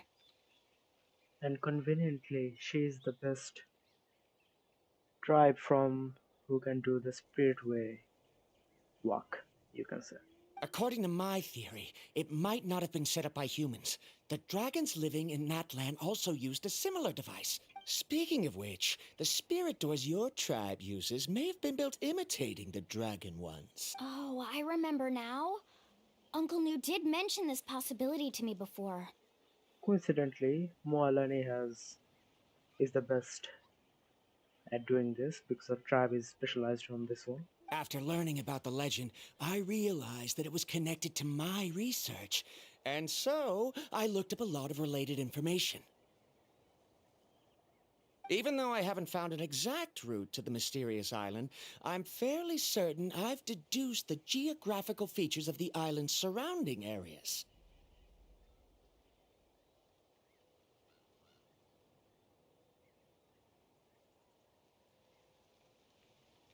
Firstly, it's at an intersection between Therefore...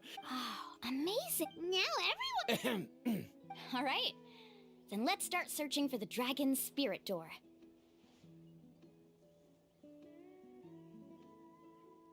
That's just a quick and easy... If I'm not mistaken... Look that way!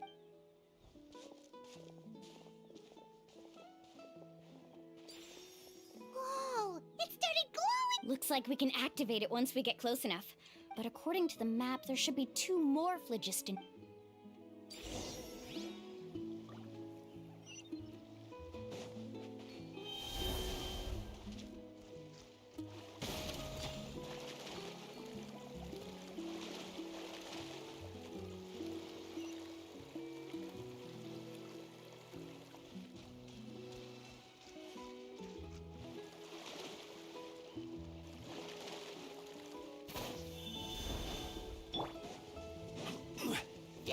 Gather! Shine down! Overruled!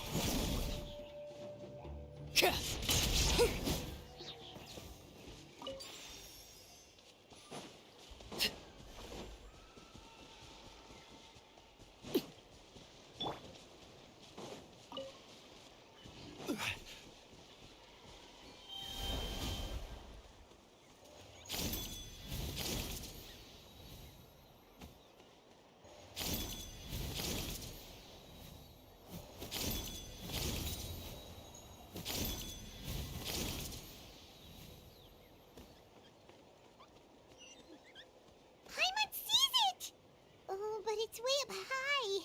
We'll need to find a way up there.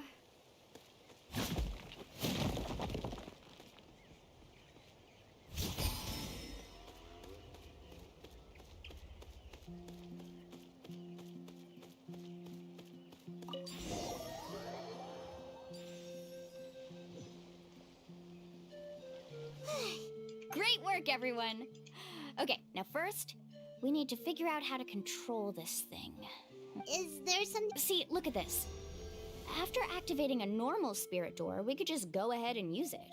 Also, according to the map, we need to activate the mechanism and switch between different phlogiston nodes to... If we don't operate the nodes properly, then the people on the spirit way will come tumbling from the sky. Isn't that super... In theory, the process should be very safe, but only if the 3 phlogiston nodes are each being operated by someone. Do you think you'd be able to operate it? Though I've never tried before, I've read a lot of information, and theoretically...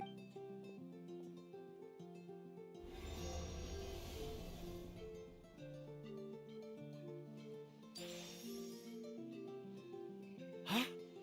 But in theory, this shouldn't happen. If Verandra can control it, then that also rules out me. Okay, well...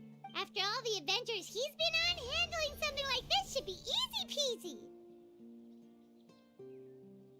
Alright, then it'll be up to the Traveler to stay here and operate the phlogiston node. I'll let you know when we need to switch nodes. Wait, but handling it this way... Don't worry. It looks like the spirit ways are all above the water. But it's so high! And you'll be falling... Do you still remember the promise we made before? Only those who can trust each other with their lives can reach the mysterious island. Since you... Alrighty. Please be careful.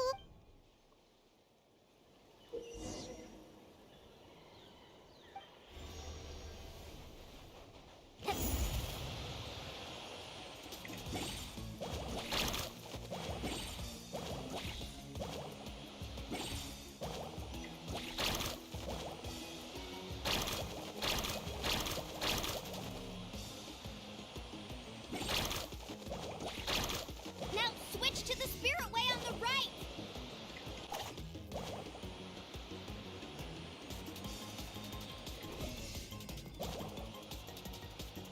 Please, activate the next node! Paimon heard Mualani shouting just now. Let's go find the node we need.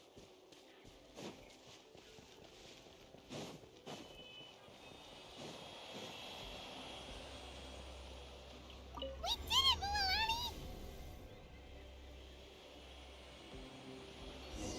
Let's ride!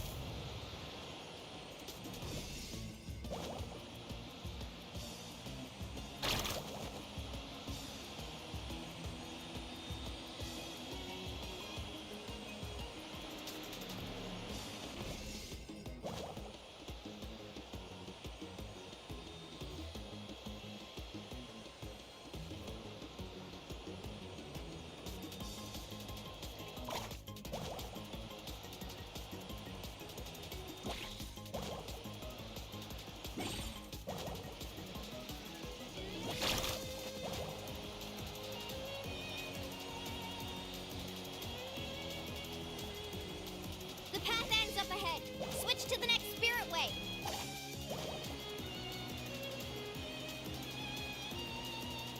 Traveler, get to the next node! Got it! Paimon heard Mualani shouting just now. Let's go find the node we need. Mualani, we've taken care of the final node. Please be careful.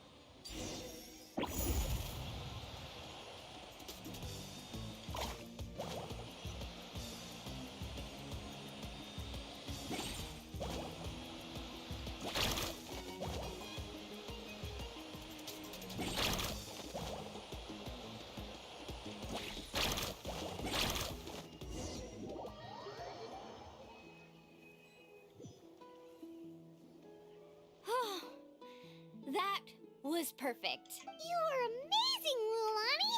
There were a couple of moments Paimon thought it was open. I'm confident I could do it all over again. Wait, why are the phlogiston nodes no longer lit? Oh no, you're right. It appears the phlogiston nodes here need to automatically recharge. Once they're activated, they'll be... In that case, no matter what happens next, we have to seize our chance. Do you hear that? The weather's getting gloomy, and a bunch of whirlpools just appeared in the water. Yes, we need to get to higher ground.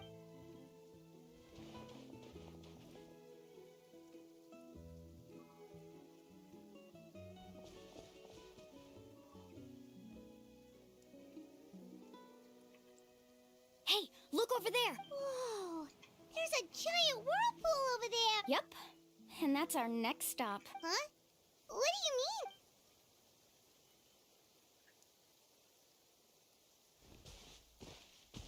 mean? The info I deciphered from the map points to only one possibility. To reach the mysterious island, we must... No way! Forgive me for being frank, but as a guide of the people of the Springs, I'm sure you understand the danger of such a vortex even better than... Yes, I know. But whether it's the information deciphered from the map, or the direction of the spirit way that I observed in the air, everything points to the path ahead being hidden in that whirlpool. And what if you're wrong?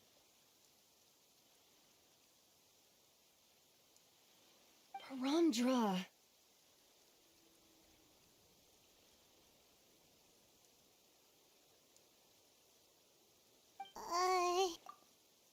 I'm not trying to be unreasonable. Unfortunately, I'm very knowledgeable in this area. The spirit waves must have affected the nearby bodies of water and lowered the water level. That's why the whirlpools appeared. At this rate, some of the land that was once underwater will soon reappear at the surface and see the light of day again. Don't you think that sounds more like the definition of a mysterious island? So, our goal should be the shallow waters. If we enter that vortex... He does seem to have a point. I can't find any evidence to refute... Then it seems like it's time for our collaboration. But didn't we all agree to trust... I have reached this conclusion based on my field of No, I refuse. You! Letting your clients separate themselves from the group in the middle of a journey will result in the worst luck possible. Then we can implement the plan I proposed at the very beginning. Oh, but you can't do that once you've traveled together as a group. How about this? You and Karia wait here. We'll go first and I know you like to explain everything. Well... Traveler, Paimon, let's get going.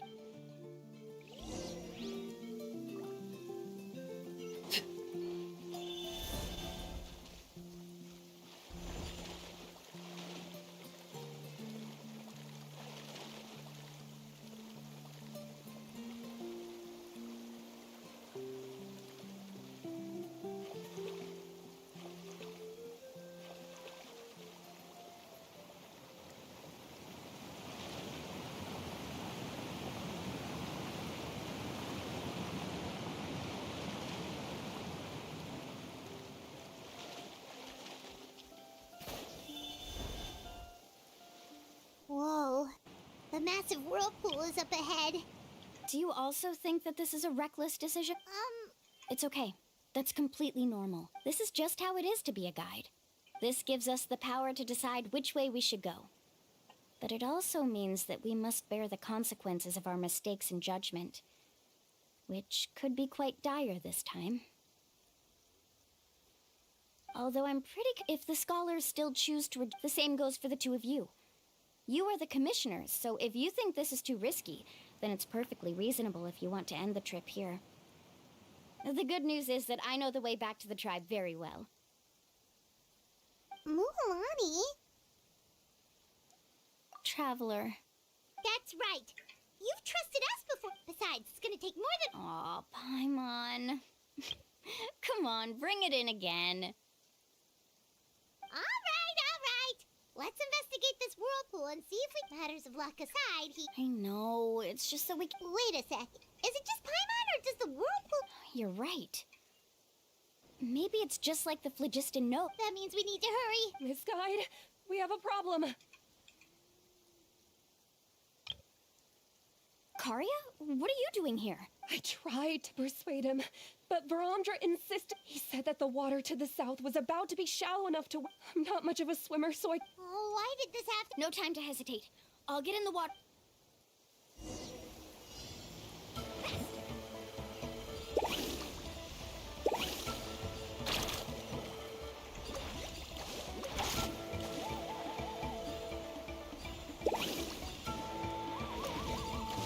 Help!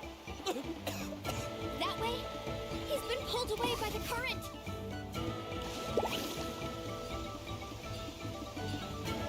Not here either. The current is too fast. We found him.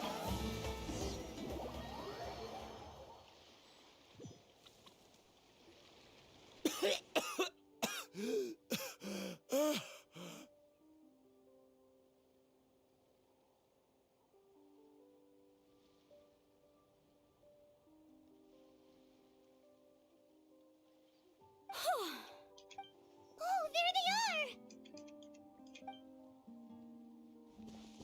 Varamdra, thank goodness you're all right. Thank you so much, Miss Guide. Oh, didn't I tell... It's just...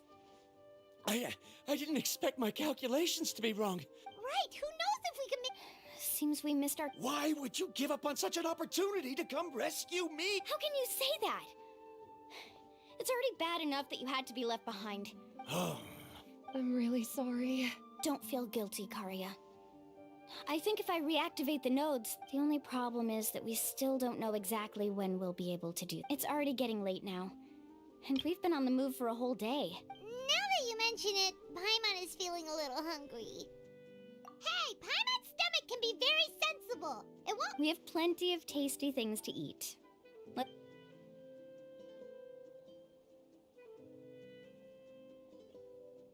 Is this the spot? Let Paimon and the Traveler help set up the tent. Go ahead. I'll take care of the fire.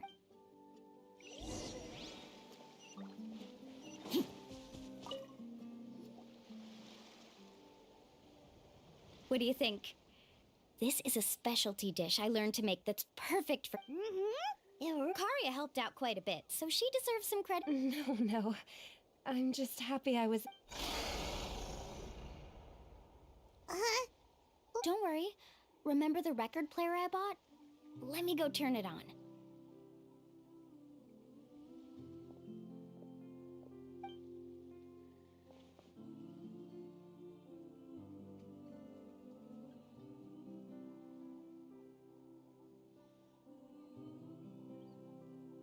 That's a nice scenery. Listen. Not bad, right? Wow, so it really works! Paimon thought you were just playing it for good luck! My parents told me that most of the valuable experience from our ancestors is hidden in various customs. It's always better to trust our traditions. Huh. Guess that makes sense. In a sense, this trip to the mysterious... Yeah, Paimon would like to know too! Even though I've heard my parents tell stories since I was little, I actually don't know too much about him. It's said that he was the first person to make a map of Natlan. And even the first person to become friends. That sounds pretty amazing. Yeah. There isn't a place in Natlan that he didn't visit. Even now, no one has even come close to his reputation and status as a guide. But oddly enough, after returning from the mysterious island, he laid aside his yearning for adventure and chose to settle down. That's how It really makes me wonder what the journey meant to him. A camping trip shouldn't be this stuffy and quiet. How about this? Before we rest for the night, let's have a bonfire party. If we're going to go plunging into that whirlpool tomorrow, then wouldn't it be best to try to rest and conserve energy now?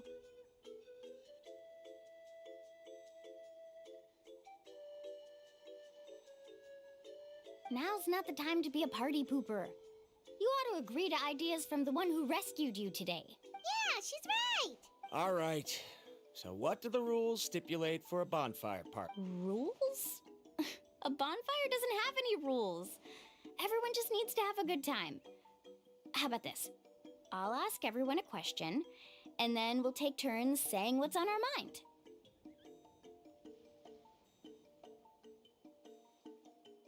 Okay, sounds fun enough.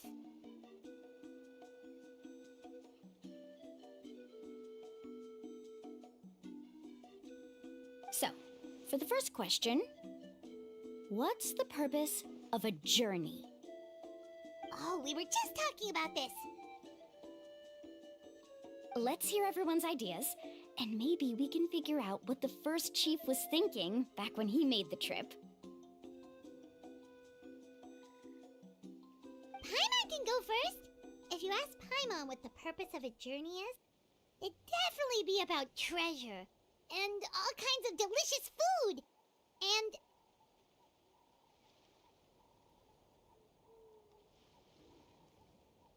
most importantly, it's about making the trip together with your companions. Yes, I can't agree more. Okay, next person. How about you, Traveler?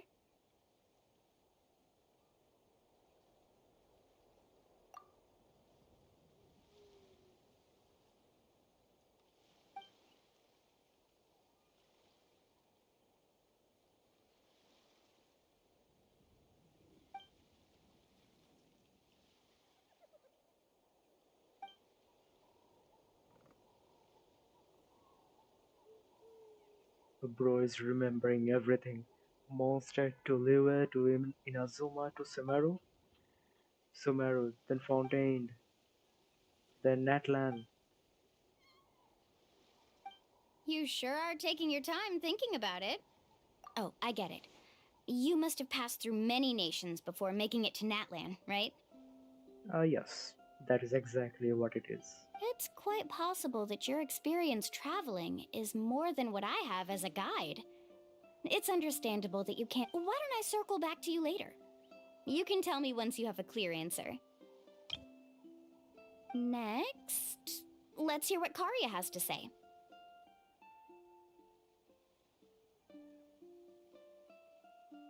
Me? If you ask about my travels, well, this is actually my first time traveling, so I don't have anything useful to contribute. That doesn't matter. This is a party around the bonfire, not some research seminar. All right. If I had to say what the meaning of a journey is, I'd say it provides an opportunity for true companionship. Before you reach the destination, you don't need to think about anything outside the trip itself. As long as you stick together with your companions, you won't have any trouble to worry about. Yeah, I get it. I'm on too! Uh-huh. I hope that didn't sound too silly. Alright. Alright, if you insist. In my opinion, our goals and dreams in life are all in pursuit of what we call results. The so-called journey is but a path that leads to these results. So, the greatest meaning of a journey lies in managing to find the right result. Not sure I completely get what you mean. There's nothing difficult to understand. It's the same as the decision of your first chief. He must have discovered enough valuable results after visiting the mysterious... Before coming here, someone had stolen the results of one of my research projects. All that person had to do was sign his name on my achievements, and he was able to take all of the honors. All my effort vanished into the air as though it never existed. Do you understand now, Miss Guide? Without results, the journey is meaningless. I sympathize with your situation, but I'm afraid I can't agree with your take. I don't need your sympathy. As long as I can reach the mysterious island and find the correct results, my pain and struggles will become just another insignificant part of the process. What happened during the day already proved that my theories were wrong, so I'm willing to trust your judgment. I apologize for our previous argument. I must make it to the mysterious island, and if I have to entrust my life to someone else to achieve that goal, then so be it! Was that actually supposed to be an apology? Actually, there's a saying among the guides of the people of the Springs, because the final destination of every journey is your home. It would be disrespectful of my duties as a guide if I were just taking tourists straight to where they wanted to go. It's my hope to also make everyone feel happy along the way to their destination.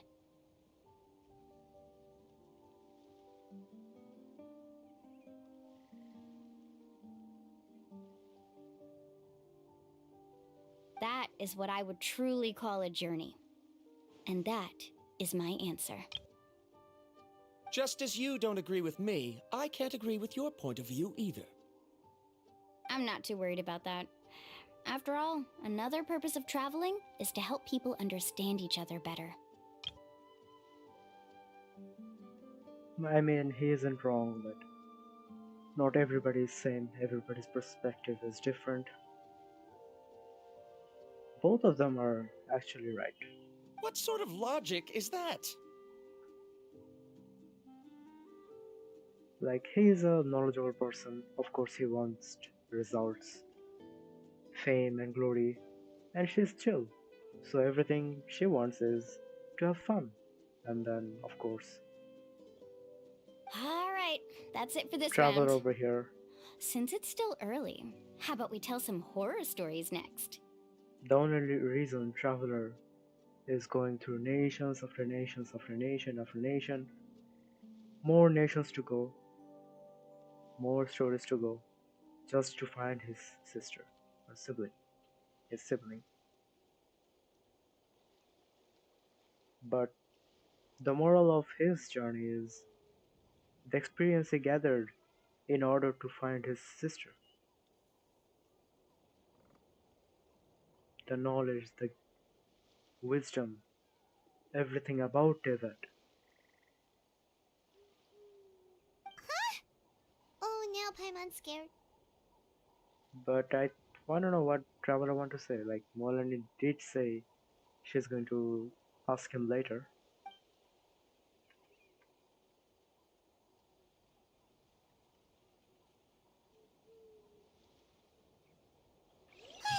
Paimon slept so well. Oh, Mulan and the others seem to be up already. Let's go see what they're up to.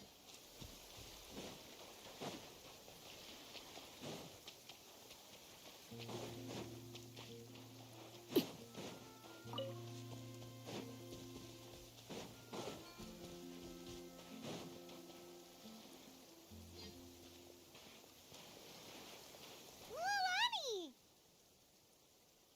Just in time. I was about to go look for you. What the?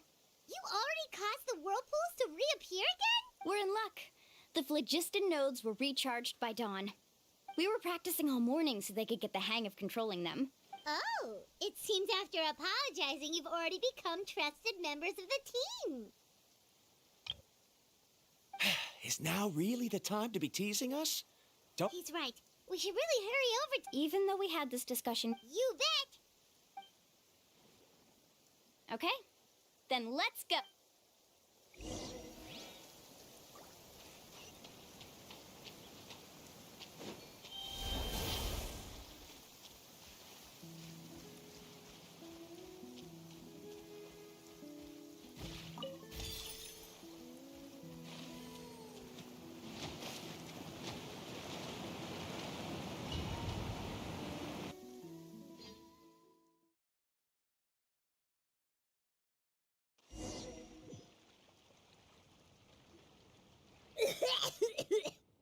Paimon accidentally swallowed some water. Ugh, so scary. Bro, What that is this reaction. place? That reaction from Paimon. I can't believe it. There are subterranean caverns under the water. Mulani was right!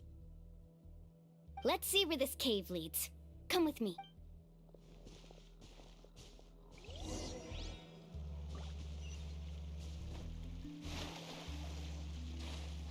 Let's ride! According to the map, we need to head downward? Okay. Don't be afraid, everyone. Jump down with me. Is that lava up ahead?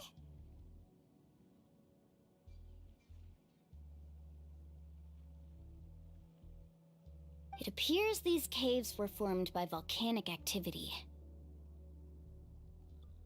I see. Then the spirit waves were affecting lava deep underground. Altering the lava's flow created temporary holes which allowed us to follow the water's current and enter this underground space.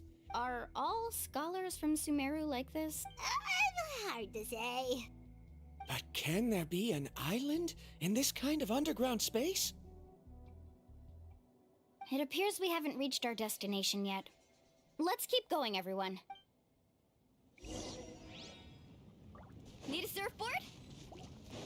Carving waves!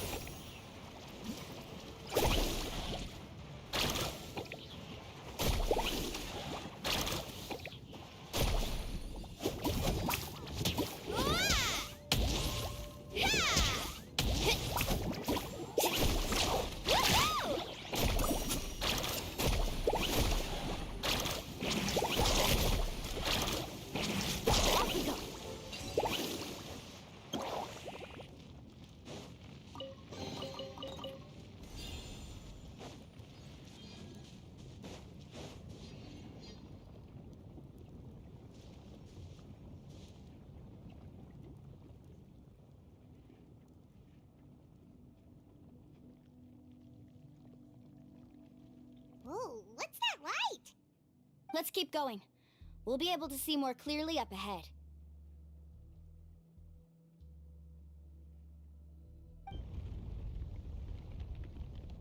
Watch your step. Follow closely, everyone.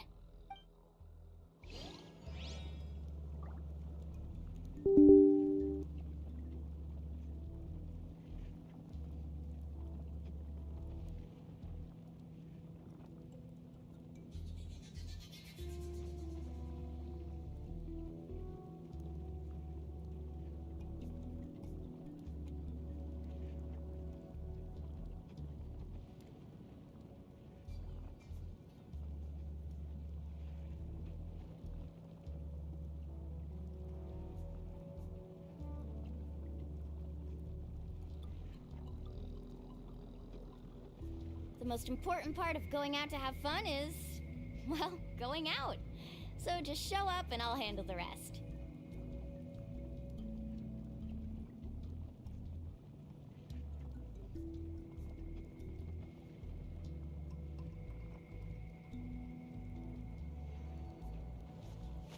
Woo! Whoa! Whoa! Ah. Heads up! These volcanic caves aren't very stable, so watch out for falling rocks.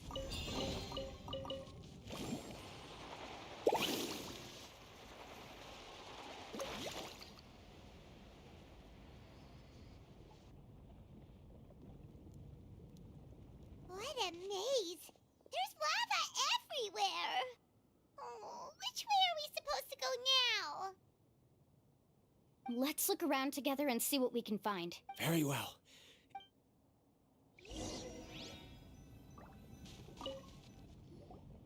There are plants growing? There's nothing unusual about that. This... Wait, it is a little strange. This isn't ordinary spinel fruit. It's the same as the one on this talisman. Isn't that the talisman your teacher gave you? Yes. In which case, could Uncle New have been here before? I'll be sure to ask him about it once we get back.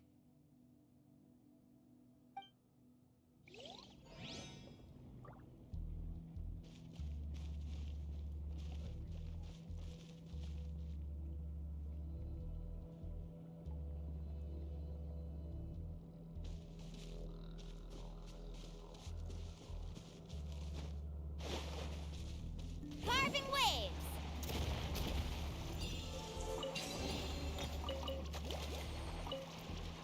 Careful, more falling rocks! Seems like this cave is getting more and more unstable by the minute.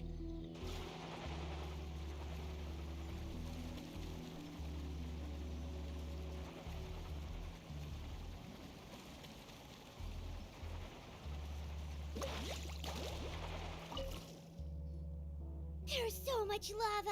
The lava here doesn't look very stable. I'm afraid we can't stay here for long.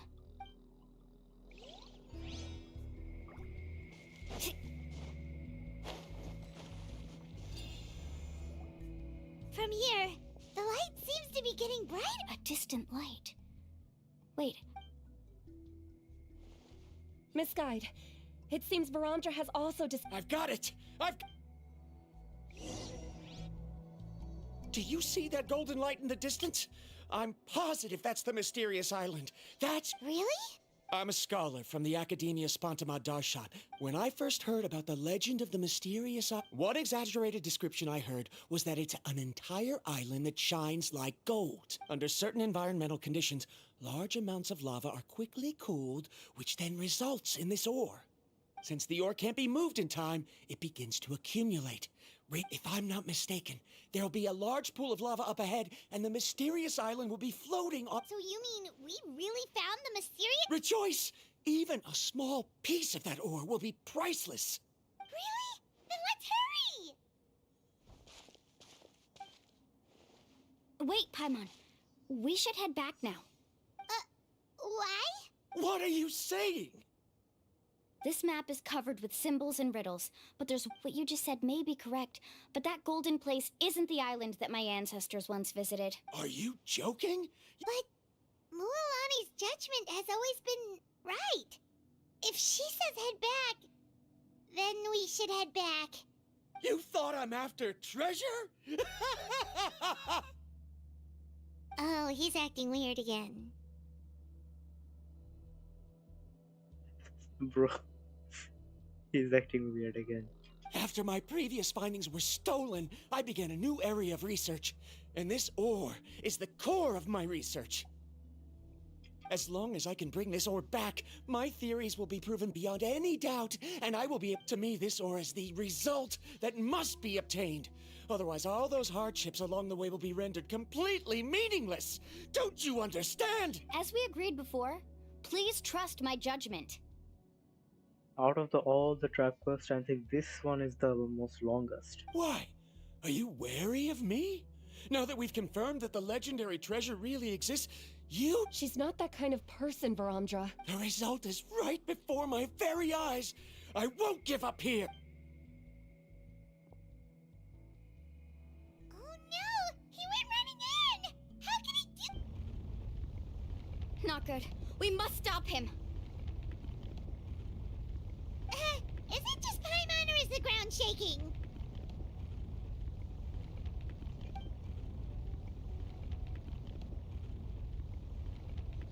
Hey bro, the lava's rising?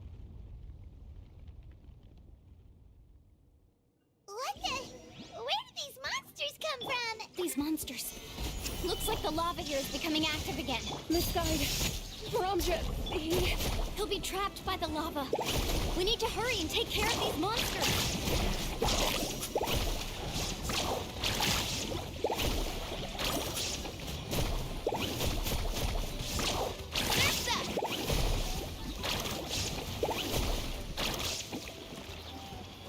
Off we go.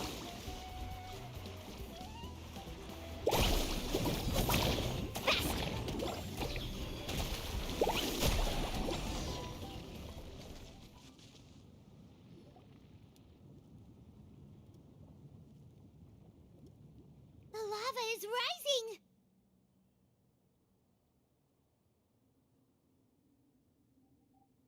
Varamdra! Traveler, Paimon, please take care of Karya. I'll be right back. What are you doing, Mulan? I can use my surfboard on the lava for a short period of time, but it will be a lot spicier. But that's way too risky! Okay then, we'll take care of the— Carving waves!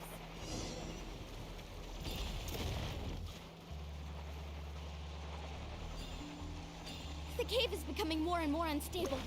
I have to hurry. Surfboard? More falling rocks. Okay, what's this?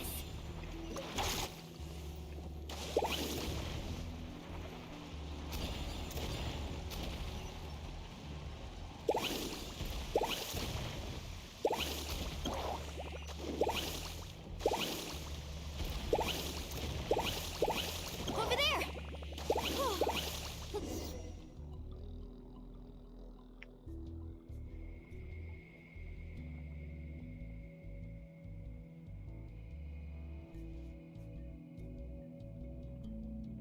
It's right there! Look carefully.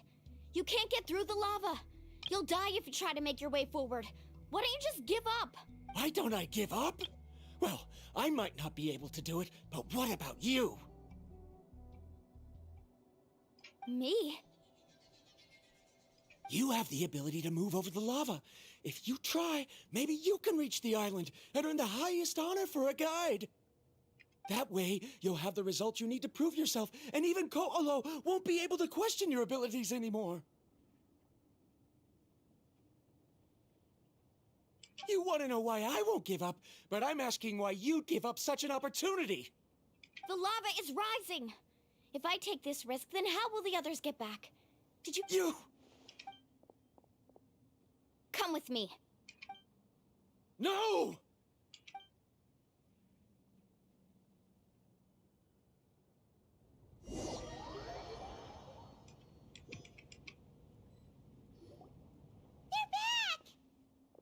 I've brought him back.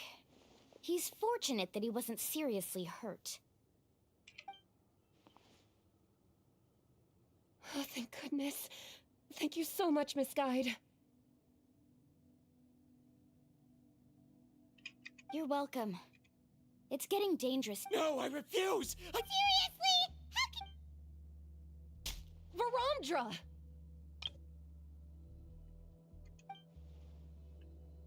Whoa. Bro. I've always believed that you're the most talented person I've ever met.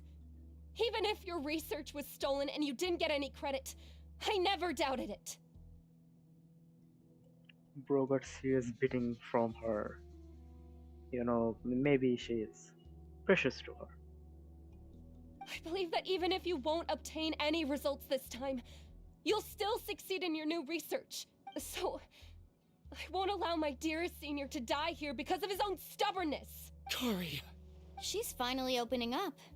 And it seems like she's just the person we need to talk some sense into him. Milani, the lava is almost... Don't panic. It seems like the trick that Uncle New taught me is finally going to be put to use.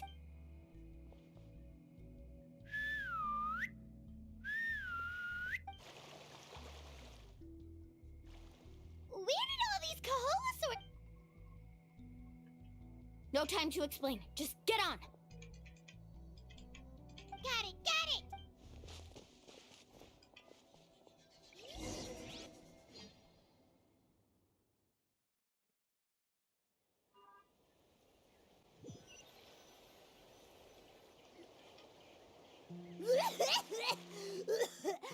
Bro.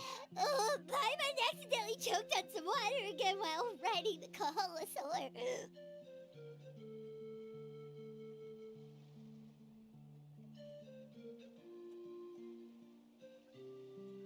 That reaction from Paimon again.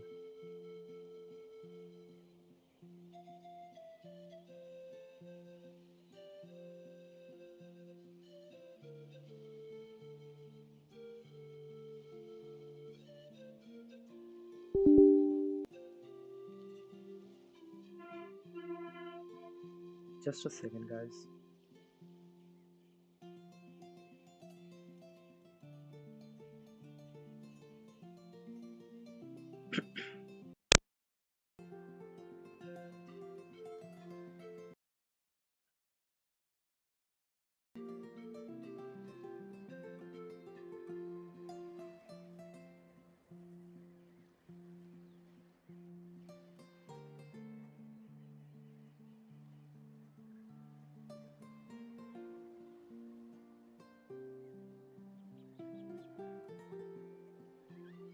Well, no.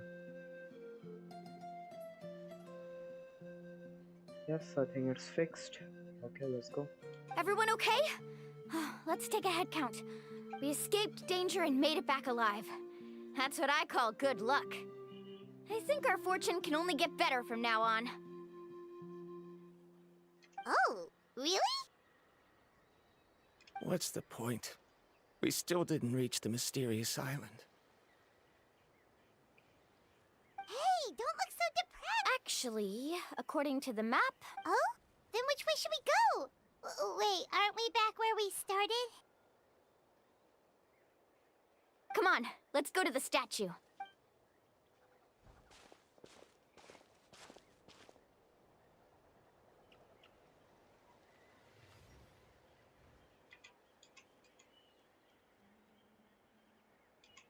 So, what's the point of coming back here again?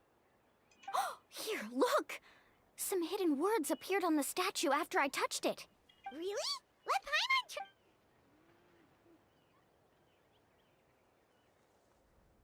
Congratulations, Guide from the Future. You have completed a challenge that even I found ambitious. And now, I finally have the chance to tell you my story. You may have heard legends describing me as the best guide in all of Natlan. But in the beginning, I was more like a treasure hunter. I chased results, facing countless dangers to prove myself.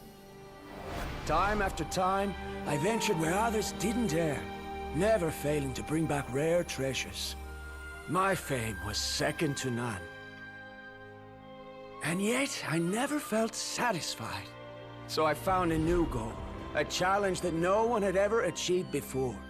The legendary Mysterious Island. Another chance to prove myself. Unfortunately, my friends who had traveled with me all this time had grown tired of my nonsense. Instead of praise, they now showered me with words of caution. Perhaps this journey was one that I had to complete alone. But luckily, they decided to once again put up with my antics. Just as before, they came up with ingenious ways to help me move forward. They never let me down, even when I had to place my life in their hands. And they always trusted my judgment, even when it took a lot of courage. It's just In like the end, just the as journey in ever, the end. we found the result we came for. But that golden glow was baiting me towards death.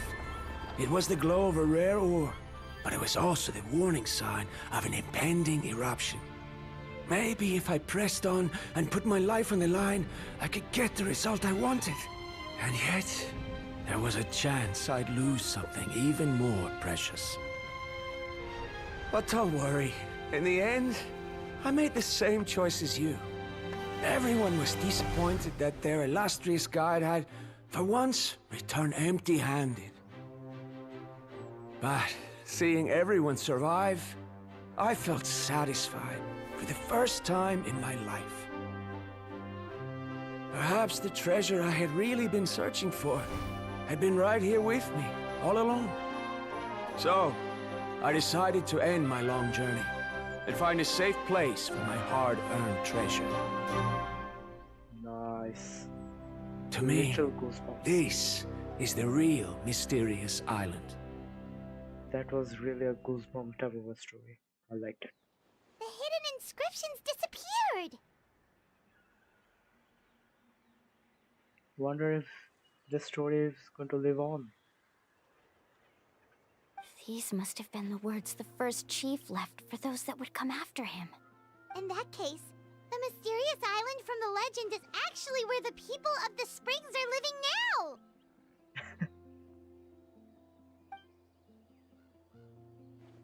I remember now that the elders once told me our tribe was originally founded on a small island. Later, the coastlines changed, allowing the island to become what it is today.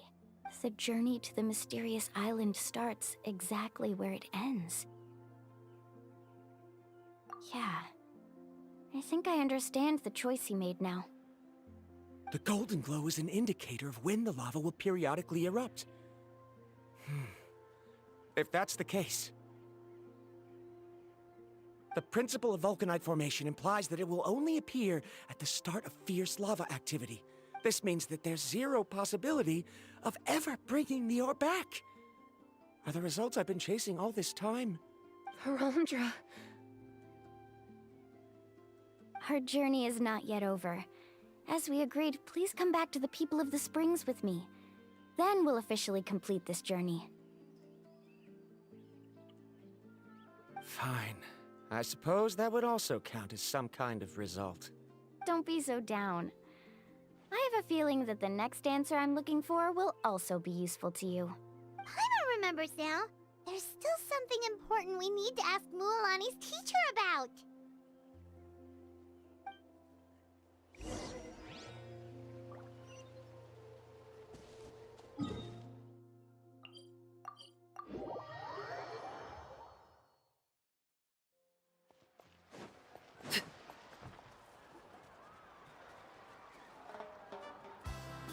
Uncle New! We're back! Ah, Mualani. It's good to see you again. Uncle, I've completed the journey to the mysterious island. I'm here to return the talisman. But you still have a question you wish to ask me, right? Yes. You've been there before, haven't you? Yes, I have. Is he the person? Oh no, of course not. If that's the case, then you've gone on the same journey. But why didn't you tell anyone? Because I made a choice. A choice? Did you notice that the hidden inscriptions on the stone tablet disappeared as soon as you finished reading them? Oh yeah. Yeah, you're right. There's a special paint on the statue that would change color when it comes into contact with volcanic dust. Only those who have been to that underground space will be contaminated by the dust and be able to see the hidden message. But once the dust starts to wear off, the hidden inscription will disappear again. And this is the choice that the first chief left to us. If you choose to boast about your deeds, you will receive the highest honor. But the legend of the mysterious island would be destroyed as well. If you choose to remain silent, then the mysterious island will remain a legend. And in the end, my companions and I all chose the latter. Oh, I get it now. But not being able to tell anyone after accomplishing such a feat. People like Ko'olo will still look down on you. Are you really okay with that? But have you noticed that Ko'olo, who claims to have been to the island, hasn't actually completed the trip? What? Right. Paimon remembers that Ko'olo said that he went to the mysterious island alone. But there's no way he could have been able to use the spirit ways. Well, it is always like the loudest person are the one who you hear the most, and the quietest person are the one who are actually knowledgeable. He deliberately recommended the client to find Mualani, probably because he thought she wouldn't be able to reach the mysterious island. As guides, we are not adventurers, let alone, but in the process, we also gain much skill and experience at overcoming danger. Many guides gradually lose sight of their true beliefs and intentions in the process, and end up becoming like Ko'olo. They end up becoming more like thieves who would rush to the other side of the lava. This is why the first chief left behind the legend and the map. Aside from me, many other tribe members have also traveled to the mysterious island, so they've also made pacts with their companions, choosing to give up the results that would prove themselves and give the younger generation the chance to continue the challenge. You've all given up on the results. Sir, I've given up on merely one result. I haven't given up on everything. That's deep. Now that is deep. Given her talent and qualifications, Mualani was well within her rights to choose the top-ranked guide Ko'olo as her teacher, but she chose me. I believe I was able to cultivate such an outstanding student and witness her completion of the legendary challenge precisely because I didn't become... If instead of looking at one single journey, we look at my entire career as a guide, I'd say I have not returned empty-handed. What about you?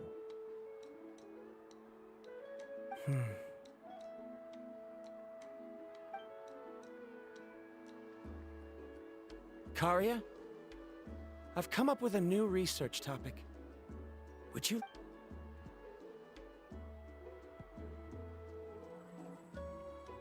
You're the same as always, Varamdra. You always have to find evidence before coming to a conclusion.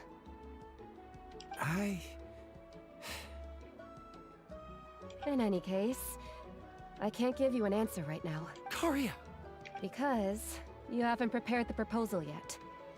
Shouldn't you finish that first before recruiting assistants? How could you forget? Yes, of course. I'll certainly prepare all the necessary details. But I've always found your proposals fascinating. Look at Traveler's face. Karia, given that I have been presented with new evidence, I've come up with a very general theory. I can use the ideas from the chief's speech to express it. A novel? Perhaps the treasure I'm seeking has been by my side the entire time. No. To be more precise, it's been with me even before I set out on this journey. I understand, Varamdra. And she feels the same. It appears this guest has also found his answer. What a happy ending. It seems he's finally put two and two together. There's nothing to worry about. It's just like Karia said. I can start some new research and reclaim everything I've lost. But it seems he's still as stubborn as before.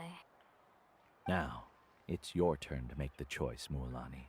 But, Uncle New, I'm sure anyone who can complete the journey to the island would make the same choice, right? Very good. Then there's nothing more I can teach you. Here, Take this talisman again. You can pass it on to your student in the future. New is wise. He got wisdom.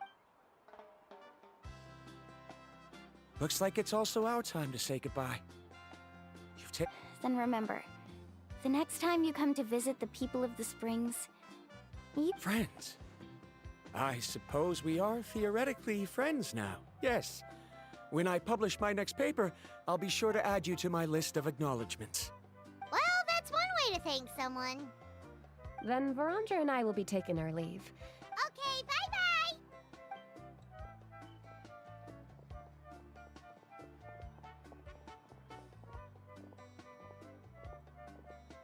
You're back already.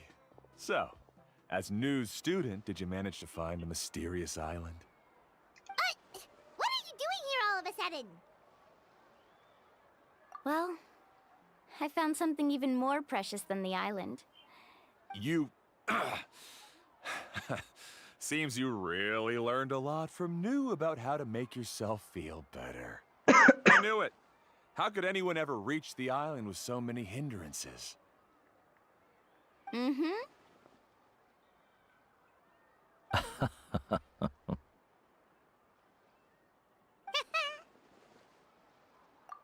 What? Why are you all looking at me like that? The elders of the tribe also gave me that same look. What's that supposed to mean? Because they all know. New! I've already proven that I'm stronger than you. I've been to even more dangerous places and found far more precious treasures.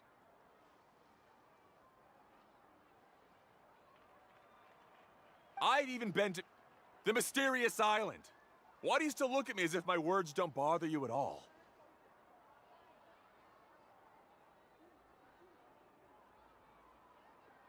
Koholo, even if you had never been to the island, no one would deny your abilities. But as for what we would deny about you, only you can find the answer to that. Me?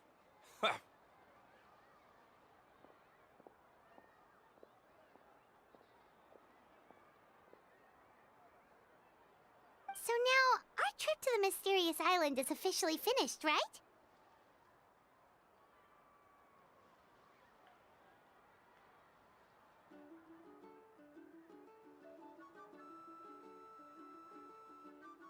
Yeah, but I have one more place I want to show you.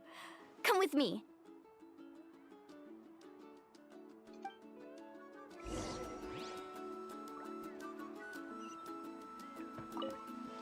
Mualani. She has quite a sense of ceremony. I'm sure she'll want to give you something as a memento.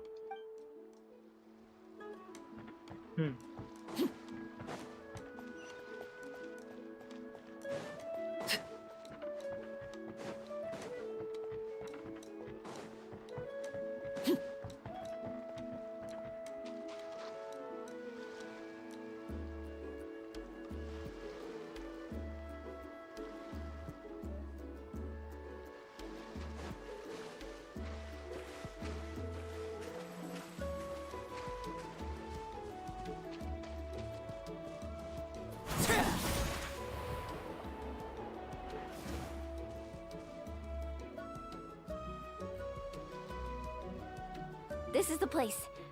From what I've heard, if we take a group photo here, it'll bring us good luck. I'm sure of it. What made you think of taking a group photo? Well, we completed our trip to the mysterious island together, so of course we need a memento. You've earned the greatest honor for a guide. Yet, you can only walk away with a photo of your friend. Would you call it a sacrifice? After all that we've been through together, the results don't matter anymore. Oh, it's kind of hard to explain. I don't know if you get me or not.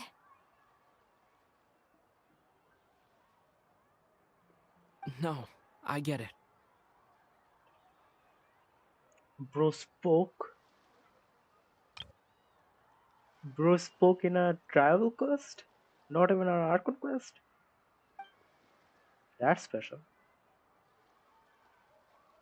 I guess Hoyoverse got their favoritism on their side. Traveler! So that's your answer, huh?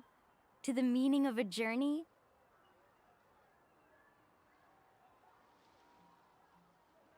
Nope. It's a good one.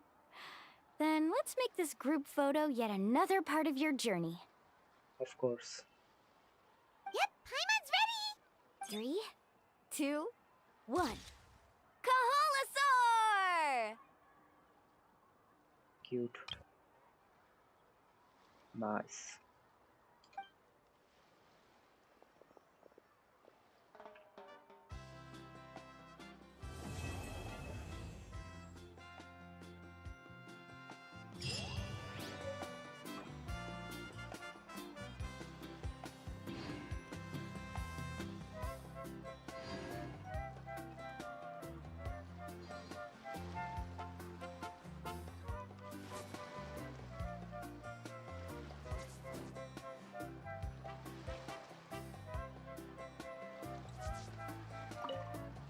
I wonder when the next journey will begin.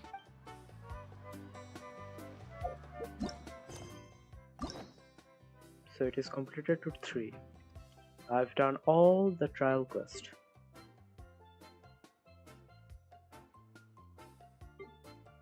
Nothing is left.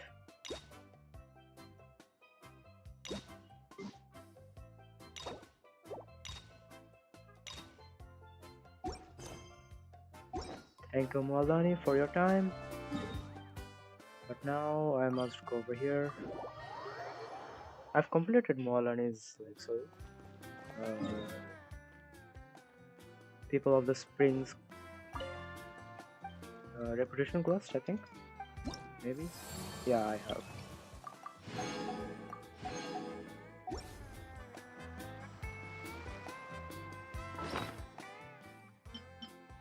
Let's go. This moment that you took together captured the moment after you and Molani completed the journey to the mysterious island with each other's help. That's description, but no other description would ever top this description. Where is it?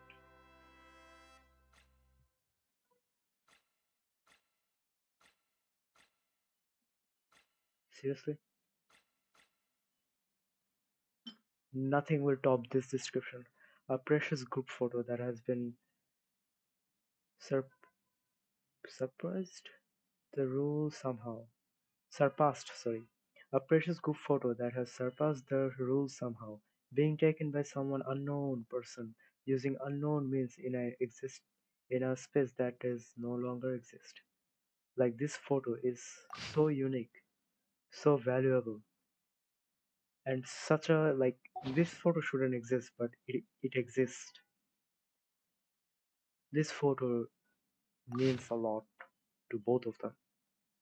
Even him, we have lost him. That's why this photo shouldn't exist. And I don't know what this means, but I think this means this basically. Another quest done.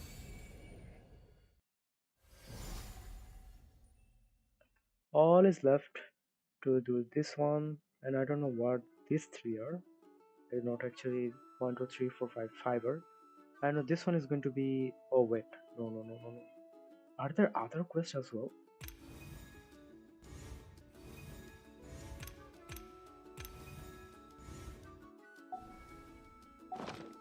Bro, why can't I complete this quest? I want the perfect ending. I really want the perfect ending. It's not an ending, but I want my ending to be perfect. That's all I want.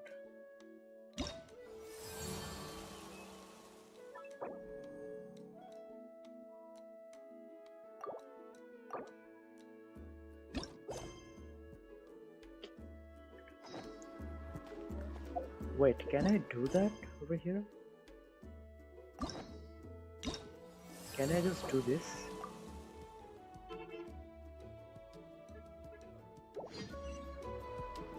I can do this! Okay.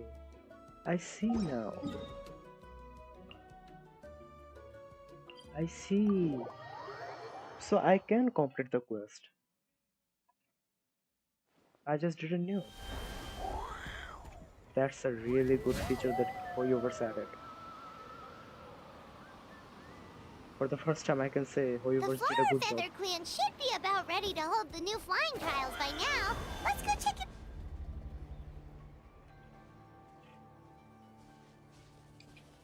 Good job, Ah, Hoyoverse. Traveler and Paimon. Yep, and it looks like we made it just in time. Although, can't... Yeah, you'll see why soon enough. All right, get ready. 3, 2, 1, fly! Fire jet? Whoa! We're really flying! I feel light as a feather. I'm flying without a These phlogiston wings are awesome!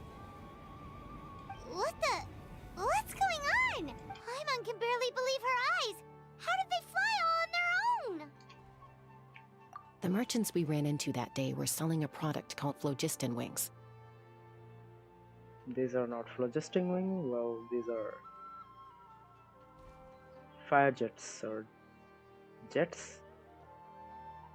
Flying jets? Yes, flying jets. It's a flying machine worn on the back. To operate it, you just use a handheld trackball that controls the flow of gaseous phlogiston. That's incredible.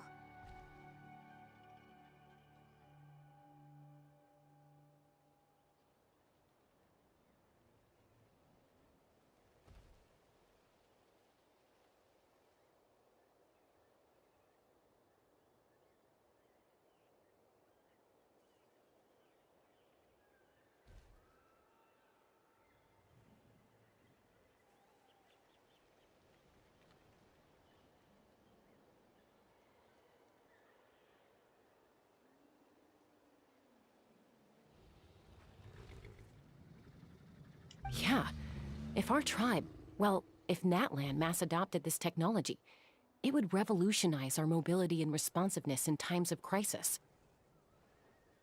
Just think of the countless tragedies that could be averted.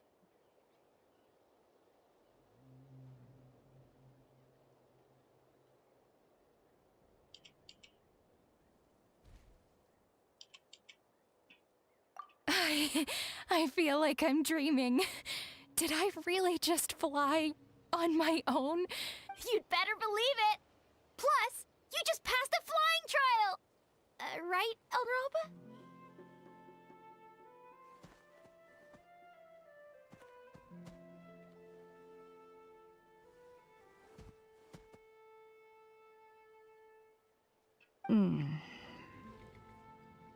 Alba? Elder Alpa? Should this really count as a pass? Why not? The scoring rubric is about flying performance. It doesn't specifically say you have to ride a Kukusaur. Yeah, maybe, but... I mean, even Chaska had to ride a Kukusaur in a trial, right? And the whole point of the trial is to test both your flying technique and your ability. Well, if we can fly by ourselves, maybe we don't need to test the ladder anymore. Chaska, Traveler, what are your thoughts on this new invention?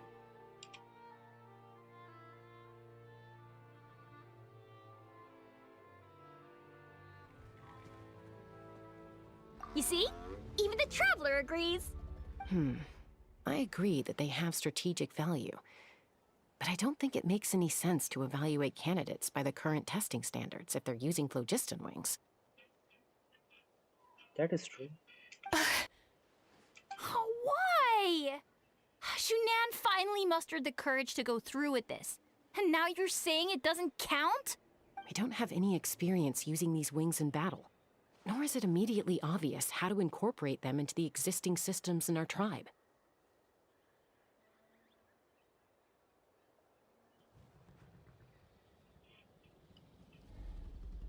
Taking a longer-term perspective, I think we need to start by getting thoroughly acquainted with how these things work. Then we can You all raise valid points. But Chaska, while your proposal sounds perfectly reasonable, it would probably take years to put it into practice. We lost so many people in that war. These phlogiston wings could be exactly what we need to strengthen our forces and boost morale in this trying time.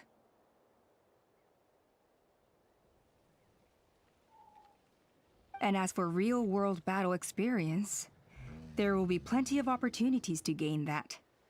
I have high hopes for you, Junon. Huh?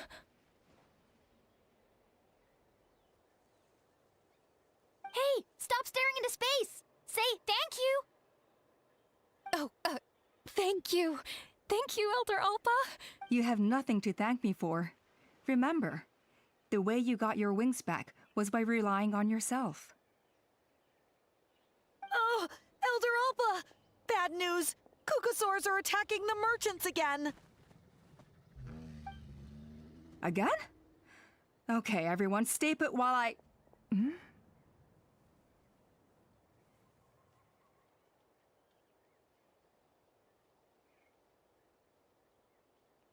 Huh? Chaska?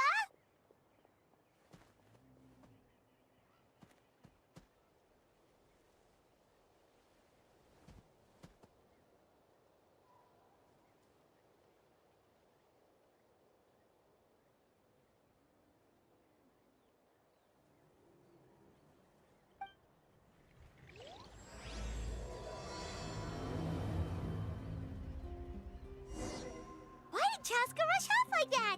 And then Elder Alpa and the others too? Anyway, let's go see what this is all about.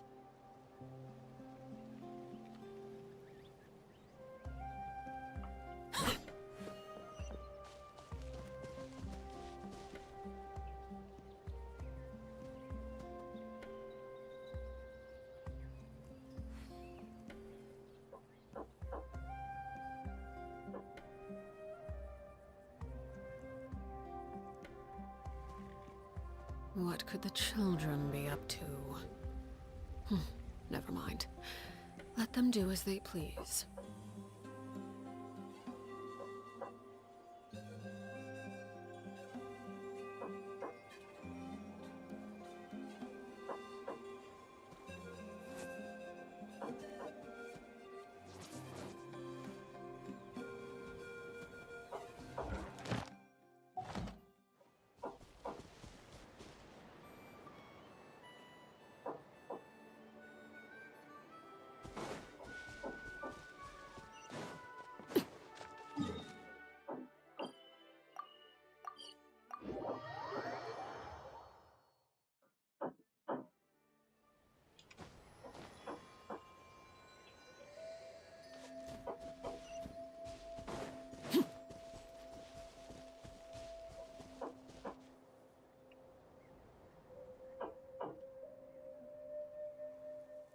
Oh, it's back!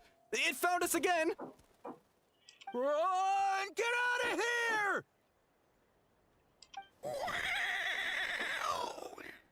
Curses! She's really riled up this time. Hey! Stop running!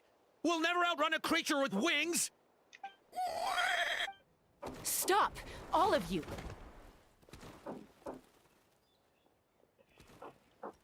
Chaska! Oh, wonderful! Quick, get rid of that thing!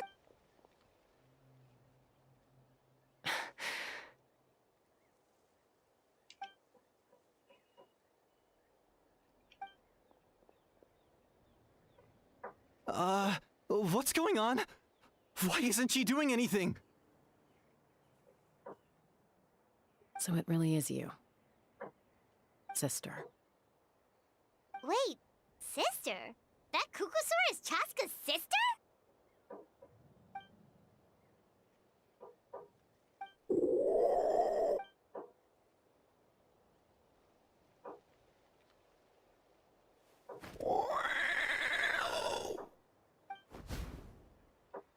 Koya, wait! How Is did that Chaska happen? gonna be okay? Should we go check on her? When did this happen? How the hell did it happen? Chaska, are you okay? I'm fine. Sorry for making... No point. She's an expert at hiding her tracks.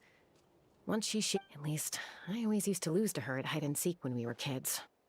Well, yeah. You know I was raised by Kukasaurs. Anyway, she and I grew up in the nest No, together. that's not her. Her name's Koya, and she's my big sister. We played together all the time, chasing each other through treetops or mountaintops. It felt like it would go on that way forever. Until the day I was sent back to live with the humans. Oh, so that's why she is so talented in flying.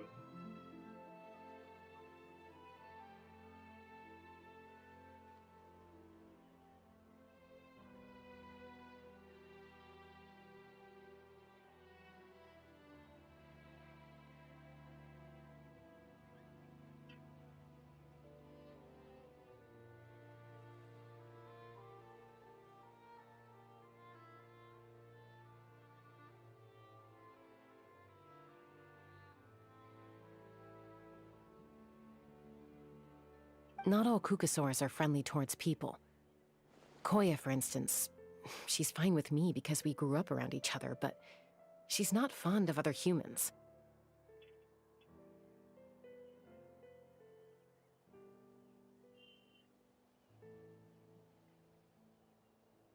When Mom decided to send me away, Koya strongly protested, and after I left, she became more and more reluctant to interact with humans. Maybe she thinks that humans stole you away from her. It's a possibility, but in any case, we still stayed best friends at first. I had a hard time adjusting to... Ah, so that... Yeah, I did. But then, gradually, everything changed. With a new... I started getting curious about these humans. I made an effort to understand their behavior.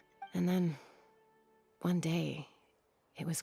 As far as I can remember, that was the... So, how did you... Well, I wouldn't be standing here talking to you if I'd said yes.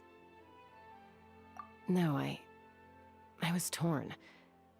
On the one hand, I'd already made up my mind to embrace my new family, but I also knew that Koya wasn't a fan of humans, and I didn't want to disappoint her. She took my hesitation as an answer. She saw it as a personal betrayal, threw a huge fit, and then not for a lack of trying, though.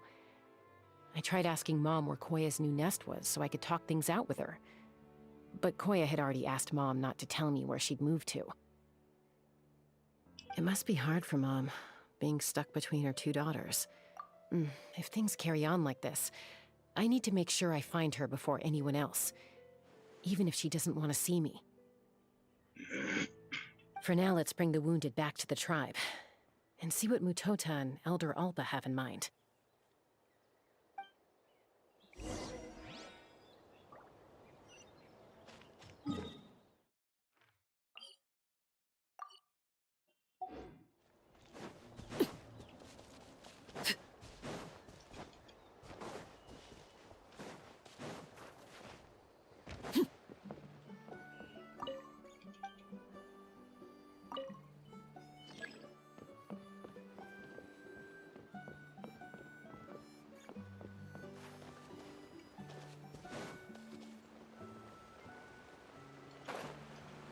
Yes.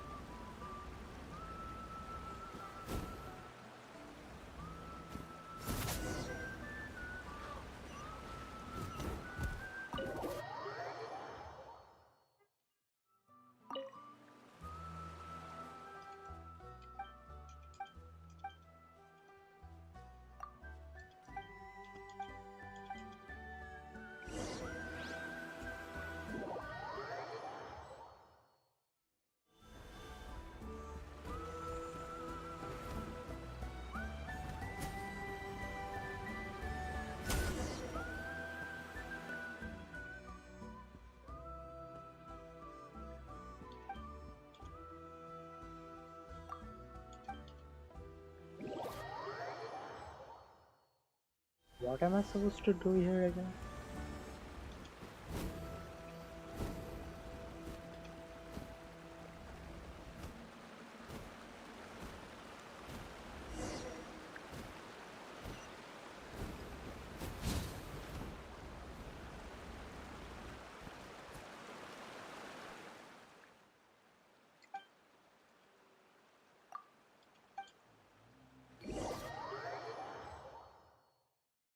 Okay, I see.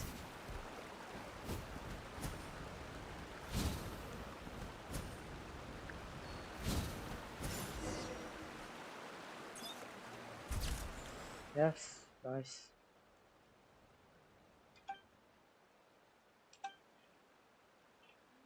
Why click? Why don't? Oh, okay. That technology isn't there, of course. I'm talking about the burst clicks, burst shot from the cameras.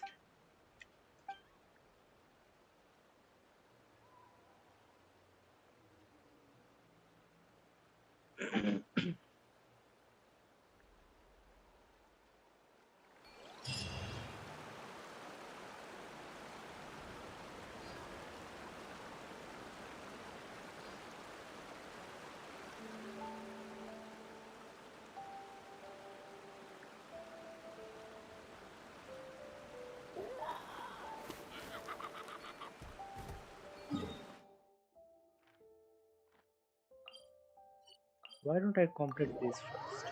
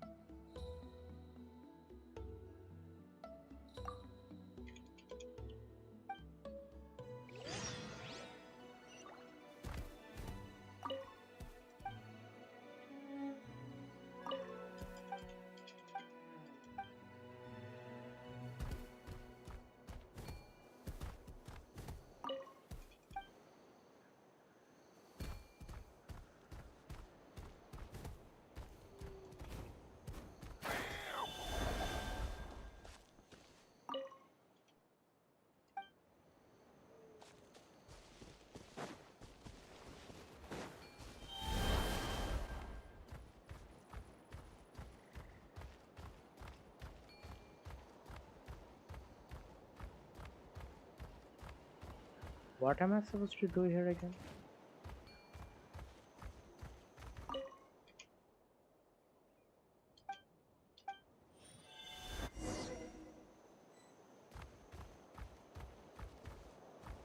Oh.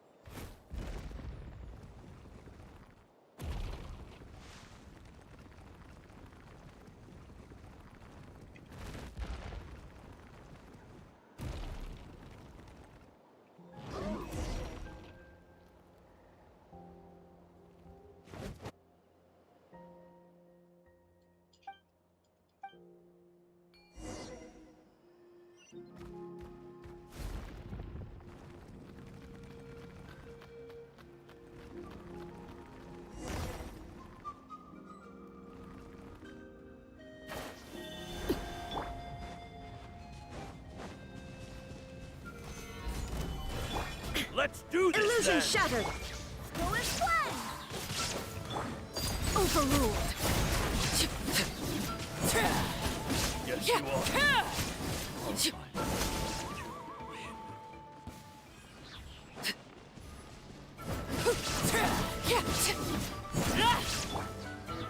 Solidify! There is no escape! Laid bare!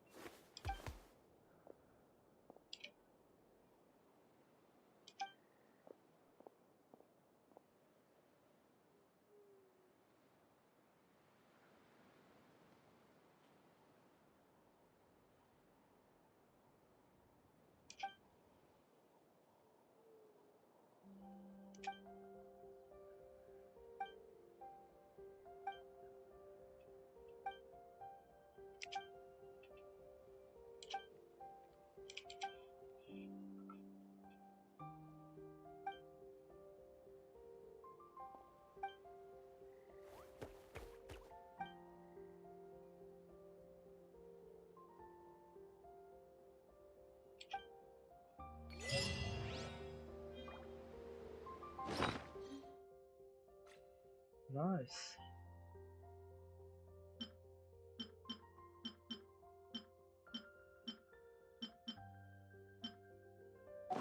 Something you wish to report? Phil?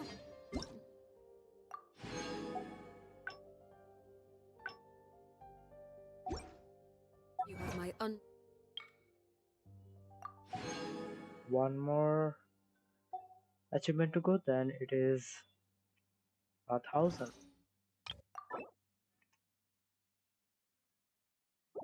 undivided attention.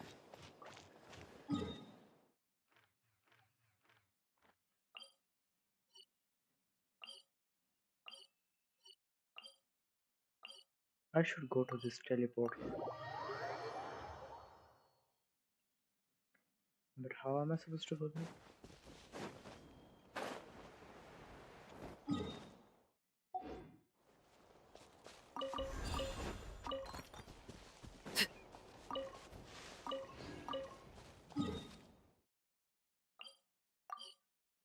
So its tunnel is over here.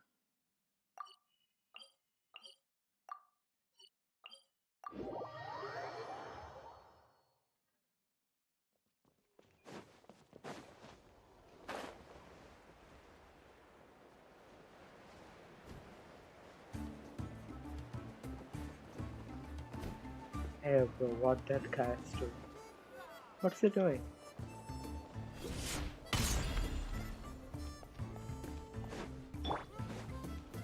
Stabilize! How is bro not even hurt?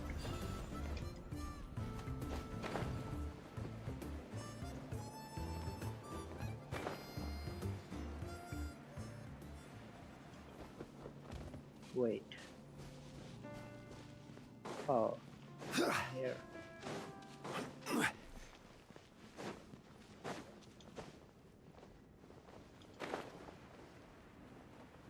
Nice. Nice.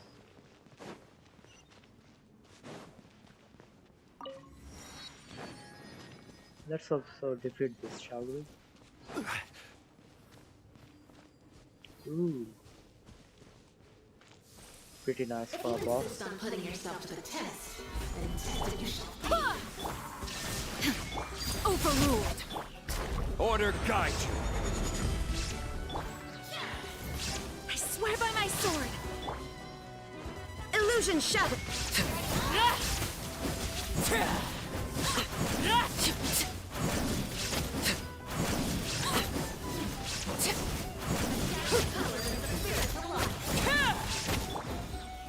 Solidify!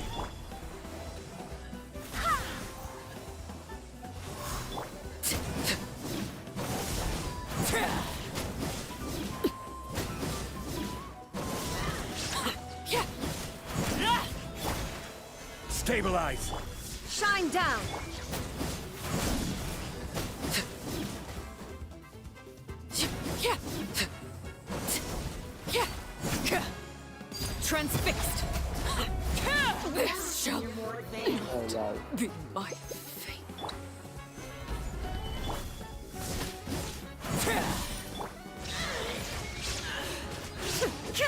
Now you shall perish! Very well. Consider your strength acknowledged.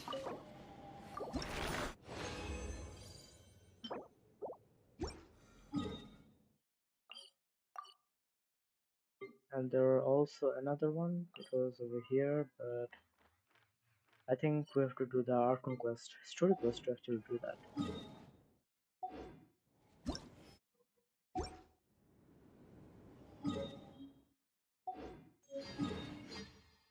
Well then, where? You insist on putting yourself to the Whoa. tested you should be. From now, it doesn't take time? That's cool.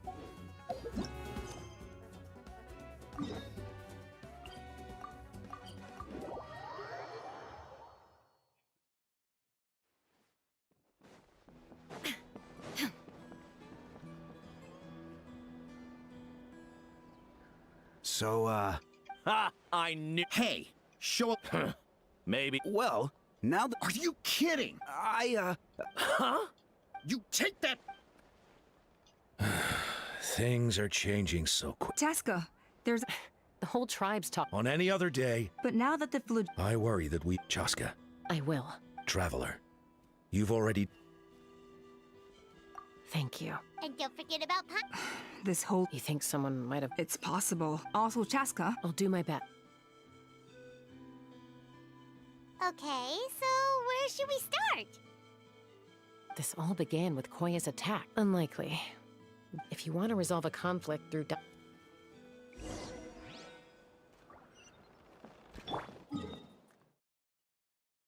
Hmm.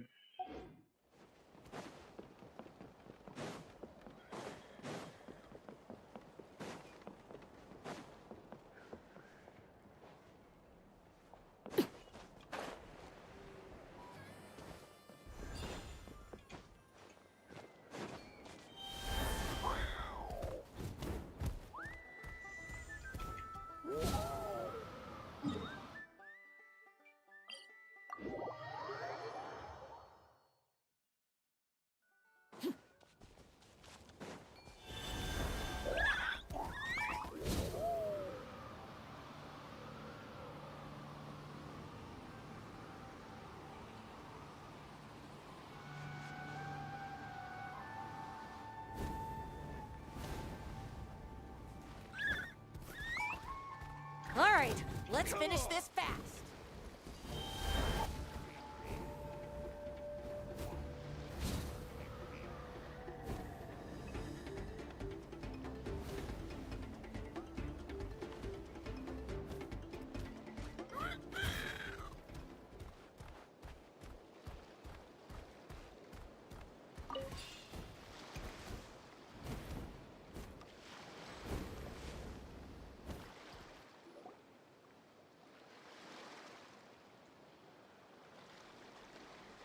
Wow, so this is where you used to live as a child? Mm-hmm. When I was little, we used to do this thing where I'd jump from the top of this tree, and Koya would fly over from the platform and catch me in midair. Or sometimes we'd both fly from the treetop together, and then after some aerial maneuvering, she'd throw me up onto that platform. After we got a bit older, we went to the nearby shores looking for even greater heights. Stop! You're gonna give Paimon a heart attack! Oh, really? I just thought it made a fun story.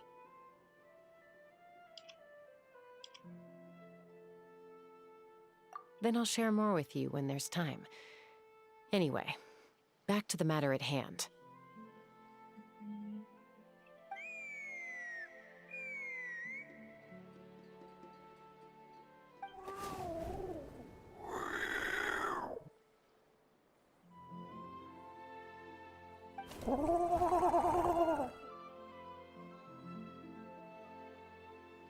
Hey, Mama Bird.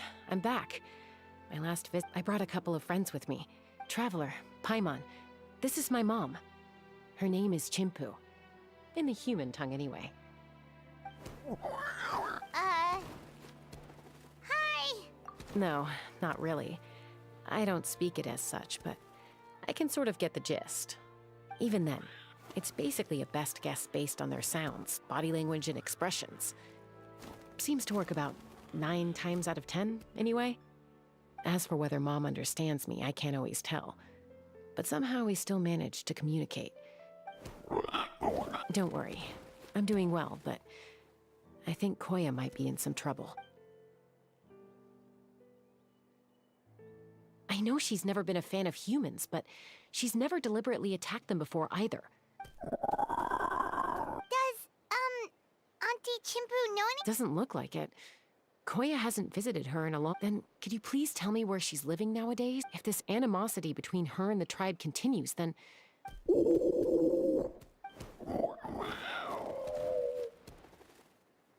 She said she'll take us there. Thank you, Mom.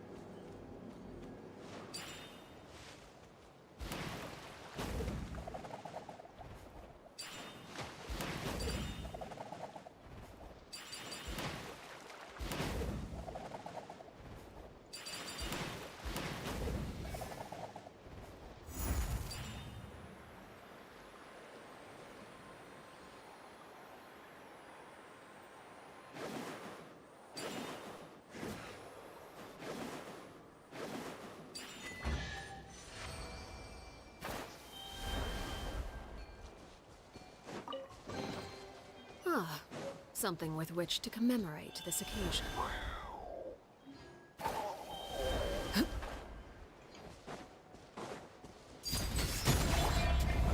Gather!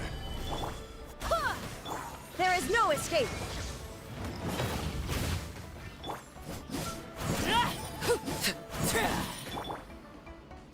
I will have order! Solidify! Shine down! Barbados, guide us.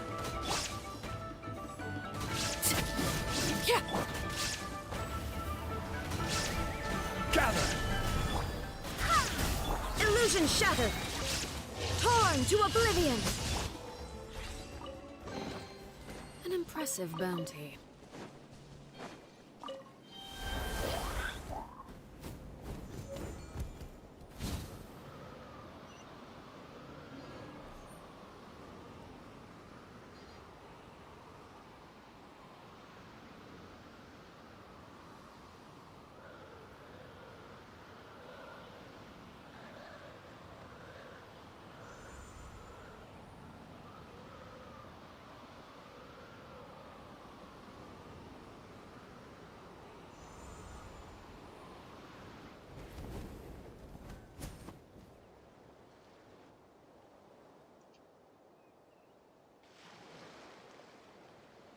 This is a really... We stay here?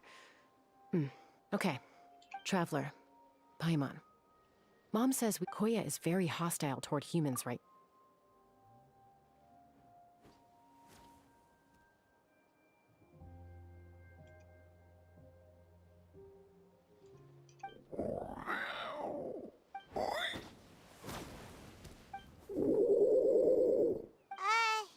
Any idea what there's... Sounds like things are more complicated. There's evidence in this area suggesting that Koya might have been the victim of a human attack. What? No! It's Chime, Koya's child. The attackers, they came over the sea, under the cover of night. What the heck? Who would do such a thing? I searched day and night, and finally found them.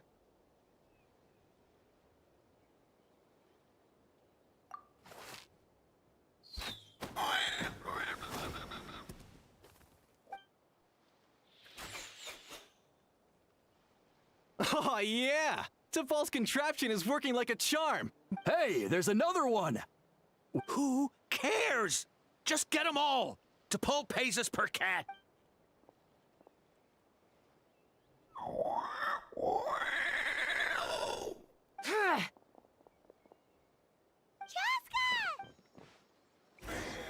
Joska?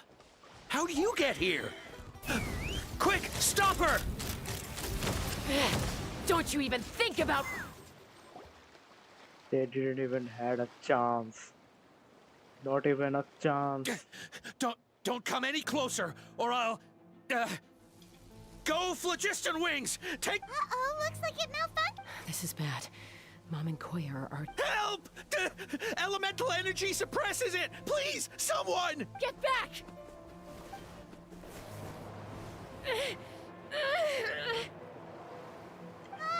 It's still going. Guess we need a more permanent solution. All right then.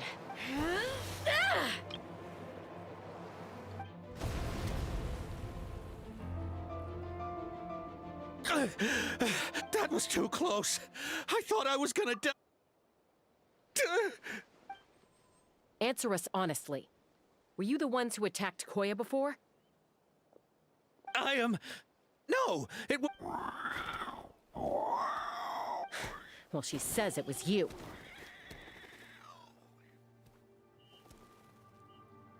Just tell me, who's... It was T'Pol. He told us to catch all the wild Kukasaurs we can find, and... he also said that this Kukasaur has become a thorn in his side, so he needs dealing with urgent... T'Pol? Huh. Sounds familiar. Well, he tends to send his orders in writing. He pretty much never communicates with us in person, and whenever we trade Kukasaurs for Phlogiston Wings, we deal with his henchmen. So you didn't even make those wings? All we did was slap some labels on them and transport them over here. To make it harder to trace their origins. I don't know. Well, that's mighty convenient, huh? What about if I held a gun to your head? No need. T'Pol doesn't tell us much. But he always stresses that he wants them alive. This is just a best guess, of course. But we suspect that the gaseous phlogiston stored in the trackballs is drawn directly from the Kukasaur. What? Easy now. You're still injured. Hey, keep talking. Yes, ma'am. So, the gaseous phlogiston has to be highly refined in order to power the phlogiston wings. But the Kukasaurs have a natural ability to process gaseous phlogiston. That's enough.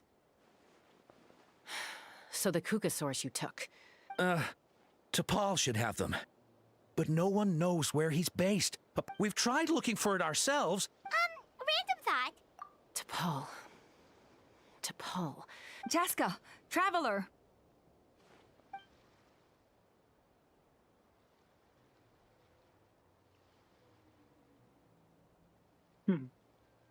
That voice! It's Alpa!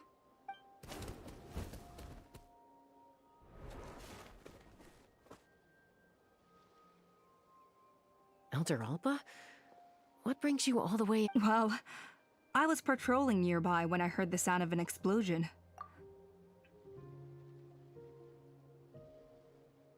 I don't believe it. Elder Alba, does the name T'Pol ring a bell to you?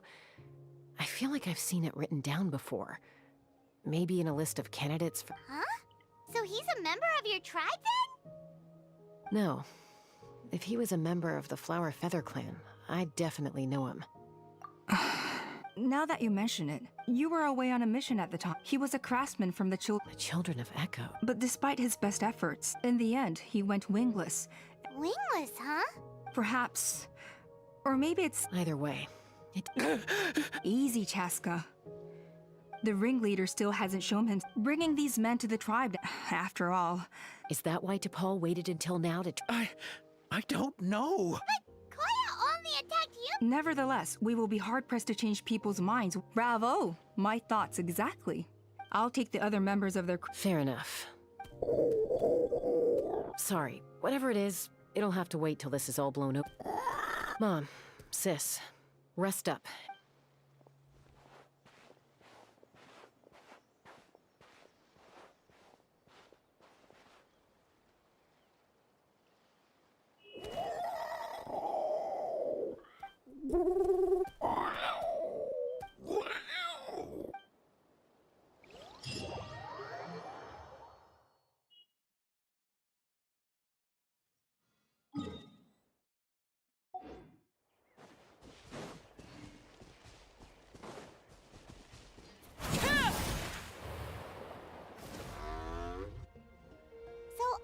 Says that T'Pol's from the Children of Echoes.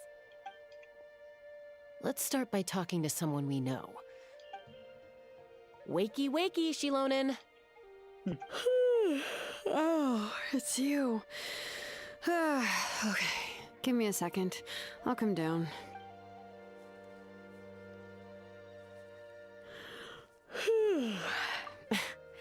I climb trees to fly further and see farther. Well, we're not all like you. Always full of energy, even after flying around all day. I'm sorry, Shilonen, but it couldn't wait. Does the name T'Pol mean anything to you? Huh. T'Pol. Yeah, that rings a bell. Nope, I'm afraid you're a few years too late. Why are you looking for him?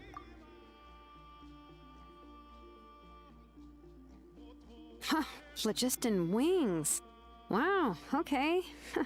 The kid actually pulled it off. Well, looks like no more rest for me today. Pulled it off? You mean he's tried making something like this before? Yeah, he started trying to build a flying machine right after he got back from the Flower Feather clan. So right after he went wingless then. Was this flying machine anything like the gun you made me? You mean your gun that's harder to tame than the proudest Kukasaur? No, he wanted to build something that allows anyone to fly freely, even if they're not naturally gifted. But he never got very far back then, though. Blew up his workshop a few times and barely made it out alive. I never really kept up with him after that. His parents traveled a lot in their youth and only returned to the tribe after he was born, which means most people in the tribe don't know them very well. I'll go get Puma.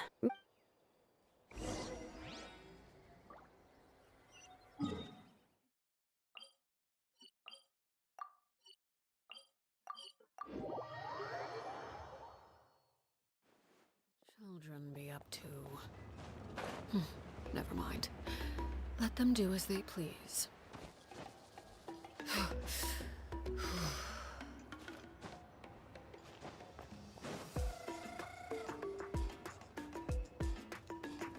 I'm back.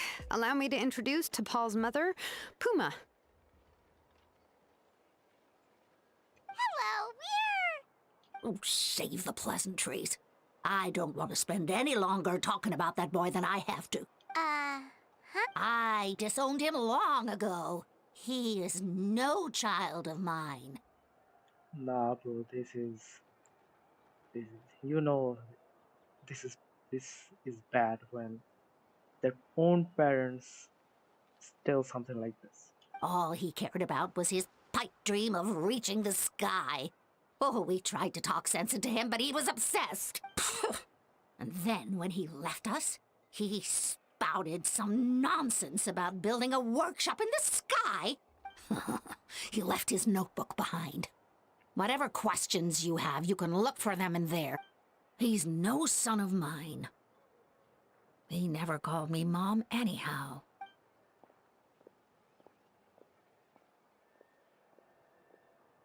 Wow, they've really fallen out. Her husband, T'Pol's father, he passed away recently, and T'Pol didn't even bother to show his face at the funeral. If you ask me, that was probably the final straw for Puma. I'll go keep her company. If there's thank you. Okay, so this notebook is the only lead we've got now, right? So that was that balloon high up in the sky. It was this. It was his balloon. Some early designs for the phlogiston wings. Ochkanatlan. So, was he serious about the workshop in the sky? But that's such a big project for one person. Haven't Do we we seen think he that actually somewhere pulled it before? off? We have seen it. Oh, yes. The one from the trial arena that was super... That balloon has been there for a while. And everyone's been wondering, what if it started off even higher up, above the clouds and out of view? And it only descended to its current... Part of T'Pol's workshop? Seems likely. If T'Pol's base had been hiding above the clouds this whole time, that would definitely explain... By myself? Possibly. I doubt even phlogiston wings could take you up that high. Yeah, and he's probably holding on to it. Nope. That's way beyond Paimon's altitude. Let's not worry. Just because we can't think of a solution... Oh, good point. And Mutoda, he was...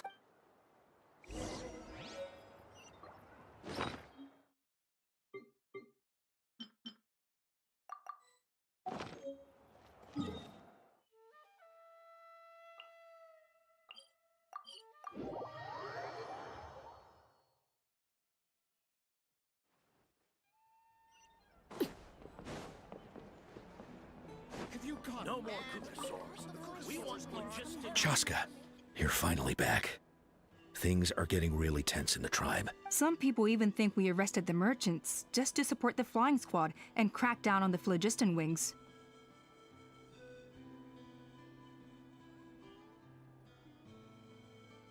We found some promising leads, but there's a major obstacle. A relic from the Cinder City?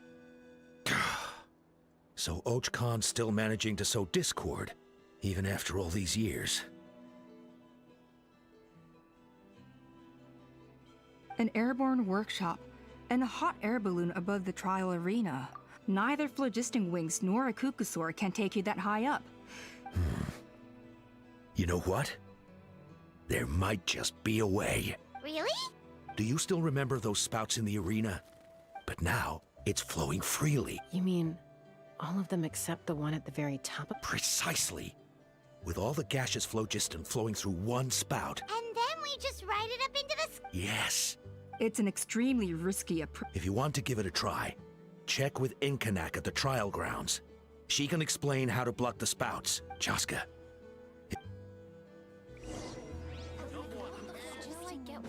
I'll never make it. Isn't bad-mouthing the Kukasaurs going a step too far?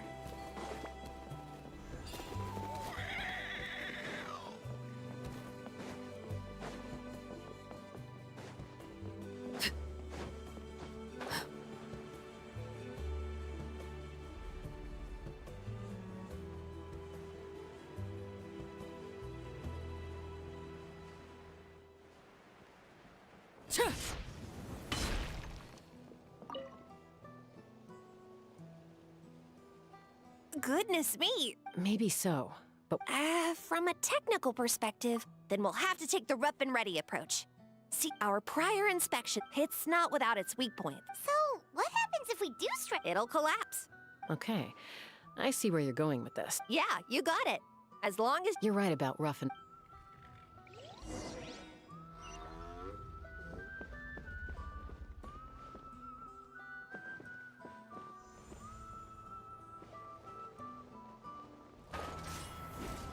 Let's fly.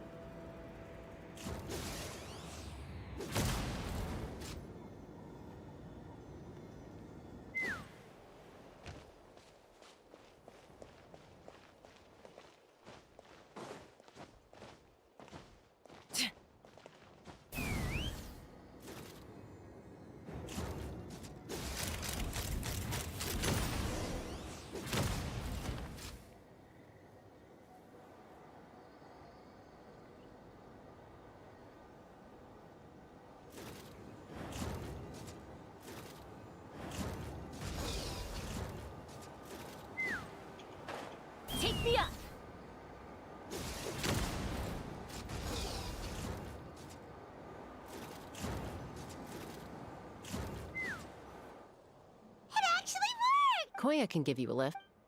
Wow, Paimon didn't notice at all. Well, probably because she didn't want to get too close to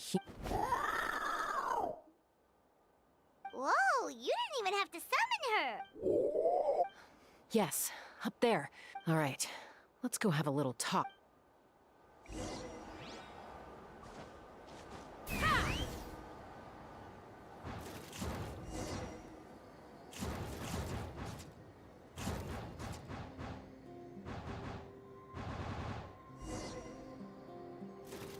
Wow. Haven't ever flown that fast before. Aha. Just as I thought. It might look like a regular hot air balloon from the outside, but up close, it's clearly been heavily remodeled. And sure enough, it only descended below the cloud line because the custom-built machinery malfunctioned. I should be able to figure it out with DePaul's notebook. Mm-hmm. That should just about do it. Huh?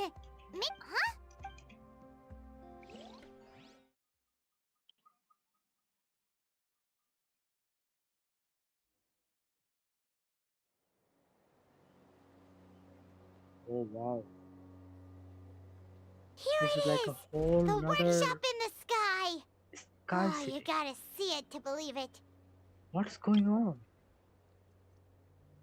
Wait, what? Table actually built all of this? Makes you wonder why T'Pol even bothers with phlogiston wings when he has tech like this. Well, according to the notebook, the platform beneath us runs on components from the Cinder City. Also, I have some doubts about its mobility after seeing how it moved just now. For someone like T'Pol who dreams of flying freely, this definitely doesn't cut it. But if he's got that relic, he should be able to make a set of prototype wings for him. Why bother making a whole flying workshop so he can mass produce them?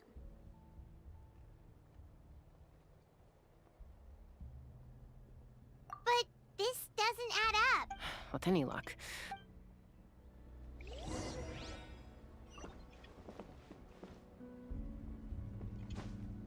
Take me up!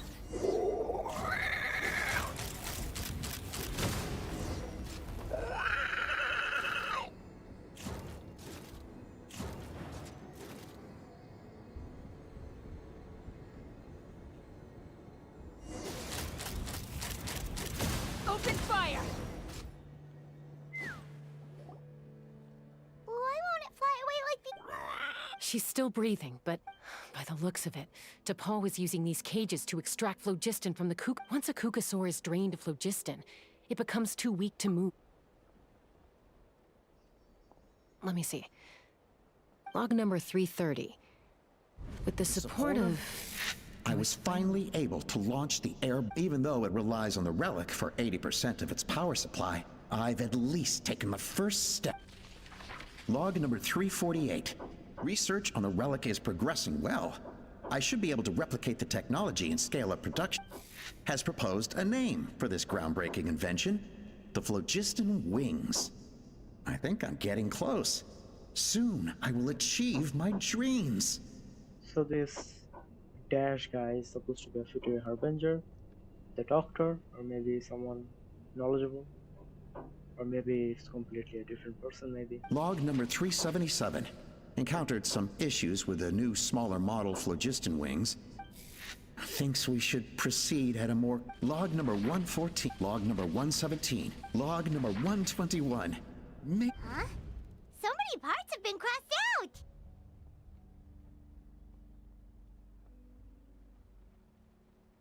By the looks of it, he did try really hard to make his dream come true, but many things were unethical. Yeah, probably the contact he alluded to in his other notebook. Did anyone else notice how the numbering system in this notebook suddenly changed? We haven't got time for textual...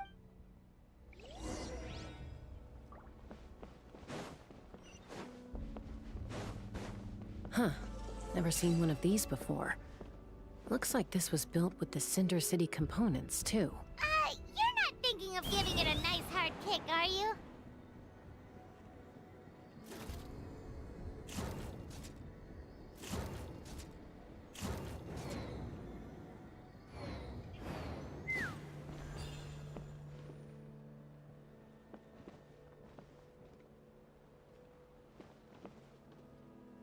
fly!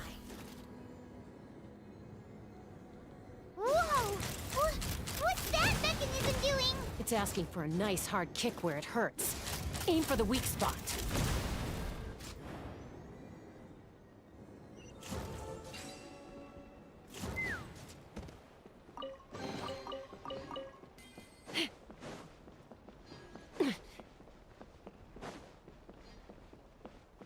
What are they doing here? It's T'Pol's henchman. He must have brought them here using the relic in his prototype wings. Watch out!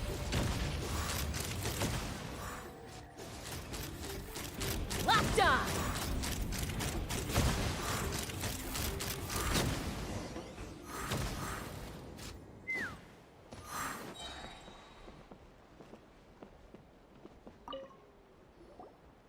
Hey, look here! More of T'Pol's... Log number 403. Introduced me to some new comrades. I told them that some Saurians are blessed with wings, but I also told them that progress can erase individual. I promised them that our research will be the new front. I only hope that when we finally achieve this goal... Imagine a world where the skies are for all to share. Yes, if only it were possible. We could respond faster. And so many But T'Pol, what about the Saurians you're draining dry of phlogiston? You're not sharing the sky. Bad move. I won't let you get away with it. I'm fine. Let's keep moving.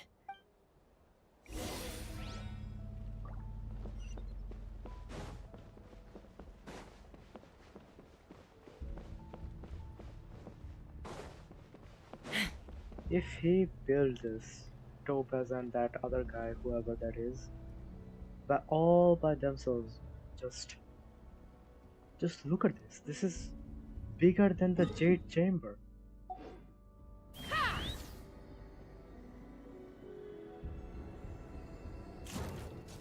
Wait. If Topaz is kind of a good guy and if he is willing to listen, maybe they can get help from Liwei, from Ling Wang. They can learn the secret of how the Jade Chamber actually is floating in the sky without whatever they're using. Let's fly! Phlogiston something.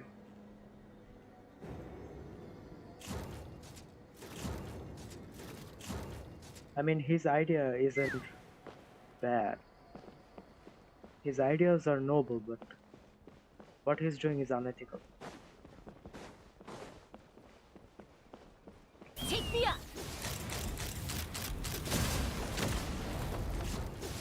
Open fire! Bullseye!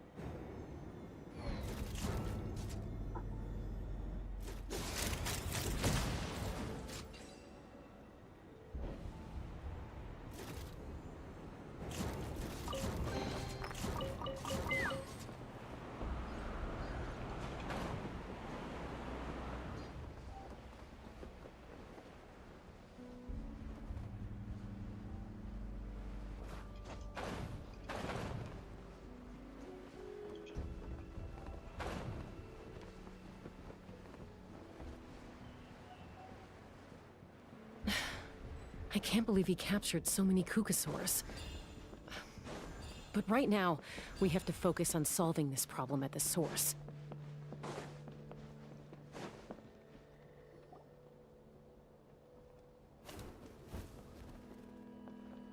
Looks like we've reached the center of the workshop. And still no sign of Koya's big... Let's search this area for now.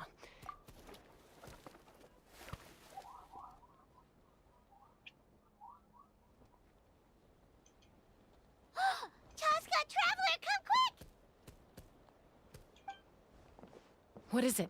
Did you find Chime? Not yet, but look! It's another one of T'Pol's notebooks! All right.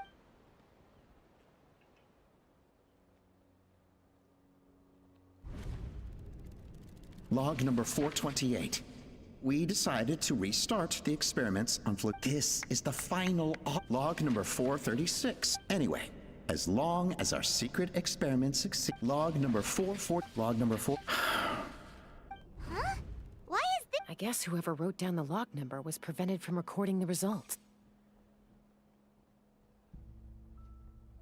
Log number 0. We lost many comrades in the accident. Among them are friends, but we cannot stop now. We will keep their legacy alive. As of today, we are scrapping the artificial refinement method. Instead, we will focus all our efforts on phlogiston extraction from. They are arrogant beasts whose existence in the wild serves no one. To facilitate our operations, we will gradually move. All this we do to create a world where the skies are for all of humanity to all this we do to make T'Pol's dream a reality. Given the way this is written, not to mention the fact that the numbering has started over from 0, it kinda sounds like this is someone new. Does that mean that T'Pol's already... There's also a letter tucked in the end of the notebook. It's from Puma. Puma. T'Pol, I don't know where you are right now, so I don't know how to reach you. My best bet is to send this letter to the Flower Feather clan. Your father is gravely ill. Oh, I know we've had our differences in the past, but he is still your father. Won't you come and visit him? Please. I know you never liked him and cared even less for me. All you ever yearned for is the sky. And your birth mother. But we'll still be waiting here for you if you do come back. This may be the last chance you'll get to see your father. So Puma's not T'Pol's real mom? Huh. Well, she did say he never called her mom, but Paimon assumed she was just venting. We know that T'Pol's father passed away quite recently, and this letter looks recent. By contrast, it looks like the real reason T'Pol didn't attend his father's funeral is because he'd long since passed away himself. Are you serious?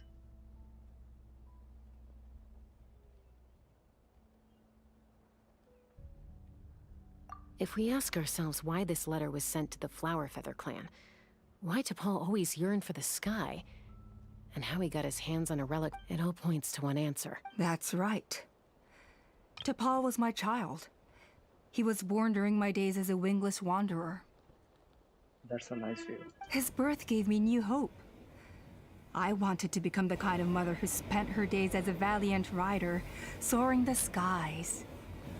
Not an aimless, wingless nobody. Wow. Did I expect her to be a person like this? But his father wanted to settle down, to give his child a safe, sheltered life in his tribe.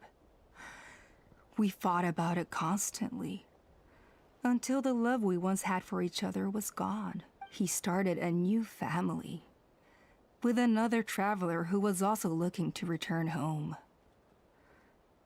And I went back to the Flower Feather clan, alone. I had no idea that despite being raised among the children of echoes, my child still harbored dreams of the skies. Can you imagine, Chaska? The joy and surprise I felt when he showed up at my door, asking to join the flying trials. Or how proud I was when he said he wanted to prove his own worth, rather than relying on my position as elder. And then the anguish that overcame me when he was rejected by the Kukasaurs and became wingless, just as I had after my injury. You've got a lot of nerve showing your face here. Don't take this the wrong way, Chaska. I'm not here for a fight. I just want to talk. Isn't that your preferred way to resolve things? I trust you've learned of Tepal's wish on your way here. A world where the skies are for all of humanity to share. If only his dream can be realized, no one will ever have to lose their wings again. War will never again come at such a great cost. The loss of Koichi is a tragedy that need never be repeated. So tell me, Chaska, do you really wish to see the phlogiston wings forever grounded and— Nothing you've said excuses all the conflict you've caused. You mean the argument back at the tribe? It was a necessary measure. Sometimes this is the only way to accelerate the pace of progress. Is a mother harming her children when she coaxes them into swallowing a bitter pill? Of course not. It is a brief moment of suffering for the greater good, and the child would come to understand this in due course. The phlogiston wings are that bitter pill. We will never progress as a tribe if we cling to the scraps the Kukusaurs offer us. Once the people have embraced the phlogiston wings, they will never look back. They will convince themselves that the sacrifice of a few Kukusaurs is a small price to pay for our dominion over the skies. But this I had not anticipated. I barely had the chance to introduce the phlogiston wings to the tribe before you found this place. Your plan was hardly foolproof. Yet, it can still be salvaged. Chaska, traveler, you are the hope of humanity. I'm sure you have your doubts about my methods, but know that my love for humanity and for Natlan is genuine. You know me, Chaska. And you know that I've always treated everyone in the Flower Feather clan as my own children, as fellow humans. Surely you can understand my perspective.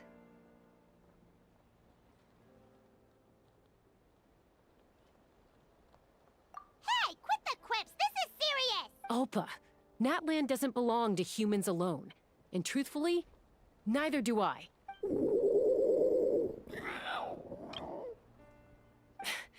How many times has the Abyss invaded Natlan now?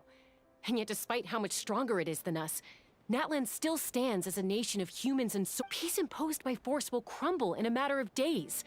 Because social bonds are what hold a civilization together. And yet you would break the bond we share with our Saurian companions to take more power for ourselves? They are wild beasts, driven purely by instinct. Ugh, how did someone like her ever become a writer?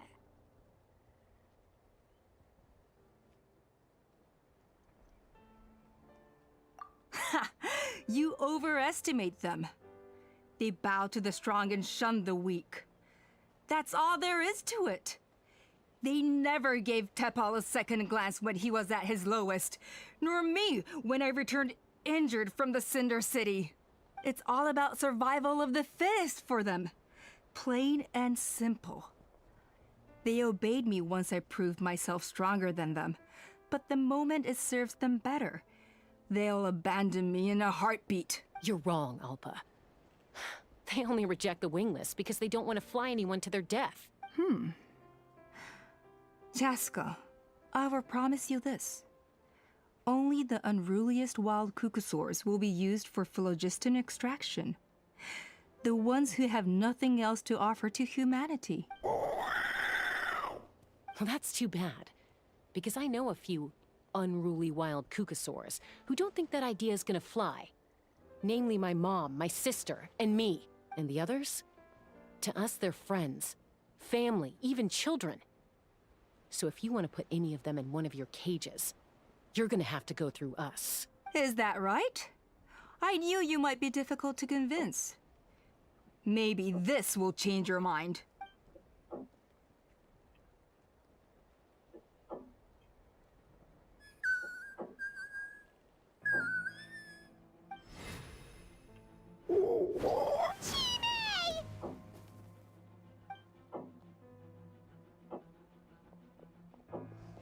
Ulpa! Careful! Don't make any rash decisions. Unless you want to see her suffer. Oh no, that's one of the extraction cages! I told my subordinates to take control of the tribe while I was away. Luckily for them, our strongest warrior and our most powerful ally aren't there to stop it. Take control? What are you planning to do with Mutota and its... Merely accelerate their inevitable downfall. They cannot stand in the way of progress forever. And since you insist on imposing me too, I have no choice but to keep you here until the dust has settled. So that's what you meant by I just want to talk. You never intended to negotiate. You just wanted to stall us. No, Chaska. I genuinely hoped I could win you over.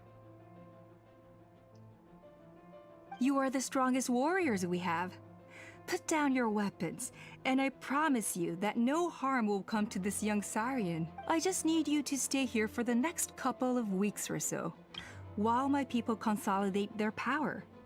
Then, I will give her back to you, and you'll be free to leave. As long as the majority supports our vision, even the Archon cannot meddle in our internal affairs. Your vision is deranged, and the Flower Feather Clan will never support it. You sure about that? Then wait here and see. Time will tell. What do we do? Even if the whole tribe fights back, Mutota's in grave danger! Stop delaying the inevitable!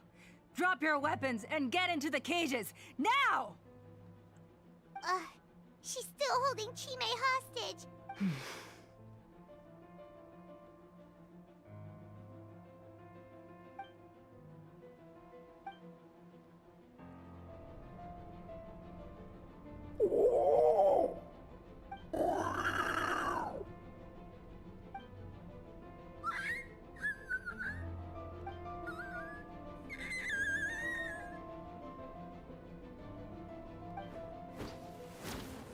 Koya? Huh? What are you yapping about? Stand down. Drop... Ah! Ah! No! The relic!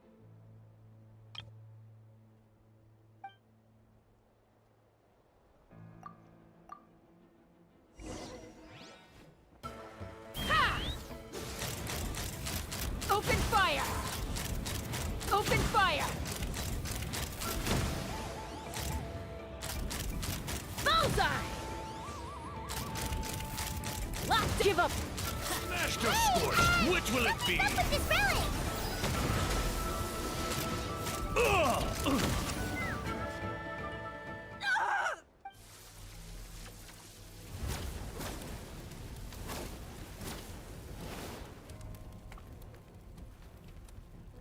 No! What is she doing? She'll bring us all down with her! But why? We stabilized the relic!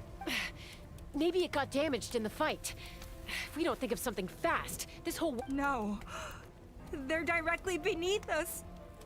My beloved tribe!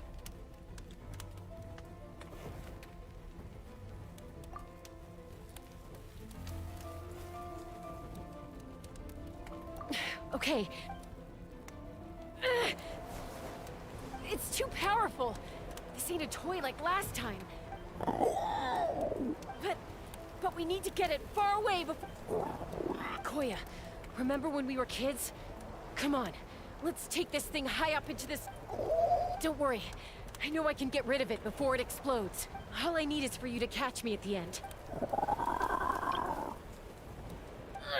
I can't hold it back anymore!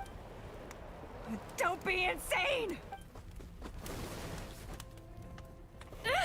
Alpa! What are you... You're a fool, Chaska! Why would you choose such a risky solution? We cannot entrust the safety of our tribe to this wild Saurian! I'm the fool! You really think you can stand a better chance than me? Sure, it may be asking too much for an ex-wingless to escape the blast radius in time, but I can fly it a safe distance away, even if it's the last thing I do!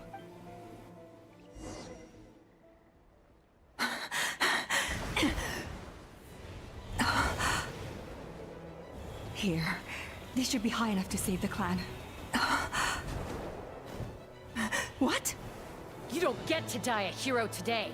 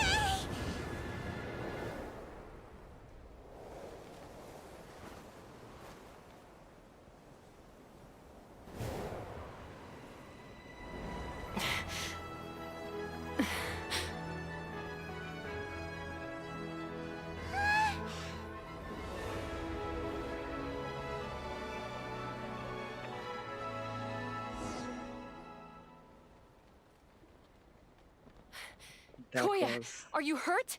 Let me take a look at you. That's what a big sister does. I don't know if she's her big sister. Maybe she's a big sister. She protected her, even though she knew she was gonna die. But they survived, of course. What do you mean, I'm fine? Didn't I tell you to catch me on your back? Why did you try to shield me from the blast? That's what a family is. Accident? Yeah, right. Seriously, you're as stubborn as ever. Chaska, Koya! How are things looking here?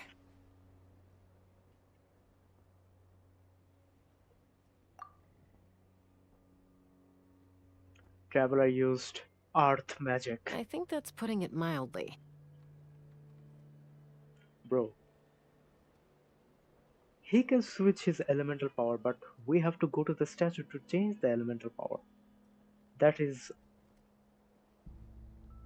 the biggest nerve that I can ever see in Traveler eyes. I owe you one. Again. This should have never been a thing. Traveler is unique. He is out of this world. He should have been he could summon his earth power, water power, pyro power, wind power, or Sumeru's what was that? I forgot. With his command, he can just do it remotely. He don't have to go to the statue to summon his powers. At least then he would have been a real traveler.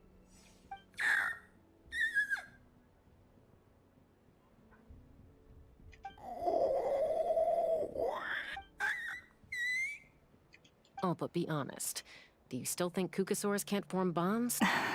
Mom, I'll figure out the refinement problem. I'll find a way. You don't need to worry about it. I just need some more time. That's all I ask.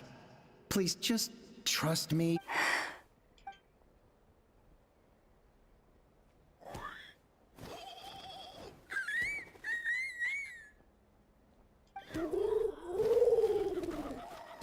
The Flower Feather Clan yield to the strong.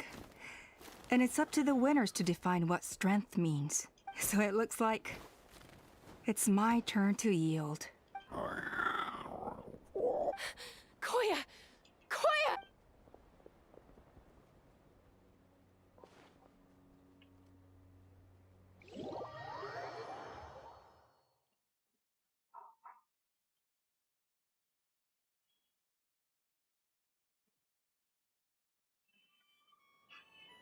So, you're absolutely sure it's not because of the explosion? Yes, for the 10,000th time, I'm sure. The blast barely touched her. The reason she fainted was old injuries playing up, compounded by overexertion in recent... The moment she finally relaxed, all the built-up stress finally caught up with her. And no wonder. Honestly, she's just like you. She got all those scars. We can tell. Anyway, now you know how we feel when you go off risking life and limb. Your mother and I would both appreciate it if you lived less dangerously. If she wasn't so busy with work, you can bet she'd come back here and chew us both out in person. I'll find an opportunity to apologize to her. You'd better. No more avoiding us, okay? And don't get me started on all the checkups you've missed. Got it. You're awake. I'll go let everyone know. Hey, but we're not done talking. What are we gonna do with her, Even after everything that's happened, she still hasn't figured out how to start the conversation with you. She keeps saying, I don't think Koya has forgiven me yet. But if you ask me, she's the one who's scared to open up and have an honest conversation. For all her confidence, she's a very sensitive soul underneath. You'd think as a peacemaker, she of all people would know how to reconcile with her family. She must have been a handful growing up. Thank you for being there for her. And of course, thank you for keeping her safe when you were up there in the sky. Koya, Uncle Cusco, we're here! Ha! I was just telling her that she's not to go chasing danger with Chaska ever again. Cusco, I understand how you must feel. But it's all thanks to Koya and Chaska's efforts that the airborne workshop didn't come crashing down on our heads.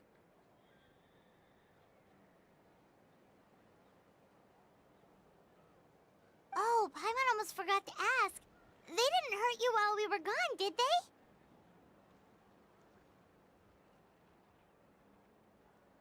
Thankfully, when her co-conspirators tried to arrest me, I was out coaching Koyer and Junan. The two of them were a huge help. And as it turns out, not all of the wingless want to see our dear Saurian friends replaced with phlogiston-powered gizmos. I'm so sorry you got mixed up in this, by the way. We should have caught on to Alpa's scheme sooner. We could have saved so many Kukasaurs from getting hurt.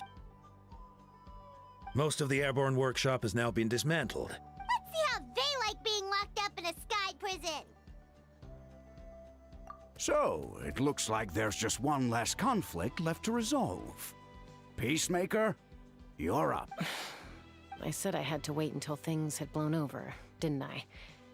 And now they have.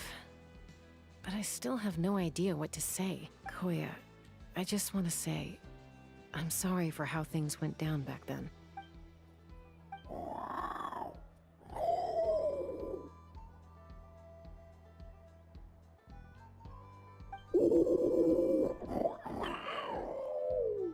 Huh? Does this mean you're not mad at me anymore? There's that family likeness coming through again. But that day, when we ran into each other. Huh? So then, when did you finally make your peace with it? Oh, it's Chime and Chimpu. They're here too.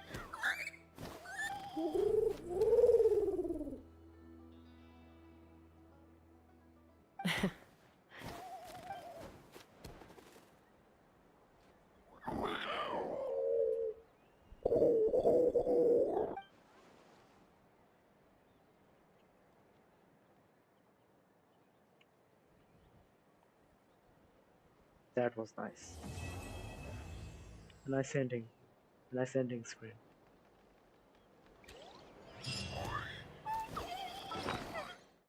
Well, well, well.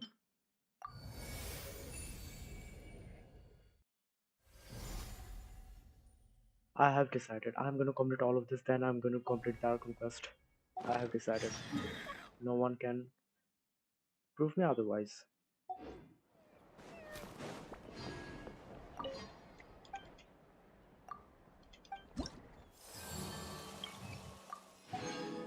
There are two more as well.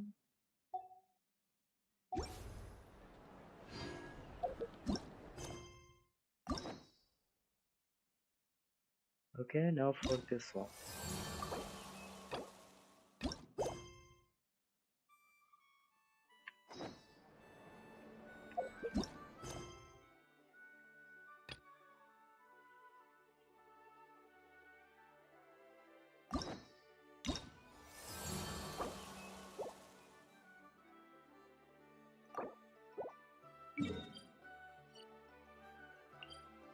I can't complete this quest.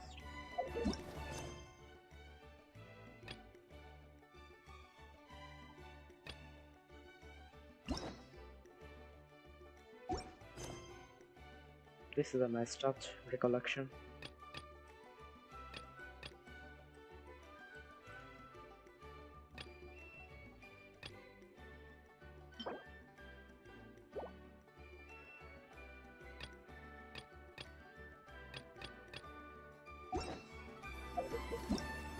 So I cannot do this quest, huh?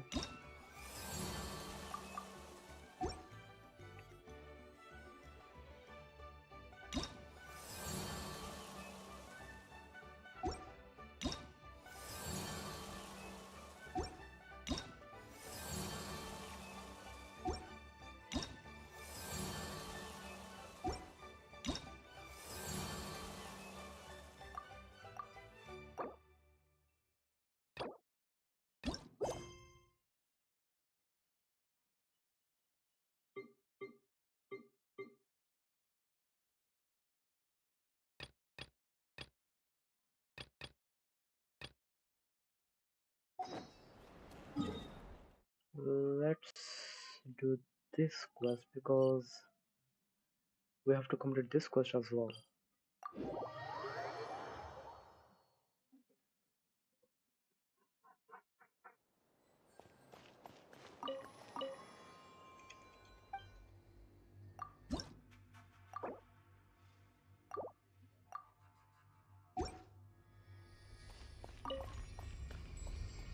And where is this quest?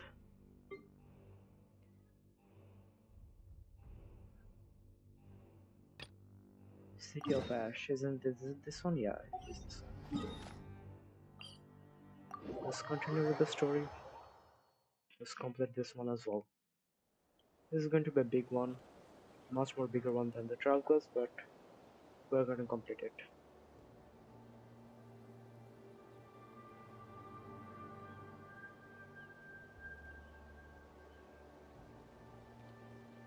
Staring into my eyes is ill-advised. I can't promise you'll like what you see.